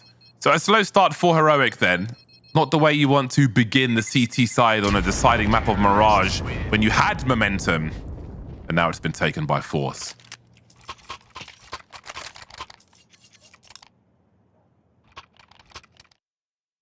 We're going to be back into the fun stuff now. The fun stuff. As we get the rifles back out. Long series. Well, actually, I guess it's not really long series. The first map was extremely fast. But 3-1 up. Really important round for Heroic. No AWP to be seen so far. Neither with some cap presence. And xCloud seeing also that there is very little in mid. Where are the T's? And once again, going back to that trusty A attack. That looks really good. A late lurk from Krabeni through the underpass is going to be on the way at some point. And these takes just seem to be working. All the retake work. They surely need to try and get a pick before this bomb is planted. Krabeni on the big flank. He's going towards CT spawn as well. You rarely see the vintage flank through B onto that short position, but he's looking to come in from the back. And it's the T side who are looking for these frags before they get the bomb planted. Lamps can run distraction now as we see a rotation into mid from xCloud. Things looking somewhat desperate, but quite narrow in these margins for both squads. Down to a 2-on-2. And Krabeni's made it all the way to CT spawn. There's only one for each side now. Sailing HE over, but through triple, he will spot that last man. A tense one. Again, small windows for both teams. Opportunities taken. Only one man standing at the very end. Timeout Heroic. This was a pretty crucial round to pick up, so I think I didn't see someone in the chat, so maybe there's a quick bathroom situation happening. But yeah, huge round. They want it. Laser focus. What do they have to work with? Well, at best it's going to be a half buy. Or actually maybe even a full save, depending on how much they want to actually have in the next round. And maybe they want to be able to play with the AWP now. You know, they haven't been able to do that on the CT side yet. And that might be a pretty important factor in helping them in some of these rounds and how they can approach the rounds. Often you can have, obviously, the AWP guarding the B apartments, for example. You could have it be more passive and just kind of play further away from it. Or you could have an AWP that's a bit more of an aggressive stance, you know, maybe pushing T-main. I mean, T-main clearances in general, even with rifles, could actually be quite valuable here for Heroic, given that Foot have this timing where after the first mid-pressure at the early timings of the round, they sometimes go into a fast maneuver, like mostly T-ramp oriented. So taking control of that position could be a way to effectively blow up some of these A takes that Foot have been relying on so far.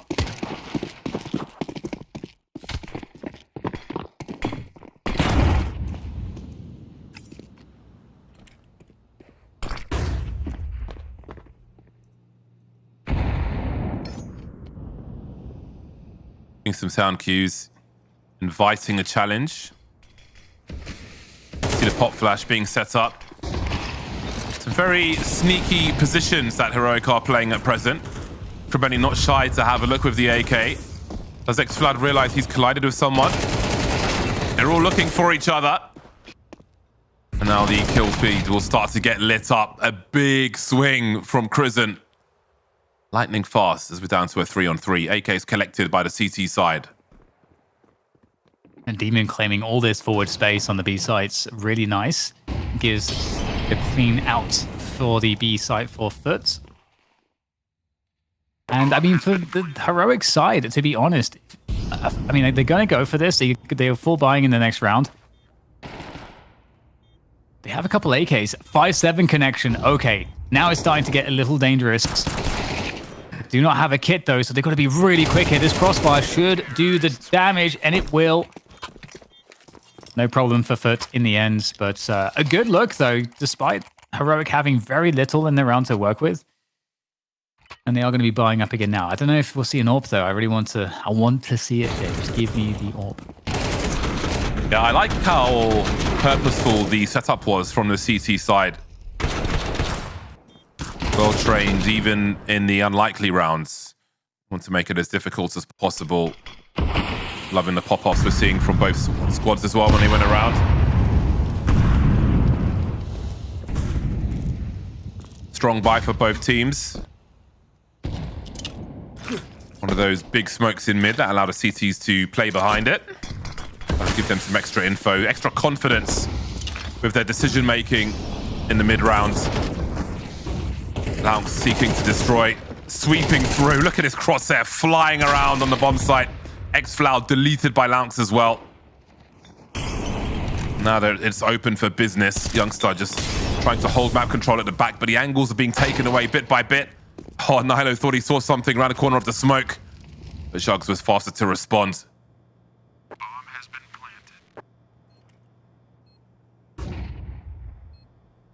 And Youngstar has the AWP, but do they want to commit into this? If Crizant can get something going, maybe, but Youngstar's going to get taken down.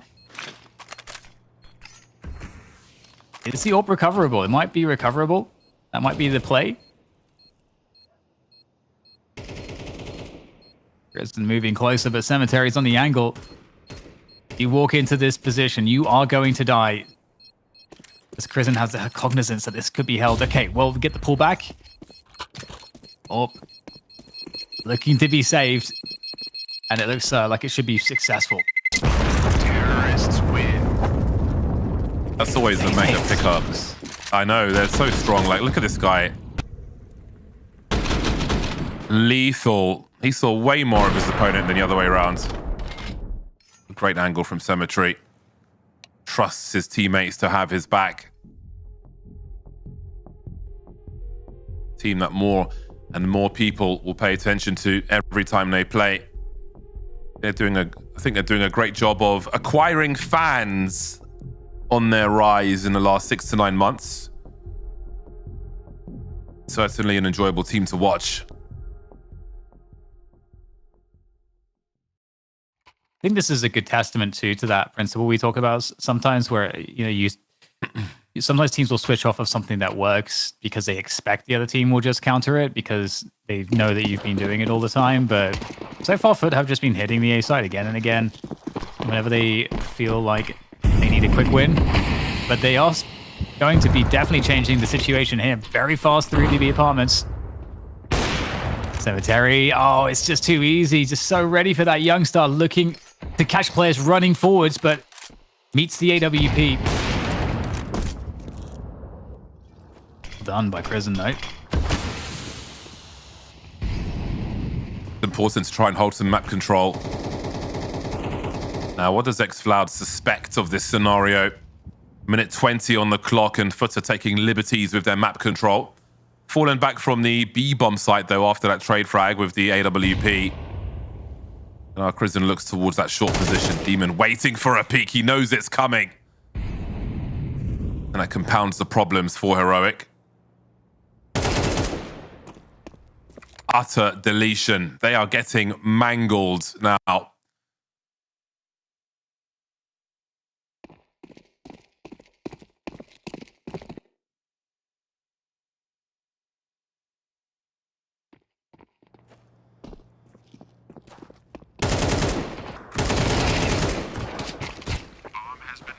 Too easy right now for the FURIA side. They've just really found their format, and I think this is probably why they have a 75% win rate on this map. They look really, really solid. What do Heroic do here? You know, they can't get anything going. You know, they've brought the AWP out. They're trying to find ways to get openers with it, and then every time maybe Heroic could think about getting something going, that a hit comes in and they just get smashed. I think again, the question I do is, think. how do you surprise FURIA? How do you make them uncomfortable? How do you catch them off guard, get a 5-on-4 to fall back on? Like they you know, Heroic are trying to make plays, but FURIA are waiting for them to make those plays when they try to make those plays. Example, Cemetery with the AWP posted in B-Apps in last round, just waiting for that CT push. So like they're trying to take the game away from FURIA, but FURIA are expecting it and punishing them for doing so. So then what option do you have left after that? You're being outwitted, outfoxed by your opponent from round to round. You try and be aggressive and they're waiting for you to do it. Like what is the correct play if you're Heroic? Yeah, and it's definitely hard to tell at this point. Switching into more B-heavy openings as well, so keeping things unpredictable. Do you have someone that's ready to receive any play towards A and can lurk A? Which has been, there's a mid-round timing around like 110 when those A hits tend to come in. Cemetery again gets a pick onto the site of B.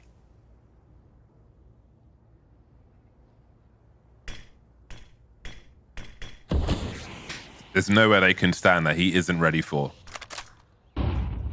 Love the timing of this boost as well. As soon as they smoke the window, pop a player in there. Really trying to do the unexpected. No one is checking this whatsoever. They think it's denial of information. But that is implementation of the enemy. xFloud will have a look, and Demon is waiting for him. They are just being waited for. Just like Jugs is here for Susp as he wonders what he has to play with. And again, they're pulling legs off a spider. It's kind of gross. Yeah, I mean, it is. It's brutal. But it's a masterclass as well. Sorry. Yeah, you know, you can just see they're kind of prepared for everything. They've got, you know, if there's any play to be made in mid from the CTs, they were looking to have that kind of delayed mid take as part of the default. They've got, I think it's Krabeni waiting a ramp, because a push a ramp. I was talking about it. That is one response that you might see. The CT is actually trying to like two-man clear that. So, you know, trying to just offer up information, offer up counterplay to all of the stuff that you expect, while still like creating action to drive the round forwards, as we saw on the slow kind of constriction around connector. So it's just, whoa. I want to see that again. Punishing a jump peek. I mean, that's a hell of an angle. Yeah, they are so well versed in Mirage. How do you defeat that? Oh, if you die to that pick, honestly, like I would just turn the PC off at that point. That's crazy, man. Tiny micro correction. The kill from Cemetery from Cat to Ticket as well. That's like, oh, I understand that HE was the AWP on that angle. So if I shoot here, I will kill the AWPer. And that's, again, it's like, you knowing, I think you made this point yesterday, when you're a top level AWPer, you know all of the tricks and like how the other AWPer's going to be playing. So if you get a little bit of information, you can deduce, okay, well, that's what this means. So yeah, I watched some demos of my man Cemetery here, because there are definitely things to learn. Beautiful work, beautiful angles. A timeout from Heroic. They try to figure a way to claw things back. I mean, it's like you can't look for information. You can't make a play, because when you do, they're waiting for you to jump peek. They're waiting for you to have a look around ramp. They know how you're going to respond, where you're going to position yourself. And when you look to see if they're coming, they're standing there waiting for you to look, and then you get shot in the face. So I'd love to know what they talk about in that timeout. What is the way forwards for Heroic? It's hard to know. It's very hard to know. You've got to start getting weird with it. They're going to stack the A sites, so... But still staying to this B lean opener. That's Foot's... Because Foot were mostly doing A. For the first 4 to 5 rounds, it was all about the A.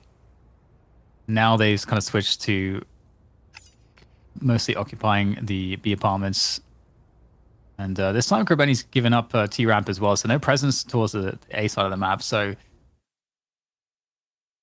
CTs may have just guessed wrong here. They're going to fake into the A as well to hold the CTs there for longer. But Kristen sees everything. Nice shot. A couple more of those, and you'll be in a good spot, maybe.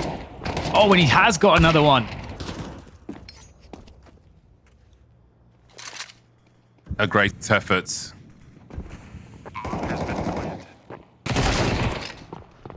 Looking for the lurker. Lounx has been dealt with. Now Symmetry needs to decide how he positions himself versus wide swinging players.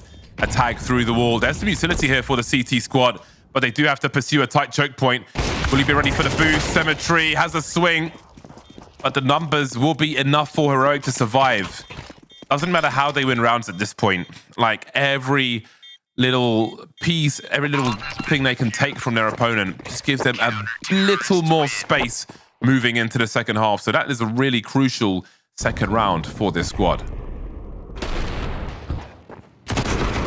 Yeah, that's a very unlikely, but a great pickup for sure. They stacked the wrong side too, so I mean, it's just awesome. Awesome to win a round like that. And best possible scoreline, of course, at the half is 4-8 for Heroic. They've got the AWP back onto Youngstar, so we'll see what he's able to do with that. He is moving, well, he's on ticket right now. For a faster pace here towards the B sides. The incendiary will slow the aggressors. Bomb here on the back of Longs as well. And nade's being thrown into A here. They're again running distraction on the A site, making it feel like those A hits. Now here's the push. Krisen has to defend this. His teammate's right there though, and he's going to be able to stand up for one himself. Slow rotation for Susp. Waiting for a sneaky player, but all three that remain are on the bomb site now. Youngster spots one in the apartment. May have the info that all three are here. Do they look for another kill before they get that bomb planted? Youngster down to 11 HP. The molly will force him forward, and he'll still find something from it. He's still going. Traded by Cemetery. Plenty of time to plant this bomb. Krabeni having a look at Cemetery plants. Cemetery delivers. Sus moves forward into the wrong angle. Krabeni's ready for him. And Foot will take one more as we head towards the end of the first half. At least the CT side of Heroic, they were able to pick up some guns in that previous round that they won, because obviously now they get reset on the money. So hopefully that is going to help them to have a little bit more going into this final round. So yeah, look for that 3-round scoreline. Demon Savage as always. So aggressive. Mid window smoke just in time. But X-Cloud's still out there. The delivers one, and looks like he gets away too. 5 versus 4 early now. You were asking about how to get those for Heroic, and they found it here in the last round of the half.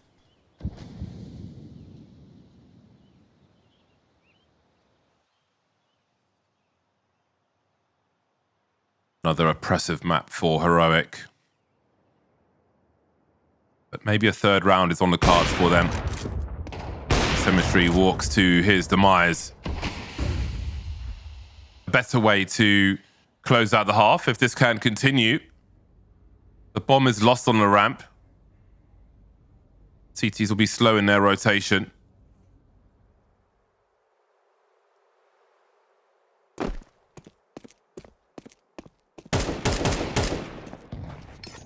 Ooh. 40 seconds. And that will at least make it so the CTs have to consider the B rotations. Longso, he's going to get hit up quite a bit. Smoke hit to maybe recover the bomb. If there were a world where he could pick up the bomb, he could run it to B. But that's looking extremely unlikely. Can't get to it. It's too deep.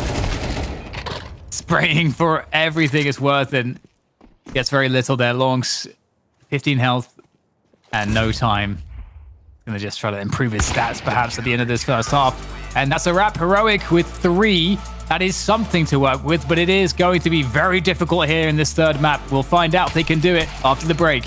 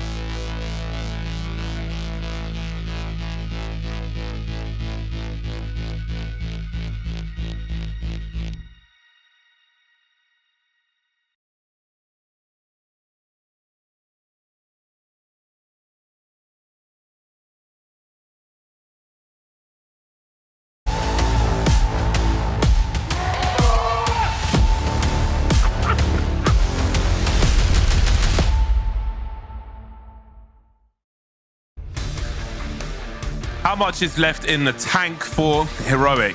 That is the main question here. They clawed a few rounds back towards the end of that half. It was a difficult one, but the big question, I suppose, is the worst over for them? Will we see more of Heroic in this second half? Can they be in charge now? Because my word, again, they were somewhat crippled versus Foot on Foot's T side. Whatever they chose to do, aggressive, passive, Heroic had their number for much of that half. Maybe things can be different now.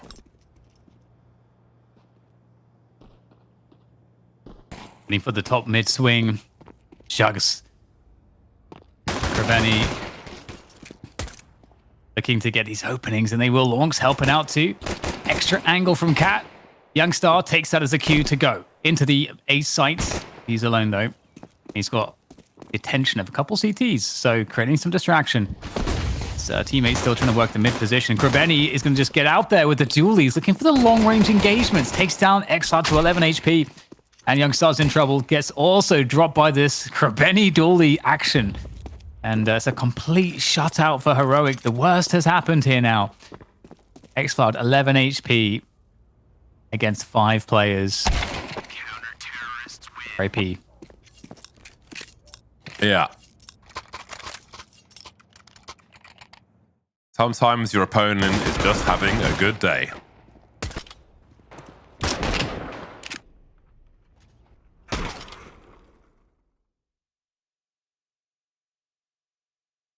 Looks like they'll have to concede round 14 and play from a 3-11 scoreline.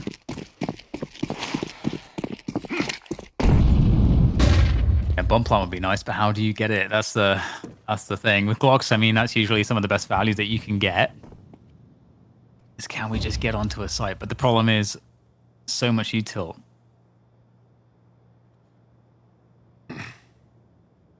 Benny would love them to do this. He's very ready. Has his launch from Cat. Oh, Longs gets the spray down. 5 cats versus 5 pigeons in a low ceiling environment. And the pigeons are dead. Now the match begins in this second half. The Rifles will come out for Heroic, and they have much work to do. They're a team of very capable players. And especially with AKs in their hands, maybe that can be the difference maker, as we see a mixed bag in this particular round for Foot. But again, in the vacuum of this match, it seems to be difficult to catch Foot by surprise, especially on Mirage. It is a game of 2 halves, though.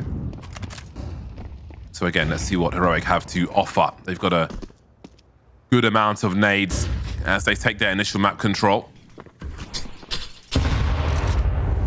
But again, they are expected.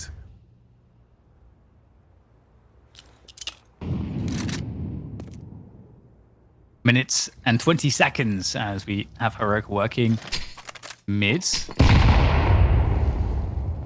Starting this round is looking for any CT aggression T-ramp, but it's not happening just yet. Might actually go back into an A play here. Just like Foot were doing. Heroic still working their way through mid. Nilo now set up in connector. Here we go. The rest of the team now making their way back through T-spawn into that A hit indeed. Foot don't seem to know what's going on just yet. We reach the 40-second mark, and immediately Foot starts to reposition, but in the wrong direction. It is so quiet over towards A. The deathly silence betrays a potential feeling of confidence towards B, which has no presence from Heroic. They're all here looking for their opening. Shugs forced into the open. Cemetery ready to trade and keep it possible, keep it doable for his squad. Krabeni pre-fires the Palace peak and stops the bomb from being planted. 10 seconds. He's got to commit to this. He comes off the plant and comes off the round as well, as Foot outmaneuver Heroic yet again. So crazy, some of the frags that they're able to get. Like killing the Palace player there is insane. I mean, that's obviously the duel that prevents the bomb from going down, and Foot, they're already ready to win this game and just put it to bed instantly against Heroic, making it look kind of like Nuke almost. with how dominant it's been for them. Kind of a crazy series in that respect.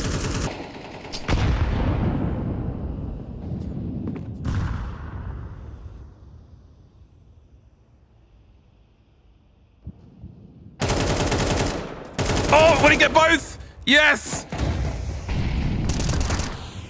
Nothing going the way of Heroic in 2 of the 3 maps of this series.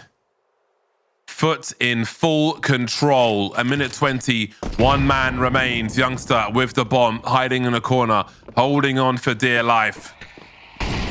The cops are here. The helicopters are out. The dogs have been let off the leash. There is nowhere to go, nowhere to hide. A dominant series overall. Foot with 2 massive games. Losing the middle one. Taking each other's picks, but my word, I mean, you can see it on the body language. Heroic were just launched into space on more than 1 map by Foot in that series. Mega stuff from Foot. Yeah, and I think for Heroic, it just felt like things were just off. They couldn't quite find the right rhythm, the right way to challenge many rounds. And that meant that they just had these crazy shutouts, where both on map 1 and map 3, almost no rounds on the board at all. So something maybe going wrong in the Heroic camp here that they'll have some time to figure out, because they're of course not going to be eliminated just yet. But a strong victory here for Foot. 2 absolutely dominating maps, and certainly a team to be feared by everybody. You got to watch out for them as they will move forwards.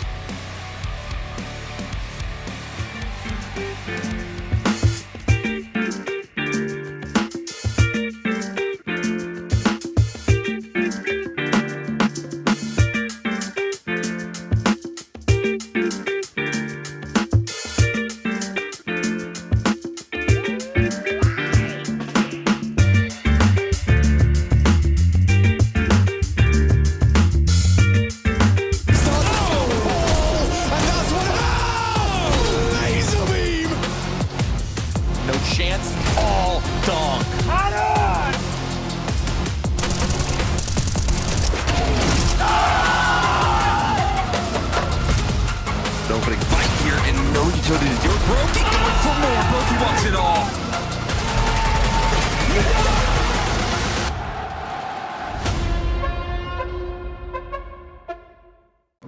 Damn, guys, we almost had this. Thank God that's over. Bored of endless matchmaking? Take your first steps towards EPL, experiencing real strategies against teams of your skill. Learn more at fce.gg/EPL.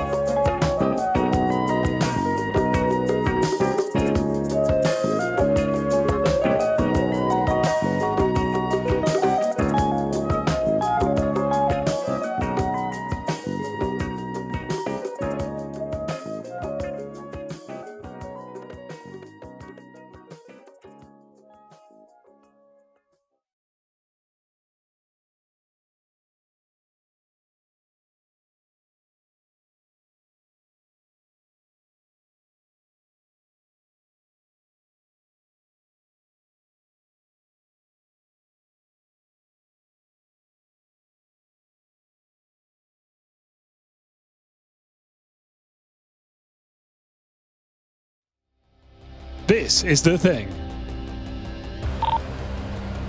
Guys, this is like the worst series, I think, 2 maps in a row I've played in this team. Let's do a fucking redemption arc for me, okay? Like, I'm getting...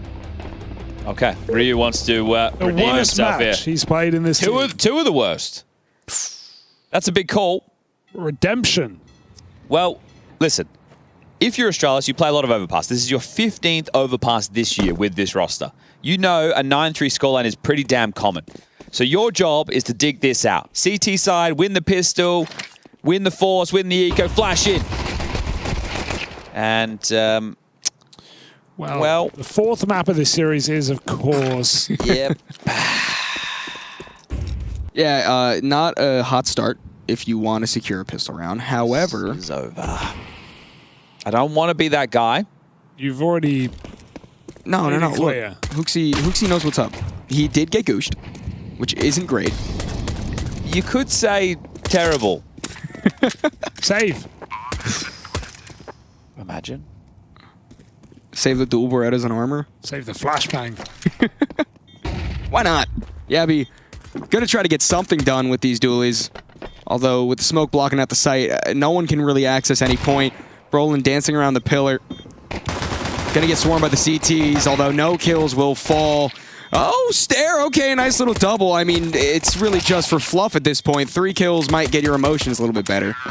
Did he have armor then, Stare? No, Stare didn't. He was the one who dropped. Okay, I was going to say, if he saved, that's an M4 with Kevlar. It's all good. He could still drop an M4. While we maybe have an eco chat, I want to read no, this he doesn't. mailbag question. Yes, he does. Yes? This is actually, I'd like to hear what you have to say. Hello, my name is Victor, and I'm a 16-year-old player from Denmark. I recently reached FaceIt level 10. Congratulations. And I currently have 2,000 hours in Counter-Strike, so not a lot, you know, a good amount. I was wondering, is it too late for me to try and become a professional player and join a competitive team? And if it's still possible, what would you recommend as the best path to get noticed and find a serious team? Okay, Victor, you're only 16, so it's definitely not too late, but you haven't been playing any team-based Counter-Strike, although we're going to have a farm fest here. That's fine. Maybe not. Walk over it. I mean... They're low. Okay, so most of your Counter-Strike is going to be through the Valve matchmaking system and obviously FaceIt, as you've just highlighted here. I think Denmark has a pretty strong infrastructure as far as team-based Counter-Strike is concerned. So I don't know what the programs are that exist in Denmark that you can get involved in, but I'm sure you could find them pretty easily. I would say start getting involved in team-based CS, right? Because I imagine you're going to have good base-level mechanics. You're 16 and you're playing a lot of Counter-Strike. So your crosshair placement, your aim, all of those things are going to be up there. What is going to be the difference between you and everybody else is how you conduct yourself as a human being. Right, the type of person you are, and then there's certain things that you control and that you can't, right? Your communication, your attitude, right? Those things, they're not anything to do with your crosshair and its placement, but they're still huge in terms of what you can give as an individual in a Counter-Strike team. So my first recommendation would be look for what exists in Denmark, what schools of Counter-Strike thought you could get into, and then if you struggle with that, it used to be easy back in my day, Hugo. I mean, you know, I like what you're doing about the like being a good person vibe, but also try and find people you can play with in ESEA. Try and get into competitive play that's not just playing pugs. Yeah, because I think that's the sure with academy teams these days, you're probably going to want to get in a system like that so you can be bedded in on what needs to happen, right? Or what the culture of a team or the way a team plays. But otherwise, yeah, if you're able to get in team structured Counter-Strike on any level, it plays very differently to Pug CS. So that would be my first recommendation. It's definitely not too late. You're 16, but I will say this: you need to be nice to your mum, and you need to finish high school. Yeah.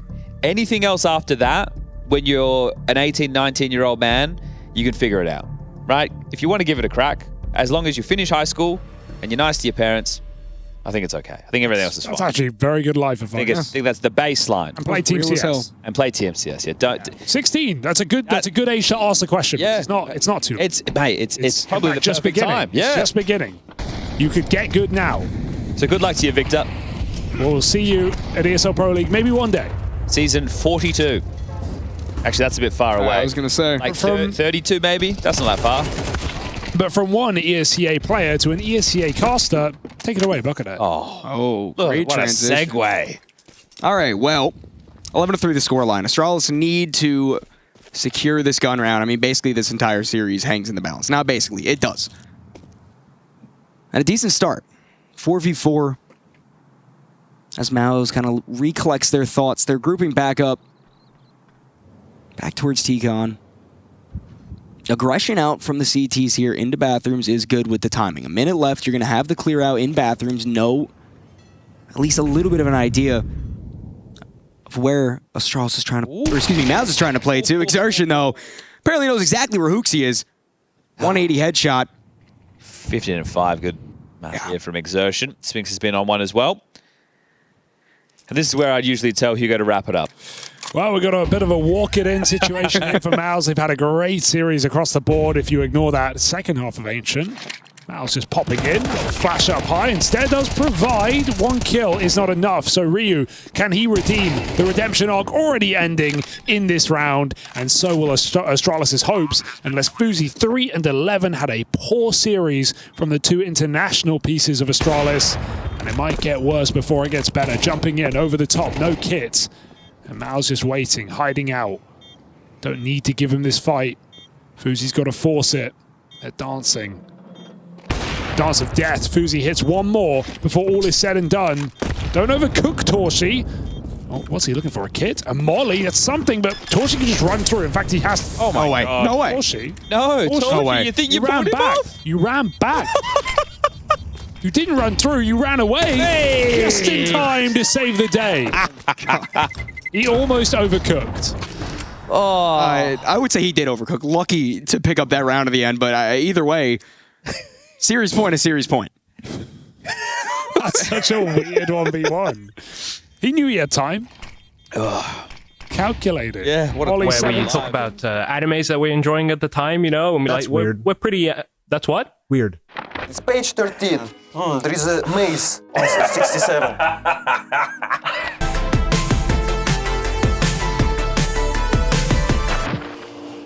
We're blessed.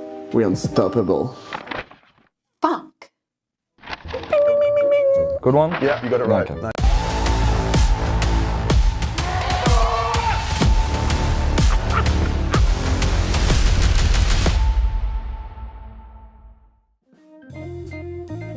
Yo, we are back. It is time for our fourth and final match of the day. It is FURIA. It is 3D Max. Two teams looking for revenge, seeking revenge after some early losses here. They're both 0-1. Of course, if you didn't catch the FURIA game recently, they lost 1-2 to Bait. 3D Max on the other side lost 2-0 to Spirit. So it's going to be FURIA and 3D Max to get them. One of them needs to get themselves to a 1-1 scoreline. Well, I guess arguably both of them need to, but only one can, Dan. And of course, you'd expect that to be FURIA on paper, of course, right? But so much weirdness has already happened. But yeah, this is a point when, yesterday I was like, not too worried about them losing to Bay. I think they're going to right the ship. They're a very good, capable team. We're going to see right now because, like you say, they kind of need to do it now. You don't want to be in the just like the two losses spot where anything is going to just knock you out in any one game. So here's our top 10 players of stage 2, though. James, we got some interesting names and faces. 2 FURIA players, despite losing. Yeah, well. Yeah, despite losing. I suppose the overtimes will help with that, but you can see that they are performing. They're putting up the big numbers, which is fantastic to see. Donk number 1, who would have seen that coming? But yeah, it's good to see 2 FURIA players in there. So 3D Max may have their work cut out for them if Keisarato, Yakinda et al. Can continue that kind of form into this series. So yeah, it is going to be an interesting one. Rank 2 versus rank 14. These teams last met late last year, 13-8, 13-6, Dust2 and Nuke in favor of FURIA. That's a while ago now. So we'll see if 3D Max can take them by surprise, as Bait did arguably yesterday. Moladoy and Maka, these are how the numbers are shaping up. Moladoy is going to be a problem today. That is for sure. He was fragging out, and he really does come with the style points. We'll see if Maka is up to the task for his team versus FURIA. Yeah, we'll see. We'll see. I think 3D Max, they've been... their form has been a little bit shaky here and there so far in this stage. Of course, losing against Spirit, you can't really blame them for that, but they had the 0-2 loss against Astralis, and they had some other, closer wins. Maybe should have been a little bit cleaner here and there. But again, as the tournament progresses, the better teams tend to get better. So looking forward to seeing what will be on display here. And also looking forward to seeing, where the maps are going to land us as well in this series. Because I think FURIA, for example, there's been certain maps, like, when they played against Bait, they got completely destroyed on the Dust 2, I remember. So, we can see the map pool comparison here to see where the edges might be for these sides. Yeah, I think we're in for an interesting matchup. I think stylistically, these teams should hopefully match up well. It's just about I think with these teams at the upper echelons of Counter-Strike at present, I think it's partly if you can keep up with them, especially when it comes to the late round plays, which are only getting tougher to deal with when you're on the CT side. So can 3D Max stay in the fight? Will they be on the ropes the entire time? I think is ultimately the question, which we'll have to see once the maps play out. But we'll see where the series will play out. Mirage is banned, as is Ancient. So perhaps we're going to get a little technical with this one. Well, maybe not with the Dust 2 pick coming out from 3D Max. I think the snipers of FURIA will be content with that. Overpass, the pick of FURIA, straight into the deep waters, if you will. Anubis ban. I wonder how much Anubis we'll see in stage 2. It'll be interesting actually to count the Anubis from stage to stage and see if it rises or gets less picked as we go through. But Nuke will be the deciding map, so it has got quite a technical series, something that FURIA will be ready for. But I do wonder, especially for the CT sides for 3D Max, they're going to start on the CT side of Dust 2, but it's more the other two maps, if we go all the way, where I'm looking to see how they cope. Actually, Dust 2 as well. I think with the style that FURIA will bring, again, the denial of information, like, is it a trick, is it not a trick, I think is going to be tough to deal with. That's why, one of the reasons why FURIA are as high as they are. Of course, part of it is also just the sheer firepower they have on their team with the likes of Molodoi, who's had many a highlight. Hard man to put down. He is absolutely ready for almost any 1v1. Flicks or no flicks doesn't matter.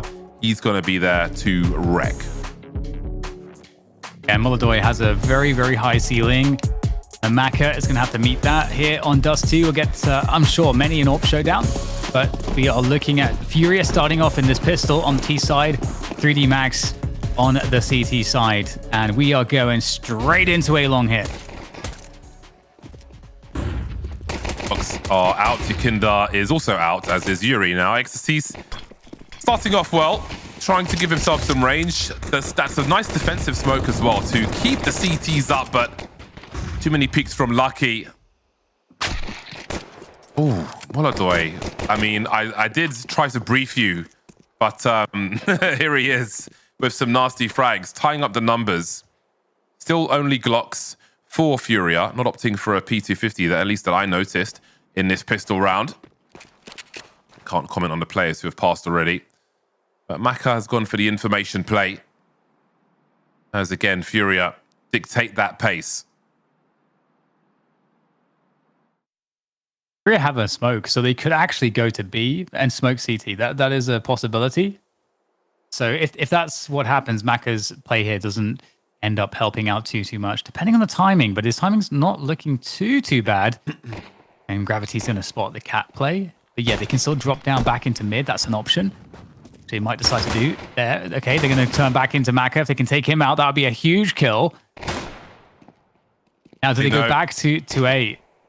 Yeah, I think they know that if they can take out Maka, the B bomb site is open. They can do it eventually, but the CTs have had time to get closer. And surely KSRATO's got to get off to the races with the bomb.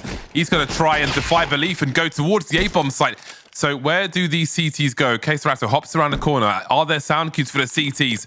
Oh, he did actually make a little noise there. But they're still going back and forth, trying to figure out which way to go. Shifting towards B. When will they realize these are precious seconds without a kit? Both coming in from CT spawn. What angle does Keserato opt to take? How does he find the 1v1? He's got plenty of sound cues. They're almost lining up for him. There will be a trade from Masuta. Job done for 3D Max. Oh my god, that was almost a ridiculous timing. But the bomb goes down, and so it's actually, of course, a very dangerous following round now. You're going to get the T's buying up, and it's going to be interesting to see what 3D Max do for their opening. Because oftentimes with these ranges, you tend to kind of sacrifice getting some utility and just opt to get the M4s, so you can fight better at the ranges of Dust 2. So that can be kind of awkward. Imagine if he picks that one up. Look at that. He knows how important that is. They know they're in for a big fight here. That's when you know you're an underdog and you've had the start that you really need.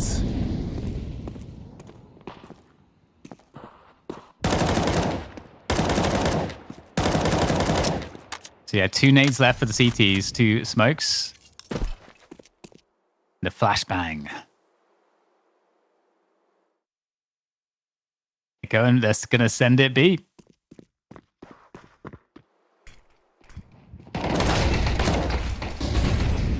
Open sesame, in they go. Lucky is super blind, and that gives them position to trade once his first frag comes through. Bomb site taken, many losses for the CTs. Bell rung through the door. Bomb has been planted. But it seems they might not fancy going for this one. That is a lot lost very quickly indeed, and it's almost prop hunt now, just trying to hide as much as possible. Always good to see the French in Counter-Strike.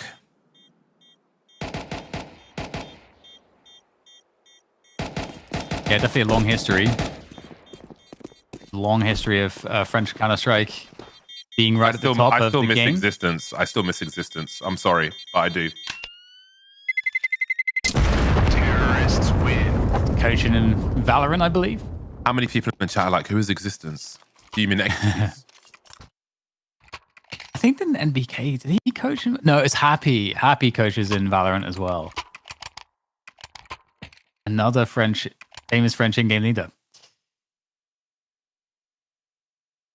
Originally from CS. Those were good days. Existence played in the days where you might drop an AK to pick up a silenced M4 on a T site. That long ago.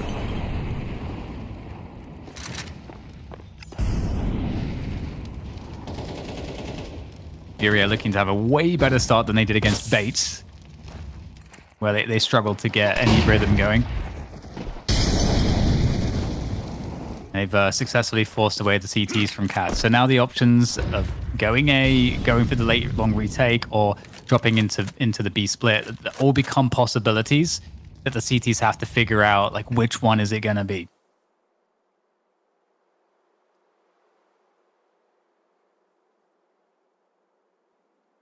The gamble stack on A though.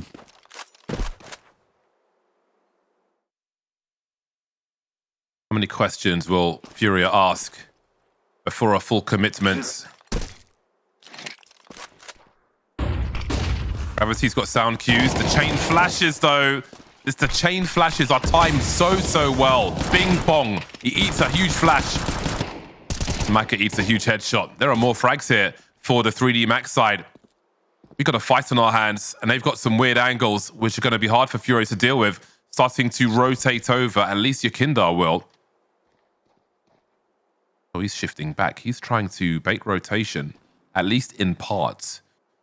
This will pull some players out of position and make things way better. Fallen spoke about Pinocchio strats in an interview, one of the clips on the stream, and there's a perfect example.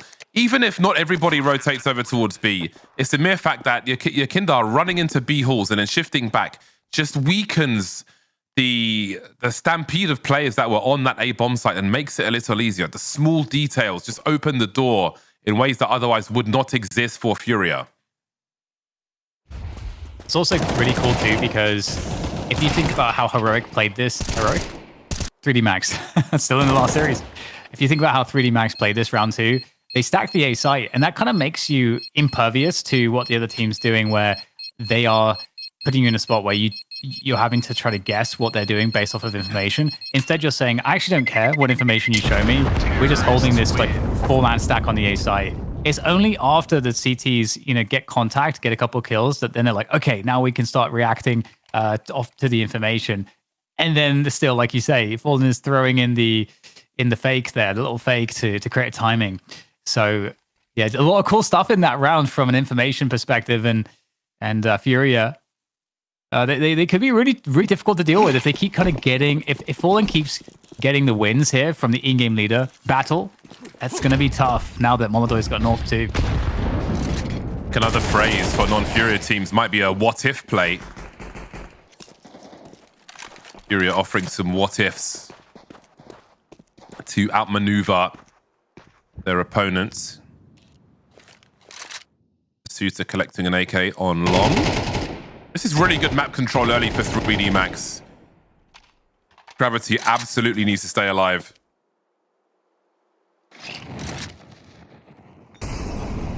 Just disengaging from that mid position entirely.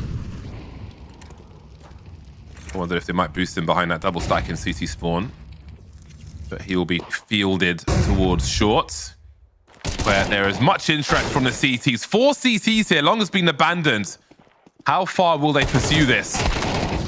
Oh, the bait is brilliant. Pull the crosshair away, abuse the numbers. 3D Max fighting back, taking everything away from FURIA. Love the disruptive plays from 3D Max there. Really, really good. Just slowing down the momentum that was building for FURIA is always going to be good. So hard to also find the right rounds to do that, to be aggressive, and like where and what timings. Tech pause coming in. I thought it was maybe going to be a FURIA tactical, but it's actually a tech related issue. I'm on nail bites watch, because every match we see someone nail biting during the pauses, like the freeze time, etc. So I'm just waiting to see when, not if, it happens in this game.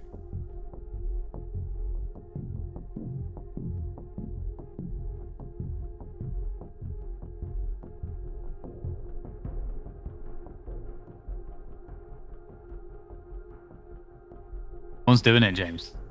You could almost make you could make an evergreen segment. Will they bite? Where in chat they can give like they can put a Y or an N to see are they going to bite their nail, and then a clip, and then in the clips where they don't, they like pick their nose or something. This is disgusting, James. I think the players might be unhappy, but maybe it would change their habits. Who knows? Maybe it would all be for the better. I think the producers would approve this. Oh, you never know. Content's content. Oh, boo. Got no from production.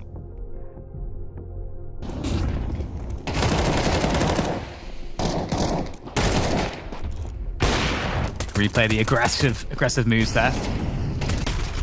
If Maka doesn't catch Molotov there with his USP, that round is probably going to be kind of dicey for 3D Max, but really nice timing on that one. And look at how much stuff they have. They've got all this stuff. 3D Max, they've recovered the economy. The stocks are through the roof. Stimulus package.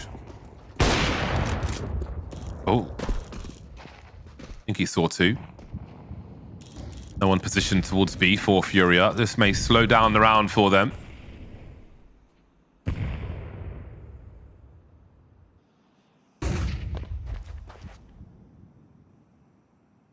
CT expedition towards B.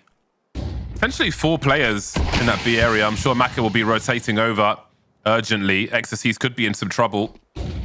Maka has a flash, but he wonders about short because they are devoid of info there. I mean, I don't know how he could really help Maka in this position. Actually, the Molotov would be perfect. How deep does it go? Very deep. Somehow doesn't connect with them. Now FURIA going to see what's happening over towards B. So again, this is just killing their time, because it's hard to throw out the what-ifs if you don't have the sufficient map control. That rotation from B all the way to long for Maka. So again, 3D Max taking the fight to FURIA now. FURIA spotting 3D Max, basically splitting the B halls. And now they've got to spend time clearing that out before they can even get started on what they want. But Masuta's push gives them a window into this round, maybe. A 4-on-4. To go for the re-hit onto B potentially. And the push here from 3D Max through the long doors is going to confirm exactly what's going on. Oh, big damage done by that HE. That was perfect. Fallen with the trade though, and it's a 1v2 in the after plant. This is going to be very difficult. It's got to be perfect on the timing. He's got a flank to worry about as well. He could maybe peek into this one. Ready for it. This is the first player. That's what he had to win that one to make it possible, but very well played by 3D Max. That HE went pretty hard. The timing on that one was just phenomenal.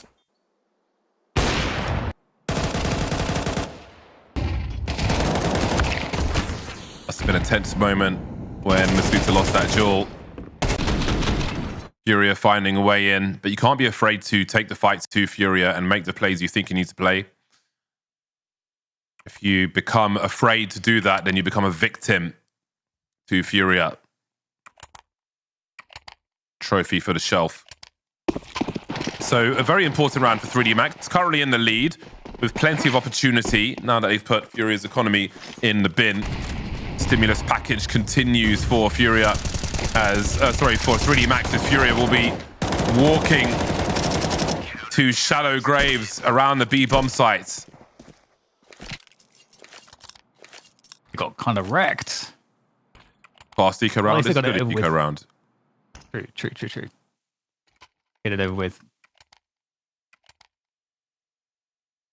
Okay, well, we're going to be back to seeing how the default works out. I think, FURIA have done a lot of the, the typical kind of cat control plays. The only thing I don't think we've seen too much is like the long scaling or like delayed long retakes, takes and then scaling into the A site. I've seen too much of that. Sometimes maybe dictated by what they see on when they get that cat control.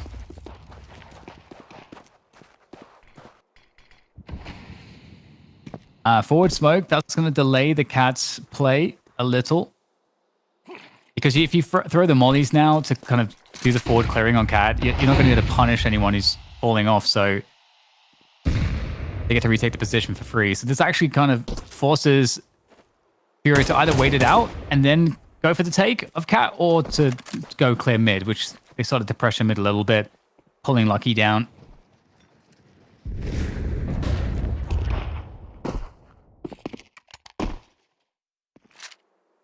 Right then, short is contained. No response as of yet from the CTs.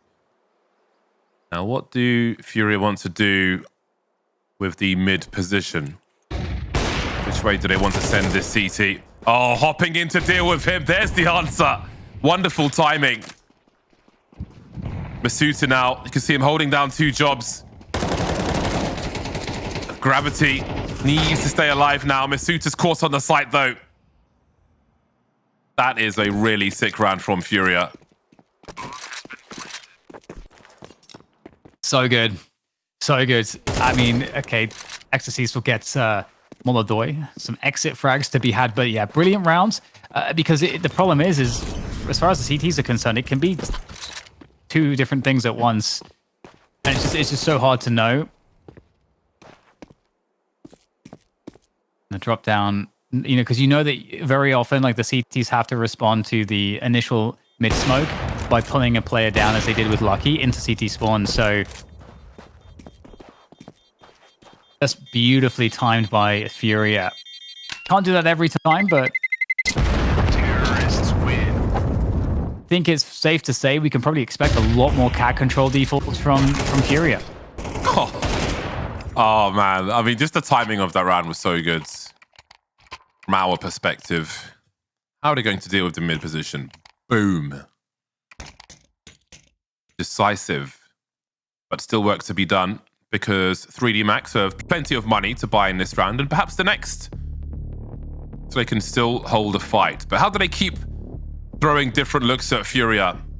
They did well in an earlier round to, as I mentioned, set the pace of that round, basically, with the threat around B on that particular run where FURIA had no presence towards B. But again, if you are to manipulate CT rotation, you have to have that presence, otherwise you have no threats. Is that He-Man in the background? I wasn't paying attention to his background. I like this. Look. There we go. Was it the dude from Thundercats? I want to say that's probably a character from Bleach. Not Lord of the Rings then? No. Mac is getting aggressive. Okay, so this might be one way to deal with the default. Just try to get these early pickoffs. He knows someone's there, so okay, trying to force him out. Can he get this kill though? No, denied. Give me a wallbang. Could be. Look at this. Gravity holding his 6. Surely that's a wallbang. There must be a lineup if a dude's in the corner there. The stalemates. It's getting scary now. Again, this answers the question of how the CTs are going to take the fight to FURIA. They're just holding in the middle of mid, and there's a minute on the clock. This is bananas. Now they've pushed the long A, and FURIA are just stuck in the B halls. This is crazy and awesome. Molodoy's been picked in T-Spawn. This is what's required to face FURIA, and they're doing it. Max are ready. They're ready to defend this B site as well. They're in position. 2 players here. FURIA, though, quite good on the entries typically into this B site so far this game. The gravity's in the smoke, and the variance starts to increase as he wraps around the back. And that's 2 fantastic kills. And that's going to round it out for 3D Max to take it. And so awesome to see the aggression there. They're not allowing FURIA to do these cat defaults. I love these rounds. The round from FURIA, the round from 3D Max. No, we ask the question, they give us the answer immediately. But it's great, and I did think that this particular matchup was going to be quite an interesting one, because 3D Max understand what is required on their CT side to have a chance of beating FURIA on a map. They know that you can't allow FURIA to set the pace, because if they have the space and time to do what they want, it's so difficult when they execute to understand what is really happening, to have your people in the right place, and to deal with people like Molodoy swinging AWPs at you. So to take control, I mean, you can't do this every round, but that is such a sick round from 3D Max. That was so enjoyable to watch. Again, just thwarting. And it was the perfect round to do it too, because look what it's done to the money for FURIA. Again, every time FURIA look like they're about to take some momentum, 3D Max comes in the perfect moment to steal it away. So I believe that this HE won't be enough, because you can see on the radar, they've got a double smokes there. One for the door, one for the Xbox, specifically to stop that HE from working. It won't go through both smokes. Not every team does that, but FURIA do on this occasion. That's what's necessary if you want to stop those HE AWP plays. It is helpful because actually if it has prevented 3D Max from being out of position properly here, and they're still looking in mid, which does create a potential opening into the B sites.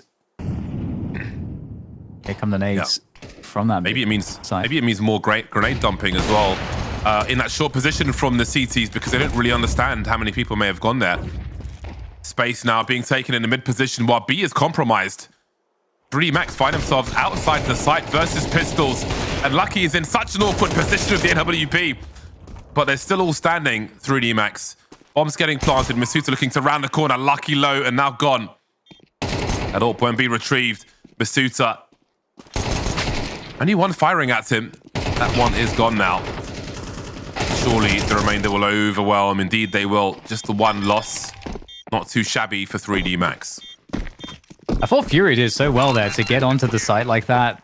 It was a really nice round, and I mean, also, I think kind of fortunate for 3D Max that they didn't get like killed there, I think, because, you know, you saw the kind of confusion where they were not sure, okay, or at least they were feeling, oh, this is like a big mid push because it's pistols. They were expecting everybody to be there. So the fake kind of worked here, but they still take all of the kills to their credit. And that's going to be a 6-3 scoreline now. So 3 more rounds left in this half as the guns come back, and we will see the run made by Yakinda into long. We haven't seen this very often, and he'll get dropped instantly. Yeah, that one wasn't the parkour he was looking for. Us two looking better and better for 3D Max at the beginning.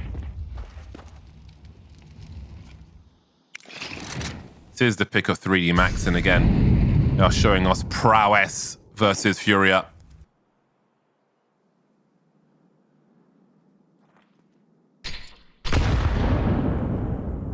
Chunks.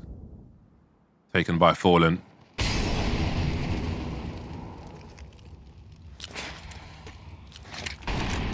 They are in position on shorts. Molotov does not announce the AWP, but the scope might do that to get back into position. Yuri lost now. Smoke blocked, which gives Maka a lot of space. Yeah, just dropping one by one now. 3D Max have successfully limited and stopped FURIA in a number of rounds here, and they're looking at quite a nice scoreline as we head into halftime, almost. This is another great round from 3D Max on their CT side. Yeah, Molotov, all he can do really is to just save the AWP at this point. Kaiser Auto as well. They can definitely buy around this in the next round, but very solid situation now for 3D Max on his CT side of Dust too. This is also another map that FURIA did struggle against Bates on. Oh my god, they're coming for him. Oh, how did they know he was there? Oh dear. They can smell the fear.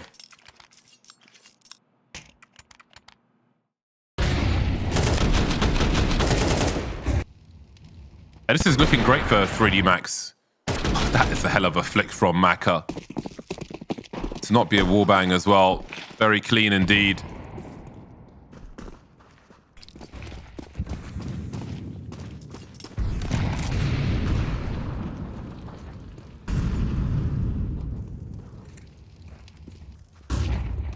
Okay, might just go for a cat plant here, which could be possible if, given the CT setup, then no one's actually like Goose on a site here. The incendiaries on mollies are limited for the T side. Those are very important for clearing positions like Goose, but actually might move into that spot right now. Are we going to cross that? No, not yet. Pistols are coming in, and pistols are being denied. Great transfer. Cutting the numbers post-plant. 2 on 4 for FURIA. Trying to do what they can. And they need to do a lot if they have to survive this one. Molotov out in the open, no cover, and he will be sent. Frustration for FURIA in this first half. One planted will be some money for the last round. But again, this is such a good look for 3D Max.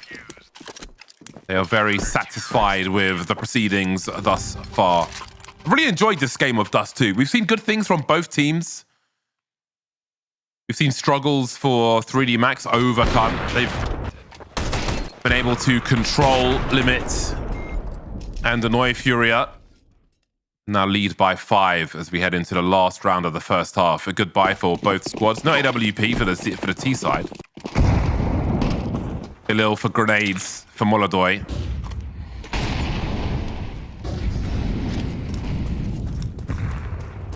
Again, those 2 nades in mid to deny information for the CTs. And again, 3D Max have charged into B halls. But it might be a faster round on the other side of the map for FURIA.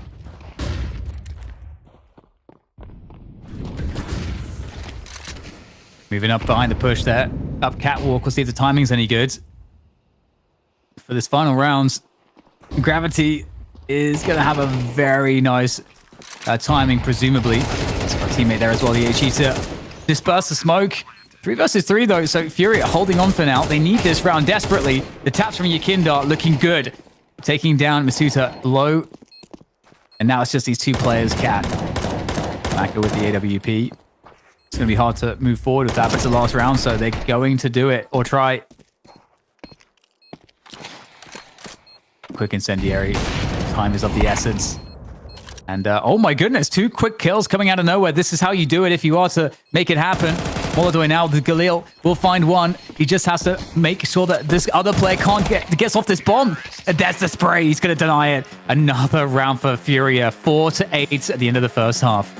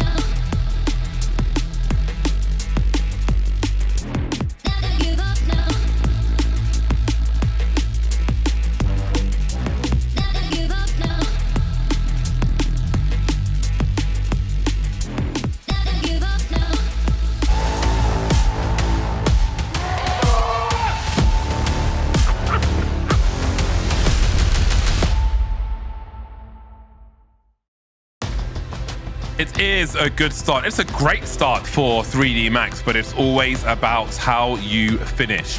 The second half begins. We see plenty of frustration for FURIA. They had some good rounds as well. They constructed some nice work on the T side, but 3D Max understood the mission and executed with brilliance to have a 4-round lead at halftime.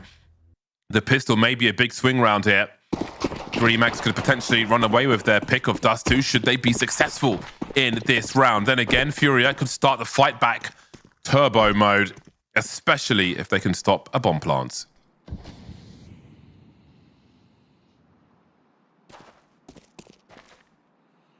Yeah, it's definitely a tough few Dust 2s FURIA have had recently. Smoke from the 3D Max side onto the B doors, trying to fake B. And then go A. 3 players on A. Lots of noise has been made, so we'll see how long it takes for that B rotation. In the meantime, the A defenders have to connect some shots, but they're getting destroyed. Oh my god! Oh, all man. the Glock headshots at range. They needed more than one, but they're just looking really sharp with those Glocks. Okay, Serato and Yuri remain.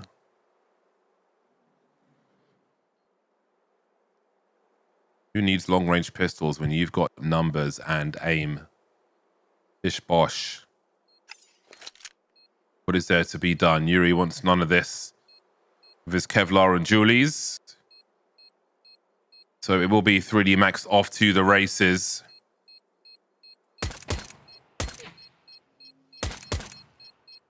Very enjoyable game of Dust 2 so far.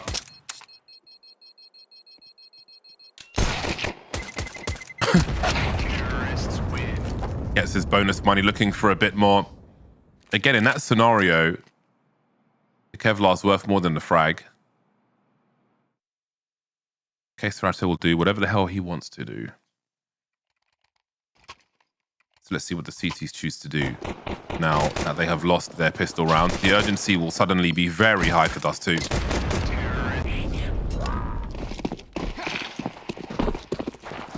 Very tough situation here now. Get their pistols, see what they can do, but Lucky looking for a quick takeover of this A-long position. He's going to get it. The red carpet's been rolled out. Pisa, they're ready to go. They're ready to fight. So we're going to get that long scale, the A-long scaling. But wait, the CTs are coming. They're lining up. And they're going to get absolutely sprayed. Oh, no. The flashbang was being lined up, but you saw the wide angle on the pit and you just spelled disaster for FURIA. This was a non-investment for them. And again, I mean, Yuri might as well chill somewhere. And you know, if they come, they come. But otherwise, do you just save your Kevlar here? Just not a great scenario to be in. But he'll make them pay a little, at least. Well then, the road to comeback is long for FURIA. You can't make too many mistakes now in this CT half. Quite curious to see how 3D Max will set the pace. Molodoy's got his big gun out immediately, which is what you want on a game of Dust 2, when you're 6 round behind especially.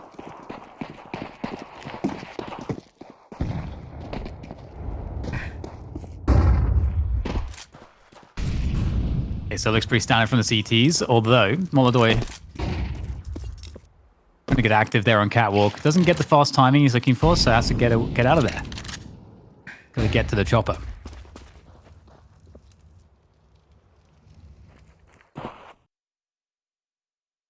Suddenly we have some cat control starting to be worked on. 3D Max is suggesting the B splits, but this smoke is now so commonly to just distract, and usually you get a second if it's for real.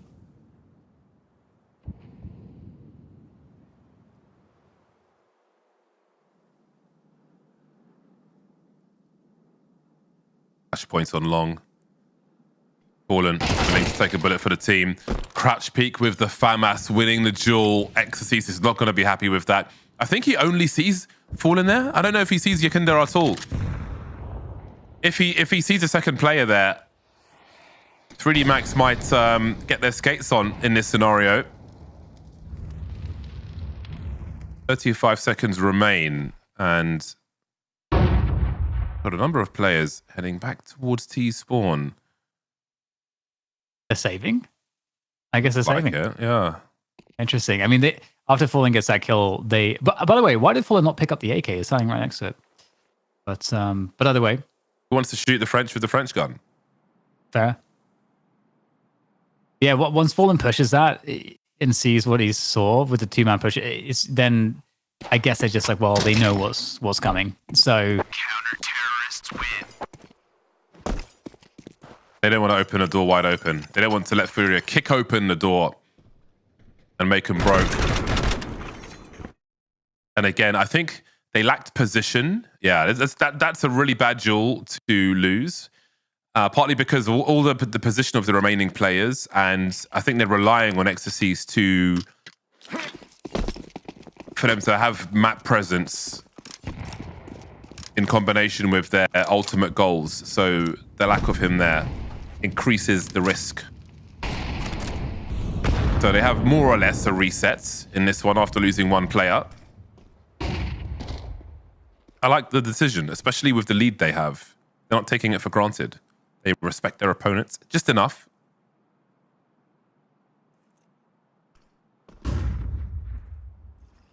Contact all the way through.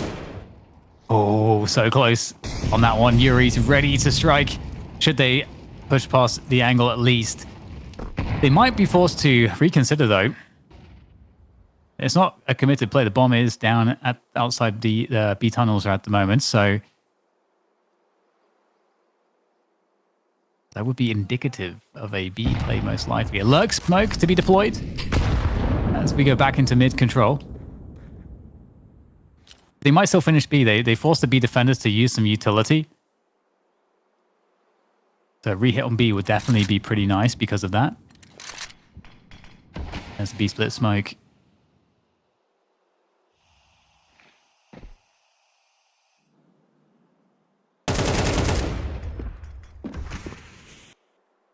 Mind games. And it's almost a mirror of the last round, but with less time on this occasion. But it seems they're going to go for it. Contact play in. Yakindar is here. He's got the counter flashes immediately for the team, and that's going to utterly ruin the squad. He was just waiting to throw that. They barely break ground on the B bomb site. Again, essentially a mirror of the previous rounds with less time, and Yakindar is in position. He's got 2 flashes. He's outside the doors. Just pops it in. Off you go. Swing and delete.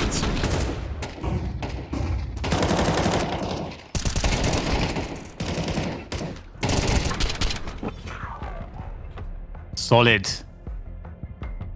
Very solid hold. And suddenly, we get the timeout from 3D Max. Maybe starting to feel like FURIA gaining some traction here. They need to break it. And they were really good at doing that on the first half.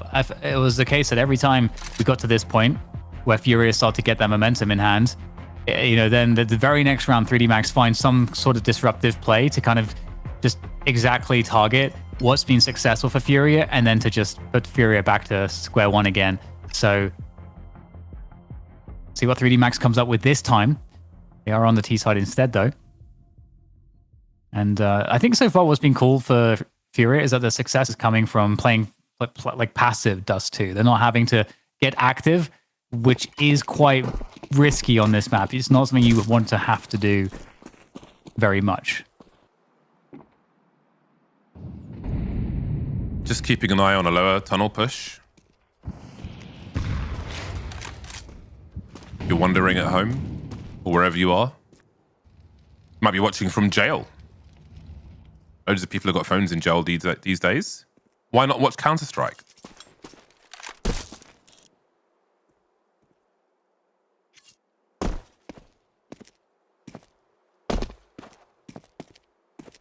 Imagine if they made the Series Oz today. Oh. And like Adebisi. Yeah. Classic prison HBO show. A minute left. There you go, James. FURIA seems to. I mean, it's early in this half. We've seen 3D Max run, for all intents and purposes, the same strat on 2 occasions. Save with 4 people in spawn, run it again, and get ruined, as pretty much the same outcome happened, but with more pages in the book. So in the data we have, the early data we have from FURIA, they seem to have 3D Max's number so far. They're very clued up on what's happening. Look at the position from Yakindar. If you mirror that with the drop into CT spawn that we saw from FURIA in the first half, it's a pretty cool alternative in terms of expectations. Ecstasies trying to stay alive. He will plant the bomb at least, or they will, which is a goal achieved. But again, it's just so interesting to see FURIA in the first half. That execution in CT spawn off of short was excellent. And then Yekindar holding an angle, expecting shenanigans and immediately punishing. Big brains on FURIA.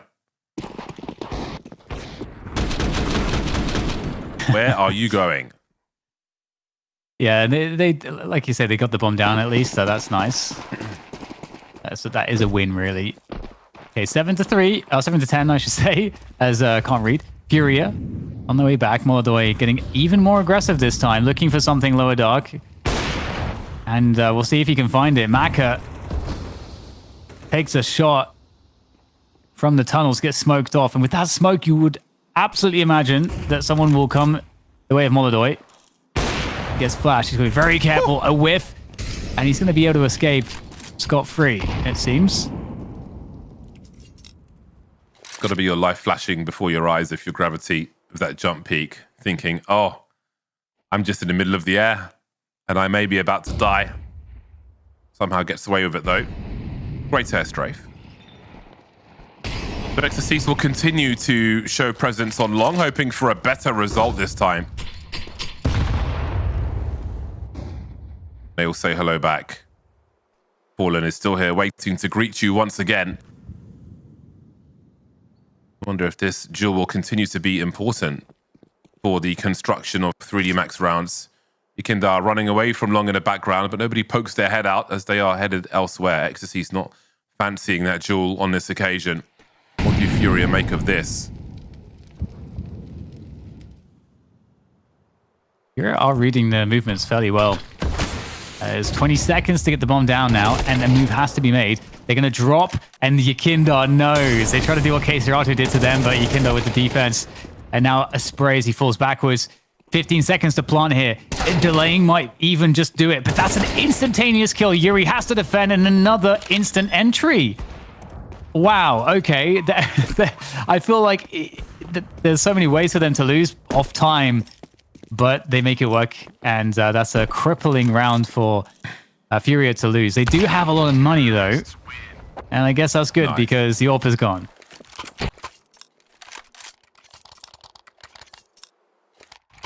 So we might be seeing the ability for 3D Max to adapt to the challenges FURIA have been throwing at them in these rounds so far.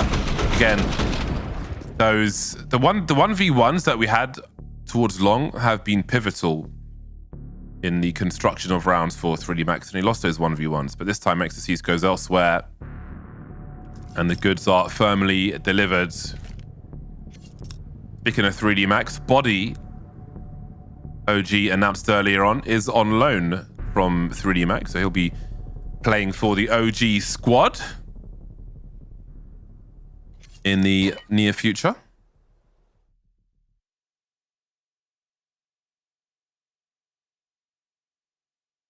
Oh yeah, this 3D Max team looks good. Yeah, and it's such a big map for them because Overpass is next, and we all know how well FURIA can play Overpass. So this would definitely make the series feel a lot more simple. Masuta's been on the squad for 11 days. I think it's worth noting. Yeah, and they lead FURIA 11-7 at present.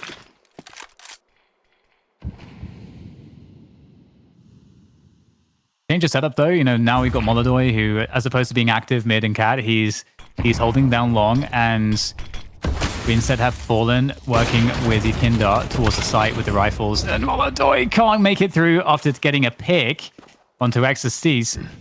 That will be long control now for the 3D Max side. Yekindar in that car position, Serato playing on the sites, very worried about the short position, which has a smoke on. That's their defense, a smoke for short at present. Maka waiting for rotation, but loses the duel to Fallen with the AWP. That's really important. And what do FURIA understand of shorts with that? Yekindar walking back, but he can't do it fast enough. Now Serato is on an island, and he will be mollied as well. So important to nade the back of those boxes as you approach from long, and the nades just continue. Airstrikes for both sides. Queserato popped up, Lucky dropped, 3-on-2 retake for FURIA. Gravity with angles towards CT. That smoke will soon be gone though, spotted by Fallen. Gravity's lost his angle, but Masood is here to pick up the slack. 1v2 now, Gravity trying to burst. He's got 7 bullets to deliver on these two. He's got to be real careful. That's great on the first one, but Yuri will be the last one standing in this one. What a back and forth affair. Yeah, some really awesome plays from both sides in that exchange. I particularly liked the quick thinking with the boost from Fallen, boosting his teammate and the kill being delivered. Fallen also with this kill, that was also a very pivotal kill to find. And there's that boost we were talking about, just getting Queserato in position. Very crazy round right there, but the bomb did go down. There's enough money for a full buy, but if FURIA win this one, 3D Max are not going to have a lot, especially if they can deny the plant. FURIA could get some momentum again. It's still possible here on Dust 2 for them, as once again, Along is taken away early on. And there's options here for 3D Max. They can just slowly drift out, just leave a lurk on this position. They can scale from this position. They can peel one player back and go for an A split up cat as well. Lots of options from this long take. Makes the CT have lots of backup now versus the rounds we saw before.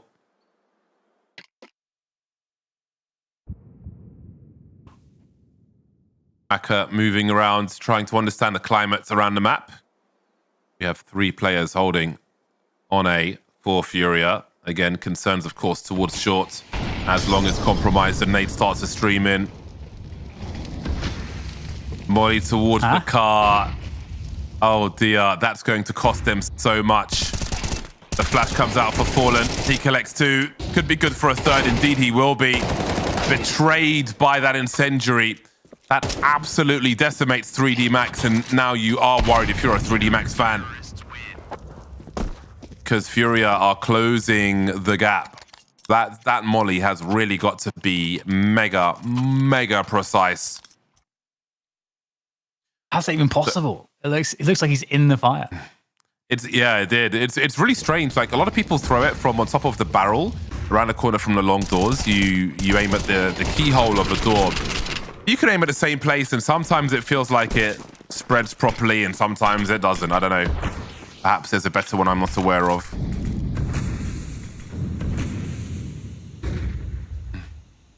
Seen Molodoi here before, but now he's against pistols.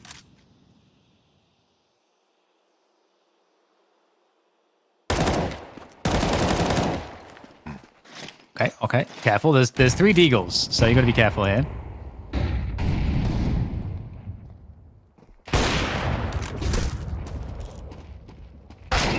Well, I guess to have some, I was about to say he gets to have some fun, but never mind. Every frag counts here. CTs are low. And I just want to get rid of... Oh, didn't see him there. I want to get rid of as many Ts as possible and stop the bleeding.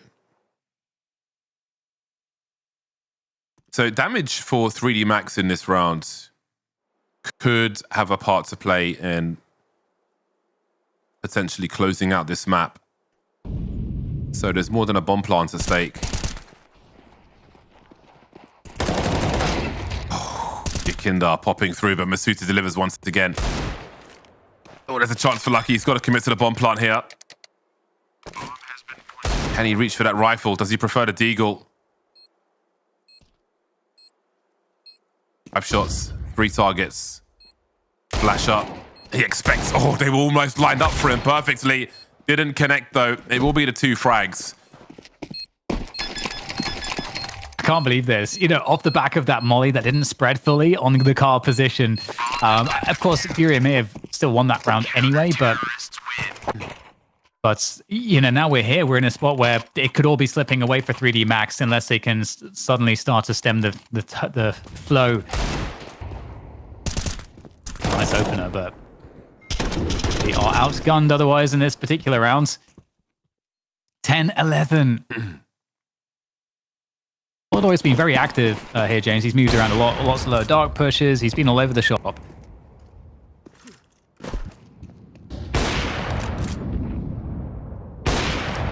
Yeah, and that's what you want Moldoy to do. He has so much talent. From X sees his position, but standing on the floor, you can throw a running mid to B smoke. Just so you know. Look at all of that. My word, bad intentions is the phrase that comes to mind.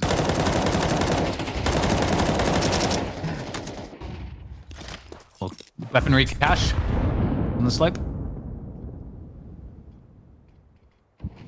Minute to go. They've got the Cats control now. 3D Max. 3 players on B committed to B for FURIA. So this A defense is going to be pretty rough. It's going to be about... I mean, it's going to be hard to hold on to either position, actually. Long is looking to be split with the Cat as well. I like this, though. Molotov is coming closer to Long and can assist his teammate here. They're going to have an explosive defense on this position. Interestingly, 3D Max put that smoke house on the corner of Long, but also one into B at the same time. There are only 2 defenders here. Molotov is alone now. No support flashes. Oh, I think maybe there was one that came too late there for Fallen. And now Molotov needs to stay alive, able to escape. How much utilities left on the ramp, I wonder? Because it may be used against him if there are still pieces of junk there. Open plants. Susa still on Long. Oh, this is a scary one for Gravity. He's missed his spray playing against the headshot positions. And now there are multi coming in for Lucky. They are falling one by one. There's loads of util. That smoke... Oh, they don't know that. They may have needed that on the bomb site itself. The junk starts to come. The flashes are here. They swing. Yakindar from the back. It's going to be the checkmate in this round. You had concerns about whether they could defuse, but Yakindar is Mr. Big Brain for FURIA. And the score is tied.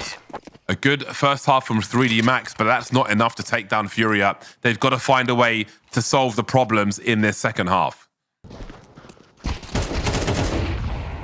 Really well played, especially that's the bait on Cat here. That this is the case Rata gets the kill, but his teammate kind of hops up onto the box and immediately like wide swings really fast.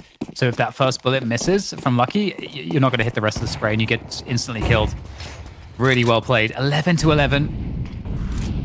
Kindar's looking for a tap. Molodoi presence as well from Cat and drops Maka. And that is a huge 5v4 early here for FURIA, as they look like they've fully taken control of this Dust 2 game right at the end of regulation. Imagine if there's no bomb plants in that last round. 3D Max would be hurting. If there isn't one in this one, they'll be hurting anyway, I think. They have short control. They have a lot of util. They've got mollies as well. There's enough to construct whatever rounds they may desire. Now, they should see the trajectory of where that smoke came from, which may give them an idea as to the defenses in this mid position. Hurrying over towards B now, and there's trouble for Keithrato and Yuri. It's a great spray from Yuri. He's concerned about the tunnel. So is Keithrato. No one is there, though. And they've done a good job holding. Reinforcements are coming through mid. 41 seconds. Gravity with 6 HP. Eating flashes, eating headshots, eating leads. FURIA find themselves at game points now. One half is not enough to put this team down. Yeah, this is tense. 3D Max still in with a shot, of course. But they just haven't managed to find their own rhythm out in the last few rounds. Ever since that molly, that key kind of molly miss on the car. Not looks good. And Molodoi has been rotating around all over the place. This time he's in mid. He's in a different position every time. And he's going to get a connection. Gravity goes down early in this round. And with that, Molodoi can just run that mid position. He's going to swap out, potentially. Yeah, he is leaving. They're expecting 3D Max to double down. Now they've lost a player to double down to a different position.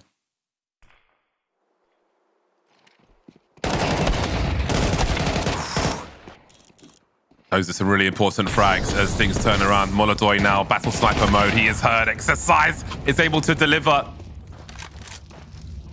That's a really important duel to keep 3D Max alive. Too much to ask, surely, for Furia. Yuri and Keserato. Does the AK make the difference here for Yuri? There's a kiss on both. They've got so much to do, though. Smokes. Oh. There's such a problem. A big swing then, but the flash lands at exactly the same time.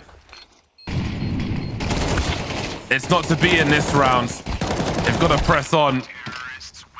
But the timing of all that utility is fantastic. A sigh of relief for 3D Max. Work done on the first half. Maybe it was just enough to keep them alive in the second. Now they can apply their learnings and maybe make a better future for themselves.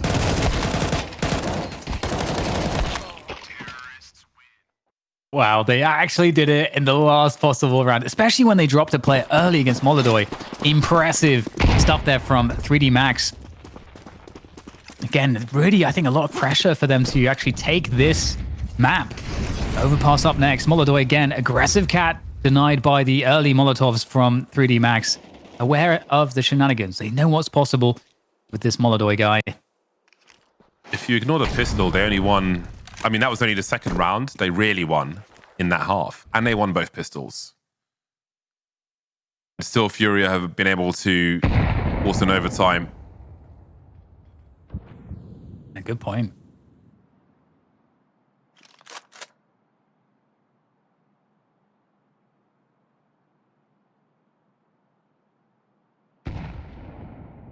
Very calm on the map at the moment.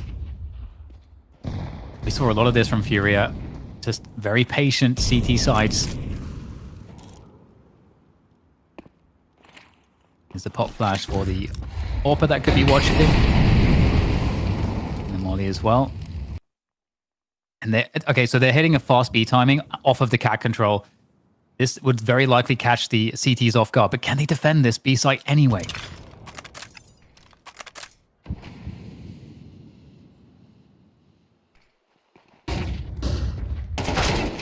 Yuri's in trouble, couldn't position himself properly, and now Fallen is in that special mode, but there are so many targets.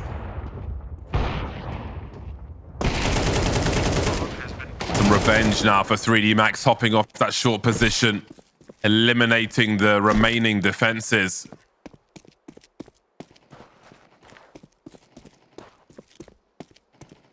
Will we see a stronger 3D Max in this overtime? Across this T half, I wonder. Surviving the strength of Furia. There are more tests to come. 22 frags for Gravity. Masuta, new man Masuta. Good level of frags as well with his team. Terrorists win.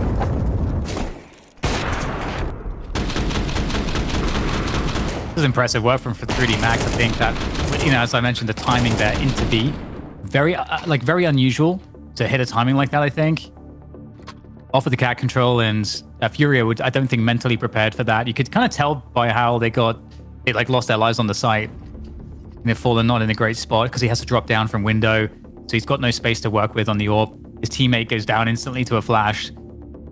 It's not ready for that, and I have to say, I think for the most part, in regulation, 3D Max were not, I think, constructing too many rounds that that caught Furia like that. So really encouraging for them to see that they can do that into this overtime. But still, many more rounds of overtime to be played as Furia look to get themselves back into this one.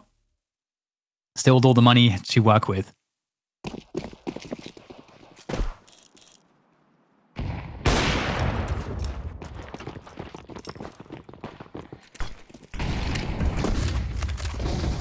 Full send straight into B. Flashbangs are good, but they are on the receiving end of all the jewels. Lightning fast, in and out of the B bomb site, leaving Lucky with much to do. On the plate for Furia, ultimately. Their flashes on B are good, but this occasion, FURIA survive. That'll be quite handy for them.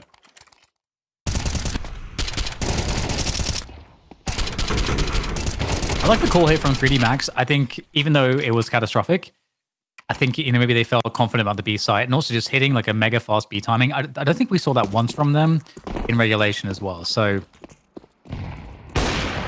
credit to FURIA being prepared to defend like that. Gravity. Yeah, he can't get what he's looking for there on long. Molodoi, on the other hand, looking to find something. Lower dark again. He's even though he's not gotten a single kill from doing that, like you always have to be worried that he's there. You always have to spend util most likely to actually clear him off.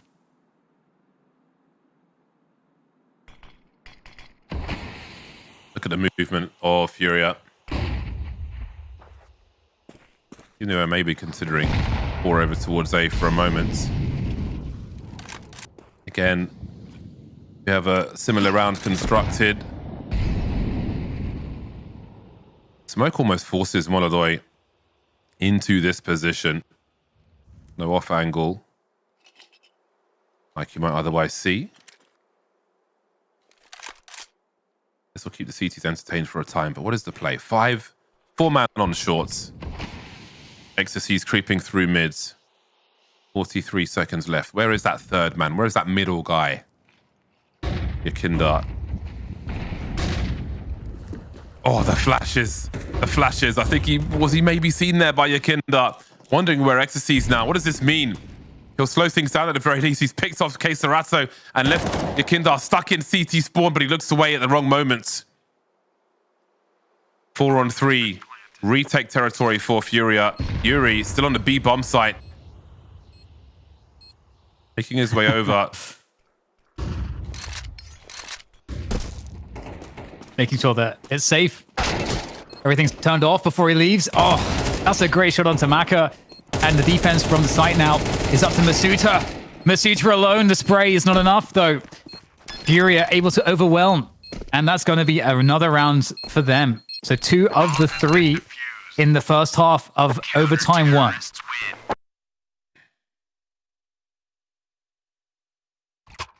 Very tense indeed. Must win for 3D Max. Back foot once again. I'm enjoying how FURIA are playing really, really passively for the most part. It's just Molodoi who's active usually at the beginning of rounds, but otherwise the team settles into playing very passive. And then it's kind of, it is that tension where that just builds because they don't really have the full information. They have to be quite reactive. And the timing battle in mid was crazy, but into the next one we go. And the shoe's on the other foot.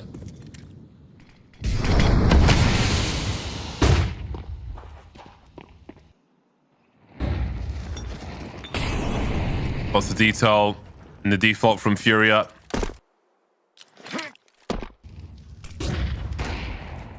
Forcing all the AWP angles away. Forced all the way back to the A-bomb site. Ecstasy's alone on long.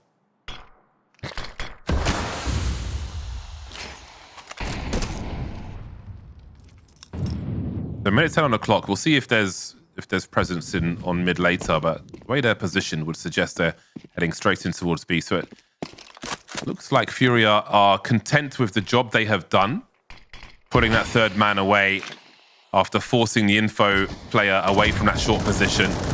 And they're not wrong. They're taking heavy nade damage though, and the spray is glorious. Masuta goes ahead of the smoke, and FURIA get utterly ruined. Molodoi in the clutch though. I make no assumptions on this one.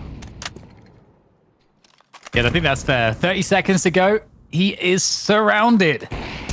CT's on the front, on the back. The tapping comes on through, but the trade is ready to go. Maka delivers that one, and 3D Max pick up that first CT round. And in similar fashion to how 3D Max got destroyed on this kind of a push, so will FURIA. It doesn't seem like these shock B pushes are working for anybody. Yeah.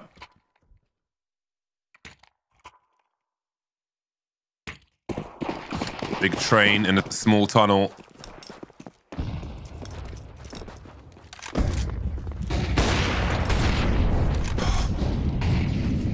Very fast target acquisition. Not hitting the mark on this occasion, though. Maka moves in towards short, avoids the flash, tag through the wall. Won't be enough to drop Serato. He'll still be dangerous. Early exchanges. Makes the Season Yukindar over towards long. And utility. Looks like there is a plan after this grenade dumping that we're seeing.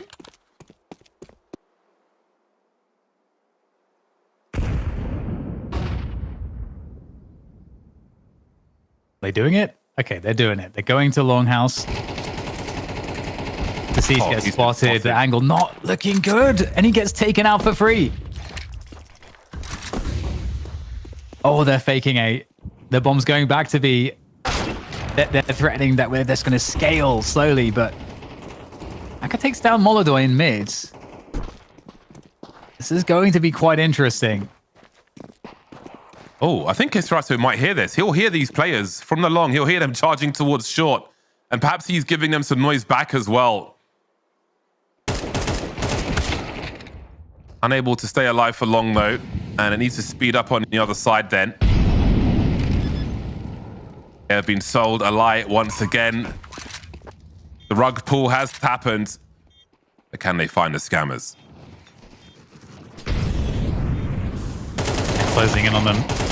And the first jump across draws the crosshairs nicely. Yukindar in from the back, though. And there's a wipeout on the site. The pressure setting in almost at the end of that one. That was a really strong situation. 3v4 on the B side after plant. Man, 3D Max storming back into this game.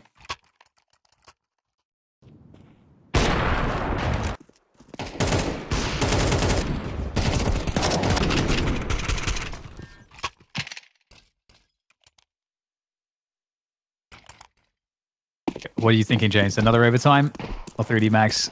They're capable. 3D Max are very capable. It's like it's coming down to narrow margins. They're both making plays. 3D Max being proactive. They're being sold fake sometimes. You know, like it's winnable by both. So I don't think you can really have expectation. Just needs to be in the right place, make the right play, and win the right rounds. Did he see him? It looks like he did. By the way, he makes no assumption.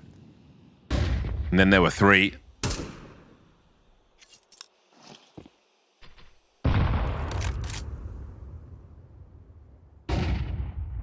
Serato was clearing everything. It's like there could be 5 players here.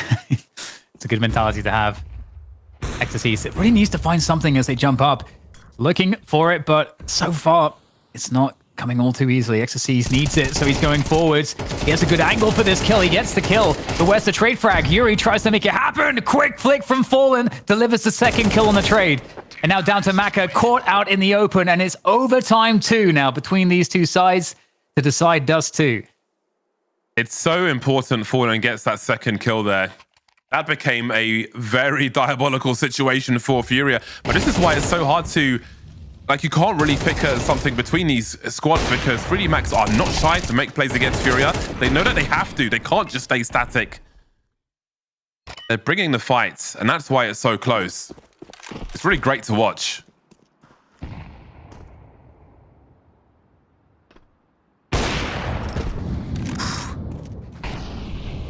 Where else was he going to be? Well, I guess he could be towards long. But he didn't try and shoot your teammates, so he's probably going to shoot you instead. Always the gamble. Of course, the sniper will take a nice spawn towards B as well. To catch a CT going to platform. That's an early 4-on-5 that 3D Max do not need.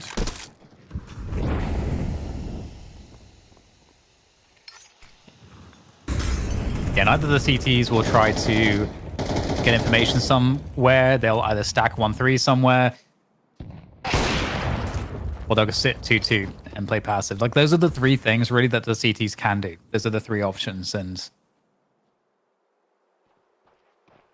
stack A. And usually it's because A, if there's a 2-2 split of the CTs, because they're not info pushing, but they're just sitting on sites, and it's usually A that's weaker, because usually it's 1 player long, 1 player site. So stacking 3 on A, I think is definitely the right choice, if you're just looking for a default good choice.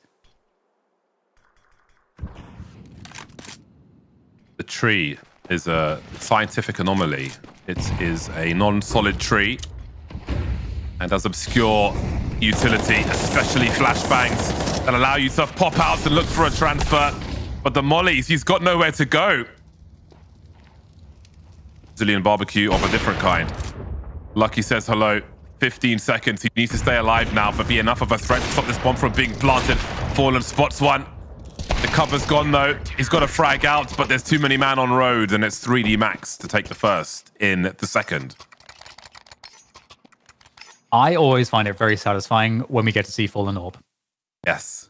In kind of any context. There's something about it that just feels very satisfying. I gotta say though, I would take Molodoi Orping over Fallen in like right now, because he is also incredible to watch. And we haven't seen all of his highlights yet. But there's a lot of excitement, and he's just a nasty piece of work with a sniper rifle. He is a nasty piece of work, as we would say in the UK, which is brilliant for FURIA. They trail by 1. There are 5 on roads, and Masuta is the only man on this bomb site. Counter flashes are coming in, and he may have a chance to get a frag here. They're also blind. He somehow found a second. The support flashes are doing God's work on the bomb site. He should have been gone long ago. Those flashes came in instantly. I gotta say, that B bomb site is cursed. I was looking at that, I'm like, okay, they got a 6 timing, there's only Masuta here. Maybe this is the round where the B hit actually works, the fast B hit, but no. 3D Max with 2 rounds back to back. That's going to spell a lot of trouble for FURIA now. They've got to figure out what to do. Molodoi working on the mid connection. And aggression. We saw a really good aggressive round in the regulation, but it's Mako goes up looking for Molodoi.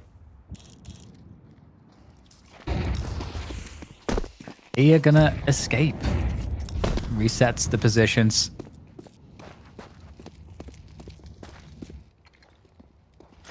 Now maybe... Will we get a B hit again? The bomb is actually making its way back to B. So B split, perhaps. We get the cat control now from Fallen and his co-conspirator, Kelly Serato. The CTs, are they going to look for info here? Okay, Gravity's close. Not looking for an info play. That would be certain death.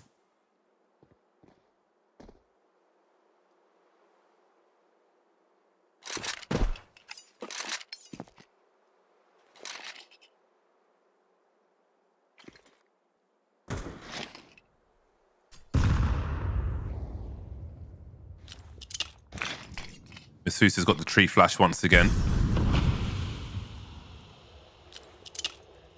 Perhaps there'll be less fire in the goose position this time. 30 seconds. Creeping through the smoke. Winning an important duel in mid and A. How do you call? How do you decide where to go? Gravity getting barbecued on the B bomb site, forced towards car. Doing cartwheels for all the wrong reasons. An important round for FURIA to secure. There are 2 more players to find first. Masuta and Maka. Masuta's patience finds the lurker. Clock is ticking. Maka needs a miracle. Won't find one. FURIA, they pick up 1 more. Just 1 at the beginning of this second overtime, but it's going to be a tough second half for them then.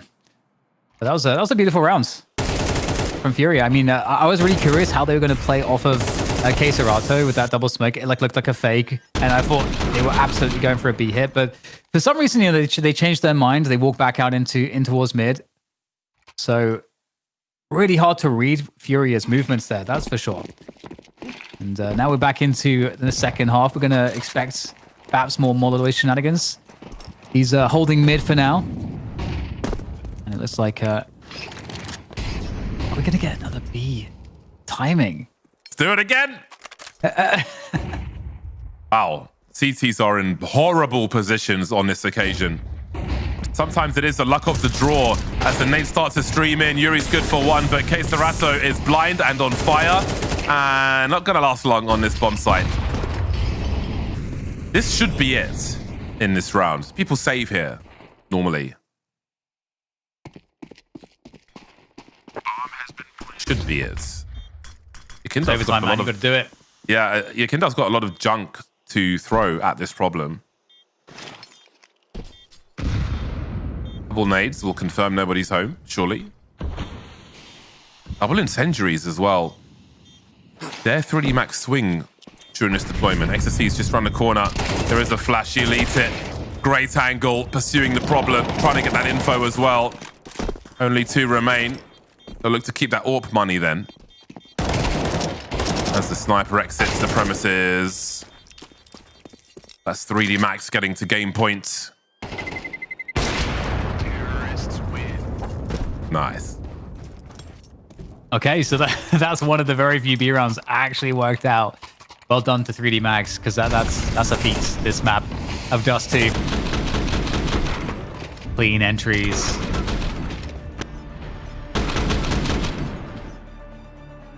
.3D Max, can they get it over the line? It's been very difficult here on Dust 2 so far to do that. But they have such a strong position to do so. All they need is 2 rounds, and they're good to go.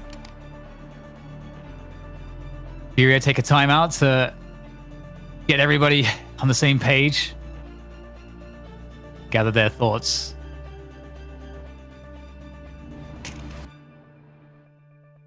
And so many overtimes in this ESL Pro League thing. What's that? Yeah.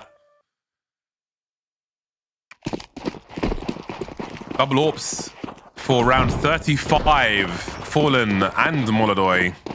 Only 3 frags between them. Everybody firing for the squad. Same is true of 3D Max. Suitor and Gravity a little more than others. FURIA acquiring 2 from 2.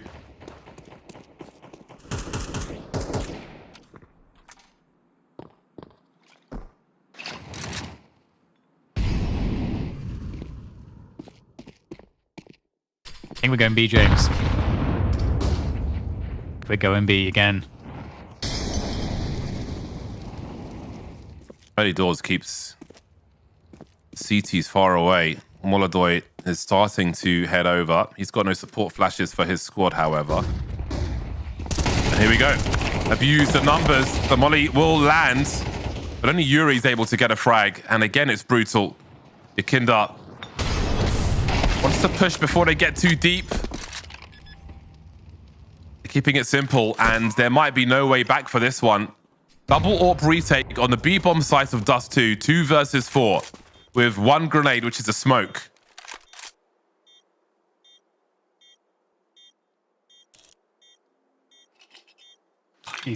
How do you deal with this?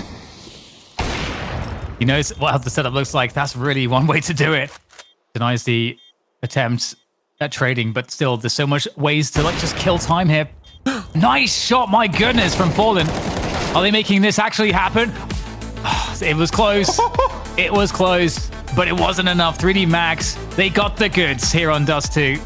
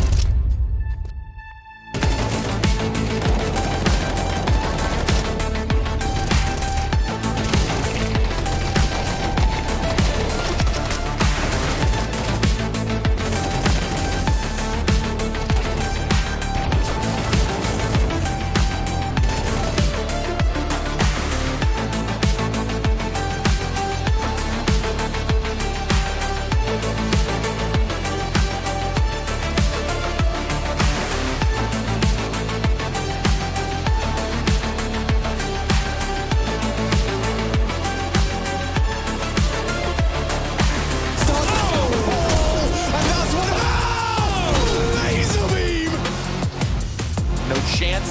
All dong.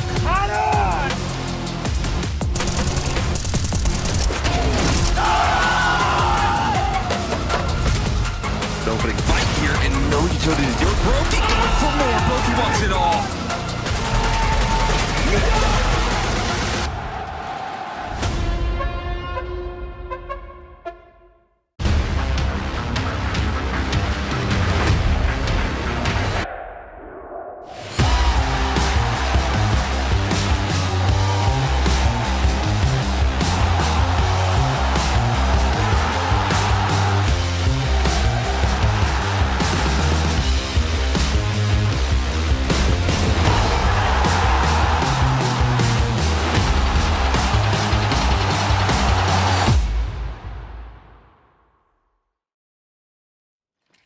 It's going to be a big play for Ascento. He needs to try to get at least one, maybe two here. First spray, not even going to fire a bullet. Magic's beautiful shot. Opens up the ramp. They do have a way to go down if they do choose so. What a clothesline that was. Yeah. So they can just reset this round. They know they've shown so much presence. Rotations have to come through. And it looks like the round might be done already. Zontix with the follow-up kill. Molotov down the vent. 5 on 3. No damage taken thus far. We hit the 1 minute mark, but feels like you're already considering the save on the CT side. And the upper bomb side's completely wide open. It's going to be 2 players down towards lower. You took that gamble in at lower and you're just hoping they come to you, and if they don't, you're fine getting out with 3 guns. It just feels rough to write a round off so early. Ooh, MPL. A bit of a tenuous spot here. Hugo, open up that mailbag. Let me have a look. Have a rummage around. Not doing it for you? Not right now. This round is going to be just save. There's got to be some bangers. If you'd like to get involved, DHL mailbag at efg.gg. Any questions will do. We're looking for interaction. Got Buckethead here today. Woo! And for now, a couple of players remaining. Will they hold on to the little they have? They've got an AWP, an M4, smoke, and a flash. Hoping, praying the Dong doesn't come looking for them, but he is on the prowl. Close range with the up. Okay, Susie's all right. You got nothing for me? It's Baron. Baron. Okay, well, send in your questions now. Give us something to work with here. Oh no! Everyone goes. That's a rough one. Okay, you're partial by territory. Spirits are officially online. 4-3 to take the lead here on the T side. Third map. Edging ever closer. I feel like that round would have been a real clear sign to Bait more than any other thus far as to what's going on, that it is just Donk for the most part being left out in the yard while the other 4 go and play in the lobby. Problem is, like, Spirit probably feel that too, and so maybe Donk gets a bit more support out in the yard this time around. I feel like that would have to be your way in. It's like, go kind of take the yard away, deal with Donk so you're not looking over your shoulder, and then focus on the lobby component. But Spirit were paranoid about that type of move. They've got more guys out in the yard with him. And Bait have also left a pretty healthy contingent of players ready to deal with any antics out here in the yard. They've got a player down secret early. Spot on the cross, 2 in main. And so both teams kind of aware like what the adjustment was going to be in this round. Back out from secret. Donk getting control towards garage. 3 down at lower for Bait. Yeah, it's another one of the gamble stacks. I mean, in fairness to him, you got pistols. Do what you think you could do to get the round one, but Tanir getting the opening kill. There is a flank coming through in secret. Bomb is here, right? With Shiro? Yeah. He's ready to could get. Yeah, there's 2 players here facing him. You've seen that's the bomb. He's dinked as well. Ooh. Nice readjustment and able to collect the second kill. It got a little dicey for a second, but beautiful follow-up from Shiro. Still nice. And it's still over. Oh, it's definitely over now. Essential will do what he can, but just a Deagle Kevlar here. We go 5-3. They kind of need to win the next couple of rounds here. They're going to stand a chance. It's getting out of hand now on the T side. Looking too comfortable. Too many clean sweeps. Their money is swelling. almost $16,000 on all of them. So no more eco for Team Spirit for the remainder of the half. Really just night and day compared to map 1. Spirit looks so much more comfortable all around. I'm sure Bait's economy hasn't been great for a majority of the game so far, but they're giving up a lot less of the easy kills. Donk isn't just getting absolutely obliterated. I mean, someone's on the screen. By virtue of the map, I suppose, you can't just run around deathmatching like Mirage. Magic's gonna give it a go, though, and it's going to be a triple or double kill for Alex. No molly in Hut. Bait wanted to rush Hut. Yeah, 2 players close up. Well, that should be it. We said they had to win the next couple. This is a very convincing start. 5-on-3, Zontix and Shiro. Almost nothing to do, but as mentioned, they got 16k. You might as well try and wound the economy here. Every little bit you can take away from the CTs can prove to be very vital. Seeing as they're fully invested here, if you can even just get 2 kills, that would be worth it.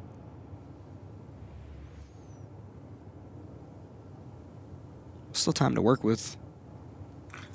So, Shiro will have to do most of the heavy lifting here, I would say. Hoping a CT makes a mistake. Zontix, same story. Looking for any avenue of approach here. Will anyone give him an inch? Certainly will, but the dink will do. Follow up from MPL, that's round.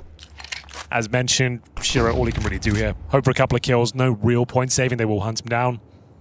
They turned off follow recoil and Bait stopped winning. True, That's what I'm going to say. Good observation. True. Bring it back? Question mark? Oh dear. In-game team will not be happy. And there we have it. Round 9. Rush, are you convinced? You like follow recoil? You get it? I'm not going to lie, I did use it for a little while. And it does feel quite good. I'm still not completely sold. I have it off at the moment. But it was fun using it. It's like changing to 4x3 stretch for a while. It's just fun, you know? I feel you. Is Rat still going, MC? They still ratting away? Yes, still going. They're ratting away. Who's winning? Maybe next time out we'll check in. Okay. Oh, let's do it. Yeah, see who's winning. Good idea. Hell of a map. It's a bit crazy with 60 players, I will say that. That was only 40. That was only 40, okay. Only 40 players. Okay, 40 players. Still Simple. a little bit mad, but it was fun. What's the right amount of players, you think? I would say 24 total. 164. 13. That works. Donk moving outside alone. Working some magic. Team setting up the top. Util ready. Bait. It's quiet. No rotate ramp available. Essential might need some support. Magix and Tania are walking in as they fake the top site. Essential commits to position. They don't clear him. This is poor spacing here. Magic's unable to trade. Scared of the rotate. And in that time, Sizzy moves in. Donk's got a kill. They can bail. Again, that's exactly what they will do. Reset. Well, you still can. Oh, look at this. He's going searching for Donk out in the yard. They want to try and find him. They know he's here alone. Donk playing smart, not in a hurry. Knows they've got eyes on him right now. And in this silence, they're getting scared. He could be lower. Could be anywhere. Donk will play late. Sizzy's orb still roaming. And they drop B. There's the paranoia of Donk freezing. That weakens this top site.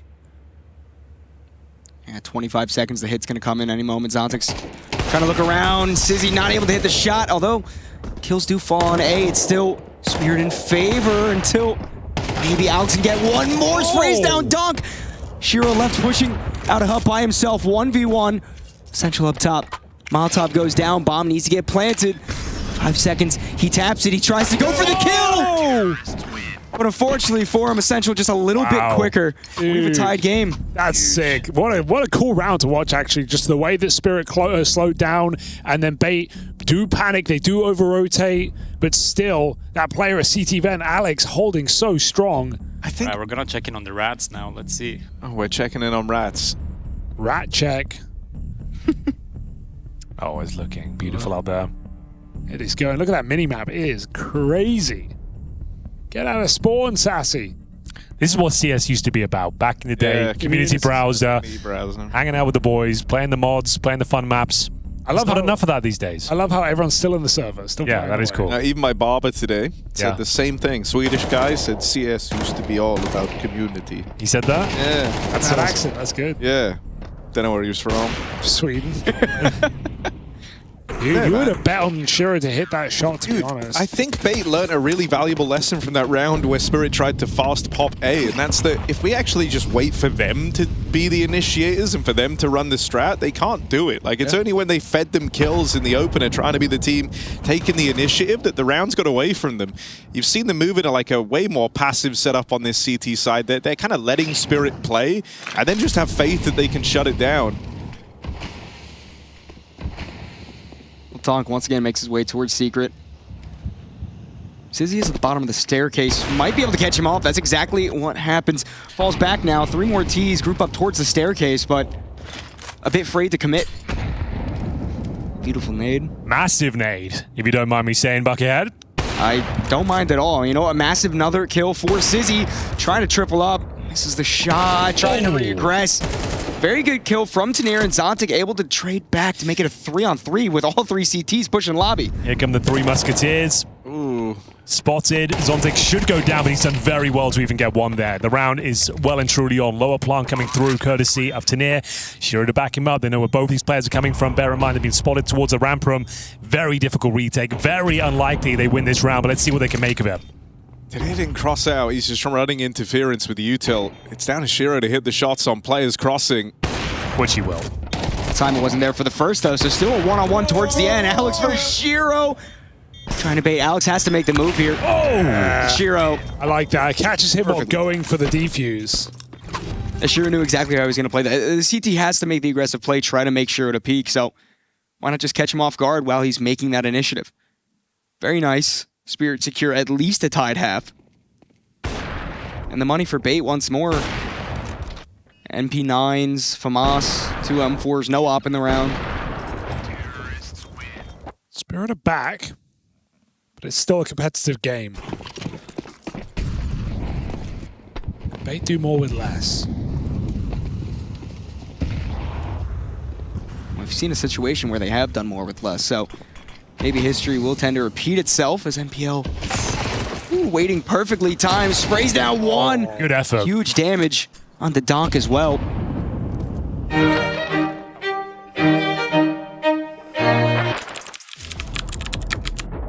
All right, so we're going to do truth and a lie. Now, it's a concept that I'm sure you guys are familiar with. Steel works here again. Oh, can you imagine? We don't need that kind of talent in CS. Nice. Ahuel? Report. Window no scope from Senzo! No way! It's a perfect end! What is this counter? This is madness! Dust 2 was an environment which could have been taken by either side. They both had chances, but 3D Max were able to claw things back from the brink of defeat and win. It was a really interesting game of Dust 2. If you didn't see all of it, it was back and forth. There were adaptations by both squads, some shows of excellence from both squads, but ultimately it ended up with barges into the B-bomb site. Some failed, some successful, but 3D Max send FURIA 0-1 heading towards FURIA's pick of Overpass. And my question for you, Dan, is, are we going to 3 maps? Ooh. I would imagine so. You would want to give FURIA a pretty big edge on Overpass. They are very good here. But I don't know. We'll see what happens. We'll see what 3D Max bring to the table. If they have a competent Overpass that can stand the test against. I think what is really an intimidating T side from FURIA. That's where they look the scariest, is how they can kind of push and pull you, how they can starve you of information and really find the perfect timings to fully exploit it. That's what they do so well, and that's what 3D Max are going to have to deal with. There it is. We saw so many good rounds constructed by FURIA, both on the T and CT side, but mainly the T side we're talking about, and Overpass is a favored battleground for them, so we'll see. I wonder if 3D Max, secretly, deep down, they think, okay, this is a series we win in 3 maps. We win map 1, we win map 3. Now the first one is secured. Maybe they could be free rolling in this one. We shall see. I don't know. Maybe, I mean, they've of course come into this one with a plan. I think after they're being pushed to the limits by FURIA and overcoming that in Dusty will definitely be encouraging for the squad, but we'll see if this is a surmountable challenge or insurmountable for 3D Max once we get into things. But I would imagine people would assume we're going to a third and deciding map of Nuke. But as we saw in previous matches here on the B stream, that is not guaranteed. We've seen a few surprising 2-0s in other series. So we'll see if 3D Max have what it takes once we get into Overpass. Man with the plan. It was nice to see while we were on break a Rats map on the first stream, on the A stream rather. That was really, really cool. I spent so much time on Rats maps. I loved. That was my happy place, running around in a map, on a Rats map, just doing anything or nothing. Good times. But anyway, Overpass begins. FURIA streaming into B immediately. Yakindar says hello to Gravity. XC's will say bonjour back. And we'll try to say more to the rest of the team. Running out of bullets though, but Lucky is here. Overwhelmed with the angles offered by FURIA. They'll take the bomb site 3-on-2. Masuta and Maka coming through. Timing there from Masuta. Ooh, pops a second head as well. Masuta, only player with any HP. Molodoi, oh, he gets his fire drawn away by the Julies swinging wide. FURIA not going to be enjoying that. I mean, that looked like a really good take of that site. Masuta's timing was just too good for Monster.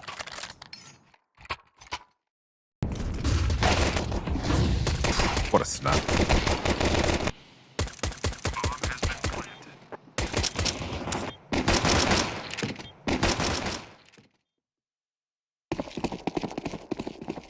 Starters you mean to go on. CT side has all the toys for round 2.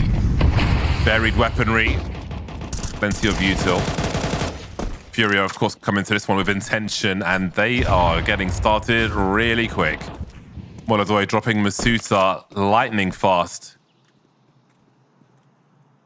I think it might be a bit tail between legs as far as the A site is concerned. I wonder if they're going to even give the CTs time to respond. They have taken short B, at least. But FURIA are posted up for the full send.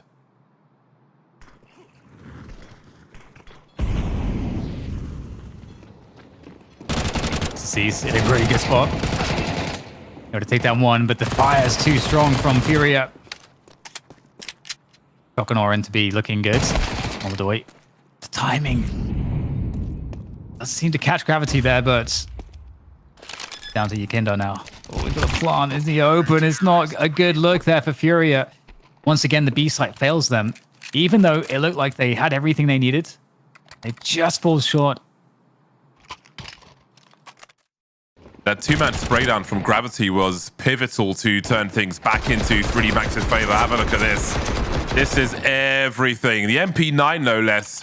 Godly weapon still. That's a huge spray down. Makes all the difference in that round. And that is very pivotal early on. Very pivotal indeed. See lots of comms being barked out by Fallen. But that may make a world of difference to 3D Max if they are to win this. Of course, it's early, but that may be a key round. We'll see how these rounds continue. Avoiding the reset on round 2 is very important. Everybody on the scoreboard for 3D Max. 3 of the 5 for FURIA early on.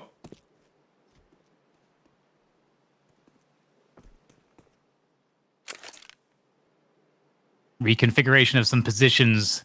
Masuta going back to the A site for the time. Start from the 3D Max so far. A map up. This is where you expect FURIA to do their biggest damage. I think this T side, but obviously they haven't had that money yet. That's when things are going to get really interesting. But we are Looking at 3D Max to build that bank. So they are prepared. Taking a warning shots. Down from the bathrooms. I wouldn't be too worried about these pistols.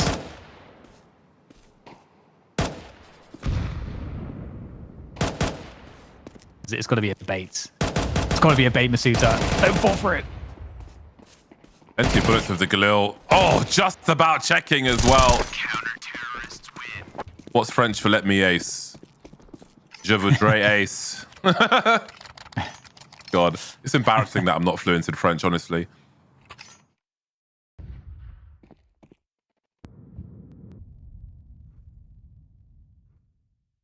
I don't know what the I respect the replay. I'm not really sure what we were observing, but you got a good view of that jump peak. Okay, so this is where it gets tricky here, James. This is where FURIA tend to be pretty dominant. Gonna opt to open with an attempt at water control. Oh, great timing. I think this is where we see how important the pistol rounds will be for 3D Max. Again, they won both pistols on Dust 2, and we're still taking to overtime. They've had a great start here. And FURIA may look to begin the dismantling.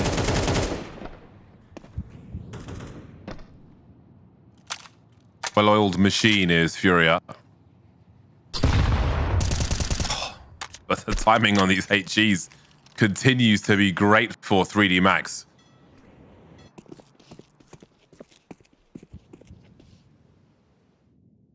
We are going A though, FURIA. What 3D Max make of this? They are rotating Lucky over, so have 3 players to defend A.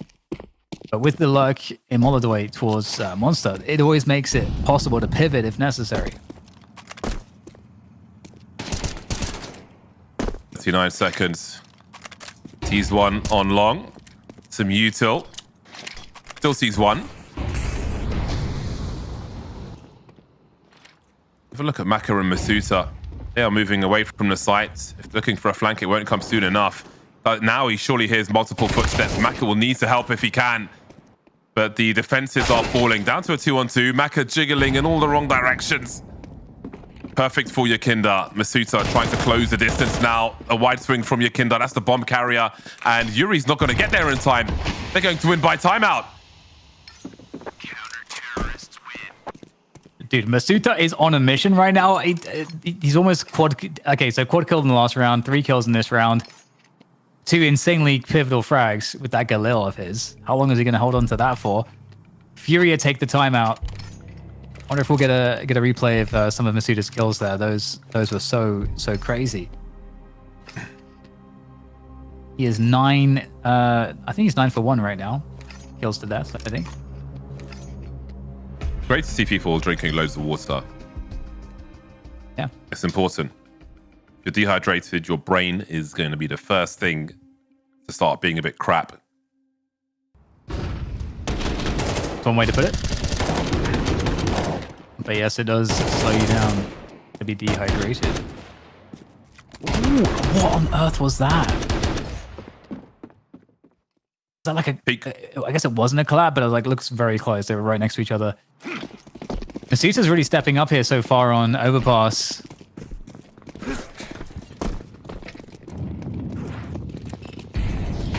Drilled they are on CT side. 3D Max with an aggressive A opening. But looks like it's going to be B that gets overrun here for FURIA. Oh my words. Talk about great timing.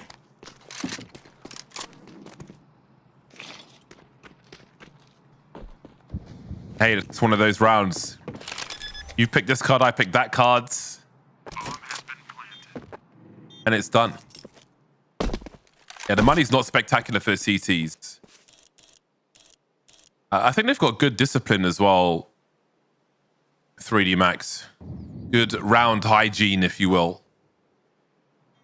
They understand that this is a lost cause. They'll try to be as efficient as possible. Looking towards the rest of the half.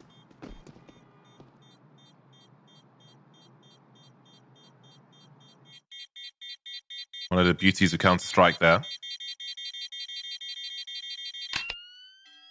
FURIA will discover their first round. Close to one earlier on. But again, consider it couldn't, you know, if you think that 3D Max are a heavy underdog for this particular map, and all these early rounds and successes for them are really important. But there is the first round for FURIA, and again, 3D Max pretty much holding on to almost everything. Just losing that one defensive player.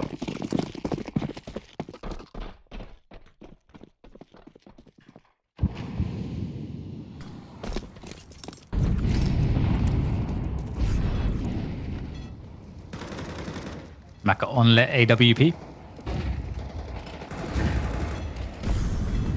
At least your French is worse than mine. Yeah, true. Let AWP. God. Should be fine. Okay. Tried fighting for water. Oh, gets traded. 3D Max, they got a better setup to defend the site this time. Or maybe not. Maybe I'm telling lies because it's not doing all that well. Lucky trying to see what he can make happen here. The teammates are quickly on the way. There's 4 Ts to contend with. Bomb starts getting planted, looking for the water play. Great flash timing coming on through. Ikinda with the trade, as will Masuta. He's still on a tear right now. 10 for 1. That's his second death now, though. And Maka with the AWP. This is looking absolutely terrible for him. He's gonna, yeah, he's out. He's out. Save the AWP. Save let AWP. Oh my god, it's hurting my soul. I can do the vowels in French. Oh, hello. Oh my god. What that word was. I don't know what it means actually. Starts with a P, the French know. Starts with a P, ends with an N. I think it must be a rude word. I don't know what it means. Whew, that was a close one. Gave his teammates a haircut there. Yeah, very close. Just thought you'd have a look. Molodoy was having none of it. They're taking advantage of the B site now. This like water monster control into the B takes. It's causing problems because 3D Max haven't been super successful on either holding B or retaking B. So I do wonder if this will encourage 3D Max to try to shut down the water position more thoroughly, or maybe shut down door. Perhaps that could be also another way to handle it, as you do get a look into water from there as well. You can kind of split it between the short player and whoever is guarding the door. So it feels like we're at least at a point where 3D Max need to consider the adjustment, because this will be the final buy if they can't win this round. And I mean, Exorcist has a 5-7.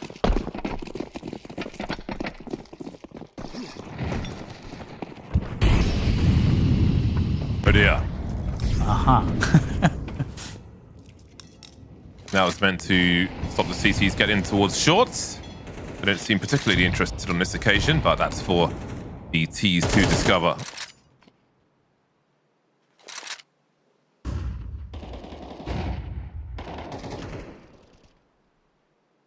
I wonder if FURIA sort of read that as I was reading. Okay, you know, water control like B needs to be more of a focus for the CTs, because they have just FURIA have just walked into the outside A control fairly easily, because no forward space was taken because B was a focus this round. So good conversion from FURIA on conditioning.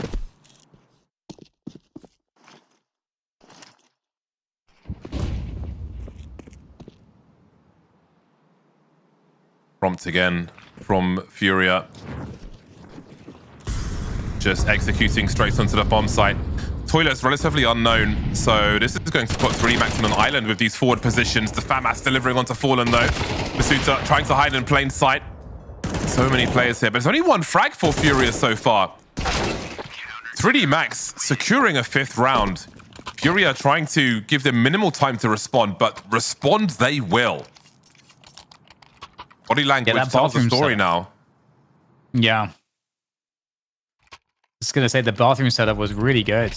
And that was the weakness, the one weakness, because I think just like you highlighted, James, FURIA trying to basically give the least warning possible until they're on the site.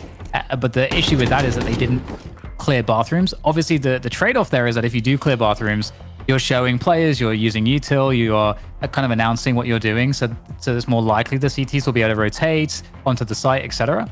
But you run the risk that if there is a setup there and they perform as they did there, that the round is in jeopardy, and that's exactly was exactly the problem. A game of risk, Counter-Strike. Playing the right options at the right time.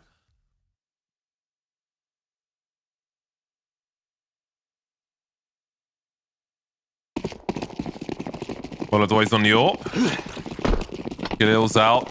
Some out of necessity, some in order to acquire grenades. He doesn't fire. Volodoy.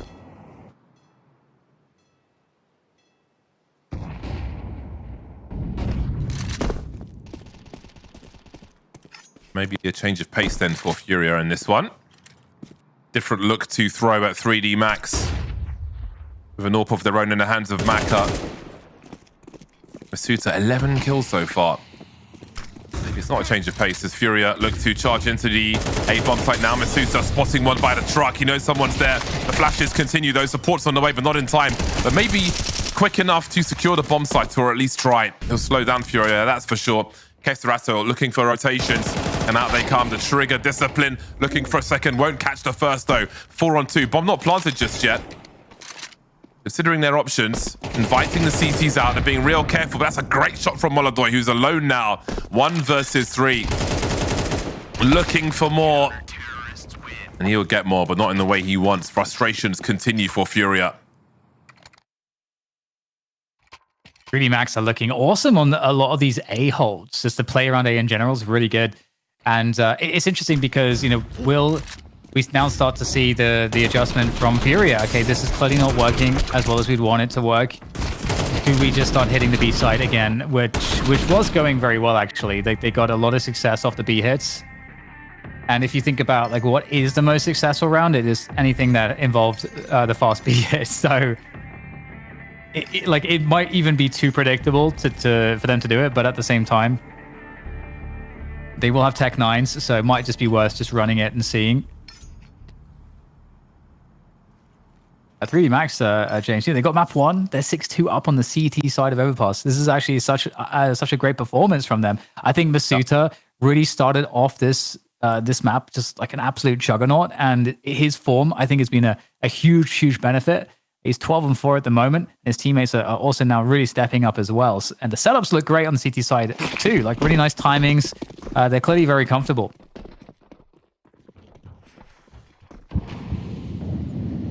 Newman. Newman goes past the fountains. Newman makes his way to playground. Has Newman been heard? Yakinda with a flash. What a great choke point for him. The HE could be troublesome. Maybe too much utility though. Can he find the kills? Of course he can. Newman with 3, shutting down this Tech 9 push from FURIA. It goes from bad to worse for the squad. Given no space whatsoever, choked by 3D Max. 15 for 4, Masuta.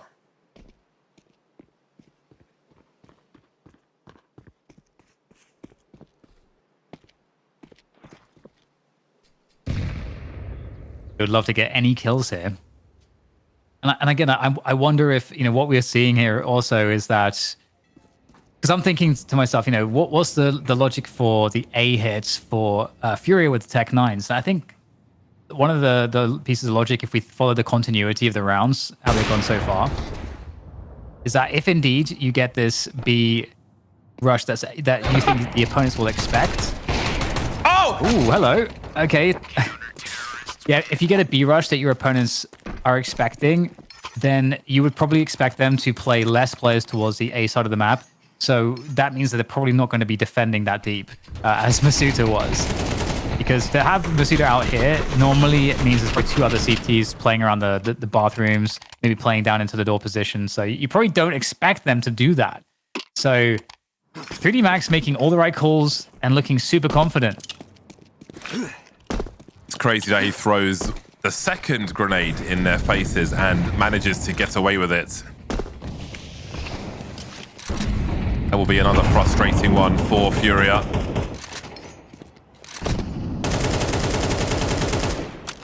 Rifles out again. Oh, this is Yuri's interesting, not negative. I think, you know, they have water control FURIA. They can try to fake B here potentially.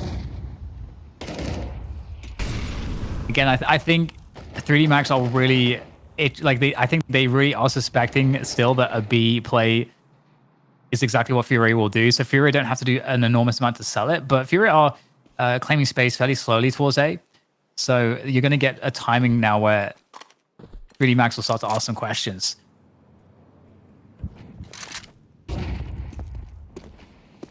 Gravity's made his way up, and Masuta's on the way as well, and Ecstasies is getting closer to a rotation, but he's going back and forth. At 40-second mark is just the border you cross in terms of urgency. FURIA have util. They're posted up near the toilets. Also near connector. Again, they've got no presence for a retake. It would be, for a rotation towards B. They start to stream in now. Most of the utility's gone for the CT squad. Gravity sees so much what Masuta does. Gravity's waiting. Instant trade. CT's not doing too bad now, though. Keserato and Yakinda are attacked. They've got to collect that bomb and make their way back onto the bomb site, which gives Ecstasies a great angle, allows him to reposition somewhat, and he will clutch it for the squad. A cheeky smile. They know they are doing really well on Overpass. Yeah, no joke. This is looking great for 3D Max. They might just take this in 2 maps if it continues this way. Just doing all the right moves. I think FURIA just a little slow on this hit onto the A site. When they actually got to the site, you could see 3D Max had kind of positioned out of B to be more prepared for an A hit. And maybe now comes the faster timing towards the B sites. Finally, it's been a long time since we saw a B hit. They were very successful early in this half. Gravity with some spray down. They're going to give up the site. This is actually very intelligent. Playing the retake is pretty effective with the util and rifles. Fallen caught in water. There's not much left now for the FURIA side. Loads of util streaming in from 3D Max, however. Yuri in a 1 versus 4. Desperate times. Just the one frag. They got the bomb plant, and that is a happy man right there. They know they are doing super well. 3D Max on a tear. Edged past FURIA on their pick of Dust 2. And running away with this game of Overpass at present, it must be said. They are running away with this series as well. Yeah, 9-2. Could be 10-2. That would be absolutely shocking.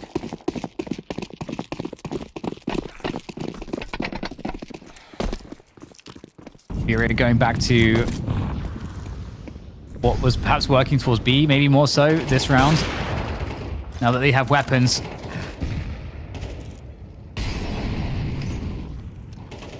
They were getting the entries on the site really, really well earlier. So maybe with the AKs, they can make it happen again.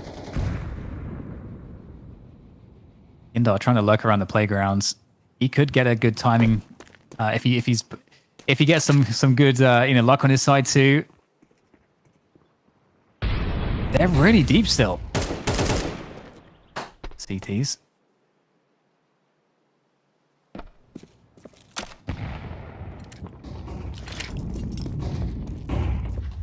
Minutes on the clock. Keserato making his way into the bomb site. A calculated risk. Fallen starts to rotate the bomb in now as the grenades continue to stream in. Oh, he's eaten the flash. Keserato deleted by Gravity. Bomb site cut in half by the smoke. CT still defending. Hiding by the barrels is Ecstasies. 40 seconds now. High urgency. Yakinda trading. It's a second frag for him. Masuta will be dropped. A last round for FURIA at halftime, and they've got much work to do if they want to sniff at a deciding map.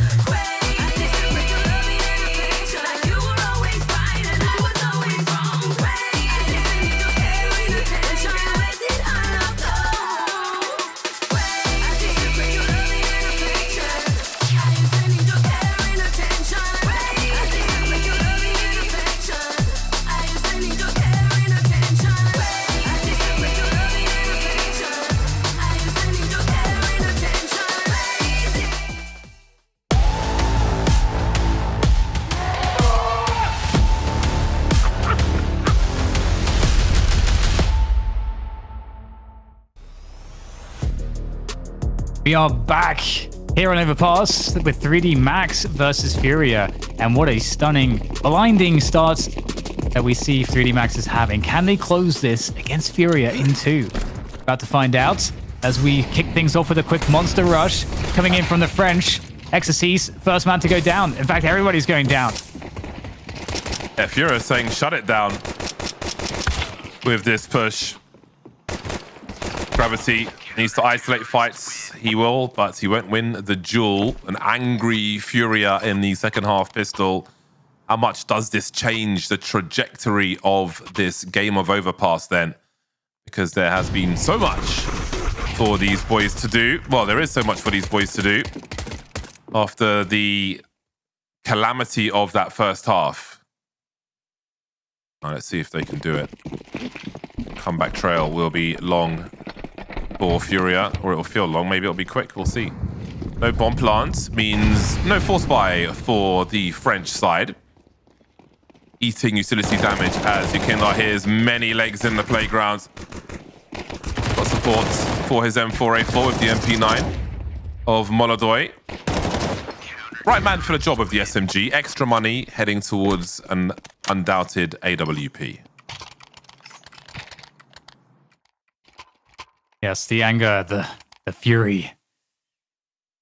We'll see if that energy is going to persist on the server for FURIA. I'm curious, what the CT side is going to look like. We didn't really get to see much of it the other day because they won so quickly with a crazy strong T side. But it's also worth noting this is the first pistol they've won of all of the pistols so far in this series. They've lost the 3 preceding pistols.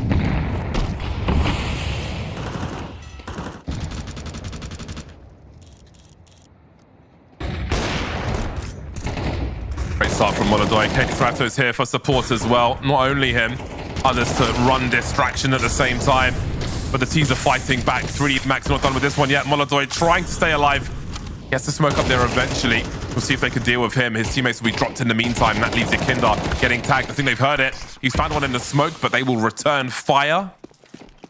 So violent. But you can see the stress for both squads. Someone 3D Max is smiling. Someone like, whew, glad we won that one. They just want this to be over. Focusing until the job is done. But can they? On Overpass, no less. Versus FURIA, no less.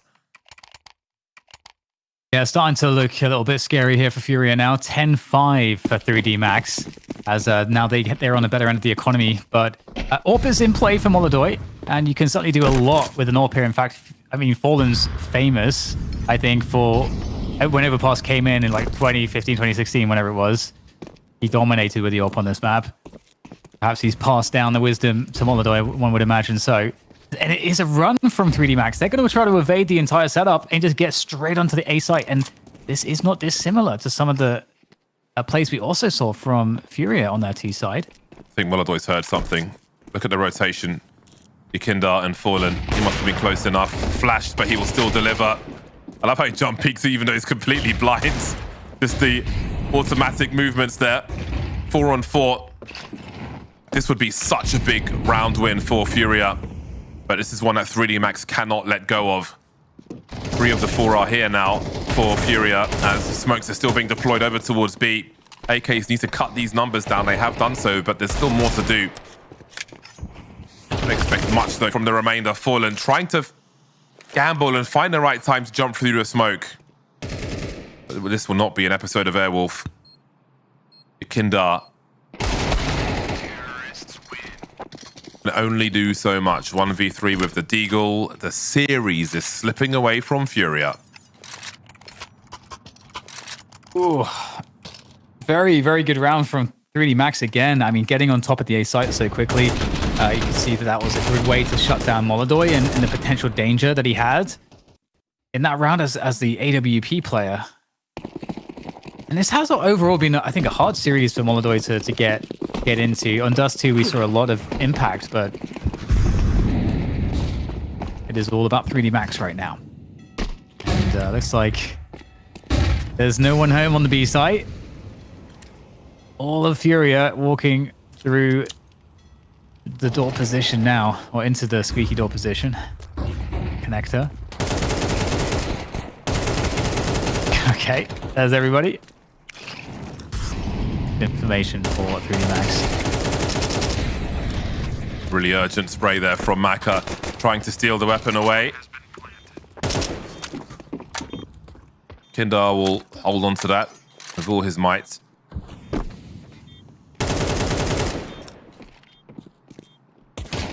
Looking good for 12. This is surely insurmountable. I mean, we've seen many heroic comeback in name, not the team. This is surely an insurmountable scenario. Yuri has thrown his pistol away. And now he's dead. I think he's looking for to jump over someone's head and try and knife them. Oh, then. 7 match points for 3D Max. 7 opportunities to 2-0 FURIA.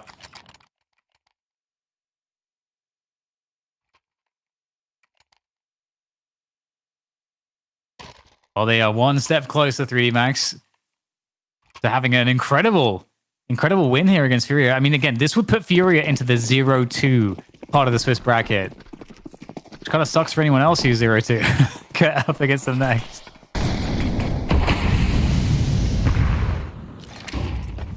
Could be over right here. 3D Max.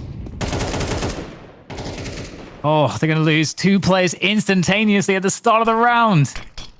5 versus 3 here now for the French as they look to close down on this B site. But there is a defense here. They have a lot of work to do. Inquisitive spray from Keserato. Fallen trying to be that difference maker. Will he be able to escape? Round the corner in time. Pre-5 from Maka. Can't get there fast enough. 3-on-3. Still gunning for Fallen. We'll see 2 of the 3. That's info at least. Surely Yuri's got to commit to the B-bomb site with Keserato now.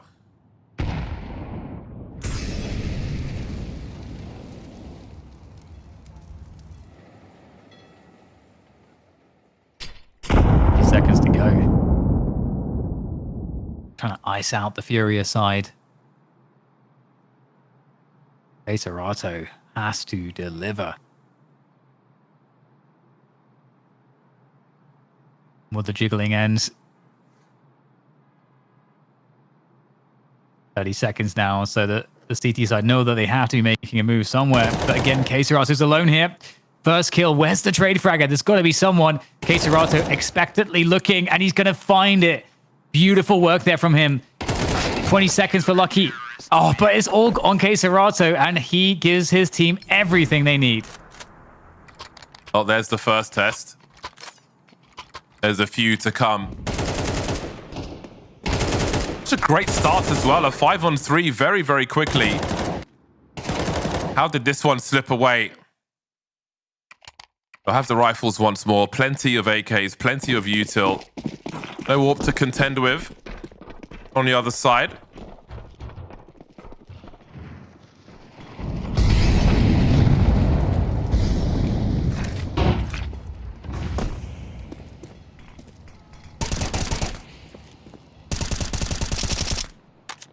Great angles through that wood for the tunnels and connector. Bomb is left in T-spawn. All the way back in T-spawn.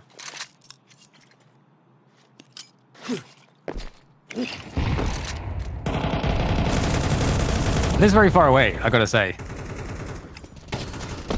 I love that combo. There's a molly on the side of Monster, and if there is a CT there, there's a teammate to spray as they exit the fire. Just random spray you're seeing there. Minutes on the clock. Lucky collecting the bomb. 3D Max spread out across the map. Yeah, clearing divider, but at the same time, the CT is also clearing this position. Ikindar taking the lead. Can't see anything, and now, of course, FURIA are expecting it to be B. At the same time, Masuta's walking into the A site through long. Ikindar with this trigger discipline here of seeing how many he can find from this. He just has to wait until they start moving. And there we go. The first one. Trade is being sought. Ecstasy starting to make his way forward. Into Keserato's crosshair. Finally, they deal with Keserato. 2 versus 3 here now. 1 versus 3. Maka, he has no time for this. He's going to have to give it up. It's a great read from FURIA with the toilet presence. They hear the smoke on A, but there aren't any bodies around the toilets, so they know that the play is going to be B. And the capitulation begins. They had 7 chances, now they've got 5. Things are escalating quickly. And these are the nades I was talking about. So first there's a hate and cheat. There was no one there, but then the molly as well. And then a teammate to spray through the smoke. Idea is awesome. Often see that on cash when it comes back as well. For now, the focus is Overpass. Where has the success gone for 3D Max? Where has the momentum gone? You've taken them to the limit. Now it's time to go one beyond. Might be hard on this particular round though, as surely the money is starting to run out. Although the chaos of an insufficient buy can be enough sometimes to catch your opponent by surprise. You've got to play to win. Don't play to not lose. Do whatever I want.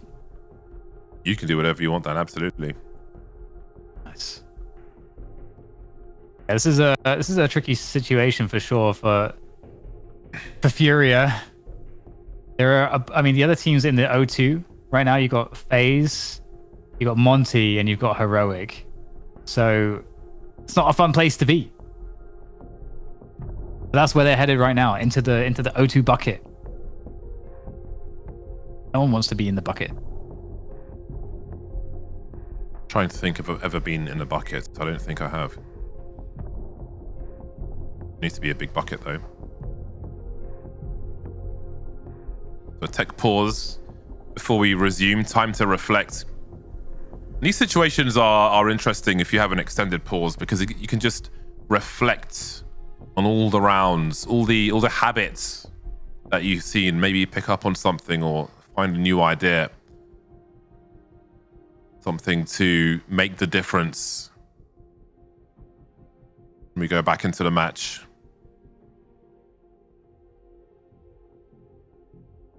A tough series for FURIA. Not the one they were expecting. And again, they could have won Dust 2 as well. Very, very much so. Perhaps the landscape on Overpass would have been different. However, that is in the past. Yeah. But it was really down to the wire. I'm assuming we're going to get more viewers who weren't here for the first map. It was awesome. It was great. We saw wonderful things from both teams. We saw overtime. And now here we are. 3D Max with the keys to victory. But they've been taken away one by one by FURIA.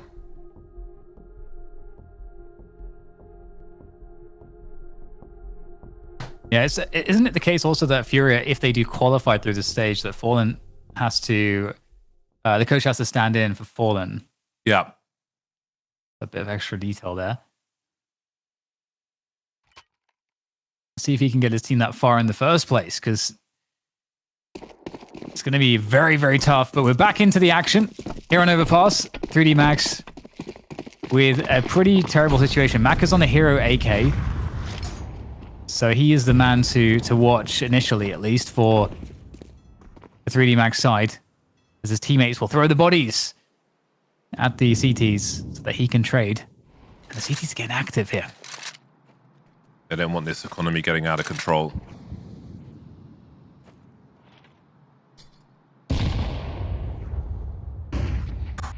That's painful one for Gravity. No one to find by the barrels.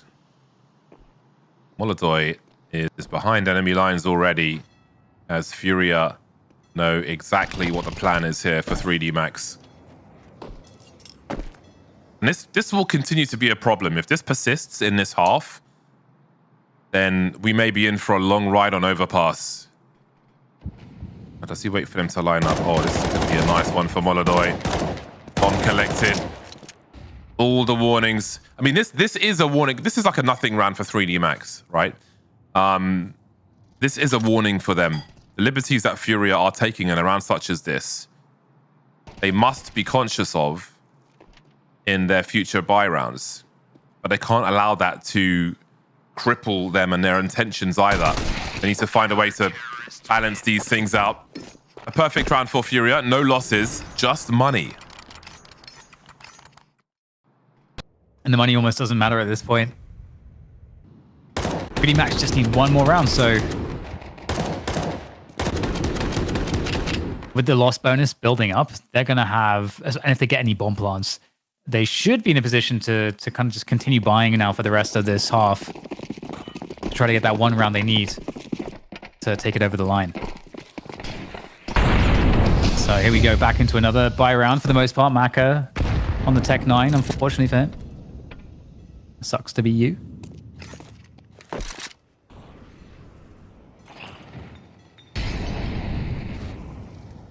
Passive approach or opening from FURIA on their CT side.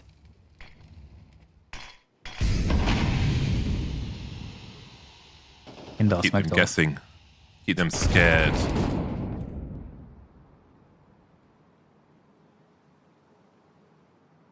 Yeah, 3D Max have a good, decent control now, working on bathrooms. Clearance, Yekindar, how many can he get if he's, able to find anybody? It's a little awkward. Spray comes through and it's a trade. It's good news for 3D Max. Molodoi posted.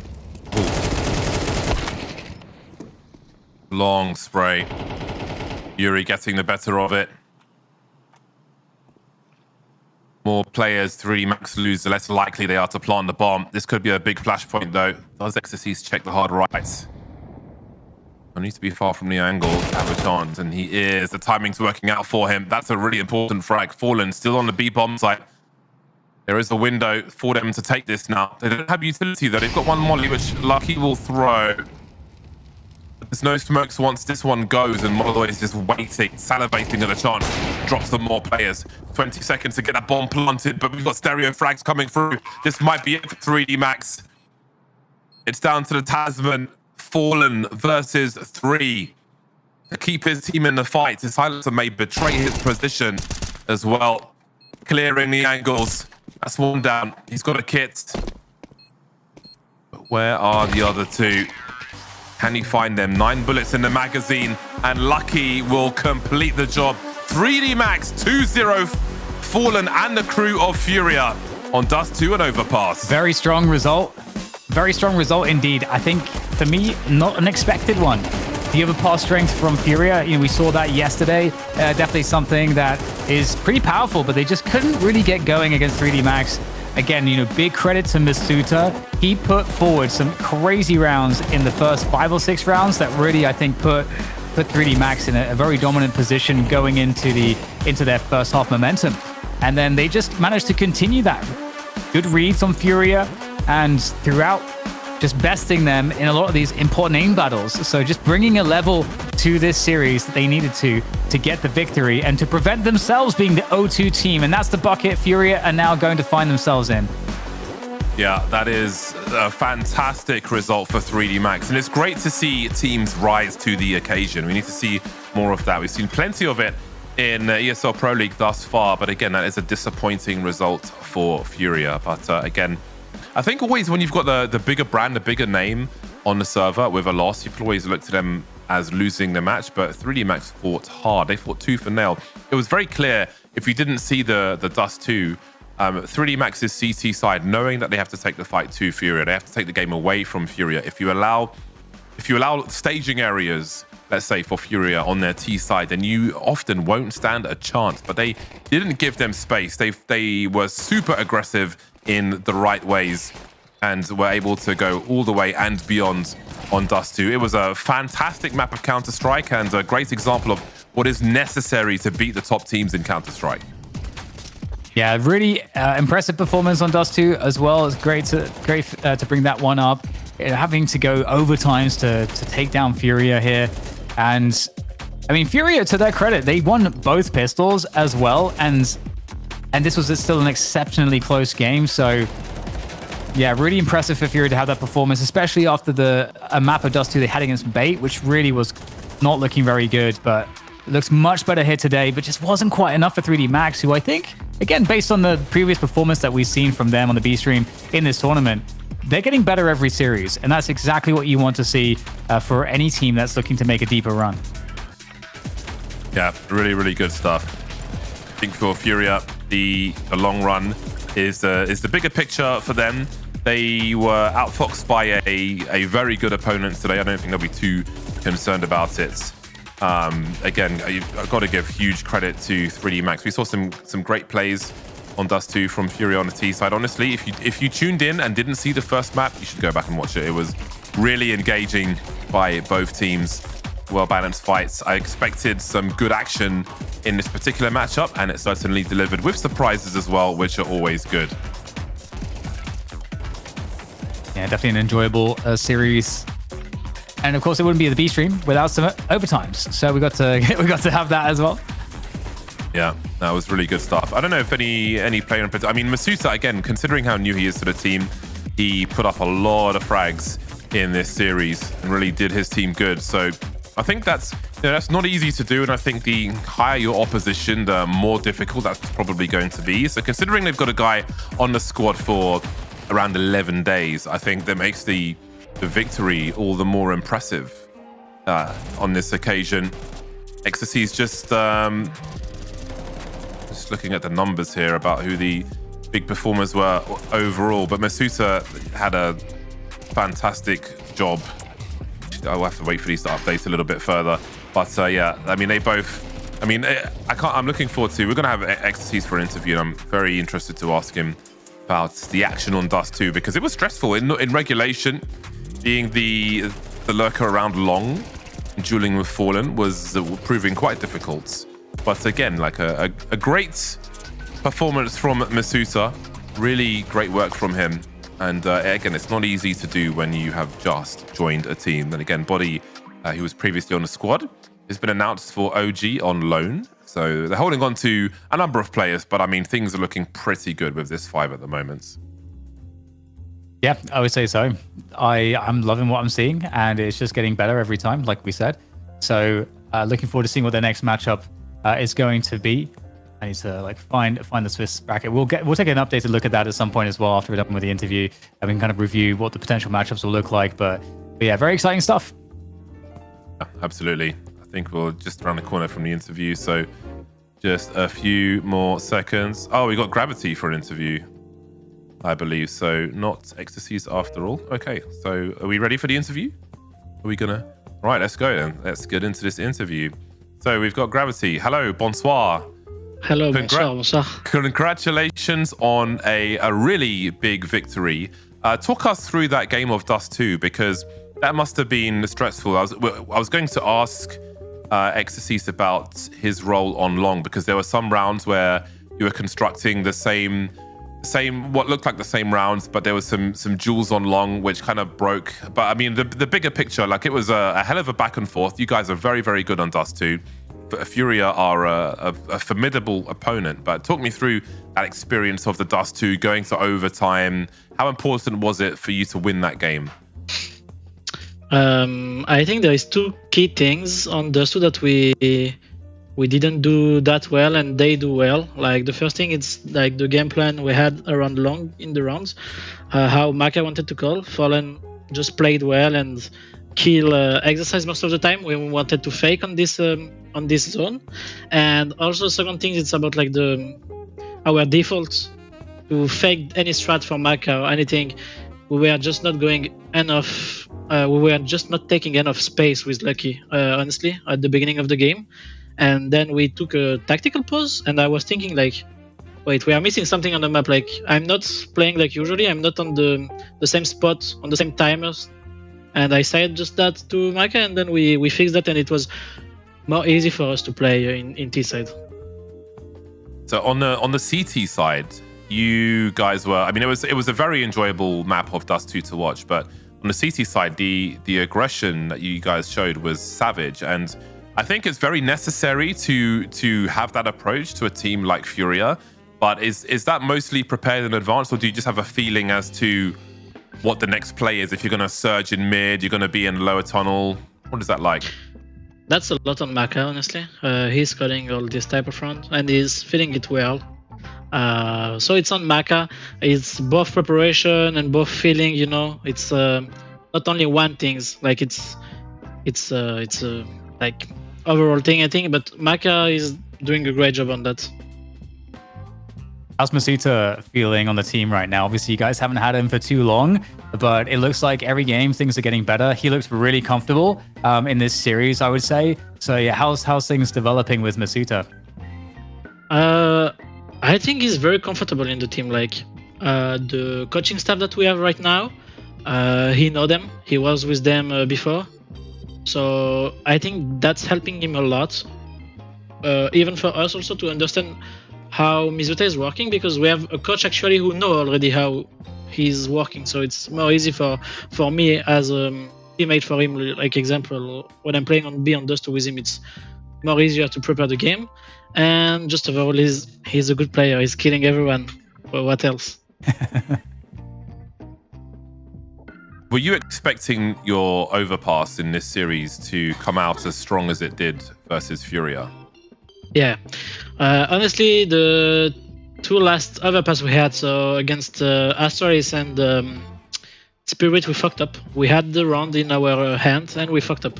We had always the advantage, not always, but many time and many key rounds that we had the advantage, and we are just losing them. And today we didn't lose this type of round, and we had a better level on our seed side, so we could play T side finally. And yeah, it's feeling good to finally play on T side. Awesome. Well, I think we'll let you go and have some well-deserved rest after a fantastic victory over FURIA. You guys are going to be 1-1 now, so good luck in your next match, and we look forward to seeing more, because I mean, the action today was flipping fantastic. So well done to you guys. It was great to watch. It's very enjoyable. Thank you for everything. Right, cheers very much. Well, congratulations to 3D Max for a sick game of Counter-Strike versus FURIA. Again, I don't think they'll be too bothered by the loss. I mean, I'm sure they'll be bothered to some degree because they lost, but I mean, they lost to a very good-looking 3D Max, and we see how the Swiss bracket is looking at present. So that is a big fat 0-2 for FURIA after losing 2-1 to Bait as well. So they are headed to a lower portion. It's going to be a long road to recovery for them, Dan. Yeah, elimination match after elimination match for them. Not comfortable at all. And like I said, you know, you're going to be joined by teams like FaZe, Monte, and Heroic, I believe. So that's not easy. I mean, I definitely think any of those teams can certainly tone it up, because again, when your back's against the wall like that, you know, who knows what's going to happen. But I do think FURIA have showed a decent level so far. It's just that they have to kind of, you know, find that extra gear. So you know, time will tell. But it's going to be exciting Counter-Strike, that's for sure. I'm sure we'll get to cast some of it. Indeed, we will. We'll be back tomorrow with more Counter-Strike action for you. I think the A stream is still going, so you're welcome to tune into that. But for now, we're signing off. We will see you back here tomorrow. Laters.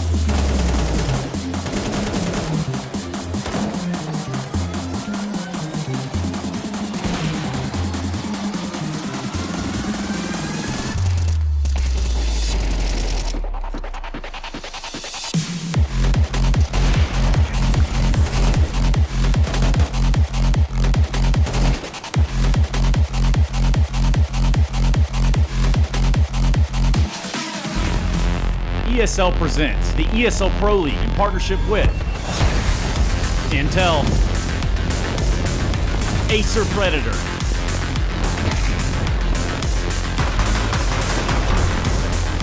DHL,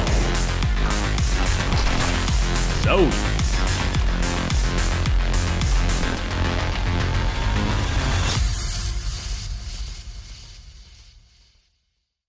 All right, let's do this.